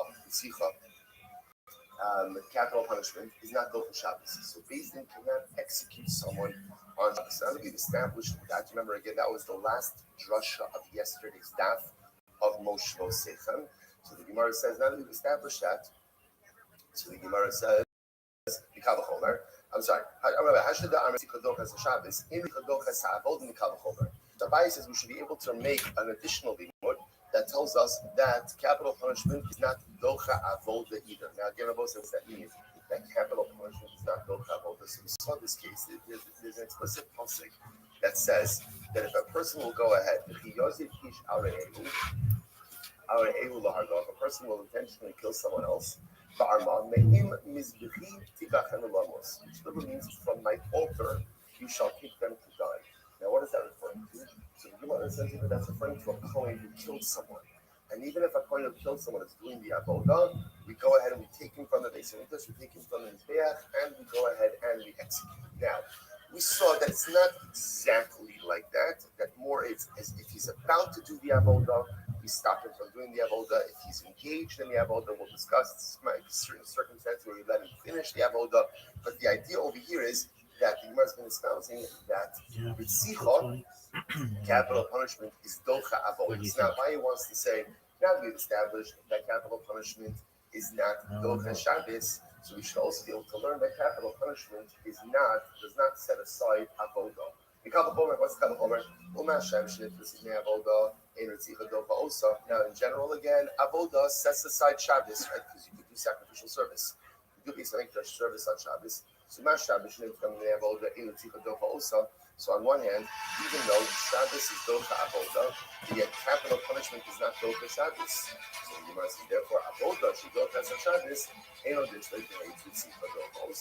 if that's the case again, avodah which is docha Shabbos, so capital punishment should not be docha avodah. That's the Kavachomer. Maybe it's the easy kakalamas. So here's the problem. So I hear the Kavachomer. I definitely hear the Kavachomer. But what do you do with the pasuk? Because the pasuk definitely indicates that capital punishment is docha avodah. So what do you do with that? I will look at the yopit, the low yopit. Oh, so what is that talking about? This is very interesting. When do we say in English the easy kakalamas? If the Kohen was involved in offering up a private sacrifice, a personal sacrifice, in that kind of case, so the tzibah capital punishment will be docha the carbon. But in another general sense, if he's involved in other kabbalas, not personal kabbalas, ultimately again, so the tzibah capital punishment will not be docha that avodah. And the value that is because that type of carbon, personal carbon, is not docha Shabbos. This is very important to notice. When we say that avodah is docha Shabbos, right? That avodah sets aside from Shabbos. So remember, what does that mean? That's neuroscience. Like you can't offer up your personal kabbalah, like katas and ashram, nidar and nidavas, that you can't do those things like Shabbos. So maybe Sakana Lamas is talking about carbon dioxide. The Kohen is high for capital punishment. We'll go ahead and do the personal carbon, then it's over there. That's not what Shabbos either. This the Gemara says. The Rabbi says, Road to hay, it's the coming up the truth is, capital punishment shouldn't even be built on carbon dioxide. The Rabbi wants to suggest that even if a Kohen is offering up the private carbon, I'm also going to myself, capital punishment should not override his ability to do so. What's the capital? The capital on the top, 36A. My young person is coming up with, so he wasn't that young is set aside by even personal carbons. Now, we're going to talk about this is a raging debate. The Gemara, the Rabbi is espousing it as fact, which is that on young kids, you can even offer up private carbons. For example, we'll say it's a very important halacha because the person comes to this maybe for a leader, right? On Pesach, the rule is So what happens? So I have all of my personal kavanas that I have to do, right? Dar and Davis, different things like that. So Rabbi says, on Yom Tov, you're allowed to bring personal kavanas. So yet, in the Tzipah don't call. So yet, Yom Tov, like capital punishment, cannot be carried out on Yom Tov. So capital punishment can't be done for Yom Tov. So the Gemara says, Rabbi Nachman, you don't have to Yom Tov, you will be okay, you see the don't also. So I'll say, so essentially like this. If Kabbalah can be built Yom Tov, right, and capital punishment is not built Yom Tov, then capital punishment shouldn't even be built carbon Yom Tov. Solid. Which where it says that's fine, but I need to command them even down the dollars per Yom Tov. So again, the previous understanding works well if you hold that personal command can have to offer that by Yom Tov. But if you hold that they can be offered up by Yom Tov, what do you do with Shabbos Kalvachomer?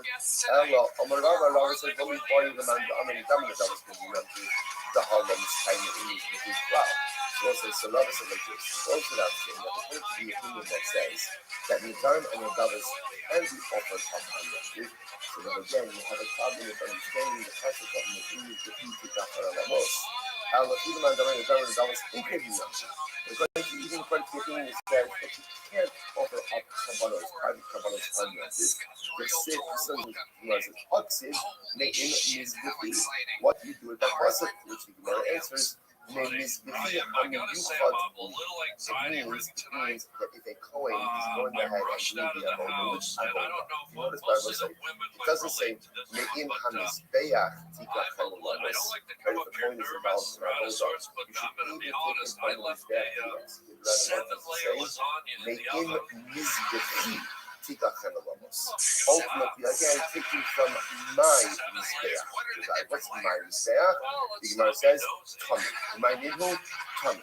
Bamrachmano, making this 50 Tikachanu Bamos. So what's it? What do you do exactly for you? It seems like this even if the coin is involved in my Mizbeach, for example, my Mizbeach, we're talking Tommy. Communal offerings. Even if he's involved in communal offerings, then even with that, you go ahead and take it from the Mizbeach, ultimately again to be excellent. Okay, so take away from all of this is that Halacha L'Maisa execution is not to go for Shabbos and it's not to go for Yom Tov. It is to go for Avodah, that even if you have a coin who's actively involved in Avodah and accept the service and prescribe a capital punishment, we will take you from the Sunday and execute. But that's a piece of hope. As we're seeing now, he has not yet started. If he started in the middle, seems to be that we will let him finish, then pull him out to execute. He is engaged, but has not yet actually begun. Meaning, he sets to the occasion, he's ready to go, but he has not yet actually begun, then ultimately we'll pull him out to execute him like that. Incredible. All right, let's go back here. I'm going to just remember again. If you remember, and this is like this. When it comes to Dinei Mammon, it's monetary law. Halacha L'Maisa, when we start counting the judges for their opinions, we start with the latest judge first. The most most highly regarded judge first. You get his opinion, then you work your way to the we'll call it the regular capital. In Dinei Nefashos, in capital cases, we start with what's called Min Hatzat. Min Hatzat means from the side. The side means the lesser known judges, right? The lesser. No idea that they just got selected. They're over there. It's dark. The junior judges, it's right? Gloomy and Shakespeare's next door. The junior judges. We start from that from the Some are out. I don't know how I can none of the day that. So that's like this. I was part of the days of Rabbi. I was part of the days of Rabbi. I don't know how I can none of the day that. I mean, no, you have a mass liberation. I was part of the days of Rabbi, and in Dinei Mamonos, they always started with me. They always started like they always asked my opinion first. The Gemara says, "Wow, but that doesn't make any sense." It says in Mishnah that Dinei Mamonos, we always start with the greatest of the judges, and Rav was the greatest of the judges. Hello, how are you? Rabbi, I'm fine. How are you? I'm lovely, thank you. Well, firstly, your link tree is so good. Like I said, I looked at it again, and it's like, wow, I wish everybody caught on as well as Maris does. So you're an excellent learner. You're a very smart individual. So congratulations to you. Okay, you have the Grok app. You're so patient with me, the way you are teaching me, and I'm grabbing it. No, I must commend you for that. You're a great teacher.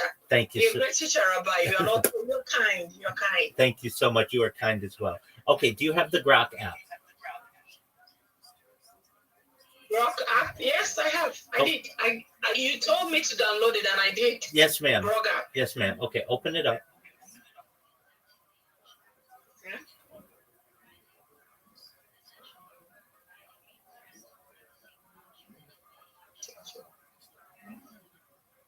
Let me know when it's open. Yeah, it's open. Okay, excellent. Okay, the images I made, that was where I did all of them. The Grok. Okay, excellent. Because I read the article you sent me. Yes, ma'am. Yes, ma'am. Okay, so at the top, do you see one tab says Ask and the other tab says Imagine? Yeah. Okay, go to the Imagine section. I'm there. Okay, you're in the Imagine section, right? Okay. Yes. Okay, now I am going to revise the text that I wrote you, and I want you to put this in there. So just 1 moment. I'm typing it to you in text. So please make a video for me explaining information. Okay. So when you have a chance, I'd like you to look at your DMs in Twitter. I just sent you the message, and just copy that message completely and put it in the Imagine section.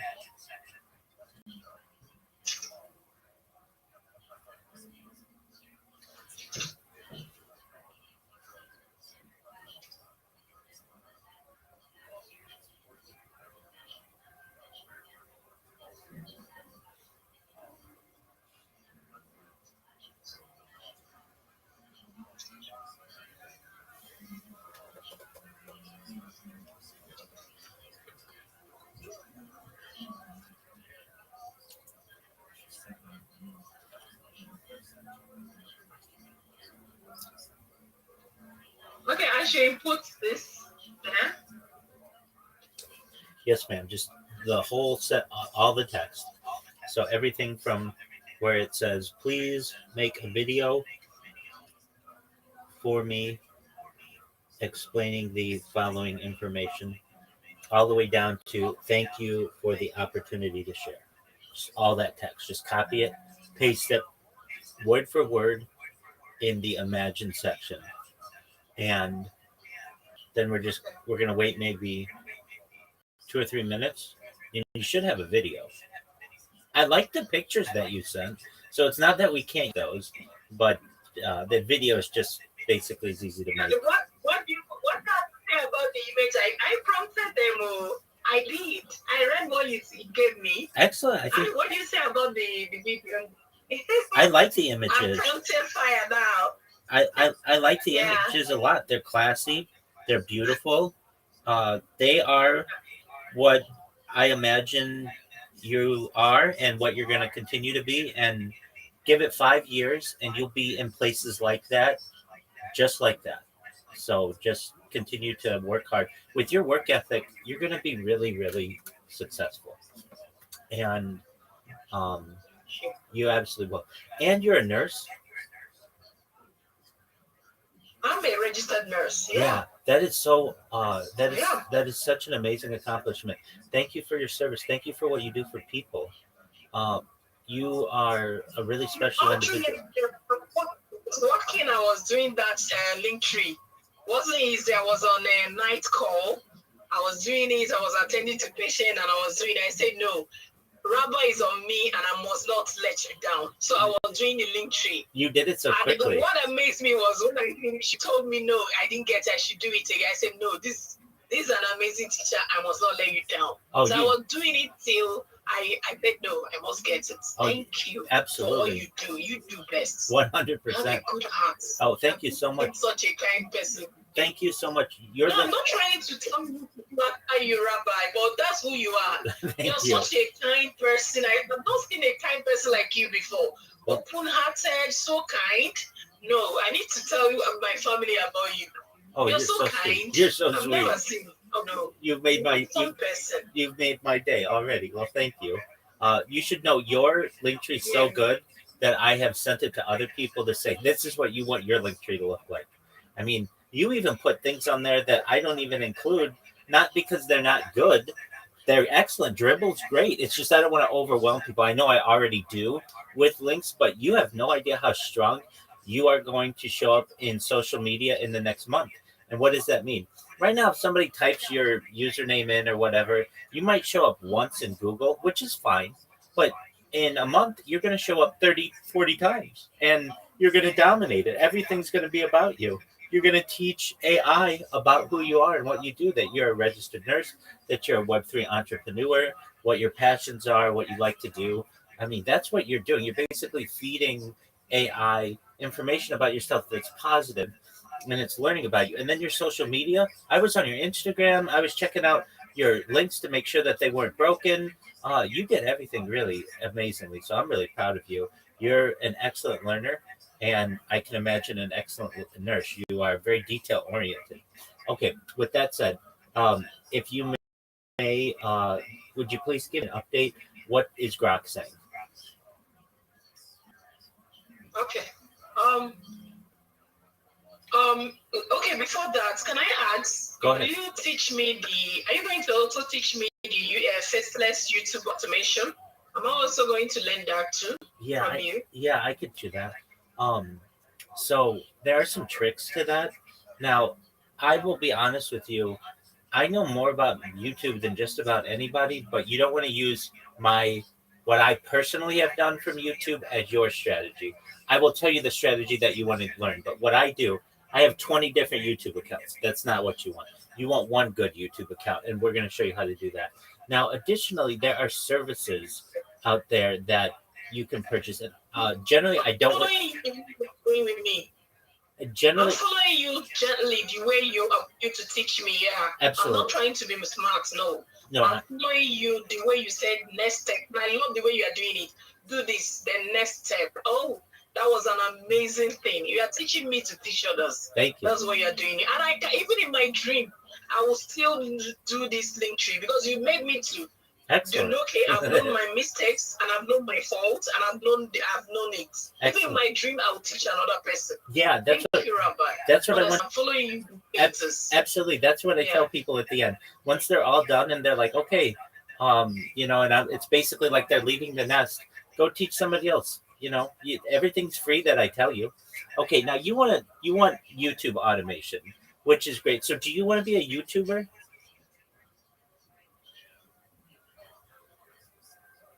Honestly, I want to tell you that my plan is once you teach me everything, I'm meant to quit my work so that I will be teaching online. Okay. Do adverts, do everything online. I can't be the work is I must tell you the truth is we work hard a lot, but they don't pay us well. Right. We work like elephants and eat like ants. I tell you the truth. I'm not trying to shed anybody or downcast anybody, but no, I'm trying to tell you the truth. We work hard, work a lot. We go to the theater, carry patients 5 times before 3 a.m. We start by 4 p.m. in the evening. We resume 4 p.m. and we are leaving by 10 a.m. Can imagine that we work hard, but we pay us. So what I want to have develop myself personally, do personal development, upskill myself, then I'll quit the job and I'll go into full entrepreneur. That's what I want to do. God knows what I'm saying. I mean it. And I won't do it. I'll do it. Absolutely. Yeah. I love that phrase you just gave. That's a brilliant phrase. We work like elephants and we eat like ants. Yeah. That's a beautiful phrase. And it summarizes exactly what is going on. Okay, Maris, if I may ask, how much do you make a week? Nothing. Okay, but nothing.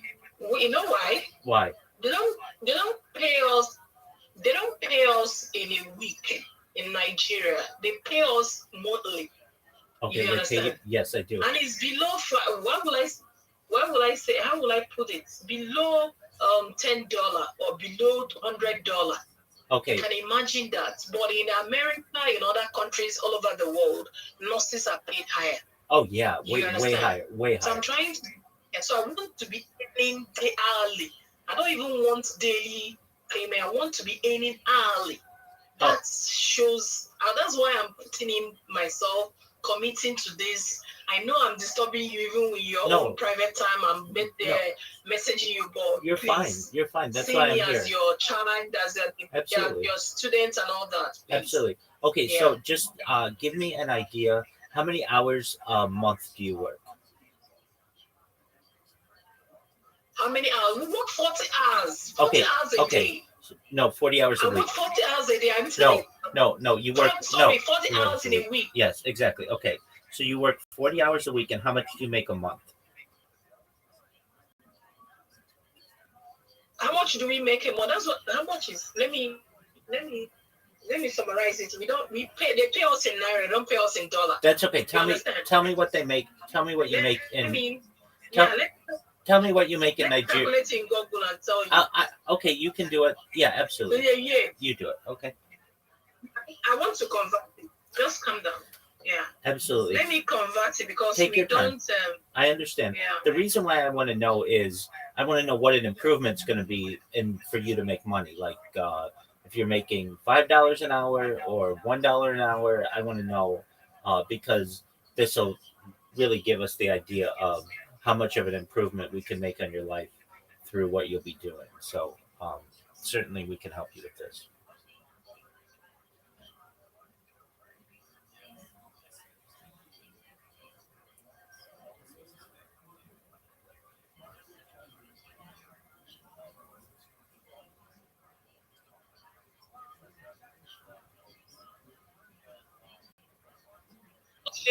Do you want me to shock you? Yeah, shock me with it. Do you want me to shock you? Yes, ma'am. Yeah, hell, we give us $14 a month. I'm not joking. $14? This is peanuts. Yes. So you make $14 in a month. $14. Nothing. We don't be barely nothing. No, that is nothing. You're working for free. For free. God bless you. Yeah. Okay. Yeah. So let's review this. So you're working a month, approximately 180 hours a month or so. Okay, and so you're making like 7 cents an hour. You can imagine when I put the whole 40, this is my 40 hours, 12 hours in a day, 40 hours in a week. I put it in my own entrepreneur. What will I, do you understand? Yeah, no, I totally understand. That's why most people are 9 to 5. They're not working remotely. Even the remotely, everybody's going to entrepreneur, being an entrepreneur now. Nobody want to work 9 to 5 again. Right. I understand. Nobody. I understand that. Okay. Okay. Last month, November, doctors were on strike. I used the opportunity to learn everything about Canva. I had to pay for one of my colleagues I gave her tips to teach me Canva Pro so that I will upskill myself. And I was glad I did because every day I was going to work with laptop. I locked myself up because we normally go to work in as much as there wasn't patient then. It was on 29 November that they called it off. So I was I was doing everything I do too, so that I will relieve myself. I want to live there. I don't want to go again. My spirit is telling me leave, but I don't have any choice. I just want to get myself grounded before leaving. That was what I'm doing. Absolutely. I want to go. I want to leave. God knows what I'm saying. I want to leave. Absolutely. We'll help you with that. Okay, if I may ask, in your industry, do they pay women worse than men? They pay equally. Equally. They don't pay. Okay. They don't pay. They don't do. They do it on position, rank. Yeah. Absolutely. They pay equally. They don't do whether this is a man. I understand. Or this is a woman. I understand. Some cultures it's different. Okay.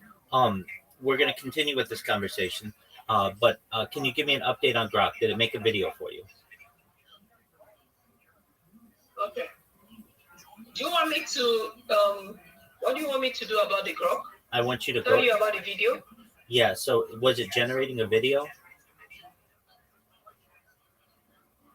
Okay. Do you know what I did? What'd you I do? was thinking that you said I should first of all create image. After creating an image, I will now go and put it in the video section. That was what I thought. That's okay. I didn't know that the prompt I'm making, I have to send it directly to video. That's okay. Because I read everything Yes, of that I know you did. article. I know you I did. read Mary. everything. I know you did, Mary. But I have it on top of my hand. Yeah. Yeah, and that article may not have been exactly accurate. That you can just go right to video. So You did know it? why? The first article you sent to me on that link tree. I So understand. anything you are sending to me now, I don't take it as a joke. I The understand. last article you sent to me was so helpful. I was confused. So it was when you sent the article that I should go through it. When I go through it, everything was staring at me. I was saying, gosh, this thing is so simple. What Yeah. the button going up and down?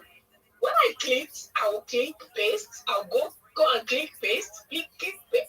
I was saying, oh Jesus, Rabbi is so awesome. This is so simple. What am I? Oh, that was why anything you send to me, I don't take it as a joke. I will read everything. Excellent. Honestly, Excellent. I will. I understand. And maybe the second article that I sent you, yeah, I see that it says to create an image and then upload that. Okay, so did it make a video for you? Did Grok make a video for you? I want to do that. That's what I'm trying to draft a prompt so that I'll push it in a video. Yeah. I haven't entered the video. No, I understand. understand. I understand that. I sent you the prompt.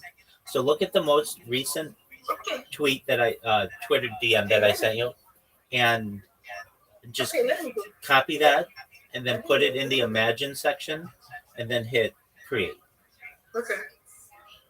Okay.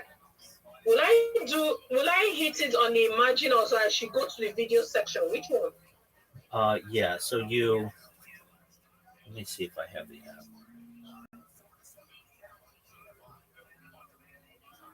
Okay, so at the very top, I'll just download it. Just for a moment.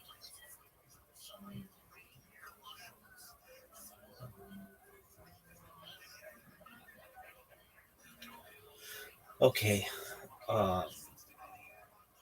At the very top, you have the option. Do you see that it says imagine?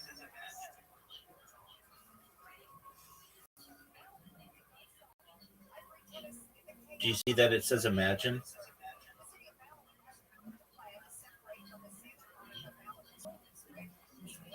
Maris, can you hear me? Maris.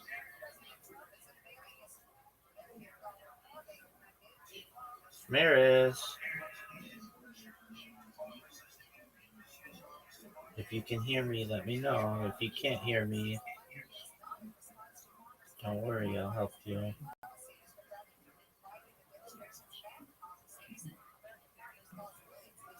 Maris. Maris. Wow, 7 cents an hour.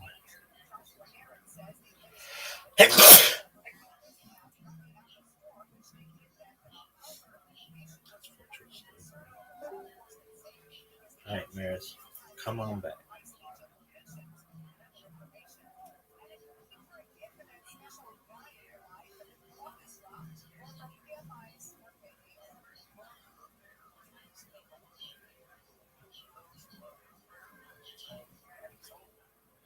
Daddy's home.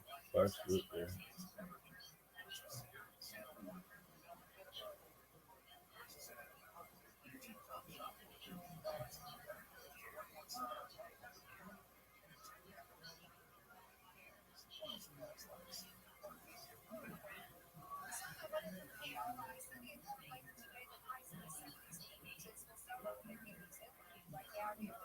Cyber daddy.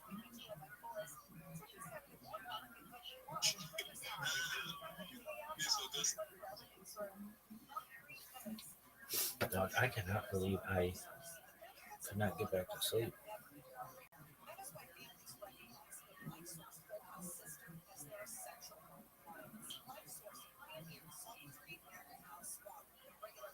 Marriage.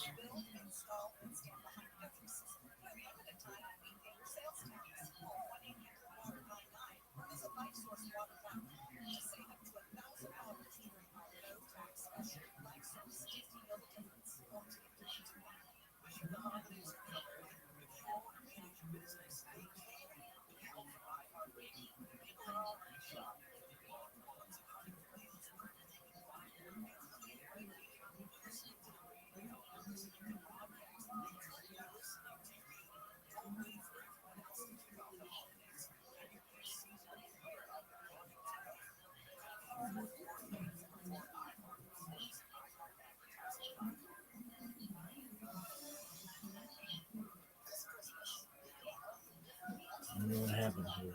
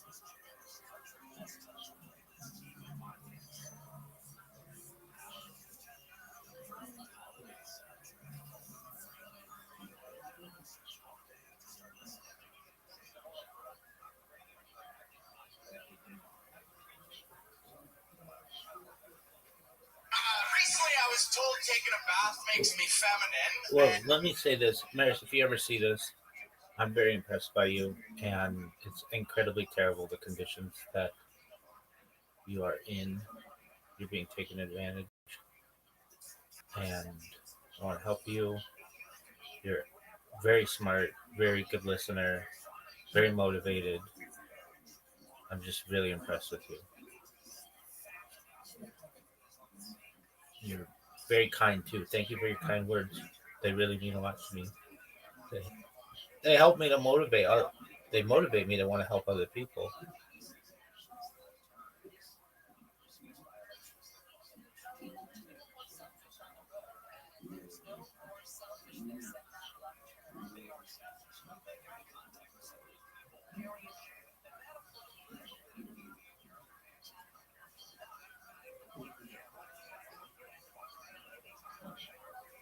Is this the Canadian guy? And if having a bath makes me feminine, then tuck my nuts and call me Danielle, because I do not give a fuck.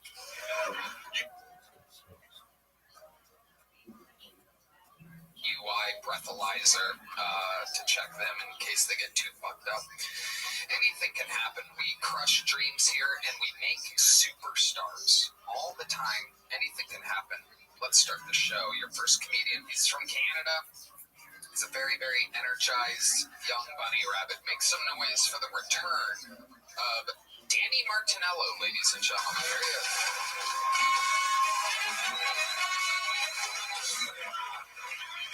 Recently, I was told taking a bath makes me feminine, and if having a bath makes me feminine, then tuck my nuts and call me Danielle, because I do not give a fuck. You know how many times I've seen you girls take those bathtub photos with your foot underneath the faucet and like a half a glass of Chardonnay in the corner? Mine's just a full bottle, eh? And then the little motivational quote of like, live your best life, queen, be who you're supposed to be. Like, I want to have that so bad. I saw a girl have a charcuterie tray in the back of her bathtub. I'm like, why can't I have a bruschetta and a bath bomb as a pro? You know, take a shit and I eat a parfait, I might as well have a meat and cheese spread while I bathe.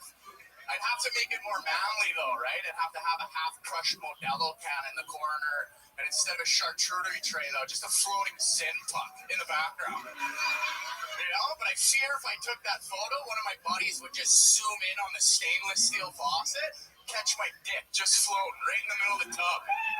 That's what it does. I'm not gonna lie, it's just a buoy sitting in the middle of Lake Placid, just chilling, you know? That's what I do. Whenever I see you girls take those photos, I'm fucking zooming, dude. To the point where I can't zoom no more, and then I just take a screenshot and zoom in an extra little bit. Just to see if I can catch a dorsal fin underneath the water. Thank you guys. I'm Danny Martinello. Danny Martinello, representing Canada here tonight. Let me ask you a question, Danny. Yeah. Have you ever heard anyone else, have you only read the word charcuterie? Have you ever talked with anyone about charcuterie? Have you run that by anybody? To be honest, like, I don't even really know how to read, dude.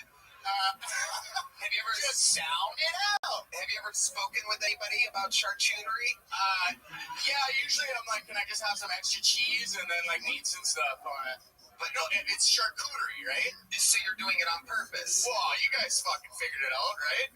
No, we thought you were retarded for a second. I mean, it ain't no difference than any day, Tony. You always think I'm retarded. The way you say it, bro, it sounds like a bowel disease, honestly. Yeah. And if I can just add to the floating penis thing, I mean, I think there's something you really forgot that we got to add. And most of you might not know this, but the penis does float, and the little hole in the tip gasps for air like a koi fish. So if you throw fish food in a man's bath, he'll eat it all up. And for you ladies, let's be honest, you're just drowning a corned beef sandwich when you take a bath. That is true. That is true. So you've been enjoying baths. This is all real? Yeah, I've been trying to like just relax and stuff, and I sit in the bath, I like the shower anyway, so I was like, I might as well just fill it up. Do you have roommates? No, not really, no. Like, not really? You know, I have a roommate, but he lives in Canada, and then he only comes like a couple times a year. So like, I'm kind of like just living on my own, which is pretty sick. Yeah. I miss him so much, and I wish he would show. All right, I thought you guys would have fun with that, but wacky. He don't really give a fuck. He thought I was going to jump on and do a 5-star frog splash on the table. Okay, Danny, what kind of Adderall are you on exactly? Canadian, Mexican? Severely overdiagnosed and undermedicated. I don't do any of that stuff because I feel like it takes away from my spirit.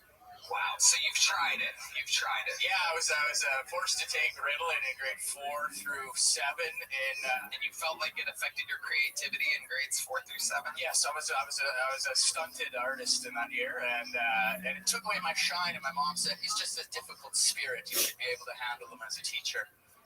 But Edmonton Public School Board made me like take Ritalin if I wanted to stay in Edmonton. So this Ritalin you said you took it daily? Yeah, I had to take it at lunch. How many cases a day did you take? Just one pill, and it was funny. Like they lined us up like little lab rats, and we'd have to go check into the office and go. And then, but I didn't take. I put it under like in the pocket, and then I would give it to this kid named Jamie Anderson, and I'd watch him snort it in the urinal. Wow. Yeah, in grade 5, it was pretty sick. You were like a Ritalin Pez machine. Yeah. I just. And then it would come out. Well, that's a cunnilingus machine right there. Yeah. Are you shooting them into your girl's vulva? Yeah. From afar, like a Do that again. Let's see it. Can you do that with your mouth again? Yeah, I don't know why 2 men wanted to open my mouth like that, but here we are. That's a Pez vulva right there. Very scary. Danny, what else is going on in your life? Anything? Nothing much. I went to Mexico for a wedding, which was pretty fun, except for I got Montezuma's revenge. What exactly is that? Describe that to the people. Sure. It's where you just basically shit through a badminton racket for 5 days. So yeah, I had traveler's diarrhea. It was pretty good. You drink the water like Charlotte from Sex and the City? Yeah, we got a little bit fucked up and an ice cube took me out. Wow. You know you're top A, you just get a slushy drink. But it was pretty good. I mean, yeah, I enjoyed it. It was fun. You enjoyed the diarrhea in Mexico?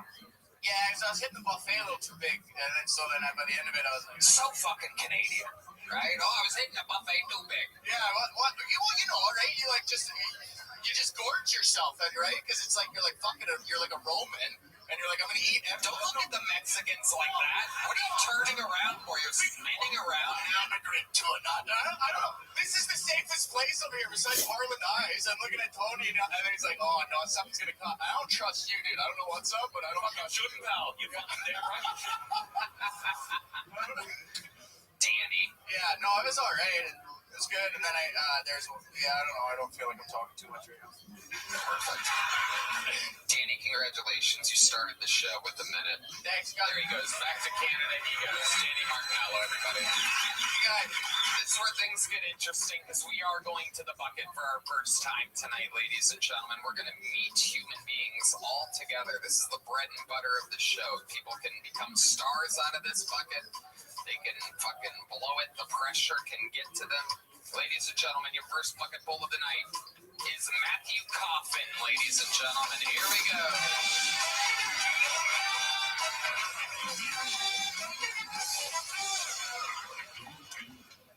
So, of course, Trump would call an operation that requires massive missiles to deeply penetrate a mountain to destroy a nuclear facility, Operation Midnight Hammer.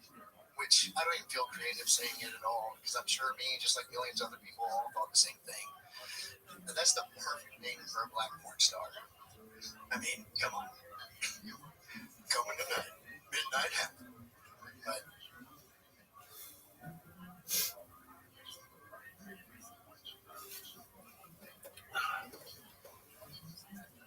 Folks.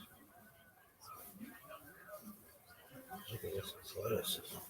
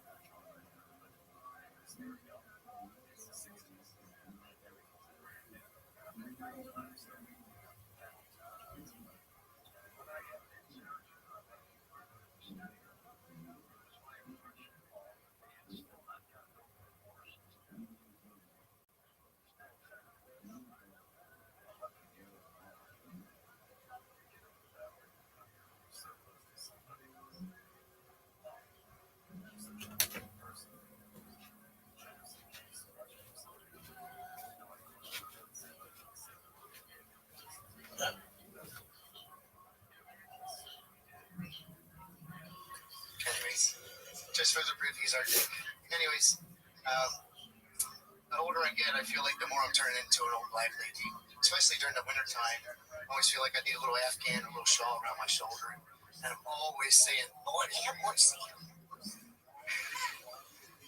For some reason, my cell phone thinks that my nuts stink, and I beat my dog, and I don't know how. I mean, I don't know why my phone thinks my nuts stink. It's that like the phone has a nose or anything. I don't talk about that stuff or anything, but it thinks I beat my dog. I get these little alerts on my phone that says, "Don't abuse your animal. There's other ways to discipline it." It's because I sing to him and say stupid shit like, "Oh my God, holy shit." That was awful. Holy shit, Matthew. Let's check in with Nick Rochefort. That's one fucking suicidal Pomeranian right there. I'll tell you that much, yeah. Saddest dog that's ever lived. That fucking poor dog just walking around. Not even walking around, probably dying to run away right now. He's happy you stopped talking. Yeah. I thought it was a cat, to be honest. A suitcase cat. It's got a fucking handle. The dog is the most interesting part of your entire set. You really just do you practice this, Matthew? Do you try? Yeah, it's been a really busy week. I haven't actually been on stage in about 3 weeks because I've been busy working. What have you been doing for work? Between over here, like I told you last time, I've been working over at the strip club now too. Working the parking lot. You're working the parking lot at the strip club. What exactly are you doing in the parking lot? Would you like general parking or VIP? And that's what you do. Mostly trying to direct Uber drivers that don't speak English where to go in the right way and stuff like that. It's fun. Right. And do you have your dog with you when you're doing that? Yep. He hangs out by the car and he got his little leash attached to the inside of the car. He's got his little pillow out there and everything. He hangs out there with me. Okay. I had this dog for all 8 years of his life. All 8 years of his life. And what's the name of the dog? His name's Lucius Fox. Okay, all right. So, Matthew, that is what you would call your servant, correct? Yeah, I had to pay the extra for it because I can't be without him. He can't be without me. He can be without you. He can be with anybody else. Ask anybody next door. And are you? It is okay, comma, but you may have to make reason why you have a service dog, or is that just your 20 of them to get 10 good ones, period. I would not use this one, period. The woman fumbles her words, period. Please keep trying, period.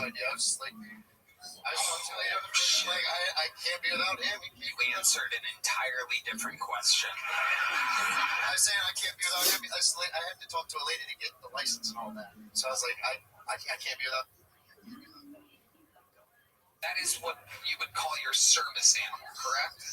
Yeah, I had to pay the extra for it because I can't be without him. He can't be without me. He can be without you. He could be with anybody else. Ask anybody next door. And have you been diagnosed with anything? Is there a reason why you have a service dog, or is that just your trick to life? Is that what makes people think you're okay? I didn't even know it was a thing, to use service animals, to get your not have to pay for certain things for your apartment and stuff. I had no idea. I was talking to I can't be without him. You answered an entirely different question. I was saying I can't be without him. I had to talk to a lady to get the license and all that. So I was like, I can't be without him. He can't be without me.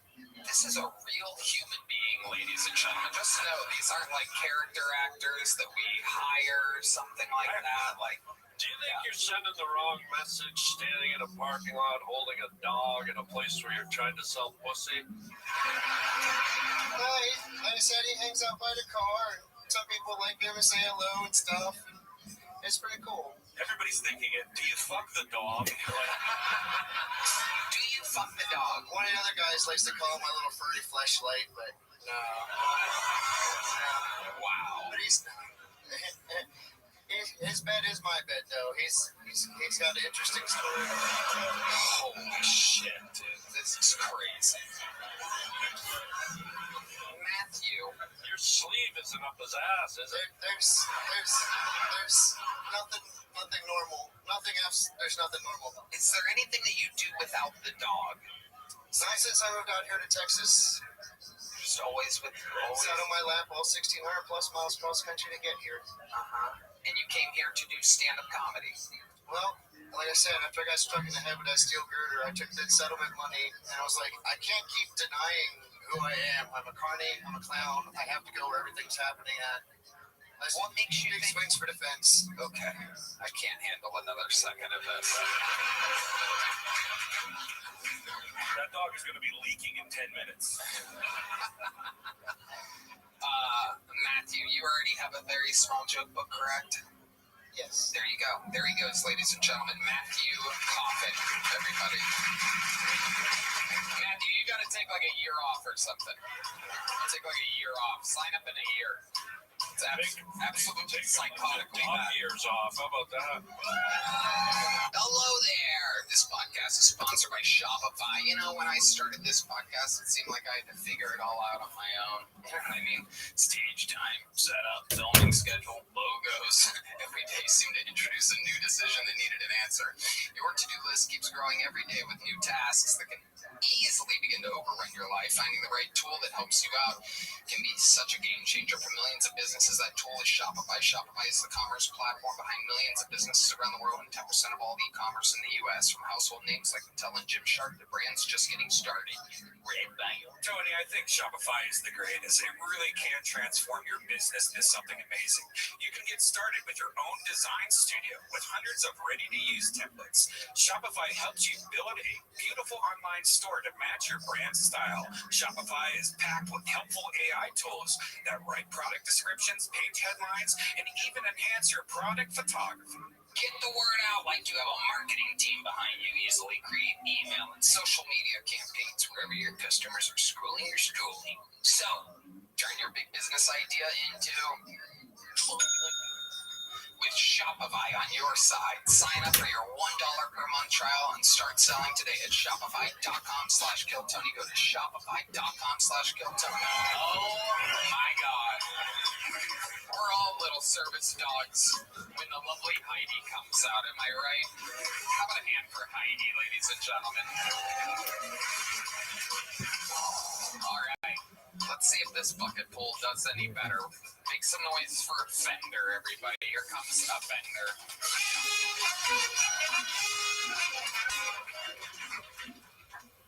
I know what you guys are thinking. My hair says California, but my voice says I'd fuck a cousin. Being from the South is challenging. Usually take people long to accuse me. Being some type of no good, effed up, high-beaten, racist, toothless Trump supporter. But that's not... See, in Alabama, you can only be 3 of those things. That's what you're for. Ship your ass to Florida. Become a legal resident of that state, you got a fucking alligator. They're gonna try to tell you it tastes like chicken, but I promise you this, it does not fuck like one.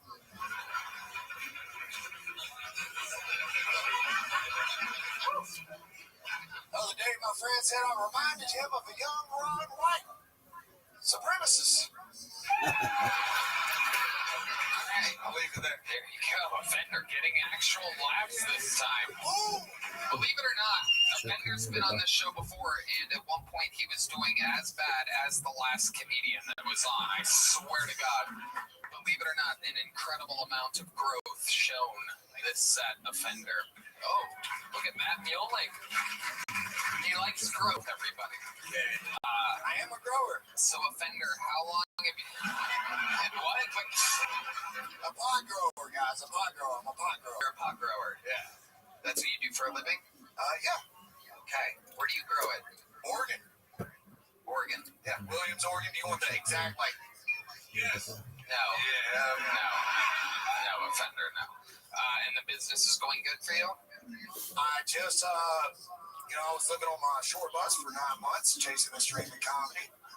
I left for 3 months. I just paid for an apartment for 6 months up front. Okay. I'm not homeless no more. I am not homeless no more. Incredible. I got a bathroom. Wow. 6 months worth of bathroom.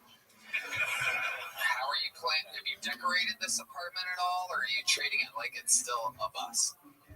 No, I decorated. So I got a medicine cabinet. Okay. A medicine cabinet? Yes. Okay. Yes.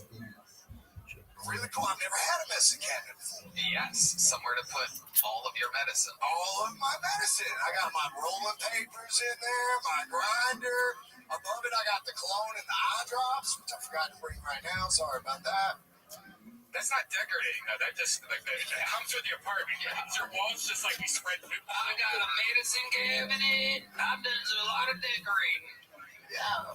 Can I ask you something, bro? Just this is just a reaction. Yes, It's almost like a test when they hit your knee in the doctor's office. It's a reflex thing. Okay. I'm gonna say something. I just want to. Thanks for crouching. I can still see you.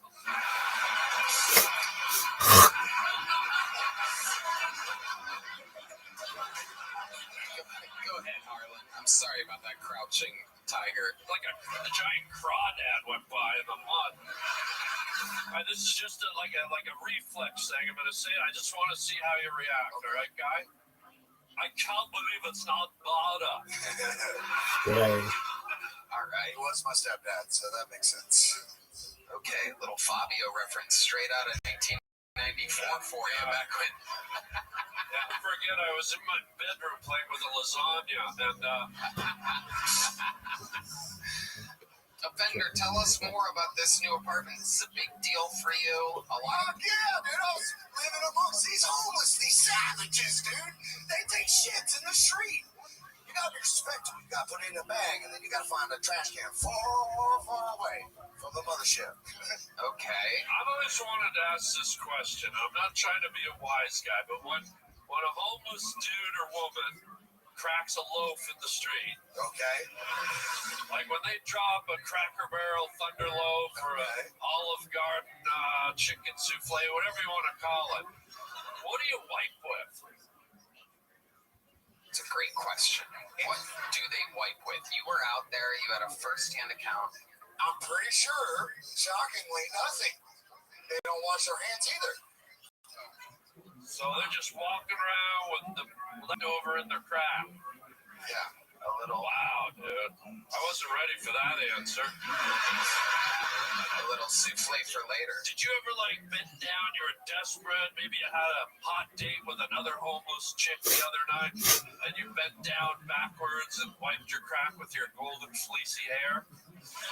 That's a great question. A great question. Offender, are you making money anyway while you're here in Austin, Texas? Yes, sir. How are you doing that? Comedy. You're making money? You're doing paid gigs? I do paid gigs. I bark, however can help any show or anybody that has an opportunity for me. I extend my offer and say, hey, I'm willing to do this. I live here for this. I mean, how often do you bark? More or less than the last comedian's dog? Not a real question. Offender, what's your love life like? You're a handsome man. Thank you. How does that work out for you now that you have your own apartment? Is that something that you're doing? It's something that every man probably is thinking about. But me personally, I don't have time for it, man. You don't have time for the ladies? No. Well, you got yourself. Look at you. What is the tattoo right here on the arm? I'm glad I asked. Okay, I don't know if you guys can see it. Can you describe it with words? All right, so it's got a wood handle, a metal shaft. Some would call it a shank, but it's not. It's an old school can opener. I was more talking about I have to open a can of whoop ass on somebody. You know what I mean? I was more talking about the Predator CIA coding you have on your wrist right here. What the hell is that? Yeah. What's that? Frightening. Okay, so I have this right here is Giuseppe, and then this is Dottie. That's Croatian for give and take, because life is all about the give and take. Okay, all right. Did you ever meet a homeless woman with a tattoo of a can of beans on her leg? Yeah, Celia Contreras, dude. I did just. You guys were at Skank Fest. I was actually working there, which was a fucking great time. I actually fought in the Skank fights. Okay. How did that go? 25-second submission, armbar, the fastest submission of the weekend. You won? Fuck yeah. Oh my god. You hit the can opener on somebody. Hell yeah, I did. So you have it. Wow. Absolutely incredible. Triple HIV. Yeah, I gotta ask though. I gotta follow up. You're in the street, right? I was. Yes, sir. Well, you still are. Yes, sir. Yeah, it's a tough world out there, right? We've all watched Animal Planet, right? Okay, You ever, since you do have some mad skills in the ring, you ever get into any tussles out on the mean streets, my guy? Yeah, so I'm actually notoriously known for breaking up fights down here, trying to protect people from harming themselves even further. Oh, wow. One night a guy aggressed me and I had to, take care of myself. But you jerked off on him? Fuck yeah, I did. Yeah, they pulled out a stretcher and everything. No, but I did have to wrap up a guy, but I try to do it in a respectful way that doesn't harm anybody. The worst thing is, in today's, especially on the street, it's pretty violent. People need to be aware. Did he put hands on you? Did you take any shots, my guy? dip, and then hip toss and put them in a triangle. Jumped until the cop showed up. Broke into a square dance from what you just showed me. Well, let's not act that out. Offender, congratulations. You've never gotten a big joke book on this show before, correct? Have you? I have the very first. Well, then there you go. Hey, it got filled up, and I'm Were you just saying that? Are you going to sell this on the streets to somebody? All right, there you go. Offender, ladies and gentlemen. There we go. 2 return bucket pulls to start the show. This looks like a new name. Maybe I'm right, maybe I'm wrong. We're going to find out. But let's hear it for Emo the Jock, ladies and gentlemen. Emo the Jock. Here we go.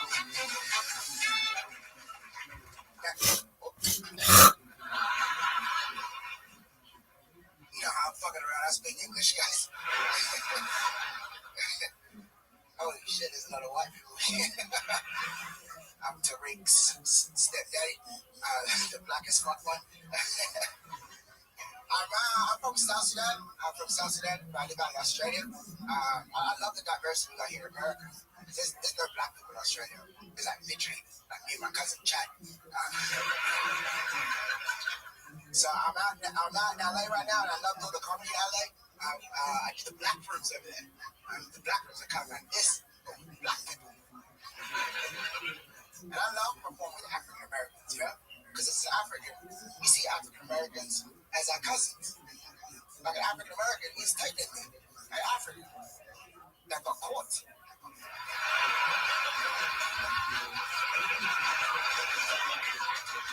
And every 4 years at the Olympics, they remind the world that you will never catch them again.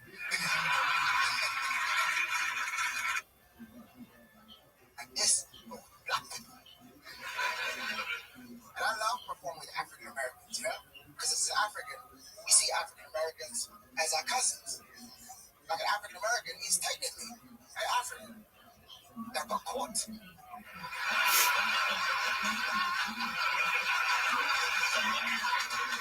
And every 4 years at the Olympics, they remind the world that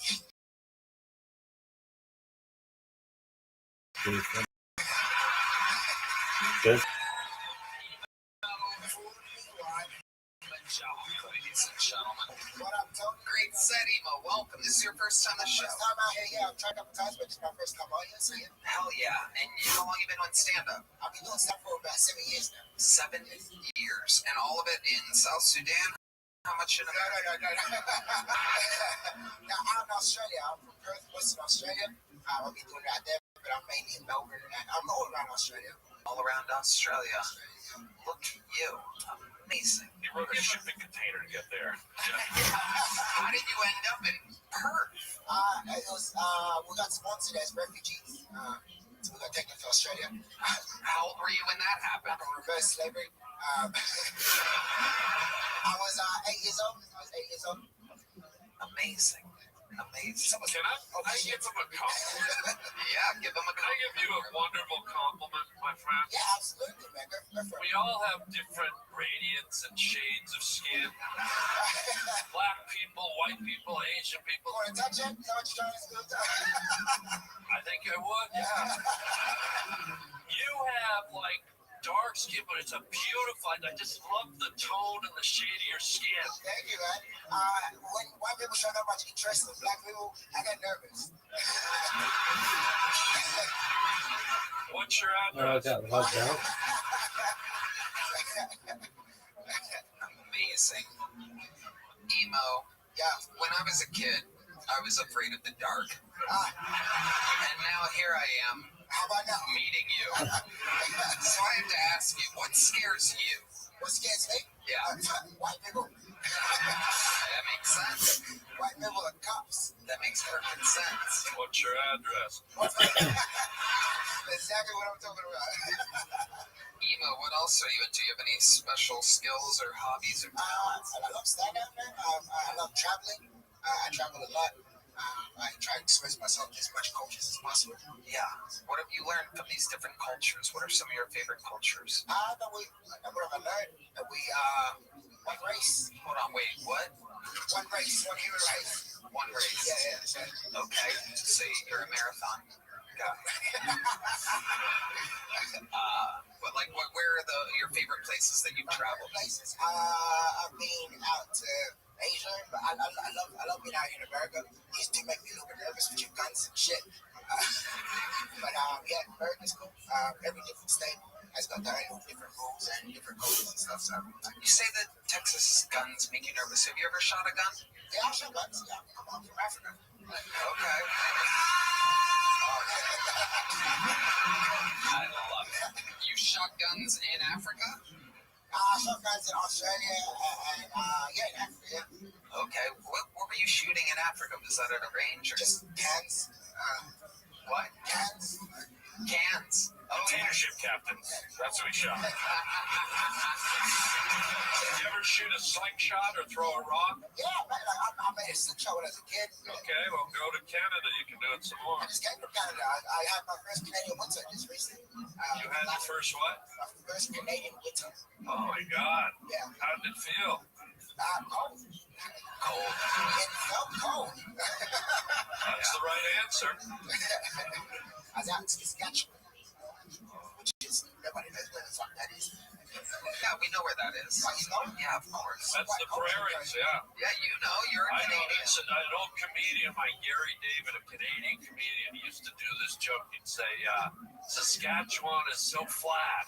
It's the only place in the world you can sit on your front porch and watch your dog run away for 3 weeks.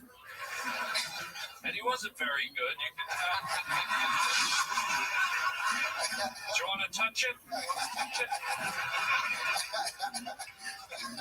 How about now? I got a lasagna in the oven. Don't fuck with it. Emo, you're a world traveler. You're a specific shade, as mentioned earlier. What's the most racist thing anybody's ever done to you? You seem like such a nice, sweet guy, and like it's interesting how people judge a book by its cover. Yeah, I'm from Australia. Like that place is racist as fuck. But that is my kind of speed, though. Better the racist you know than the racist you don't. Yes. Right, someone touched me and tried to rub it off. That was a little insulting in Asia. In Asian in Bali asked if you could rub any of that off. No. They tried? They tried to rub it off, yeah. Holy shit. Did they use like lemon pledge or anything?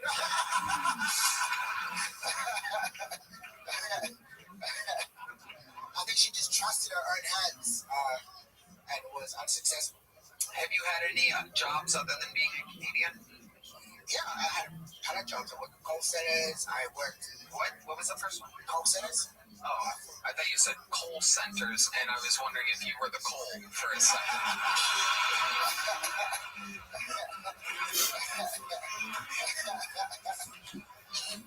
He said he likes racism, ladies and gentlemen. He feels at home. My kind of speed, yeah. I worked in warehousing, but stand-up is definitely my favorite job. Yeah. How about your love life? You seem like a handsome man. I'm sure. I have a partner. You have a partner? Yeah, I have a partner. Fiance, we're still engaged. It's where'd you meet this partner at? She's Canadian. I met her at a festival in Australia back in 2018.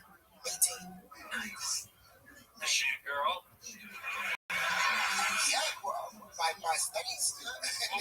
When someone says partner, I don't know if it's a girl or She's a girl. She's a girl, yeah. a girl. She's a woman, not a girl. She's a woman, yeah. Right. Canadian woman, white? No, she's Indian background. Oh. Brown girl background. Wow. Okay. Indian I background. talked to Aaliyah. You met her at the call center, I'm guessing? I met her at a festival in Melbourne. Is there any water around? Yeah. Why don't you just call for some? Yes. Yes, let's get it. Absolutely. You have cotton mouth? I don't even have to do the rest of that joke. I don't even have to do it. Can't even make it up, ladies and gentlemen. First person asked for water in years. He just so happens to be one of the darkest human beings I've ever seen in my entire life.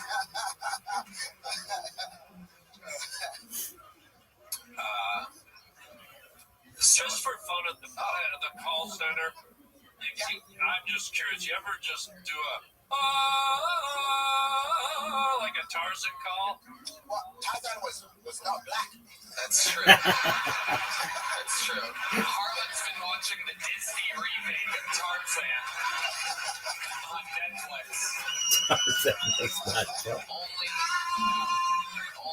on Netflix. Bunch this up in one fucking pile. It's too late now, Rabbi just has his fingers hovering over the Lion King setup that he has right now. Nothing. Okay, it's the Tracy Chapman reference. Has anybody ever? Grace Jones. Yeah. This is amazing. You have to understand, Emo. We're very excited to have someone like you here. It's our first time interviewing the curtains, so it's very exciting. It's very exciting for us. Technically, you've been on every episode of the show. He's sponsored by me. That's right. Tony, he's the captain now. Yeah, absolutely. Oh my goodness, it's serious quick. I love it. Emo, what do you think? Because you are indeed dark. We've covered this.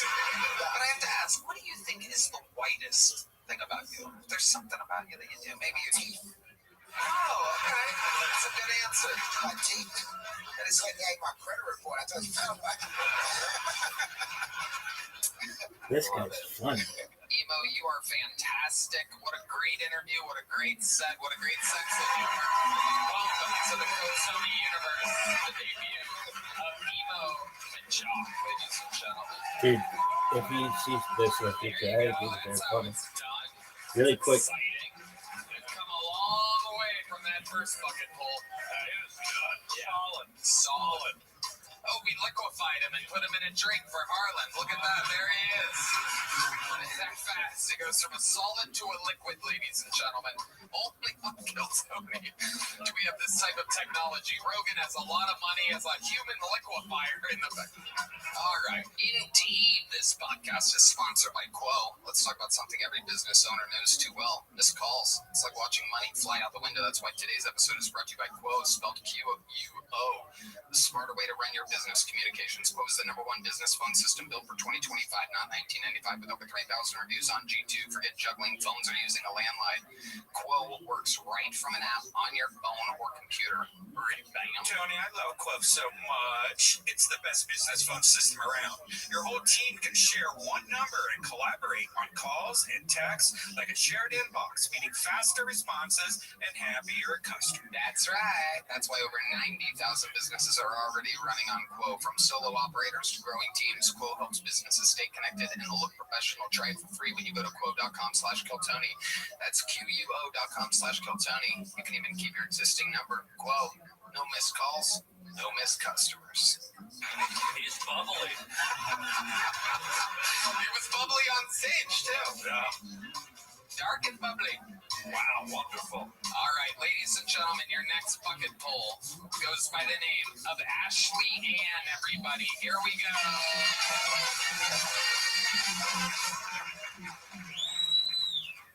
What's up, guys? So, I found out my ex was bisexual when I found the Grindr app on his phone, which I thought was just like a GPS app to the gyms. And it was. To gyms and Mike's and Tony's. That's not why we broke up, though. It was actually because he's a whore. Bisexual I can deal with, but bi-loyal? Absolutely not. Then I found out my boyfriend's best friend's girlfriend, she confessed to me that they had a threesome, which is crazy. Like, they tied her up naked in the bed. She thought she was going to get some kinky fun, but they actually just forgot she was there and went out. Just, right next to her. Which to me sounds a lot less like a threesome and more like a coming out party that took a hostage. It actually took him 2 years to admit that all of those things were true, too. Which is fair if you consider the fact that most people can't admit that they're the problem, let alone admit that they're at the bottom. Wow. All right, Ashley Ann. Getting her revenge on her ex-boyfriend publicly. I'm guessing this is. Did he introduce you to this show? Is this Totally crush on you, absolutely. what? No. What? He did not. I haven't talked to that man in a very long time. Okay, how long ago was this breakup? It was like 13 years ago. Whoa, wow. Wow. This is perhaps one of the craziest ex-girlfriends we've ever had on the show. Wow. Okay, I want to say Revenge is sweet, ladies and gentlemen. 13 years she's been plotting and planning. Wow. How long was the relationship? well, it took me that long to get over the trauma. First of all, I'm now writing about it. Release. Maybe like 3 years. Okay, so 3 years held on to it for 13. Yeah, there's a good reason why, but I can't say it publicly. AIDS. AIDS is the answer. That's definitely not it. Okay, good. You can't say, is he famous or something? I would tell you, not him. Okay, what a great podcast guest you are. I'm sure the millions of people at home are going to go. Okay, fine. I'll tell you. Perfect. It's my daughter's dad. It's your daughter's dad. Okay. It was actually 8 years ago. I was trying not to be too specific for him. So you've answered nothing. Listen, he's in prison, so I mean, he's happy. It's not. There you go. All right, this interview is moving at an interesting pace. What's he in prison for? DUI. DUI. How do you get sent for prison for a DUI? Running away with a car and then running it into the back of another car. Okay. So, all right. How long's he in prison for? He did 5 years, but he went right back. Why did he go right back? Our robbery? There it is. Hey, everybody. Seriously, you can't answer the simplest of questions. It's amazing. Yeah, he thought it was crazy. He has never touched a gun a day in his life. He just knew where he wanted to be and how to get there. Never touched a gun a day in his life. He knew where he had to be. But he did have a gun during the robbery. Mm-hmm. Okay. He sure did. All right. Okay. How long's he in prison for this time? I don't care. I don't know. I actually don't know. It's literally the worst interview in the history of the show. It's unbelievable. Listen, when my fiance watches this, he's gonna make so bad. Here.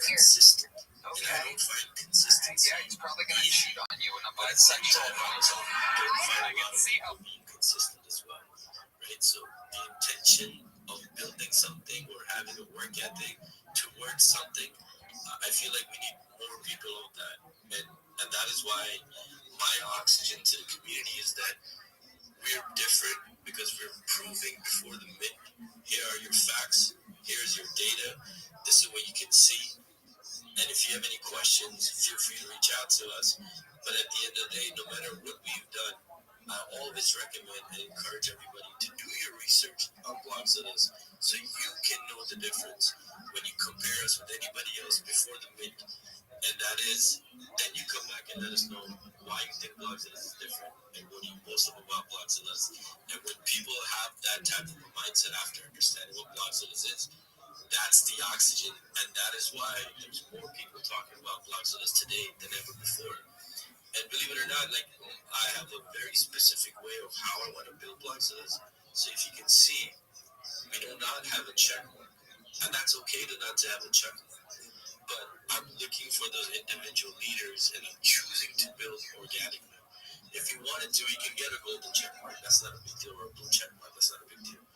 But like I said, the purpose here is to build organically, to find some more winners, and that's the name of the game. So we wish everybody the very best, and I hope if I was able to add 0.00001%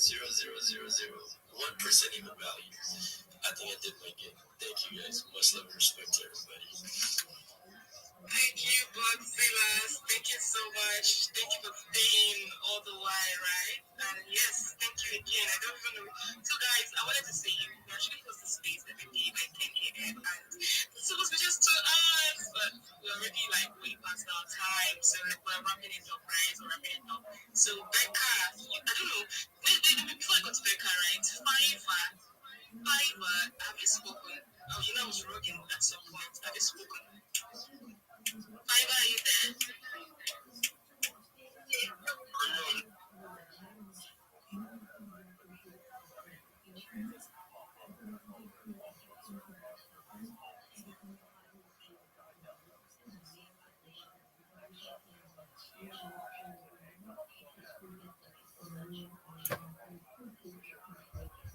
this is all working out, by the way.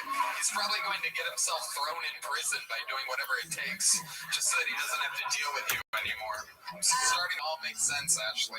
How long have you been attempting stand-up comedy? About a year. A year. All of it here in Austin? Where do you live? No, I live in DFW. DFW? Yeah. Dallas? DFW. I live in Fort Worth, yeah, but I work all over the place, so. You found a rich cowboy to buy you a 10-carat diamond ring after all that shit? That is a huge ring. Monster.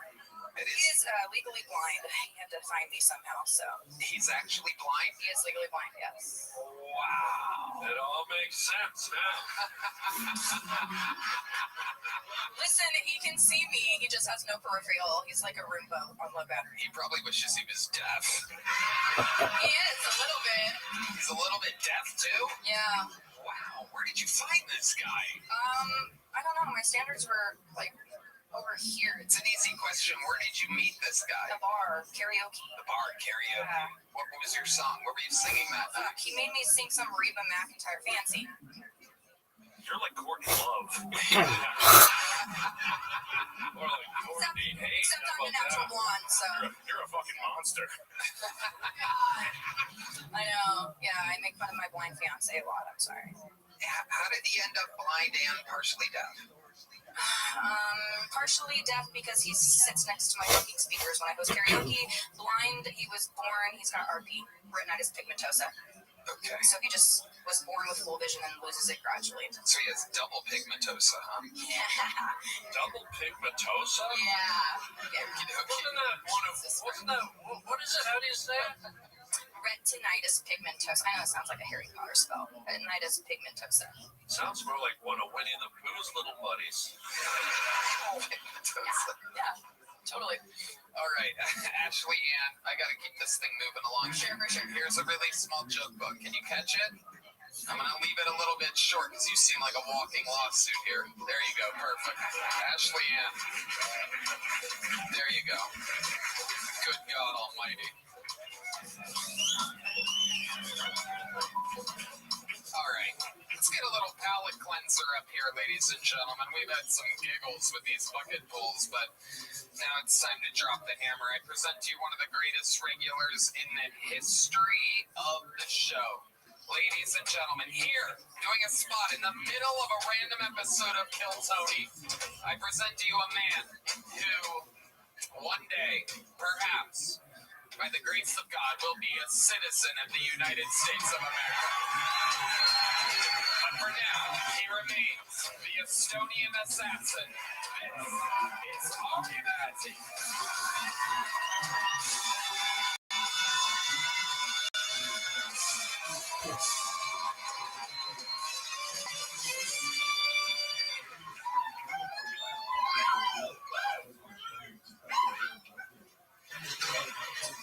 I love thinking always how American movies play in other markets.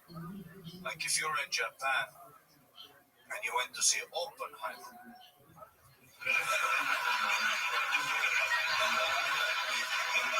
Bummer. No Japanese people in that movie, just a sexy scientist smoking cigarettes. Should I?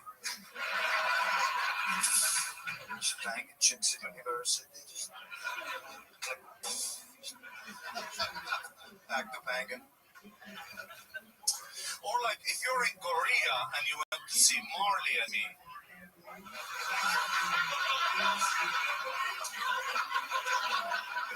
The whole time you watch that movie, you're like, how long is this meal gonna take?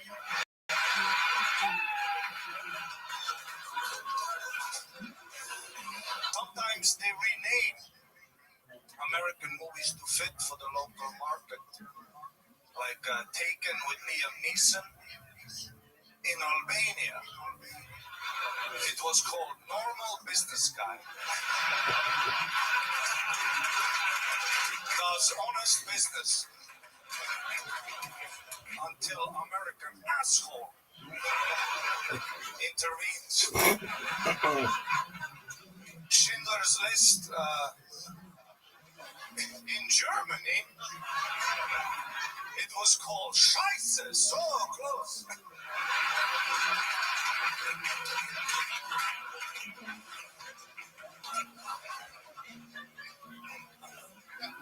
But my favorite movies are Denzel Washington movies. He makes killing look so easy. He's just a lazy, fat old guy. You're at home eating chips, you're like, yeah, I got it like that.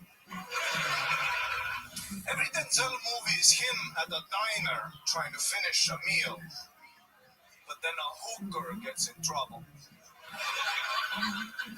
Every Denzel movie is just him at a diner.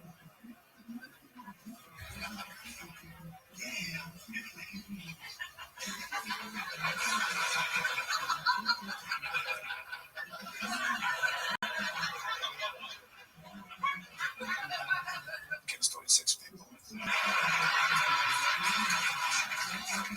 Takes down a whole syndicate. It's a hot hooker, though. You gotta save a hot hooker.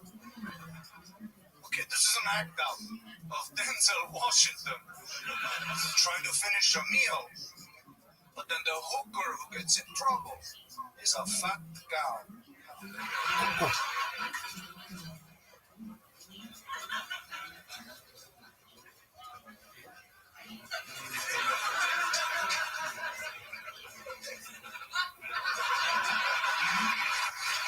Ain't nobody saying a fat cow. Thank you guys so much. 3 minutes and 30 seconds.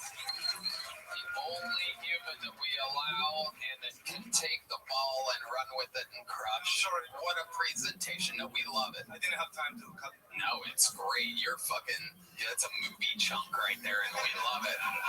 Someone's been watching some movies this week.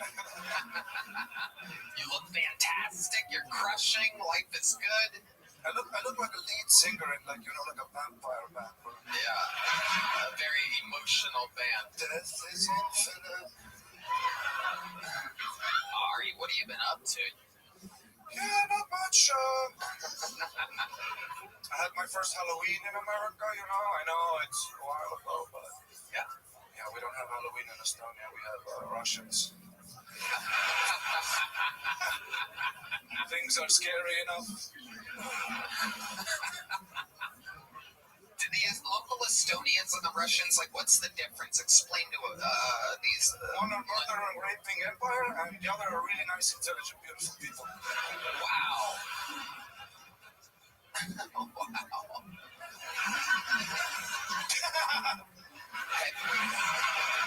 And you've seen that firsthand. You've seen some Russian pillaging, if you will. Yeah, when I was like 14, I remember I got beat up by these two Russian kids. They were also 14, but in Russia, 14. They got like hair on their knuckles, 2 kids, divorce, 3 jobs, you know. I was like an Estonia 14-year-old. I had a goal. I was doing parkour. No, literally, I was doing parkour, and then they saw me doing parkour, and they came up to me, and they said in Russian, they go, "Estonskaya pederast," which means like Estonian, which I don't know how they already knew. And then what? Did you throw the first punch, or? No, never. No. They threw the first punch, and then they claimed it was necessary due to NATO, so. I love it. You seem well rested. What have you been up to? Yeah, I went to Mexico for a week. Oh. Yeah. Got a lot of fans of Mexico here. Wonder why. We have a large Latino fan base here tonight. So a lot of Mexicans that I wish would come here. Are you in love with a Mexican girl? I fell in love every day, every single day. Yeah. The way they look at you too, it's crazy, you know. Like Mexican women, they look at you like, "Oh fuck you." Yeah, they will. I walked around with a Kill Tony hoodie, and so many Mexicans would look at my hoodie, look at me, and they would go, "Hey, what did Tony do?"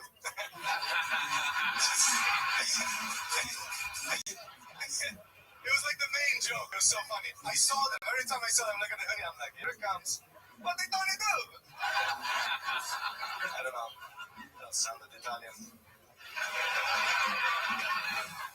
Yeah, I went to Cozumel, a beautiful island, and when I was there for the first night, I had such a funny incident where, okay, I Google Map restaurants, and a lot of kosher.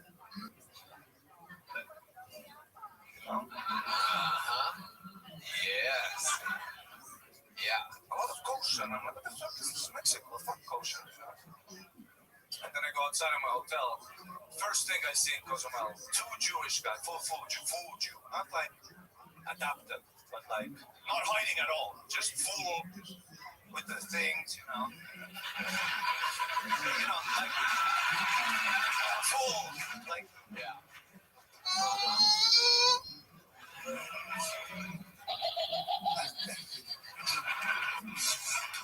and they were arguing, two Jewish guys arguing with a Mexican guy who, he's the guy who rents out scooters on like motorbikes.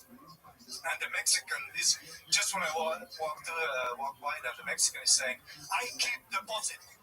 Scratches, I have evidence. No scratch here before. I have picture. Look, there is scratch.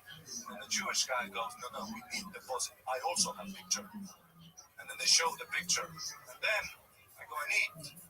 About 10 minutes later, I see the Jewish guys walking away from there with like a wad of money in their hand. And then the other one looks at the guy, he goes, Photoshop is free and so are we. Just, wow. So they're like that in Mexico too? Yeah. Wow. Punta Judea. That is incredible. Wow. Amazing. Racist, huh? Well, only if you're Jewish or Mexican. Yeah, I had fun, yeah. Halloween party. Did you go to a Halloween party? No. You gotta be careful with Halloween, my guy. Tell me. Well, how long you been in America, my guy? Like 1 year and a half. 1 year and a half. Then Tony will back me up with this red man. The key is to be careful with the costume, okay? I blew it last year. I went out dressed as a pinata and went trick-or-treating down in the Latino community, and they beat the Three Musketeers out of it. You know what? If I could get some kind of noise, it'd be funnier. I did go to a Halloween party, and what I noticed is every chick is like a sexy, slutty cat, huh? That's like the only hot animal they can think of. Yeah. There were a lot of chicks that should have been a sexy elephant, you know what I'm saying? Yeah. You should have gone to Jeffrey Dahmer's house. He had a bearskin rug.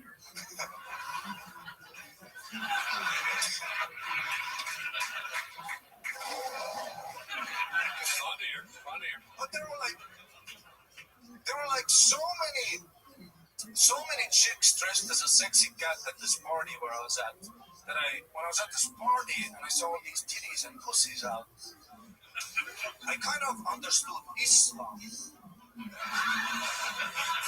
Because there would be like all the chicks with the sexy pussy cat out. And then there would be that one chick, dressed like as a banana.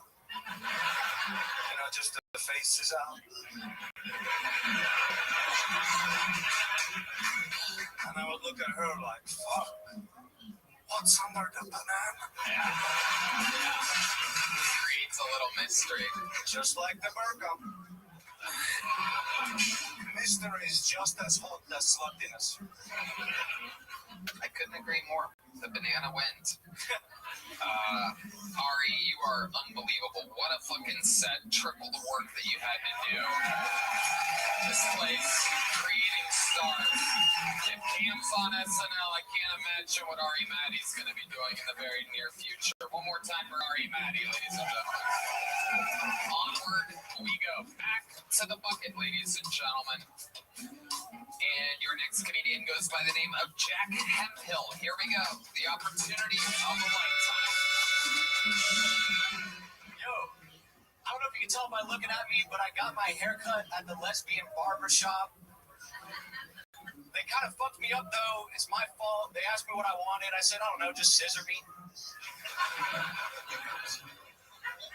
I keep seeing ads for male enhancement pills. They're supposed to make your dick bigger, longer, stronger.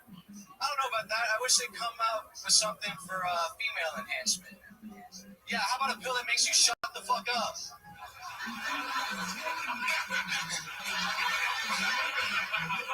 Growing up was weird. my dad, he was always on this seafood diet where if he got home and he didn't seafood on the table, he'd hit my mom. Shit, man. Life's hard these days. Like, if a white dude wants to be black, they call him a wigger, right? I'm a white dude, and I really want to be Mexican. What does that make me, a wiener? Shit. That would make you a white back. Just to let you know what the funnier punchline is there. Jack Hemphill, welcome, Jack. This is your first time on the show? Yes, sir. How long you been on? 2.5 years. Where at? Fucking green room. So here in Austin, Texas? Yeah, here in Austin. Nice. What do you do for work? I'm unemployed right now. Uh-oh. How much money do you have saved? Like 15, 20. Yeah. Just fucking living, bumming for the rest of the year. 15, 20,000? Yeah. Total? Yeah. So what's your rent? 1150. 1150. So you have about a year. That's about half as much as a Fender has, or twice as much. Okay, so what's your plan? How are you going to make money, Jack? Shit, I'm gonna fucking go to Mexico for the month of December, fucking learn Spanish, come back, and get a sales job or something. I don't know. Okay, what's your plan? How did Mexico enter the chat exactly? Well, I kind of want to be Mexican, you know? I want to go there, take classes to learn Spanish, take some cooking classes.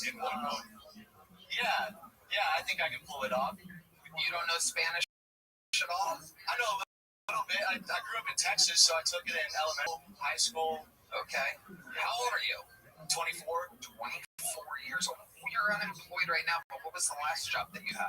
I was fucking, it was a sales job. Just fucking cold calling, bullshitting, you know, construction. How long did you have that job for? Like 6 months. Okay. They fired you? Yeah. Why? I deserved it. Why? Because I kept staying up all night on my phone and then showing up late for work the next day. Yeah, what would you be doing on your phone in the middle of the night? Dude, fucking scrolling Instagram Reels. What is your algorithm like? If we looked at your... Really racist. Really? Yeah. Anything else? Just racism? Racism, fucking jokes, random bullshit. I don't know, like stuff that is unfulfilling. Just fulfilling enough for me to try and see if there's something better on the next scroll, but nothing more than that. Midgets with giant tits have entered my algorithm. I clicked on it one time, and now it's my entire recommended page. And I don't know exactly how or why, but I do keep clicking on it and staring at them. So wait, you're out of work right now? Yeah. Dude, it breaks my heart, and I'm going to be emotional here. And I think you people, it breaks my heart to see Natalie Portman out of work. Yeah, you look like the meanest lesbian at a lesbian bar, man. You're awesome. Thank you, really does. You could probably get a good job at like medieval times or something like that. Like, probably. I can't juggle, but I'll learn if they pay enough. Ever put your lips on the front of a Tesla and just sucked? What part exactly would he suck on? The hood. The what? The hood. Oh, the hood. Because that's the biggest area for his giant Natalie Portman suck mouth. Okay. What is your love life like? What are you into? I mean, honestly, I catch a lot of lesbians. But seriously, recently, my only options are like dating apps, and I feel like the fucking app runners are like digital e-pimps, you know, selling twat, and I don't want to be a digital like simp. What's the last date you went on? The last hookup you had, perhaps? A 37-year-old lady at like South by Southwest. At South by Southwest? Yeah, just like there on location? Or you met her there? It's like a bar set. Yeah, I just met her there. What'd she look like? Dude, she fucking... When it starts with dude, you know it's gonna be good. Dude, she was wide, right? And like looked fat under her clothes, but she had a flat stomach. It was weird. It was a weird body type, big old titties. She smelled like corn tortillas and pozole. It was pretty nice. And it was yeah, you could say that. Yeah. It was a Latina? Yeah, for sure. Okay. How do you think she felt looking up and seeing she's fucking Natalie Portman with an altar boy's mustache?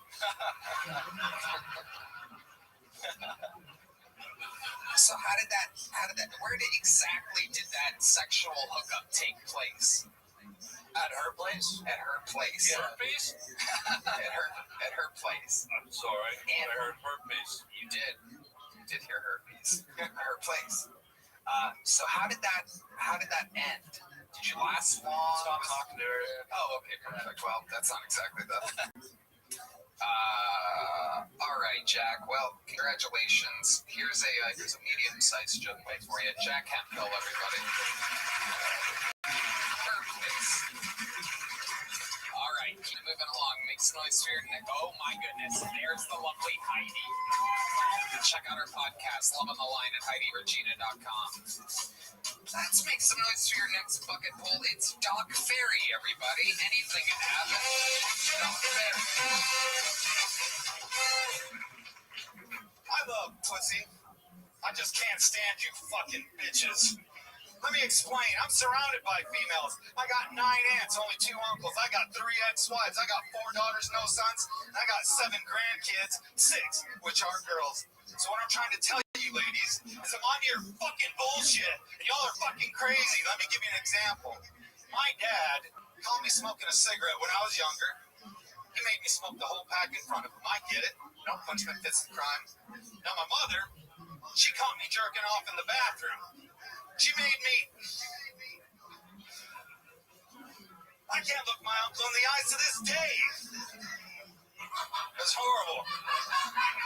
My dumbass wife asked me a dumbass question. She said, "Do you have a favorite song?" I said, "Yeah." "You want to hear it?" She said, "Yeah." I said, "All right, here it goes."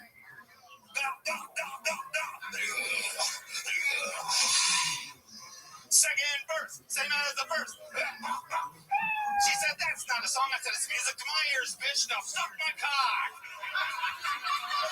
Thank you very much. My name's Kevin. Oh my God, Nick. You just turned every pussy in this place to sand. Good job. Frightening.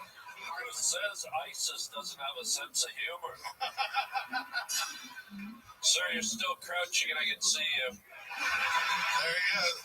Doc, welcome. You've been on this show before, right? About 2 months ago. Okay, well, welcome back. Remind us, how long you been doing stand-up? About 2 years now. 2 years. And what do you do for work? I am going to school currently for HVAC. HVAC. You're going to learn HVAC. Well, that sucked.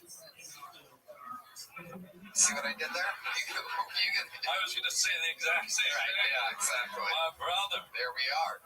Thanks for standing erect. There she is. Look at that. Someone that dresses like a banana for Halloween. Anyway.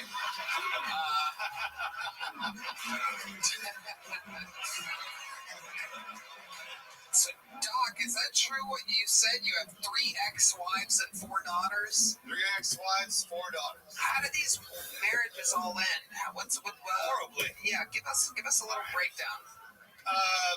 My first wife was my high school sweetheart. I actually lost my virginity to her, which was ironic because 10 years later I lost my car, my kids, half my money for 16 years. Yeah. My second wife was the meanest woman walking the face of the earth, still is. She's in Germany. She's German, true German. I don't need to say any more about that. That was rough. She was the worst. She was the meanest. She was the meanest. I actually, we talked about this before, but I got PTSD after going to war 3 times with the military from the ex-wives. Wow. So I went to therapy and everything. Can you give us an example of what type of, I believe she was on the show earlier, by the way, now that I think about it. Is her name Ashley Ann by any chance? I can tell you this. I can tell you horrible things because it's not just the ex-wives. I don't date anymore. I'm done with women. They're fucking just obnoxious. I can't fucking take. Sorry, ladies. Get your sisters together, okay? Because they're fucking up. So here's some shit. Sorry, ladies. Not a chance. Sorry, girls. You're not getting a shot at him. I'll be outside after. I'm available. I'm single. And your hands get bigger every time you beat the shit out of one of your wives. You got mitts on you, dude. Just gets flatter right here. You ever lay in bed at night, rub your beard, and pretend you're fingering a girl from the 70s? That's a good question. You're on to me. Doesn't it show? Yeah. Exactly, I do that. To keep telling us about the most traumatic wife you Well, the most traumatic wife, things that she did. The last 2 years of our marriage, I was locked in the basement, scared to death of her. She would come to work and she would show her ass. I mean, bad. She didn't care who was there. She just act fool up and down. What does that mean exactly? What does that mean to you? What exactly would she do? Here's a good example. You guys worked together at the time? Oh, no. She would go to her work. She came to my work. Right. Which at the time was what? In the military. Oh, she would show up to a military base? Yeah. Okay, go ahead. And she would act crazy. But one of the things that happened while I was in the military and married to her was I was in the bathroom taking a shower, and she literally kicks in the door, right? And I look like this, and she goes, "I want you to take the shower on your knees." I was like, what the fuck are you talking about? She said the sound of the water is going to wake the baby.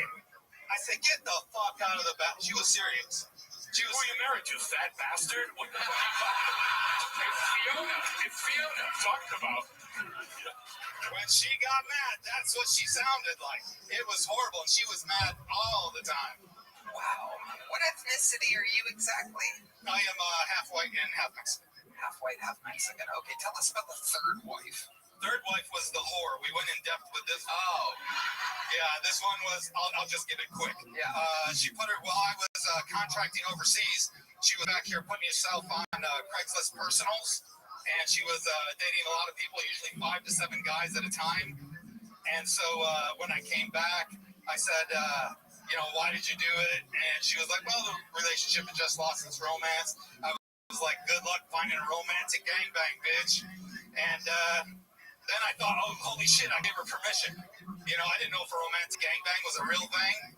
So I had to go to a Pornhub. I went to Pornhub, put romantic gangbang in the search bar. And I tell you what, it took me 15 hours, a half bottle of Jergens, and a trip to the emergency room.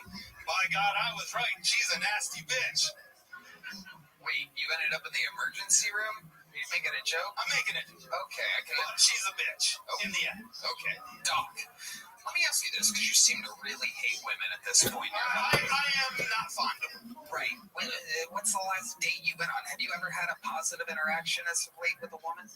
At all? Do you kind of go into it thinking this isn't going to work? No, I go in there with a very positive attitude. Okay, so what's that like? Can you give us an example of a recent date that you went on where... I haven't dated in 2 years. You haven't been on a date in 2 years? Have you hooked up with anybody in the last 2 years? Not at all. Not at South by Southwest? December 22? What happened in December 22? That was the last time I got laid. That's the last date I had. How did that happen? What went down there? She was a girlfriend, and she just got jealous because I live in Bernie, so there's a lot of money over there. So the main house has 7 bedrooms, and so I pick up some people sometimes, and they live there. So I had a friend who was a female who lived there. Hold on, time out. You said the main house has 7 bedrooms. Right. That's your house? Yeah. You live there? Yeah. By yourself? Well, my brother lives there. I got my daughter now with 4 of my grandkids and her husband. But it's your house. It's my house. Right. How were you able to afford a 7-bedroom house in Bernie? I was working overseas. I was contracted. I was making $250,000 a year for like 8 years. Okay. Fuck yeah. Look at you. Well, I was a protection service for the ambassador. The ambassador of what? Of Afghanistan. U.S. ambassador. You protected the ambassador of Afghanistan? You got this weird-looking guy off to the side there. I'm like him, only like way better. I'm pretty sure that guy would rip your fucking arms out of your sockets. Doc. I'm pretty sure he would just absolutely do whatever he wanted to you. Yeah, I'm getting older now. I used to be a little bit more in shape and stuff, but not anymore. Giving it to the young. How old are you, Doc? 56. 56. Tell us tell us how age is affecting you as of late. What's the most recent? Yeah, okay. I piss funny now. When you say you piss funny, what exactly do you mean? That means I got to piss really bad, but I just pissed 2 minutes ago. So I go to the bathroom again, and I dribble a little bit, and then, come on, nothing comes out. And then I go back again, then I don't pee for an hour, and then it's just kind of up and down. So I thought I might have a prostate problem. I didn't even think about this story. I got DP'd at the urologist. Tell us about that. All right. So I go in and I have this pee problem. I don't know what's going on. So I'm like, man, they're gonna try and I don't know what's gonna happen. But I think they're gonna try and go up my dick. And I don't want that to happen. So I kind of stayed away from things like that. So I go in and they're going to a room, mood lights and everything. I'm not comfortable. They put me on my side, and then they take this wand with like a baseball type thing on there, and they shove it in my ass. Okay? I hate to tell you this, buddy. You're at Ruth Chris Steakhouse. I knew there was something wrong with the two-car. Wait, dig that. Hell yeah. All right, keep going, Doc. So this guy puts this thing in my ass, and then not only that, but now he's moving it around and doing it. I'm just like holding on. I'm like, okay. So then at the end, pulled it out. That hurt. And I was like, oh, thank goodness. I said, and I kind of cleaned up and joked with the guy. I thought I was going to get something in my pee hole. He said, that's the next room. And I said, fuck me. So I go into the next room, and swear to God, this is true. They have the tray. There's like a mound of the goo, of the gel. All right. And the thing that's going to go in my pee hole looks like the wand at a car wash. It's that. You said the word of the day. Car wash is the word of the day. Dried up all the pussies and you shrivel up all the cocks, my friend. That is true. That is true. We can have a calmer world after this show. Most unfuckable man on the planet right now. No wonder these women hate you. I'm gonna make you shower on your fucking knees tonight, dog. Shower on your knees. Yeah. You're going to waken the baby. All right, Doc, we gotta keep it moving. Here's a little joke book. Thank you. There goes Doc, everybody. It's a lot of, you might think that this episode is like a psychiatry office or something tonight, and it kind of is. There's a lot of, a lot of wild people get into stand-up. It's a crazy thing. Anything can happen. Make some noise for your next bucket full. It's Jack McWilliams, everyone. Jack.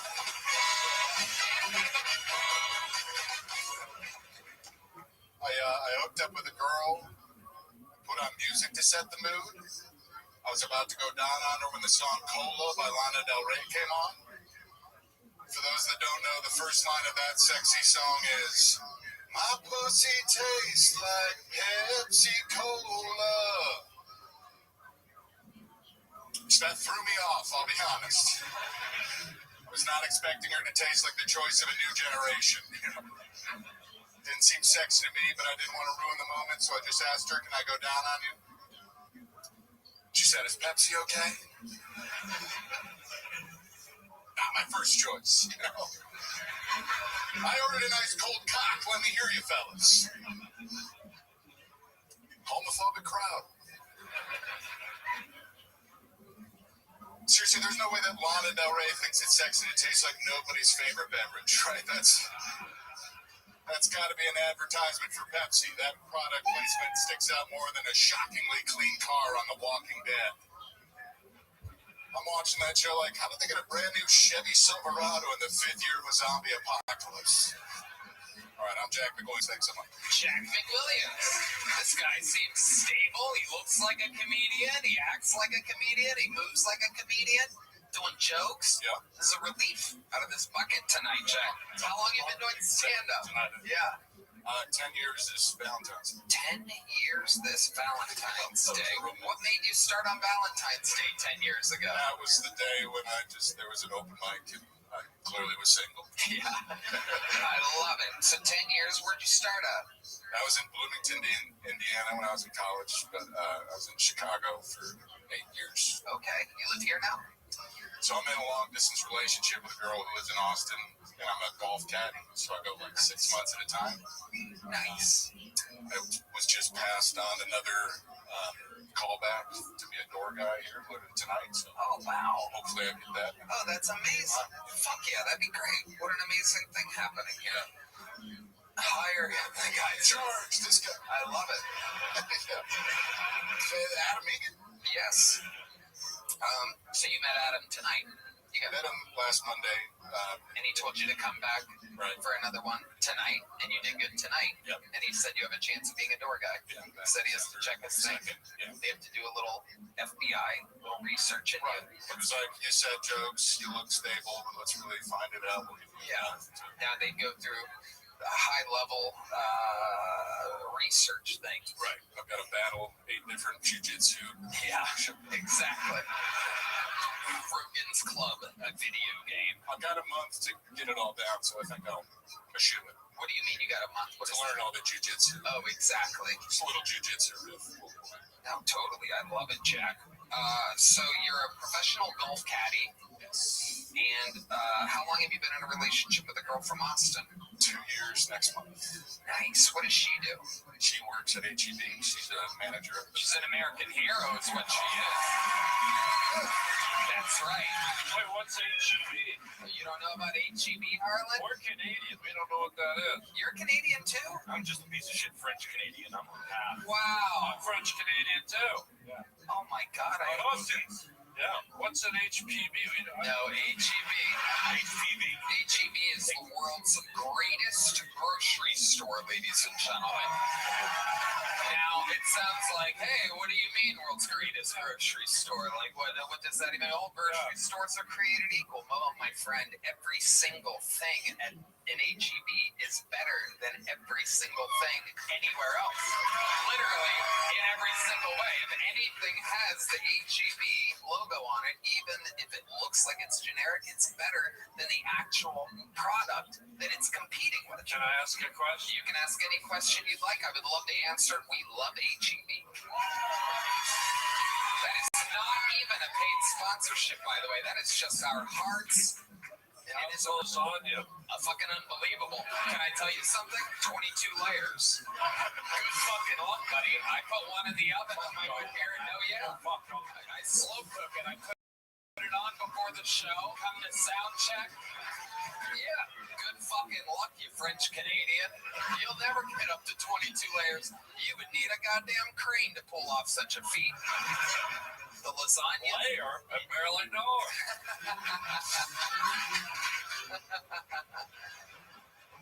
Did your girl ever bring home any special treats from HEB? Some exclusive treats, perhaps their unbelievable jalapeno stuffed peppers. Stuffed jalapeno poppers. It's actually my pet nickname for my girlfriend. Indeed.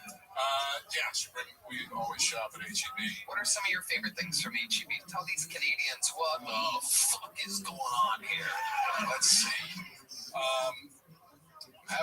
Hey, Adam, you can be quiet. I'm having trouble thinking of a specific thing, but she just went through the management training, and I know that they spend years with a group of scientists developing their product. As good, if not better, than normal products like Doritos. They only hold Doritos because then everybody needs to still shop at HEB because they want it. Harlan, get with the program, man. Yeah, so it's like science food? Yeah. That's the perfect way to describe it. But they'll develop a product for years before they release it, making sure that it's superior to whatever they're trying to replicate. So look, it's real. sodas. What you have to understand is that it's real. and it's a fucking anomaly. And you kind of hear about it when you first get here. You know, I'm Red Band, and I've been here 5 fucking years now. And you learn a lot HEBing for 5 years. And different HEBs actually have different specialists and chefs and cooks and stuff that specialize in different things. For example, speaking of Bernie, I was at my buddy's ranch in Bernie a couple weeks ago, and it turns out their bakery is literally out of fucking control, to where the guy, my buddy Nick's dad, is like, hey man, you gotta try these motherfucking snickerdoodles, baby. And I'm like, well, I'm not a big cookie guy, I'm not into sweets. He's like, oh, you gotta try the fucking snickerdoodles from the HEB, baby. The lady at the bakery at this HEB here in Bernie, out of fucking control. And I swear to God, I ate like 72 fucking snickerdoodle cookies. It was like I was wasted on snickerdoodles. What does HPB even stand for? It's pronounced HPV is what it is. And HEB. Don't you guys dare fucking take this grocery store name in vain. What does it mean? What is it? What are the letters? Human papillomavirus. We'll call it here everything's better, but I believe it's just after somebody's name. It is, and you're not going to believe the name. I believe it is. Is it Herbert? Herbert E. Butts, ladies and gentlemen. BUTTS. Motherfuckers. Yeah, that's where I want to shop. There's Red Band's one part noise. Thank you. No. The butter tortillas my girlfriend makes. Yeah. The place goes wild. Big and fresh. Oh, I know. And again, I imagine that the people listening around the world right now are going, shut the fuck up. There's no way you guys have a superior grocery store. Fuck you. We do. It's an anomaly. It's just one of the things. We also have, as you may know, a superior gas station. Our grocery stores, our gas station, our tax breaks, our real estate, our booming economy. So many things are better here in Texas. Herbert, my God. I'd shop down the street and Wally eats ass. How about that? Yeah. Oh, it's Howard. I thought it was Herbert because that sounds cooler than Howard, but it's Howard E. Butts. Yeah, Howard. So we were gonna. My girlfriend and I were gonna have her move up to Chicago in June if something didn't take off comedy-wise for me, and she was like, I don't know where I'm gonna shop, and I was just like, yeah, we got Jewel Osco, but that sucks compared to HEB. Oh yeah, no comparison. Are you sure you're just not a valet in Key Largo? Do you have that vibe? Somehow you look like you might be, guy. Yeah. It's a golf caddy. Are there any promising golf caddy positions here in Spanish Oaks? Oh, nice. So you already work here. Fucking perfect. So I go 6 months at a time. You're handicap. Oh, I play the least amount of golf I ever have now that I caddy. So like bogey golf, but I was like a 10 in college, so good enough to keep up and have fun. Perfect. You smash. Yeah. You do, Jack. Congratulations, Jack. Fantastic performance. Jack, are you around Wednesday for a secret show? Yes, sir. Boom, join the secret show. Boom, on a real gig. Very possibly the newest store guy here in the mothership. Here's the big joke book, my friend. Boom. Jack McWilliams getting real gigs. That's how possible things are. With just a little bit of jokes and mental stability, you can actually have good things happen to you on this show. This fucking fool is representing the inside, but I believe they've already wrangled her. Ladies and gentlemen, representing the audience. Make some noise for Paula, everybody. Here we go.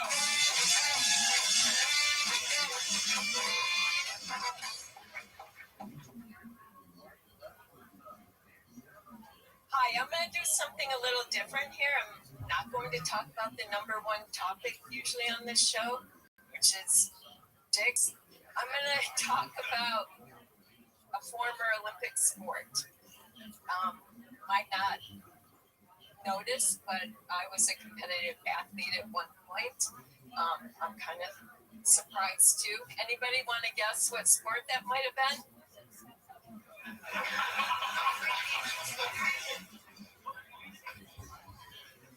No. Synchronized swimming. That's what made me question the Olympics. If I could do it, I'm not convinced. So what made me realize that I couldn't take my step was because I hated getting my hair wet. One more. One more joke. All right, I'm gonna save you here, Paula. Go ahead, and now, even though the bear is played, go ahead and do the one more. How long do you think the one more is? Just 20 seconds. Okay, here we go. 20 seconds. Okay. Paula. Have you noticed that nothing lasts anymore? Your car, 5 to 7 years. Your phone, 2 to 3 years. Your washing machine, 5 years. It's a revolving door for constant revenue. I think it all started with tidy whities. They were white, and there's one more part to that. Anyway, it was impossible to hide your biohazards. All right, Paula. Jiminy Crickets. Good Lord Almighty, Paula. I gotta tell you, you are the opposite of an HEB. Paula, grab that microphone. You're in the interview part now. Have you ever done stand-up before? Never. What made you want to sign up for this here tonight? What in the world would make you want to sign up for this? I watched the show for at least 5 years, and I thought it would be kind of fun. How did it feel? How does it feel? You're in it right now. I was a little nervous back there, but it's okay. Okay, Paula, let's talk about your life. You've seen the show. Obviously, the set didn't go that good, but you can save it with an amazing interview. I got some stuff. Okay, tell us about your life, Paula. All right. I like your haircut. Thank you. You look like what Uma Thurman in Pulp Fiction would have looked like if she would have died all the way from the overdose. If Travolta didn't hit her right in the heart with that syringe, that would have been you. It's nice to see the child catcher from Chitty Chitty Bang Bang making a comeback. What is Chitty Chitty? What do you even know? Lollipops, ice cream, all free today. What are these references? Lollipops, ice cream, come on, children, all free today. We're gonna have to overlay on the YouTube show. We're gonna have one of the worst villains of all time, the child catcher from Chitty Chitty Bang Bang. I don't know anything Put a about top hat on that. That's it. Oh my God, I do see it. The red man has pulled it up, and indeed, you look like a Chitty. All free today. Wow. Absolutely amazing. Children, come out, children. Okay. We get the. Well, it's going a lot better than her hat.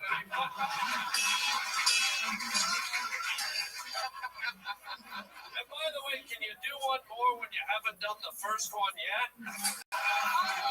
Lollipop, all free today, children. It's incredible. Harlan is so funny that he's able to kill with an impression that nobody's ever even seen before. Right.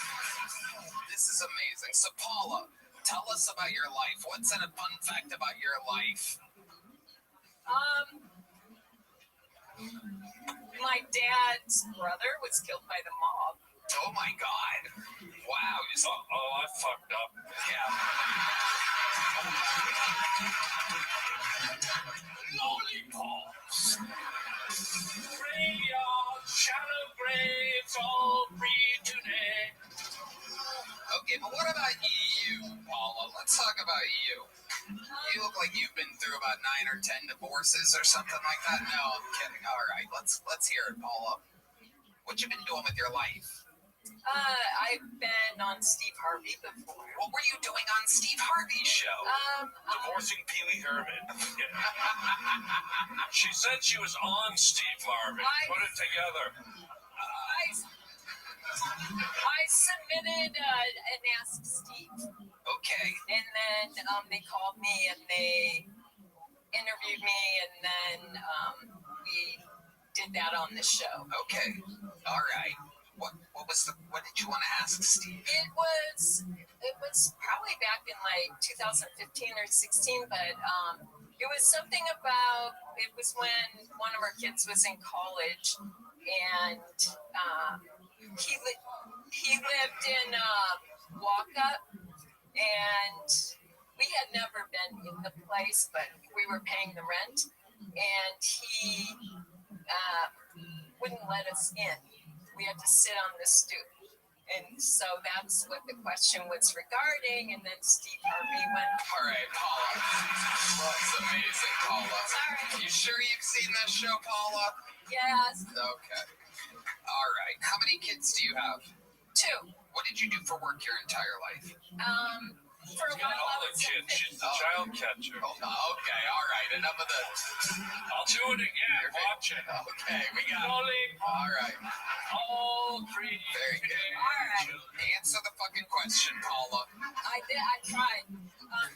I was a fitness trainer for a while. Okay, fitness trainer. And then what? You got married, stopped working, had kids? No. It was when my kids were older. Okay. How old are your kids now? One is almost 40 and one is in his 30s. Okay, cool. And you have a boyfriend now?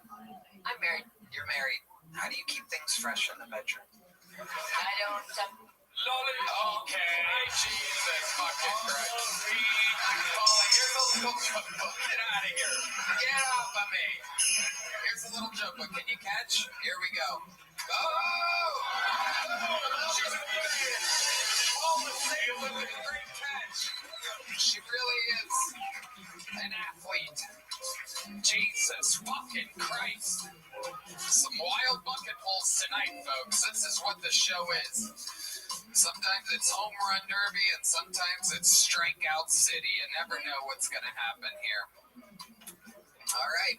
It appears to be your final bucket pull of the night. Your third female comedian of the night goes by the name of Jenny Ann, everybody. Here we go.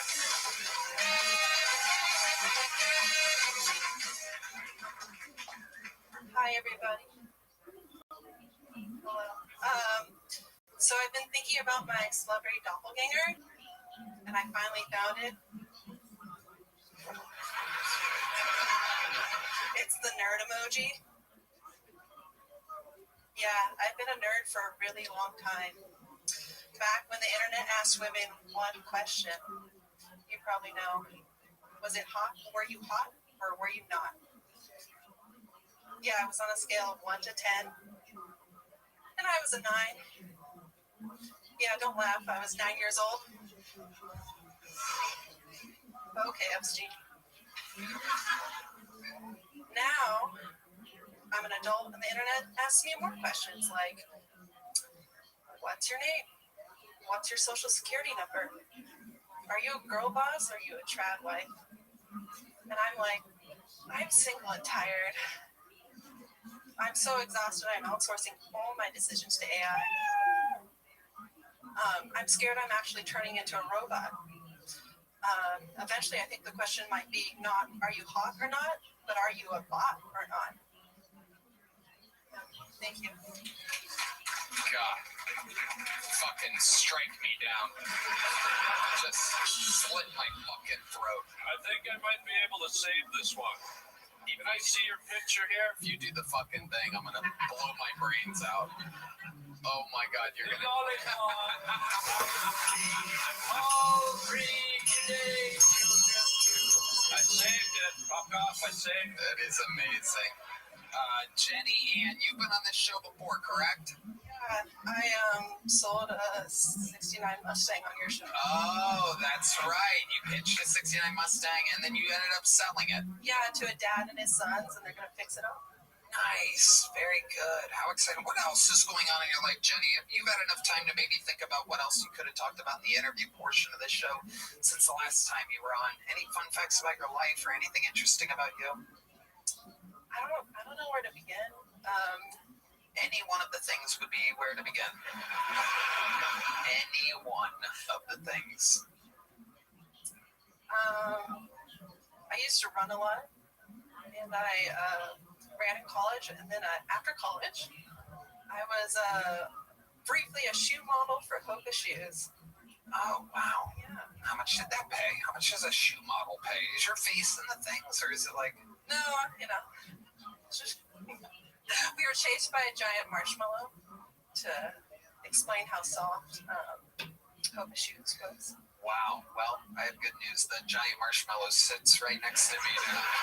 This is him. Damn you, Ghostbusters. Well, isn't it like a shoe model? Like a mannequin can do that, right? Like, you know. Yeah, I mean, it was just the shoe. It was just us. We like ran around on a track in like a giant marshmallow. How about anything else interesting about you, Jenny? Anything else about your life? What's your dating life like? You seem like the third craziest woman that's been on the show tonight. Thank you. My dating life is, I'm starting to date more, so that's good. What are you doing to do that? Are you on the apps or something? Yeah, I am on the apps. Okay. Is your avatar the nerd emoji? What does your bio say on these apps? Basically, I'm looking for someone who likes to make things and go on long walks and get coffee. Wow. No, so boring. This is one foxy dork right here, Tony. Jesus Christ. It is. Are we hitting it off? Yeah, like you keep looking at me. I'm married. I can't, but goddamn. No. I still think she's like a dominatrix or something. Yeah, she's something. I think she's got a Gilligan's Island fetish. Oh, another super topical harlot preference. We've eked our way to the early 70s, ladies and gentlemen. I'm this close to pulling out the line. Oh my God. All right. So Jenny, give us an example. Like the last date that you went on, what was that? You matched with somebody and then you met them for coffee or something? Yeah, we went for a walk around Lady Bird Lake. Okay. Don't worry, I'm not the Lady Bird Lake killer. All right, keep going, Jenny. That's not funny. Just keep going. It's just crazy. It's crazy what's going on here tonight. It's the least funniest people. Like, I'm gonna sign up for Kill Tony. I've never had narcolepsy, but I think I'm about to get it real quick. Honestly, that's what? Okay. Let him sleep before he does the lollipop thing.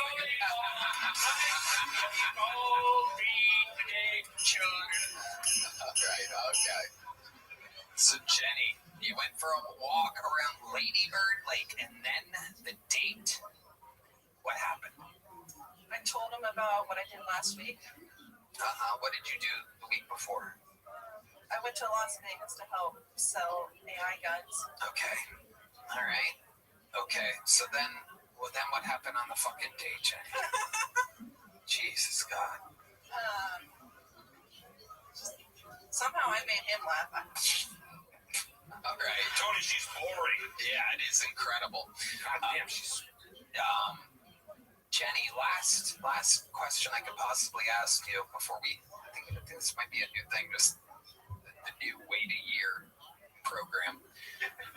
Before I put you on a year of no sign-up allowance, bring back blacklist. Give us something fucking interesting about your entire life. Anything could work right now. Anything. It was the car, wasn't it? You sold a Mustang and that was it. That was your entire personality last time you were on. And now you're back. I'm back? You've seen the show before. I watch it every Monday. And you see, like, I'll ask somebody a question and then they'll answer honestly and I'll say something. Okay, most interesting thing about your fucking life? 200 body count. Again, we keep answering for you here, Jenny, and you're not saying anything while claiming that you're answering honestly. It's normally not this hard. You can say anything, any fucking thing about your entire fucking life. I think it's interesting that I sold AI guns last week. Okay, there she goes. Jenny is a year. You have to wait a year to see her big return. Holy shit. There she goes. Golly gee. What the fuck? You know, if I was a fan of the show, I'd be thinking maybe it's burnt out. You know what I mean? Maybe, just maybe. Maybe they ran their course. In the end, it was just a bunch of crazy people signing up for the chance to do a minute. But let me remind you, we find stars almost every other week or so. There's another fucking absolute monster comedian that we find. Dedrick Flynn has the week off. He's in Atlanta with his family. For those of you that are fans of the show, may I say we have a book to recommend. The great Louis C.K. wrote a book. It's called Ingram, everybody. I read it. It's amazing. You should read. Why not read a book while listening to your favorite podcast, Kill Tony? How about a hand for Louis C.K., ladies and gentlemen? It's an amazing book. You're going to love it. Harlan, what were you going to say there? No, it's in a moment's past. I was going to say this was more like entertaining than. Yeah, it literally was the highlight of her set. That was the most interesting thing she did, really. Yeah. Anyway, it's kind of on our regulars. The great Ari Maddie performed earlier, and the only way to end a show like this is with the Hall of Fame with a record for the most appearances on this show, the most interviews during this show in the show's history, and he is here again, ladies and gentlemen, closing us out. It's the Memphis Strangler, the Vanilla Gorilla, the Big Red Machine. This is William Montgomery, everybody.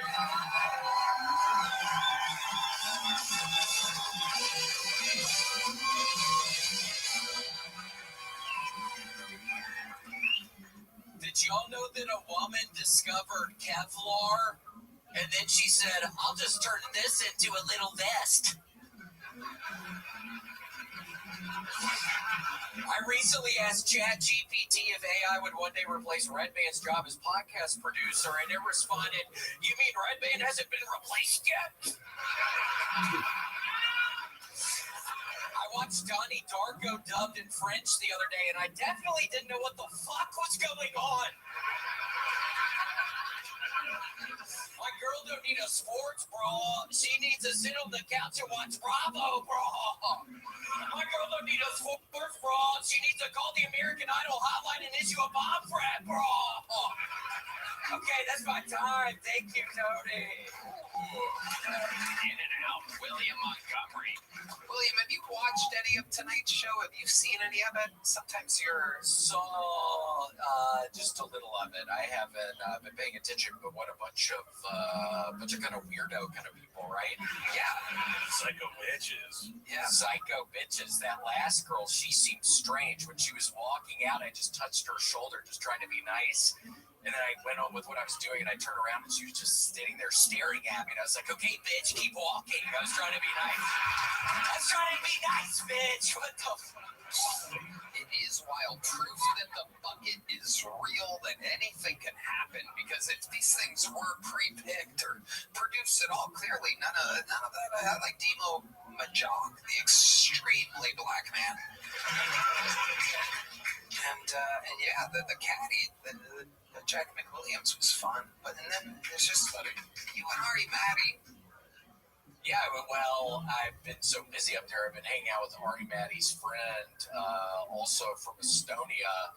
He will not get off my back in the green room. It's Tony. It's There's an Estonian comedian that's annoying you in the green room. It's really I'm kidding. He's very nice. I only briefly said hello. What have I been doing up there tonight, Tony? I'm trying to even think about what I've even been doing up there tonight. Not a lot. You're asking me what you've been doing in the green room while we've been taping the show? Huh? Nothing. Right. William, how's life been going for you? What have you been? Not good, Tony. Well, it's not funny. No, not good. I gotta snap out of it. I haven't done the fucking row machine in 3 weeks. I've been fucking. What made you stop rowing? My sciatic nerve, and then I was worried I was gonna just stop doing it. Now I've stopped doing it, so I've got to get back. I've been in this horrible funk. I've been in it for 3 weeks now, so I just got to get out of it, Tony. I've been on fucking eBay. I've I bought all the fucking Oriental rugs I could literally fit in my place, and now I went to lamps. Now I'm buying a bunch of lamps on fucking eBay, but I'm a little worried because I got this really cool, kind of old school looking ashtray, and the package finally arrived today, and it was broken. Why didn't you buy it from me, William? We're fucking friends, man. Yeah, you could go to Nick Rochefort's antique store at Shamanix. Fucker, you talking about? You told me, no, you don't have very good looking rugs. I looked at your fucking rugs, dumbass. I have good looking rugs. It's great rugs. Chamonix house. Chamonix house. And you went on fucking eBay behind my Yeah, I got on fucking eBay, and they smell like shit. All of them smell like shit. They all smell moldy. I should have bought one. What kind of lamps have you bought off eBay this week? Oh my gosh, I got one that looks like a duck, a brass-looking duck. I've got a one that looks like another Oriental. It's another Oriental thing. It looks like it's some sort of cookie jar, some sort of jar. I gotta get a lampshade. So I've been looking on this lampshade website, and that's real kind of boring. I mean, they got different kind of lampshades. They got ones that kind of look like a cylinder. They also got ones with like a small top. Yeah, what else? What other kinds do they have? I don't know. They're fucking make something up here. It's getting laughs. The like spherical. Yeah. There's also fiber optic stuff. Yeah, I'm getting fiber optic out in my apartment, Tony. Sorry, it was just so boring. It's hard to even do that. I saw something on social media the other day that you were sitting in your living room the other night and an owl smashed into your window. Is that true? It is true, and it's very weird. I didn't know if it was a demonic kind of thing. I didn't really understand because I've literally in my car recently, all these birds hit my side window. Oh my God. Literally, when I'm in like a red light, birds will just start going into my fucking side window. Whoa. And now it's happening in my apartment. Whoa. And now it's happening with owls. Now it's happening with hawks. Whoa. Now it's happening with all different kinds of birds they have around here. Seriously. You're not saying Alfred Hitchcock, are you? Another old reference. Oh, just the late 50s, no big deal. You want to go to Arby's later? Yeah. Double beef and cheddar. Steak bites. I love the Arby's steak bites. Oh, you do? What else do you love from Arby's? Well, the fucking Jamocha shake, Tony! No, but that's all I really love. I really do love a Jamocha shake. That's it? Just do that right there. What do they call No, it? nothing else from Arby's. What do you call it? A Jamocha shake! That's how I ordered them, and the birds are fucking flying into my window, dying. Seriously, it's been a weird. That's why I've been down recently, Tony. It's weird. Birds have been flying into your windows. Correct. And it's on some social media stuff. There must be you heard about that. I saw that. I also heard an ostrich ran up your ass. Is there something that you're leaving out, perhaps? Do you have some type of food that you've left out? Why would birds fly in your windows? Is there something like energy thing, I think, Tony? Wow, worried about, yeah. Don't they say if a bird flies into your house, it means somebody's going to die? And I don't want to be morbid, but isn't that like a thing? Yeah. God, I've been watching a whole bunch of fucking police cam videos. That's what I've been doing. And dear Lord, Tony, right before this, again, I kind of haven't been feeling great. And I'm watching this one. I didn't even click on the next video. It just goes on. And it's these two police officers. And there's this crazy guy who won't roll down the window to give the fucking driver's license. And then they end up breaking out the window. And then he shoots the one guy in the neck and the stomach. And then it shows a process of them blocking off the roads with the other police cruisers from their fucking police cams. There's police cams everywhere. But it kind of didn't help my mood before I got here. What's that got to do with a bird? Why do people say you laugh like an owl? Okay, well, stupid. Recommend the book Respond Ingram by Louis C.K. one more time, since a lot of people have decided to take up reading instead of watching Kill Tony. We want to say fond farewell to the millions of people that believed in us for a long time. William, you might have to start rowing again, buddy. Yeah, I have to. Yeah. Do you think, I noticed that 3 weeks ago you stopped growing. 3 weeks ago was also about the same timeline as that one show that you did. Do you think... Do you think there's any correlation to you stopping working out, birds flying into your windows? Do you think there's any correlation between what is being considered, a very viral moment for you, and all of these things, birds flying into your windows, owls, all these... He's tearing up. Oh my God. Something happens. Are you trying to make yourself right? Put a spell on you, Will. William, are you trying to make yourself cry right now? Some witch. William, don't try to make yourself cry. This is a first in the history of the show. William has never gone to acting school. He's never taken an acting class. He's never talked to an acting coach. And he's trying to make himself cry. I was really crying the other morning, Tony. Tell us why you were crying. No. Come on. It's okay. You tell us. No. Come on. No. I can never. Not in this situation. No. All right. Yeah. Well, the world. What the fuck? No. You stupid asshole. Not in this situation. No. All right. Yeah. Well, the world. What the fuck? No. You stupid asshole. Somebody kill this guy! William Montgomery, this has been another episode of Kill Tony. Brought to you by ExpressVPN and Shopify. The Moody Center is New Year's Eve. The drive for Ryan J. emailed and said, let's see what Chris Rogers drew over there. Ooh, Timmy, no breaks. Look at that. Guys, make sure you listen to the Harland Highway podcast with Harland Williams. Harland, anything else you want to plug? You're on tour. I'm on tour. I'm doing theaters with the Killers That Killed Tony. And in 2026, I will be doing my own Kongzilla comedy tour all over the country. Check out harlandwilliams.com. And lastly, my new movie that I wrote and directed called Wingman is coming out in 2026. Keep your eyes open for it. It's going to be great. Harland directed and wrote the movie. It is incredible. Nick Rochefort, ladies and gentlemen, is on the Scuffed Real Tour. Tell them where they can get tickets for that. Get tickets at ShamanixHouse.com. I appreciate it. Thank you. Head over there, buy antiques and buy tickets to a comedy show like a weirdo. He really does have his own very successful antique store. It is cool as hell. Check out Shamanix House, CHAMONIX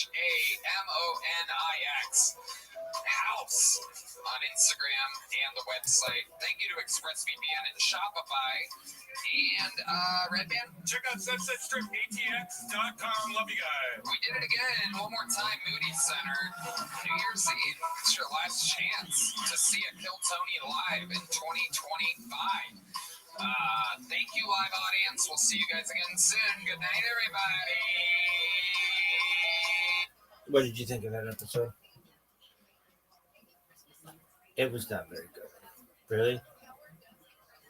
That one guy, that guy from Sedan, though, that guy's funny as fuck.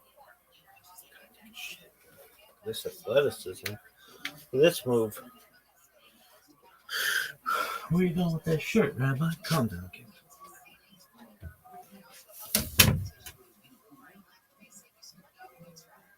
Let's get started with the stories coming up.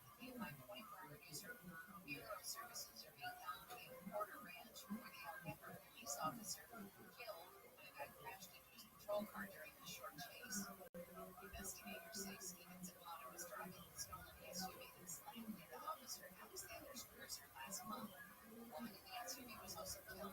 The bodies pleading not guilty to murder and other charges. News brought to you by RealHero.com. The LA City Council's agreed to pay millions for police overtime dealing with homelessness. LAPD's response and focus 80% of the homeless living issues is across the city. $120 million overtime. Also, the city of Relatives District conversations and answers to police for homeless calls. In fact, economic destabilizes people further. It pushes them farther away from the services that can actually help them get off the streets. Law enforcement training question against the upper This is from the next year's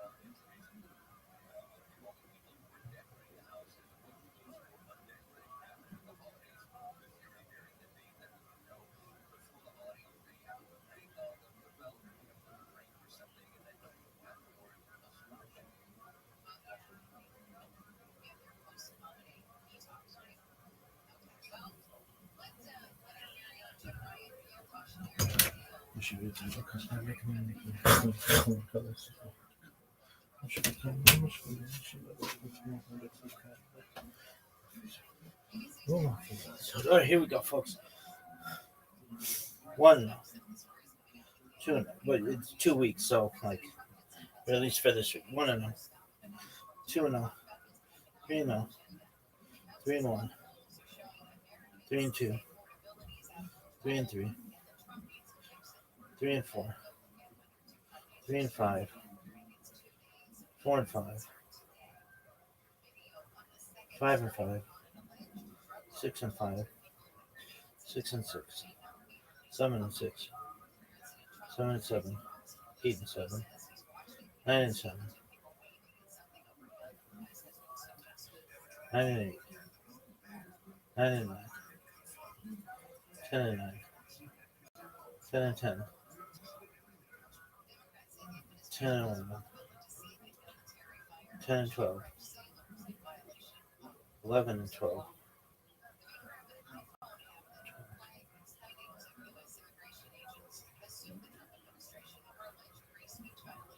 13 and 13, 14 and 13, 15 and 13.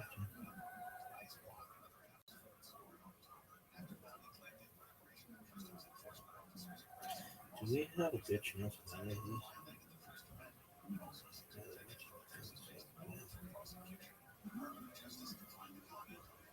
Are any of them good? No. One.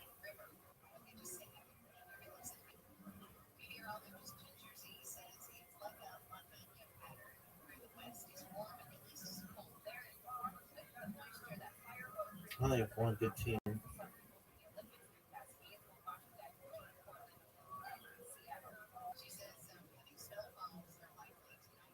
Two good teams.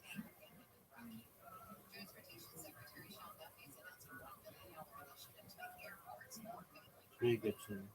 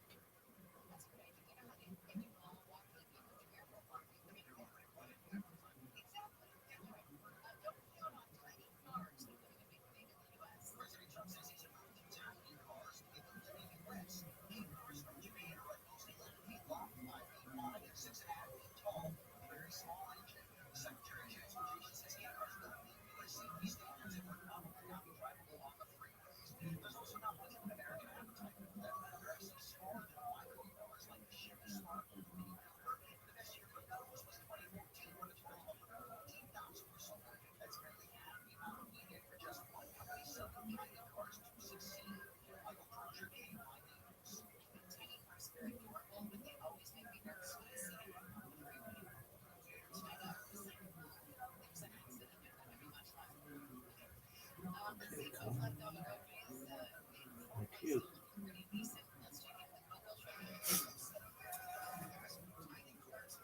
Alright, you done?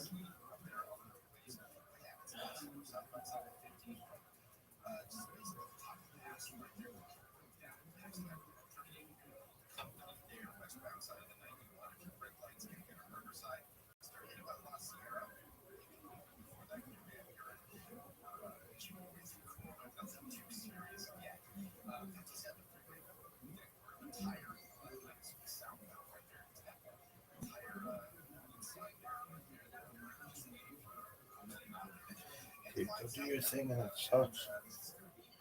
Everybody knows it sucks.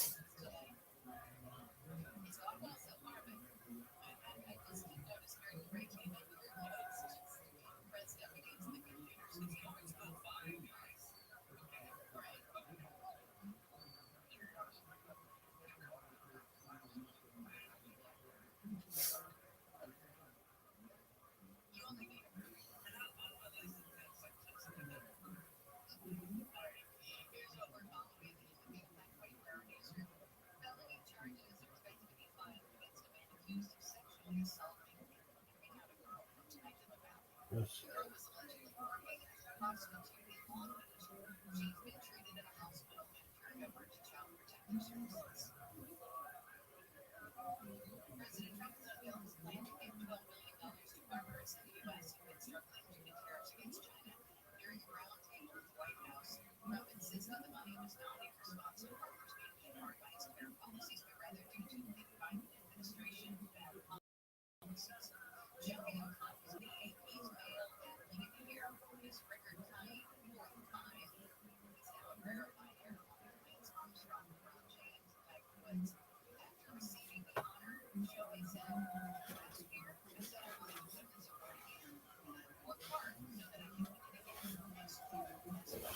Oh, wasn't that fucking nice?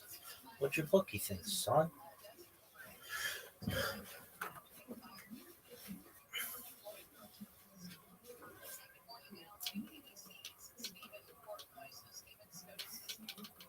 Stephen Portnoy sucks. Dave Portnoy sucks.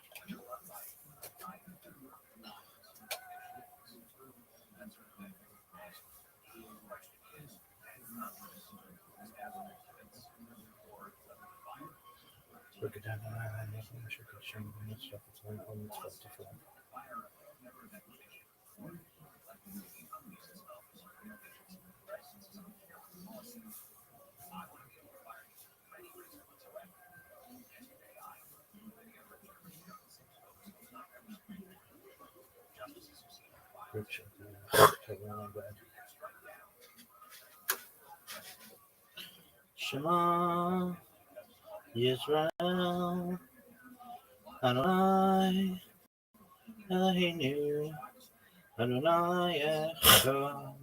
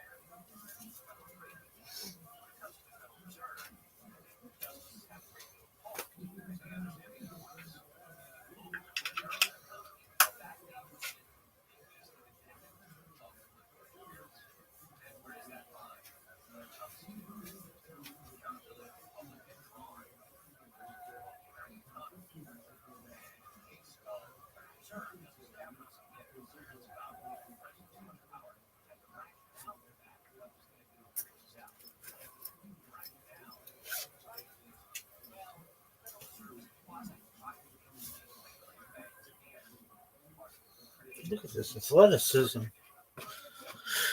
Look at this one, folks. I've never seen this footwork before. Look at this move. This motherfucker's so athletic. Incredible.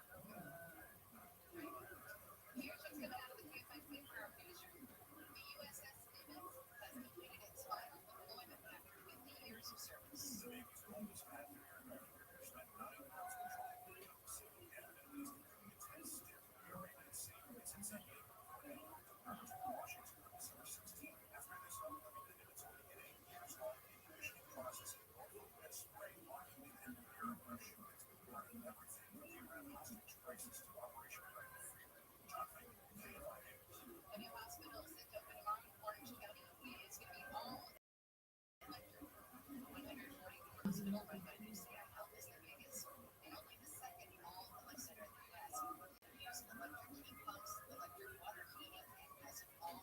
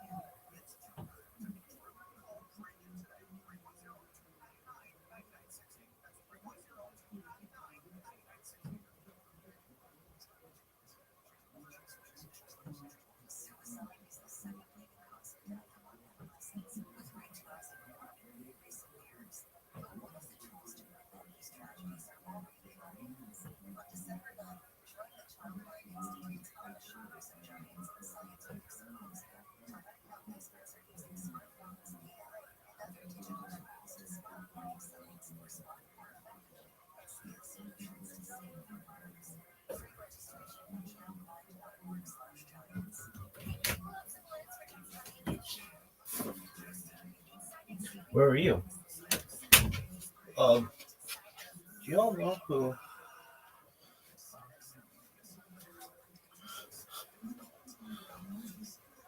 Tommy Johnson? Huh? Some people say cucumbers taste better pickles. Huh? Huh? Why you got breath?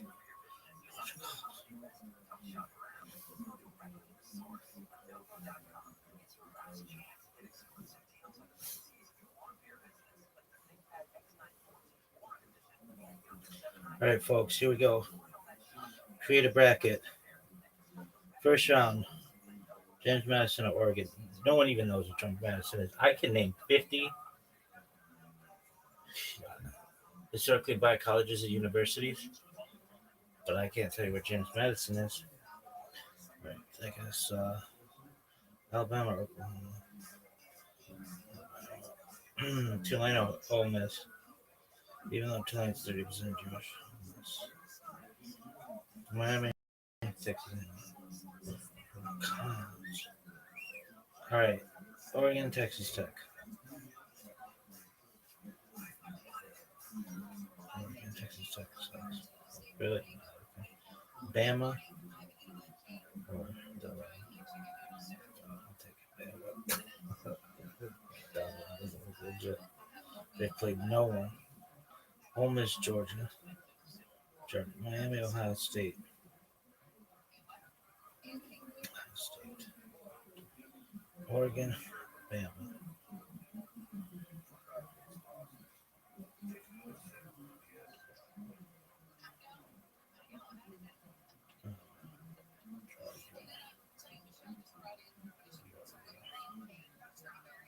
Are you serious?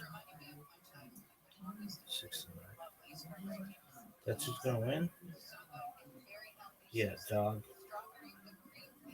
Shit's done.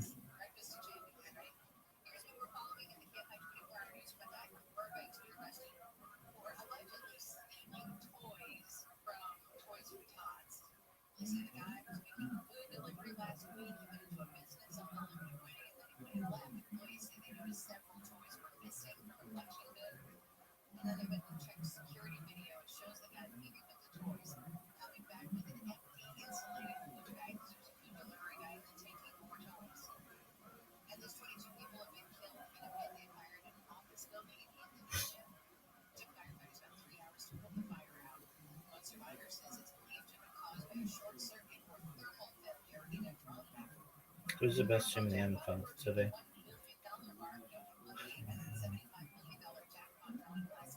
Rams are pretty good. 49ers are pretty good.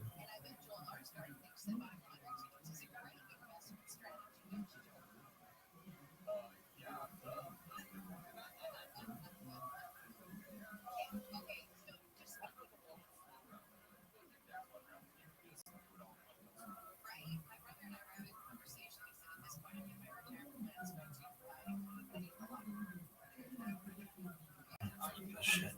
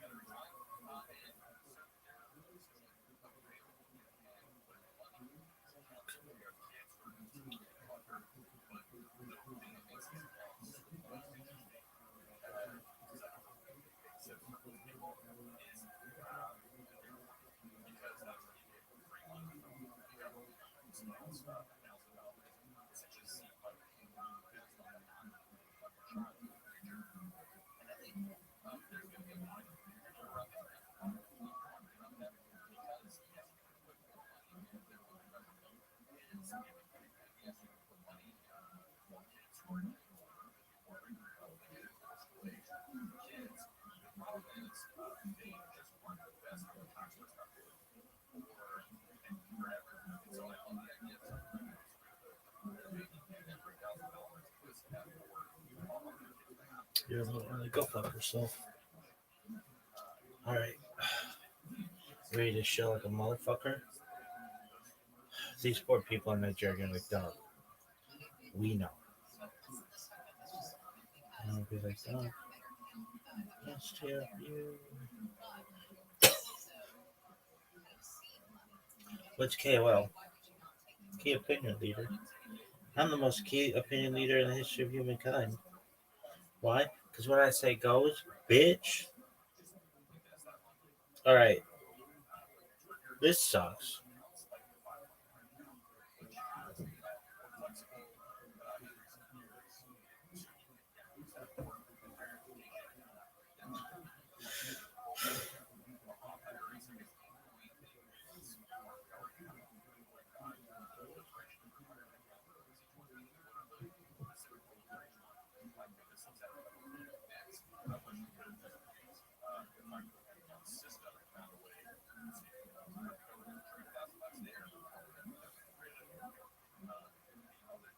Close.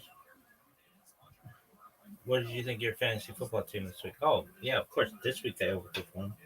Worst team ever.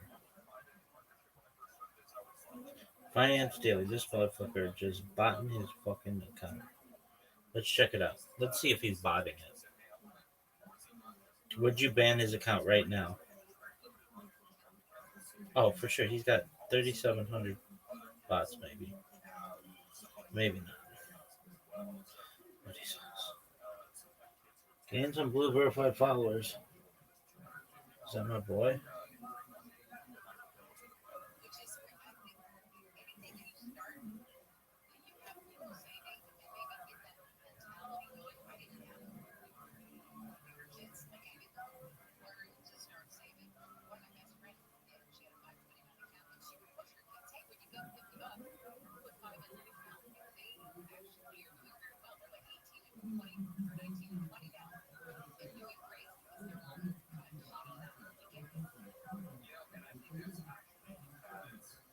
Degen culture. Dude, all of these spaces are awful.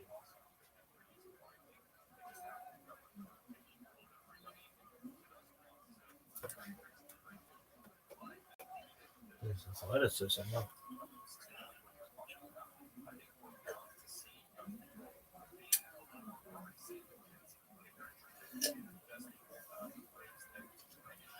This athleticism.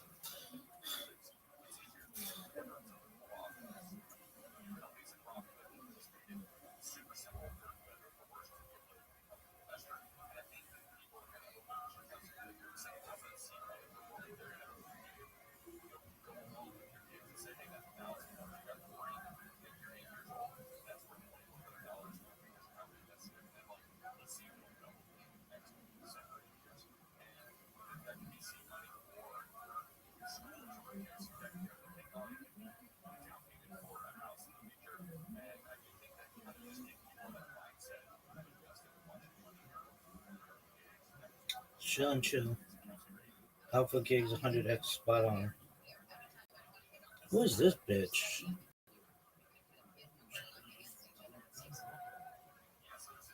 Oh, gorgeous.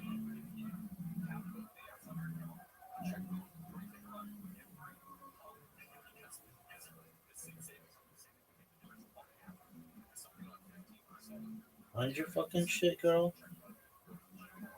December 9th, 6 p.m. I don't know, man. Gonna eat your boss. I guess you can.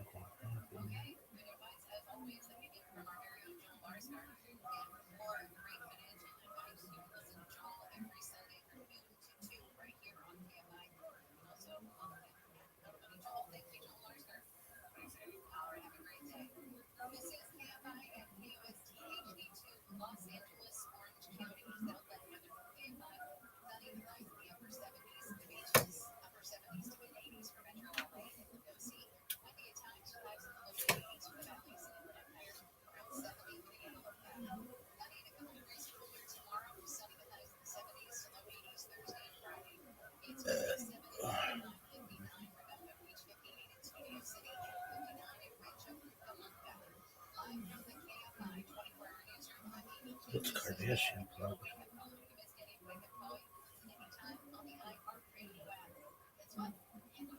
Huh. Come on, somebody's gotta have something. Quit fucking sending me that message.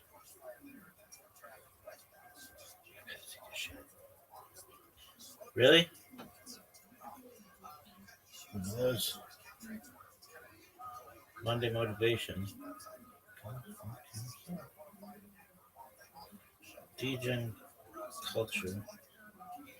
Web3 on chain. You know, this is the worst. Do you? Oh, shit.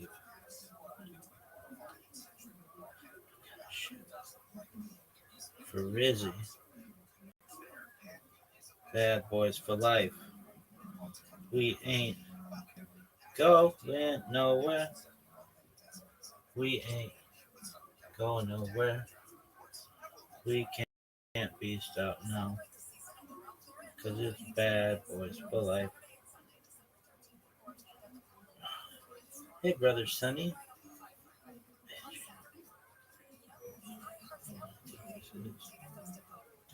Cryptocurrencies. I got a shit.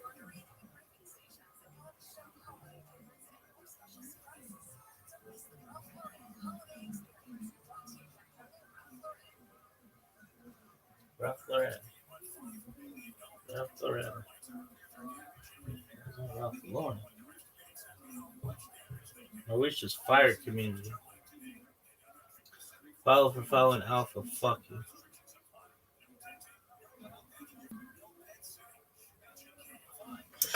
Oh man. Gotta itch my ear. I gotta check Reddit like 1,000 times. Take a shit.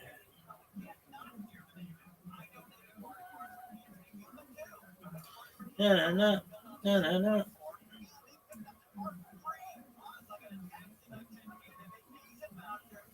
Party City, Forever 21, Rite Aid, Joanne,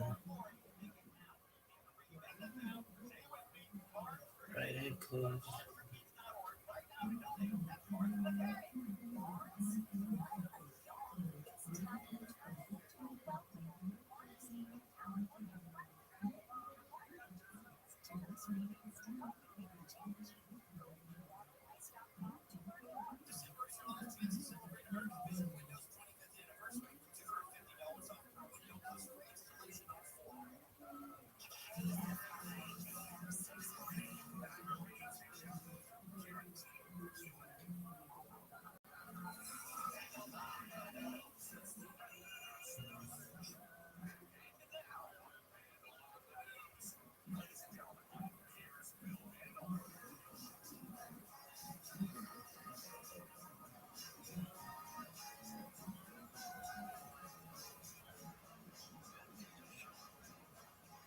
Is this asshole not ready for work?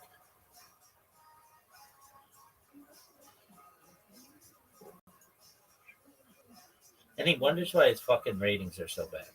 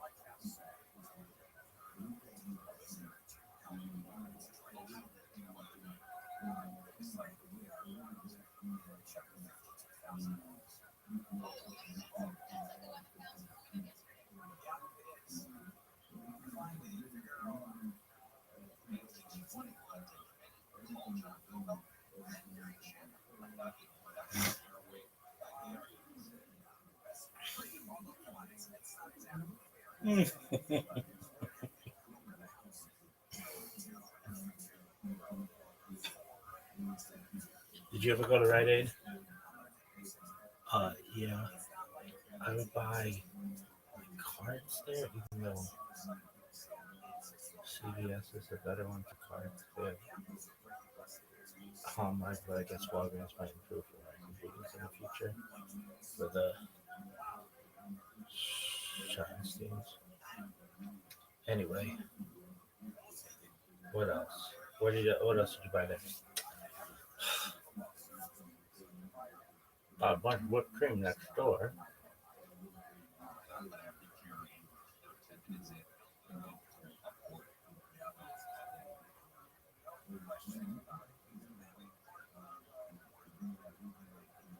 What else did you buy there? I don't recall.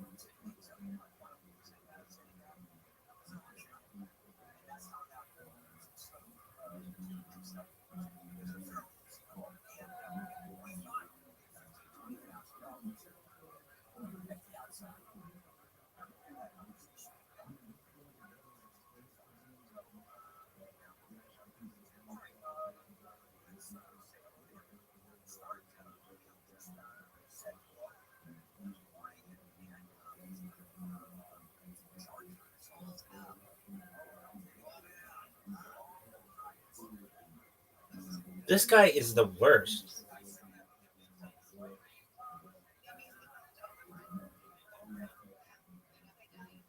These people, you're the news. Did they win? Look at the fucking sports report, you fucking losers.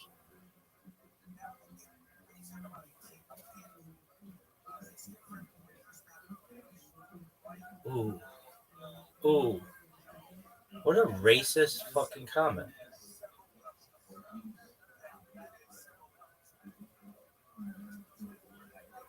What a fucking racist.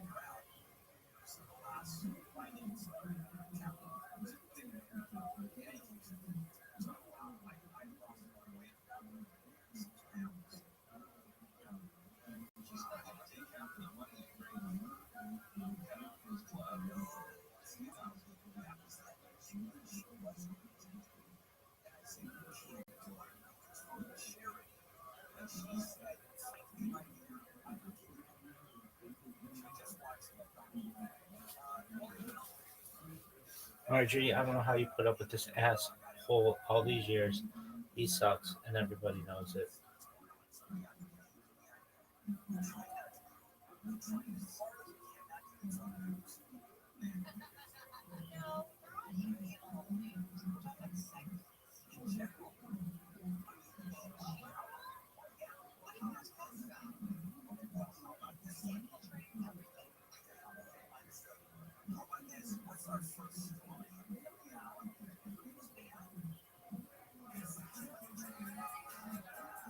Hey, it worked.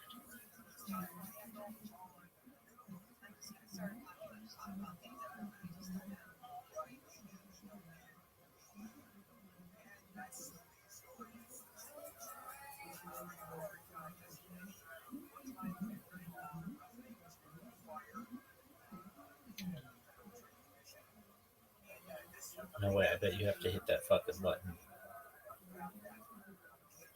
No way do you have to hit that fucking button.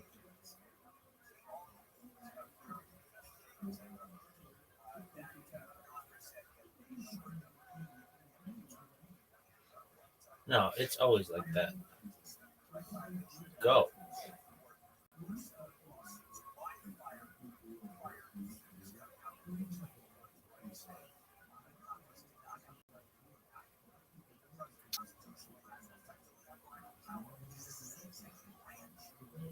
Why does it do that?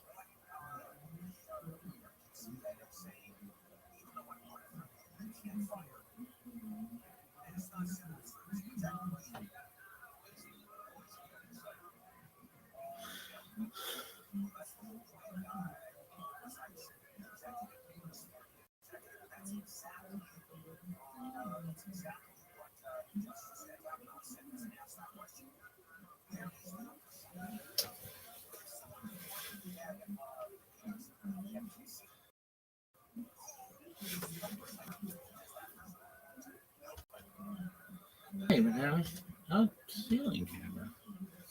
No one cares about your fucking ceiling camera, kid. What's this?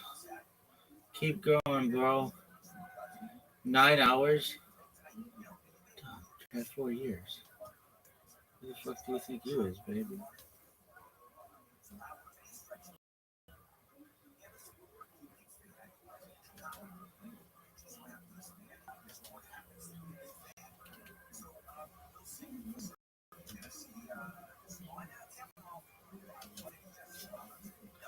Update and restart. Son.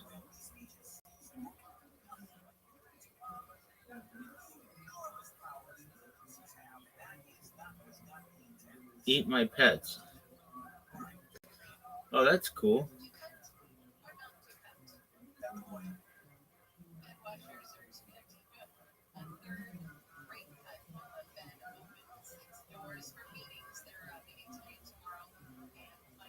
Just trying to trade.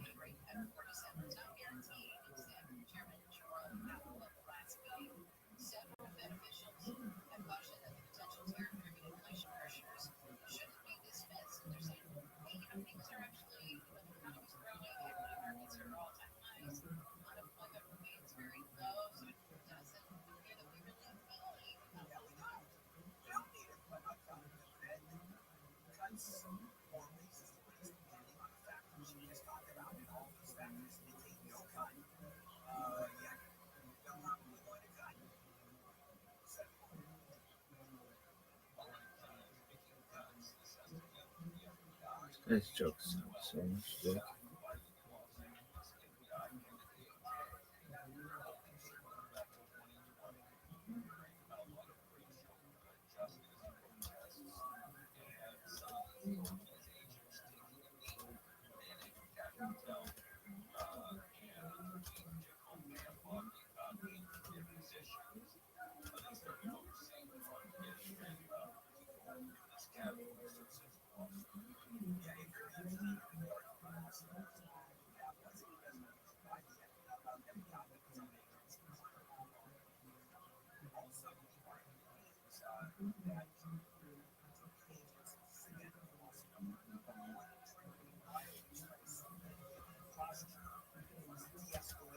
Why do you listen to this fucker show? Because Coast to Coast AM comes on this channel, and I like that show so overwhelmingly much that. Do you really like it that much? Yeah, I fucking love it. It's my favorite radio show in the world. You could ask like 1,000 people right now what their favorite radio show is, and like nobody would have an answer for you. They'd all be like, "Oh, I like this Netflix show," but no one would be like, "I like this radio show." I don't know why radio has died. Why has it died? Actually, I do know why it's died. Because they have just systematically automated it, and nothing's like real anymore. Things are syndicated, and they don't let any kind of controversy on. They used to. Remember, I used to hear these fucking radio people call in, and they would like hit the dump button on these people, and I'd be like, "What the fuck is going on there?" If you had a radio show, it'd sound like a morning zoo, and we'd have bitches on Sibians.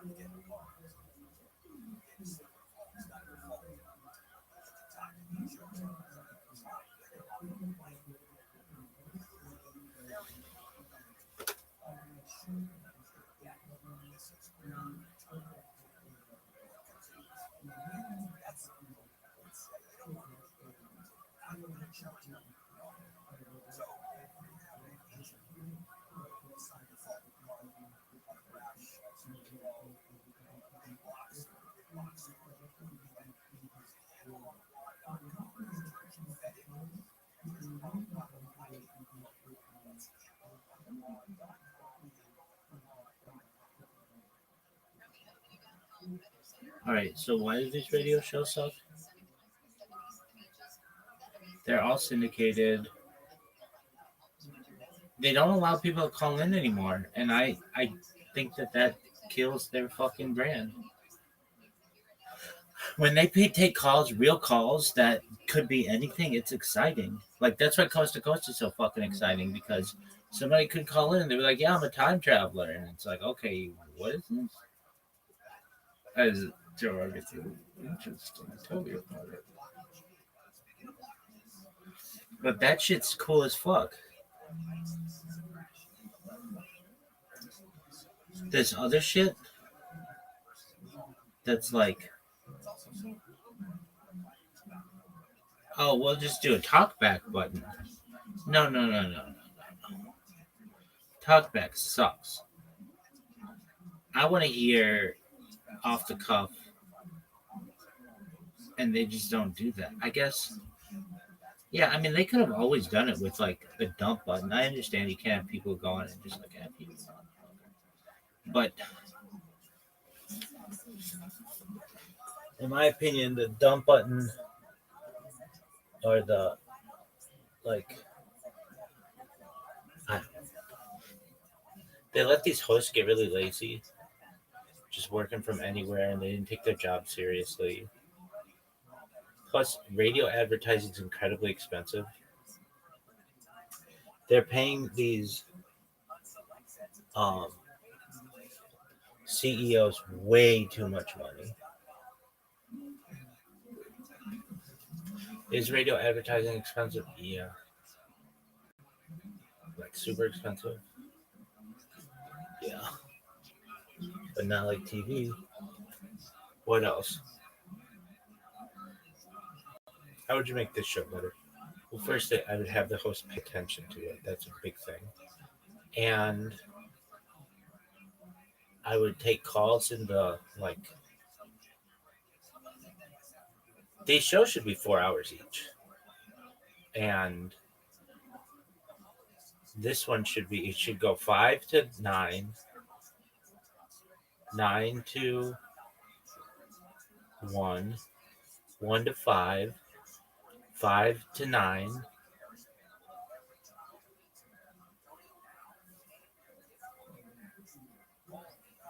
That doesn't make sense. Okay, so I guess 6 to 10, 10 to 2, 2 to 6, 6 to 10. That's how it should go. Yeah, and that early morning show is fine.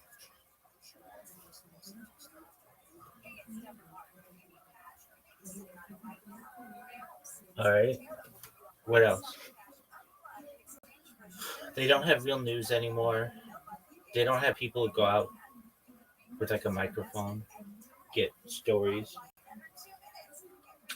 They don't do traffic from the sky anymore, which I understand is probably really expensive. And it's all like automated now with computers, but still. KFI in the sky was once really cool. What else?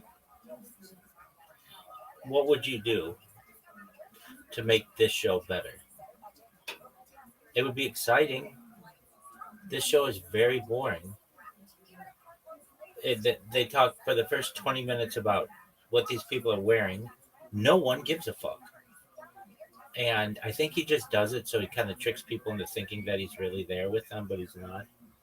And his new wife sucks. That is a thing. I hate to say it, but like that makes him very unlikable.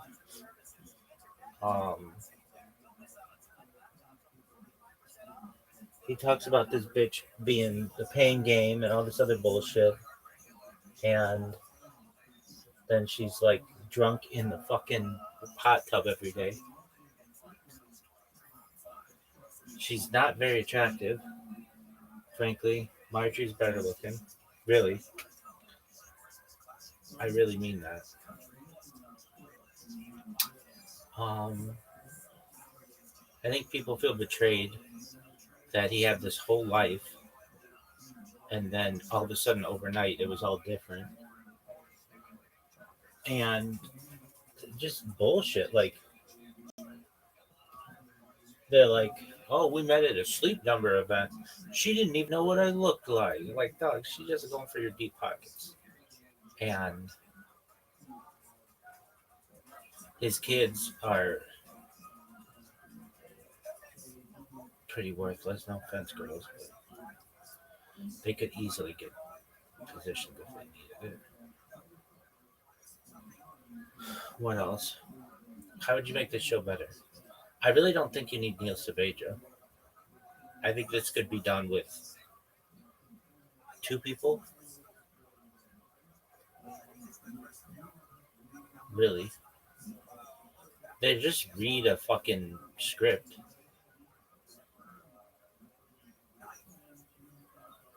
And you don't need Neil Saavedra. No. You need a producer. But like Bellio, for as much as she talks a lot in their show. This bitch, I don't know, she's always doing something else. And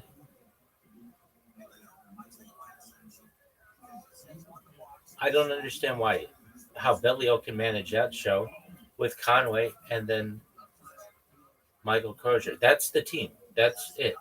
And then they have a board operator, but I understand that person's focus. Here, I don't understand why they need Neil Saavedra. And they're going to say, oh, well, we like their back and forth. It's like, nobody likes that. It's boring and it sucks. Okay, well, how should you make this fucking show better? It would be like a morning zoo. It would be exciting. It would be live streamed. I don't understand that. That's the biggest fucking thing. Mo Kelly understood.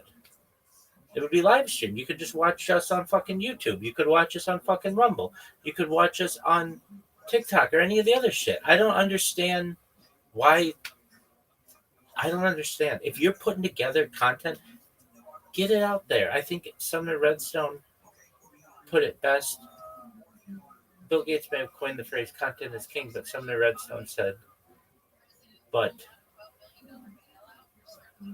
it's not necessarily content that is king, but it's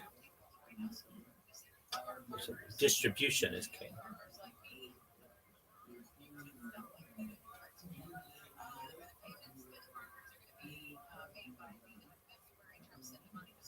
Like, they're so focused on keeping their own money, iHeart is, that they don't realize that nobody is going to be doing that anymore. Okay, what else?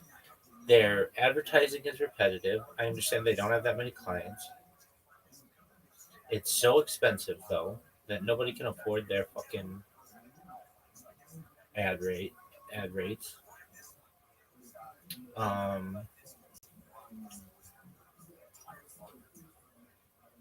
What would you do to make the show better? You haven't really nailed anything. You just have complained. All right, so it'd be like a morning zoo. There'd be a lot of fun. We'd take calls. It would be live streamed. Like, there's no reason why the iHeart app isn't like Spotify video as well. I don't understand that. I really don't fucking understand that. Everything on here should be visual as well. Believe it or not, I have watched the fucking podcasts of these people. Or, what do you call it? The video. Like, Joe Rogan's podcast would not be big at all if it was just a podcast. It's because it's visual. And I think there's a laziness in radio. There really is, that these people feel like they can come in their pajamas and not really care. And it's like, no, this is a job. You're only working 4 hours a day. You need to get serious about it, or like the whole industry is dying. How else would you make it better? The buffer music is great, though they could make more of it. Okay, so how would you do it? People come in. Okay, so we have a cool like song at the beginning. We might play a different song at the beginning of every show, but maybe not. Maybe it's just something, whatever. And then I'd come in and I'd be like, "What's up, you little sluts? It's fucking 6:28 on a Tuesday." That's another thing that they do, is like they don't say what time. They're like 28 minutes after the hour. I get that. I get why they do that. for syndication. Okay, so what would you do? I'd welcome everybody. I would. So that's exactly what they do. Yeah. But then what? Well,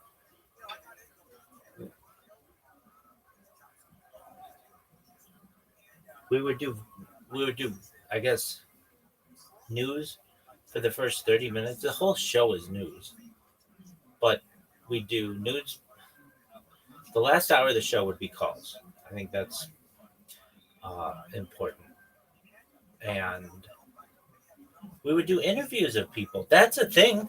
That's actually a really great point. And I must say, that other girl who used to be there,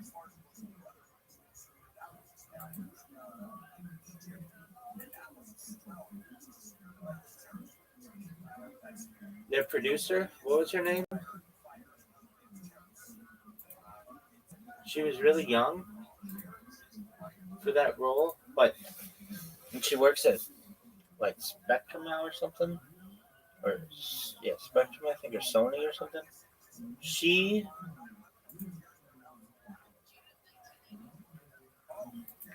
sometimes would get some really surprising guests. And I'm not saying like these people they never get guests. This should be such a big thing. Hey, we're gonna have, who would you have? I don't know.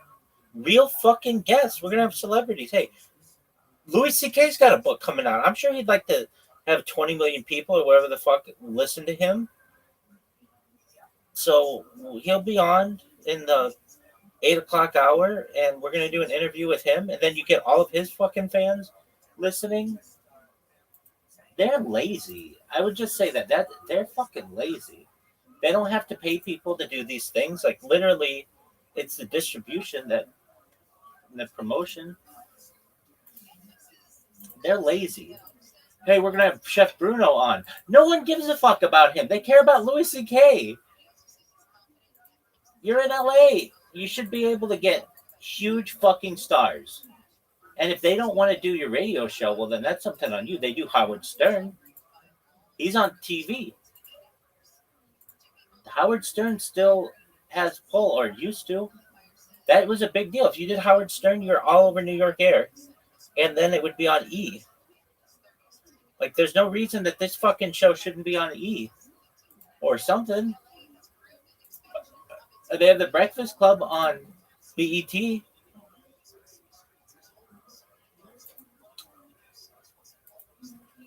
Really? Yeah. Like Big Boy in the Morning, but that's different. But that could be on places. Ryan Seacrest's show could be on places. I understand, though. They don't want to let people see how the sausage is being made because Ryan Seacrest isn't there. I get that. But nevertheless, he's a big enough draw. He could pull some people on his show.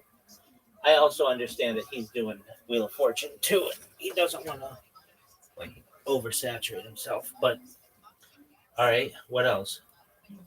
Well, okay, so the show would be on video. You'd be able to get any of them from the archive. You could even do like Coast to Coast does, like premium content or whatever. We would have interviews. And it wouldn't just be like, well, we had an interview last month. No, we'd be like, all right, I don't know. That stupid bitch is coming on for that Silent Night, Scary Night. Get some fucking actor from that. Put him on camera. Play it up. Put it on your social media. We've got the person from Silent Night, Scary Night, or whatever coming in at 7. So like 6 to 7, we're doing the news. Then we're gonna interview someone, and they can come into the studio or they can do it from their house. That's fine. 7 to, but send them a card. Play it up. It'll help your ratings. And then from 7 to 8, and then 8 to 9, we've got Louis C.K., who's got a book coming out. And then 9 to 10, we're taking calls. And that's basically the Howard Stern show, basically.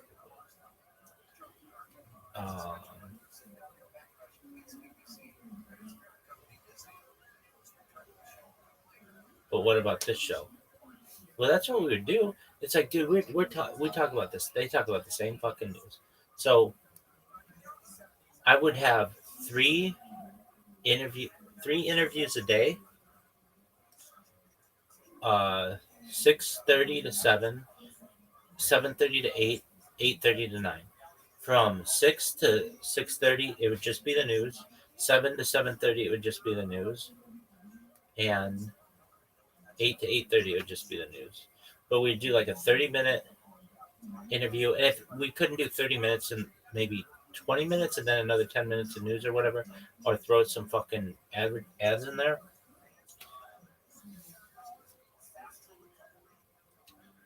And then what? These people don't try. If I were fucking the vice president of iHeartMedia, whatever his douchey name is, Paul Corvino, I'd be like, where are the fucking interviews? At least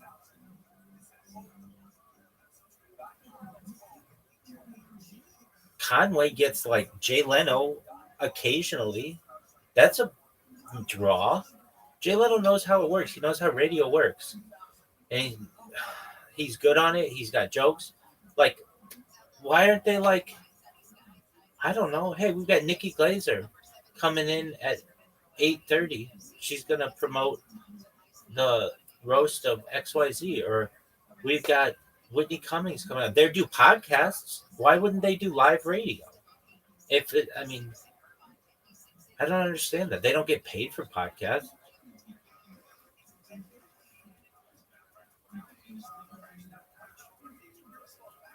It's like they're lazy. It's like radio is really lazy. And I blame a lot of it on their schedule. They don't work 40 hours a week. They work 4 hours a day. They work 20 hours a week. And they're like, oh, it's so much. Like, they should be like, Bill, you from 6 to 10, you're doing your show. And then from 10 to 2, you've got to go do a fucking. You could do you could tape radio interviews or whatever. Like, doesn't have to be live. I understand people don't want to get up in the morning. I get that, but it would be like all fucking day interviews. People telling you about it's just plugging their own shit. So that's how the show could be better. Yeah. And because they have so much competition now. It's like, if they didn't have Coast to Coast, I would just be listening to podcasts all day. Because everything else sucks. What else? Well, it's just like, Handel is old as fuck. He should have retired a long time ago. Some kid who's like 20 years old doesn't want to listen to some 72-year-old man. You got to keep it fresh. Who would you put on there? That's a good question. I don't know. I could do it, but I mean, a lot of people could do it.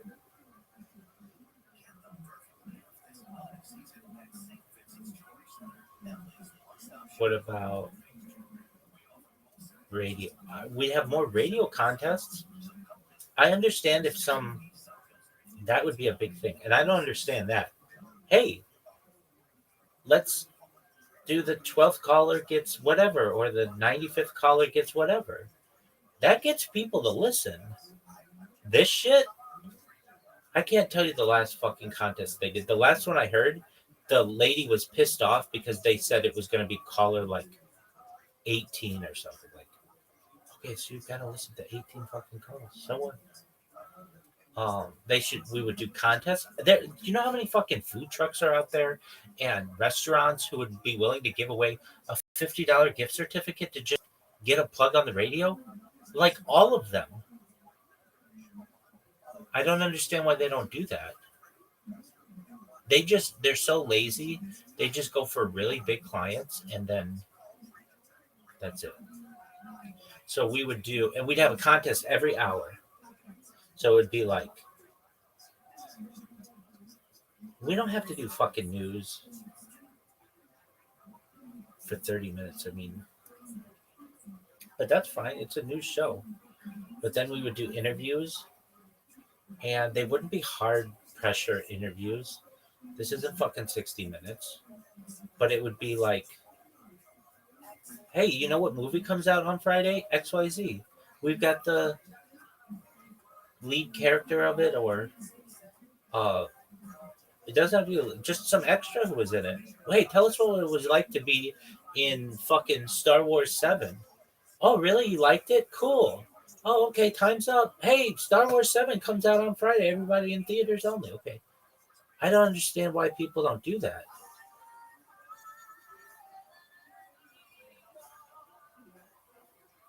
And these people blame everything. They blame podcasting. They blame video games and all kinds of other shit. It's like, no, your product sucks. People want to view it. It's great that it's on the radio. That's great. People want to view it, though. I don't understand why their producer isn't like, why are we doing interviews? This is supposed to be a news show, right? I don't get it.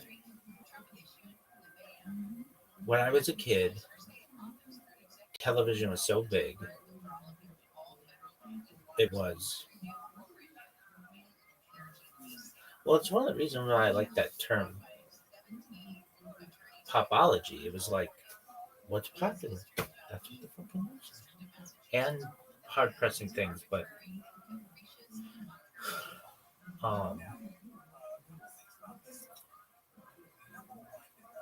and this is a weird thing too, where they're like, the person who reads the news can't do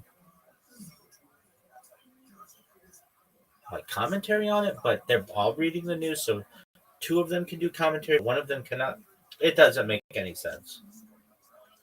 It really doesn't. I mean, there you go. That's a thing. Hey, we have the LA Times.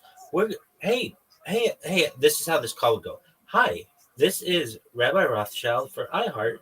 Is anybody who wrote a newspaper article there from the last like 2 weeks, or 2 months, or 2 years? Anybody do you have any writers there? Oh, you do? May I please speak to one? Yeah. Hey, I don't care what your article's on. Do you just want to come on the radio and talk about it for 30 minutes or whatever it is, what it's like to work at the fucking LA Times? Yeah, that'd be great. Oh, okay. Like they don't cross promote.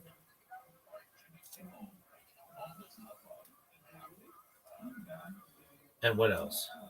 I mean, there's so many people, interesting people in LA doing super cool shit. And these guys are just like, oh, like, they're lazy. And I told that motherfucker yesterday he's lazy when he tried to wake me. And these people are lazy too. And they're like, they get these big contracts to work 4 hours a day. It's like the average person's working 8 hours a day. And you could be doing more to promote your show. Okay, you do your show for 4 hours and then go on fucking KTLA. Say, hey, have you seen my show? You know, it's every day from fucking 6 to 10 a.m. on KFI. I don't understand why they don't do that. Or a podcast. Like this asshole started his own podcast, which was like, I could have told you that motherfucking thing was gonna fucking die because it's so boring. His show's so fucking boring. And it would be like, hey, you know, we're gonna interview people. And again, it doesn't have to be like super pressing issues, but just about shit. Like, I don't understand why that isn't interesting to people. Interviewing people is interesting.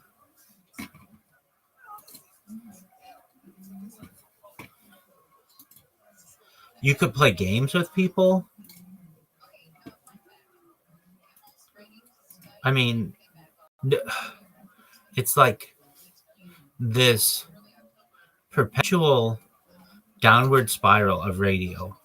And I get it. It's not visual, but for the people who say audio is king, that's a joke. Video is king. Video will be king until virtual becomes a thing. But these people are lazy. Like, hey, I'm Paul Corvino. I make millions of dollars a year. Yet I can't figure out how to fucking put a podcast on video. It's like, why not? Like, why can't you figure this out? And what they pay their employees is like the biggest fucking joke. They don't pay. They pay. That's a travesty. And I'll just say to people like, well, Mo Kelly went through it for a lot of years, but what's that bitch's name? Layla Muhammad. She doesn't really do it anymore, but Tiffany, not Haddish, but Tiffany, whatever her name is, Tiffany, that girl. I'd be like,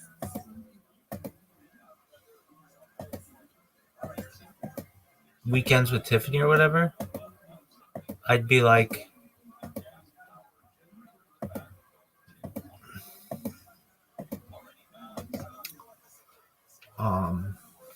that girl, she makes like an hourly rate. She doesn't have like a big contract. And yet the guys who work during the week, they have really big contracts. It's like they're kind of doing the same job. I don't understand why they're not getting paid as well. It's like people still listen on the weekend.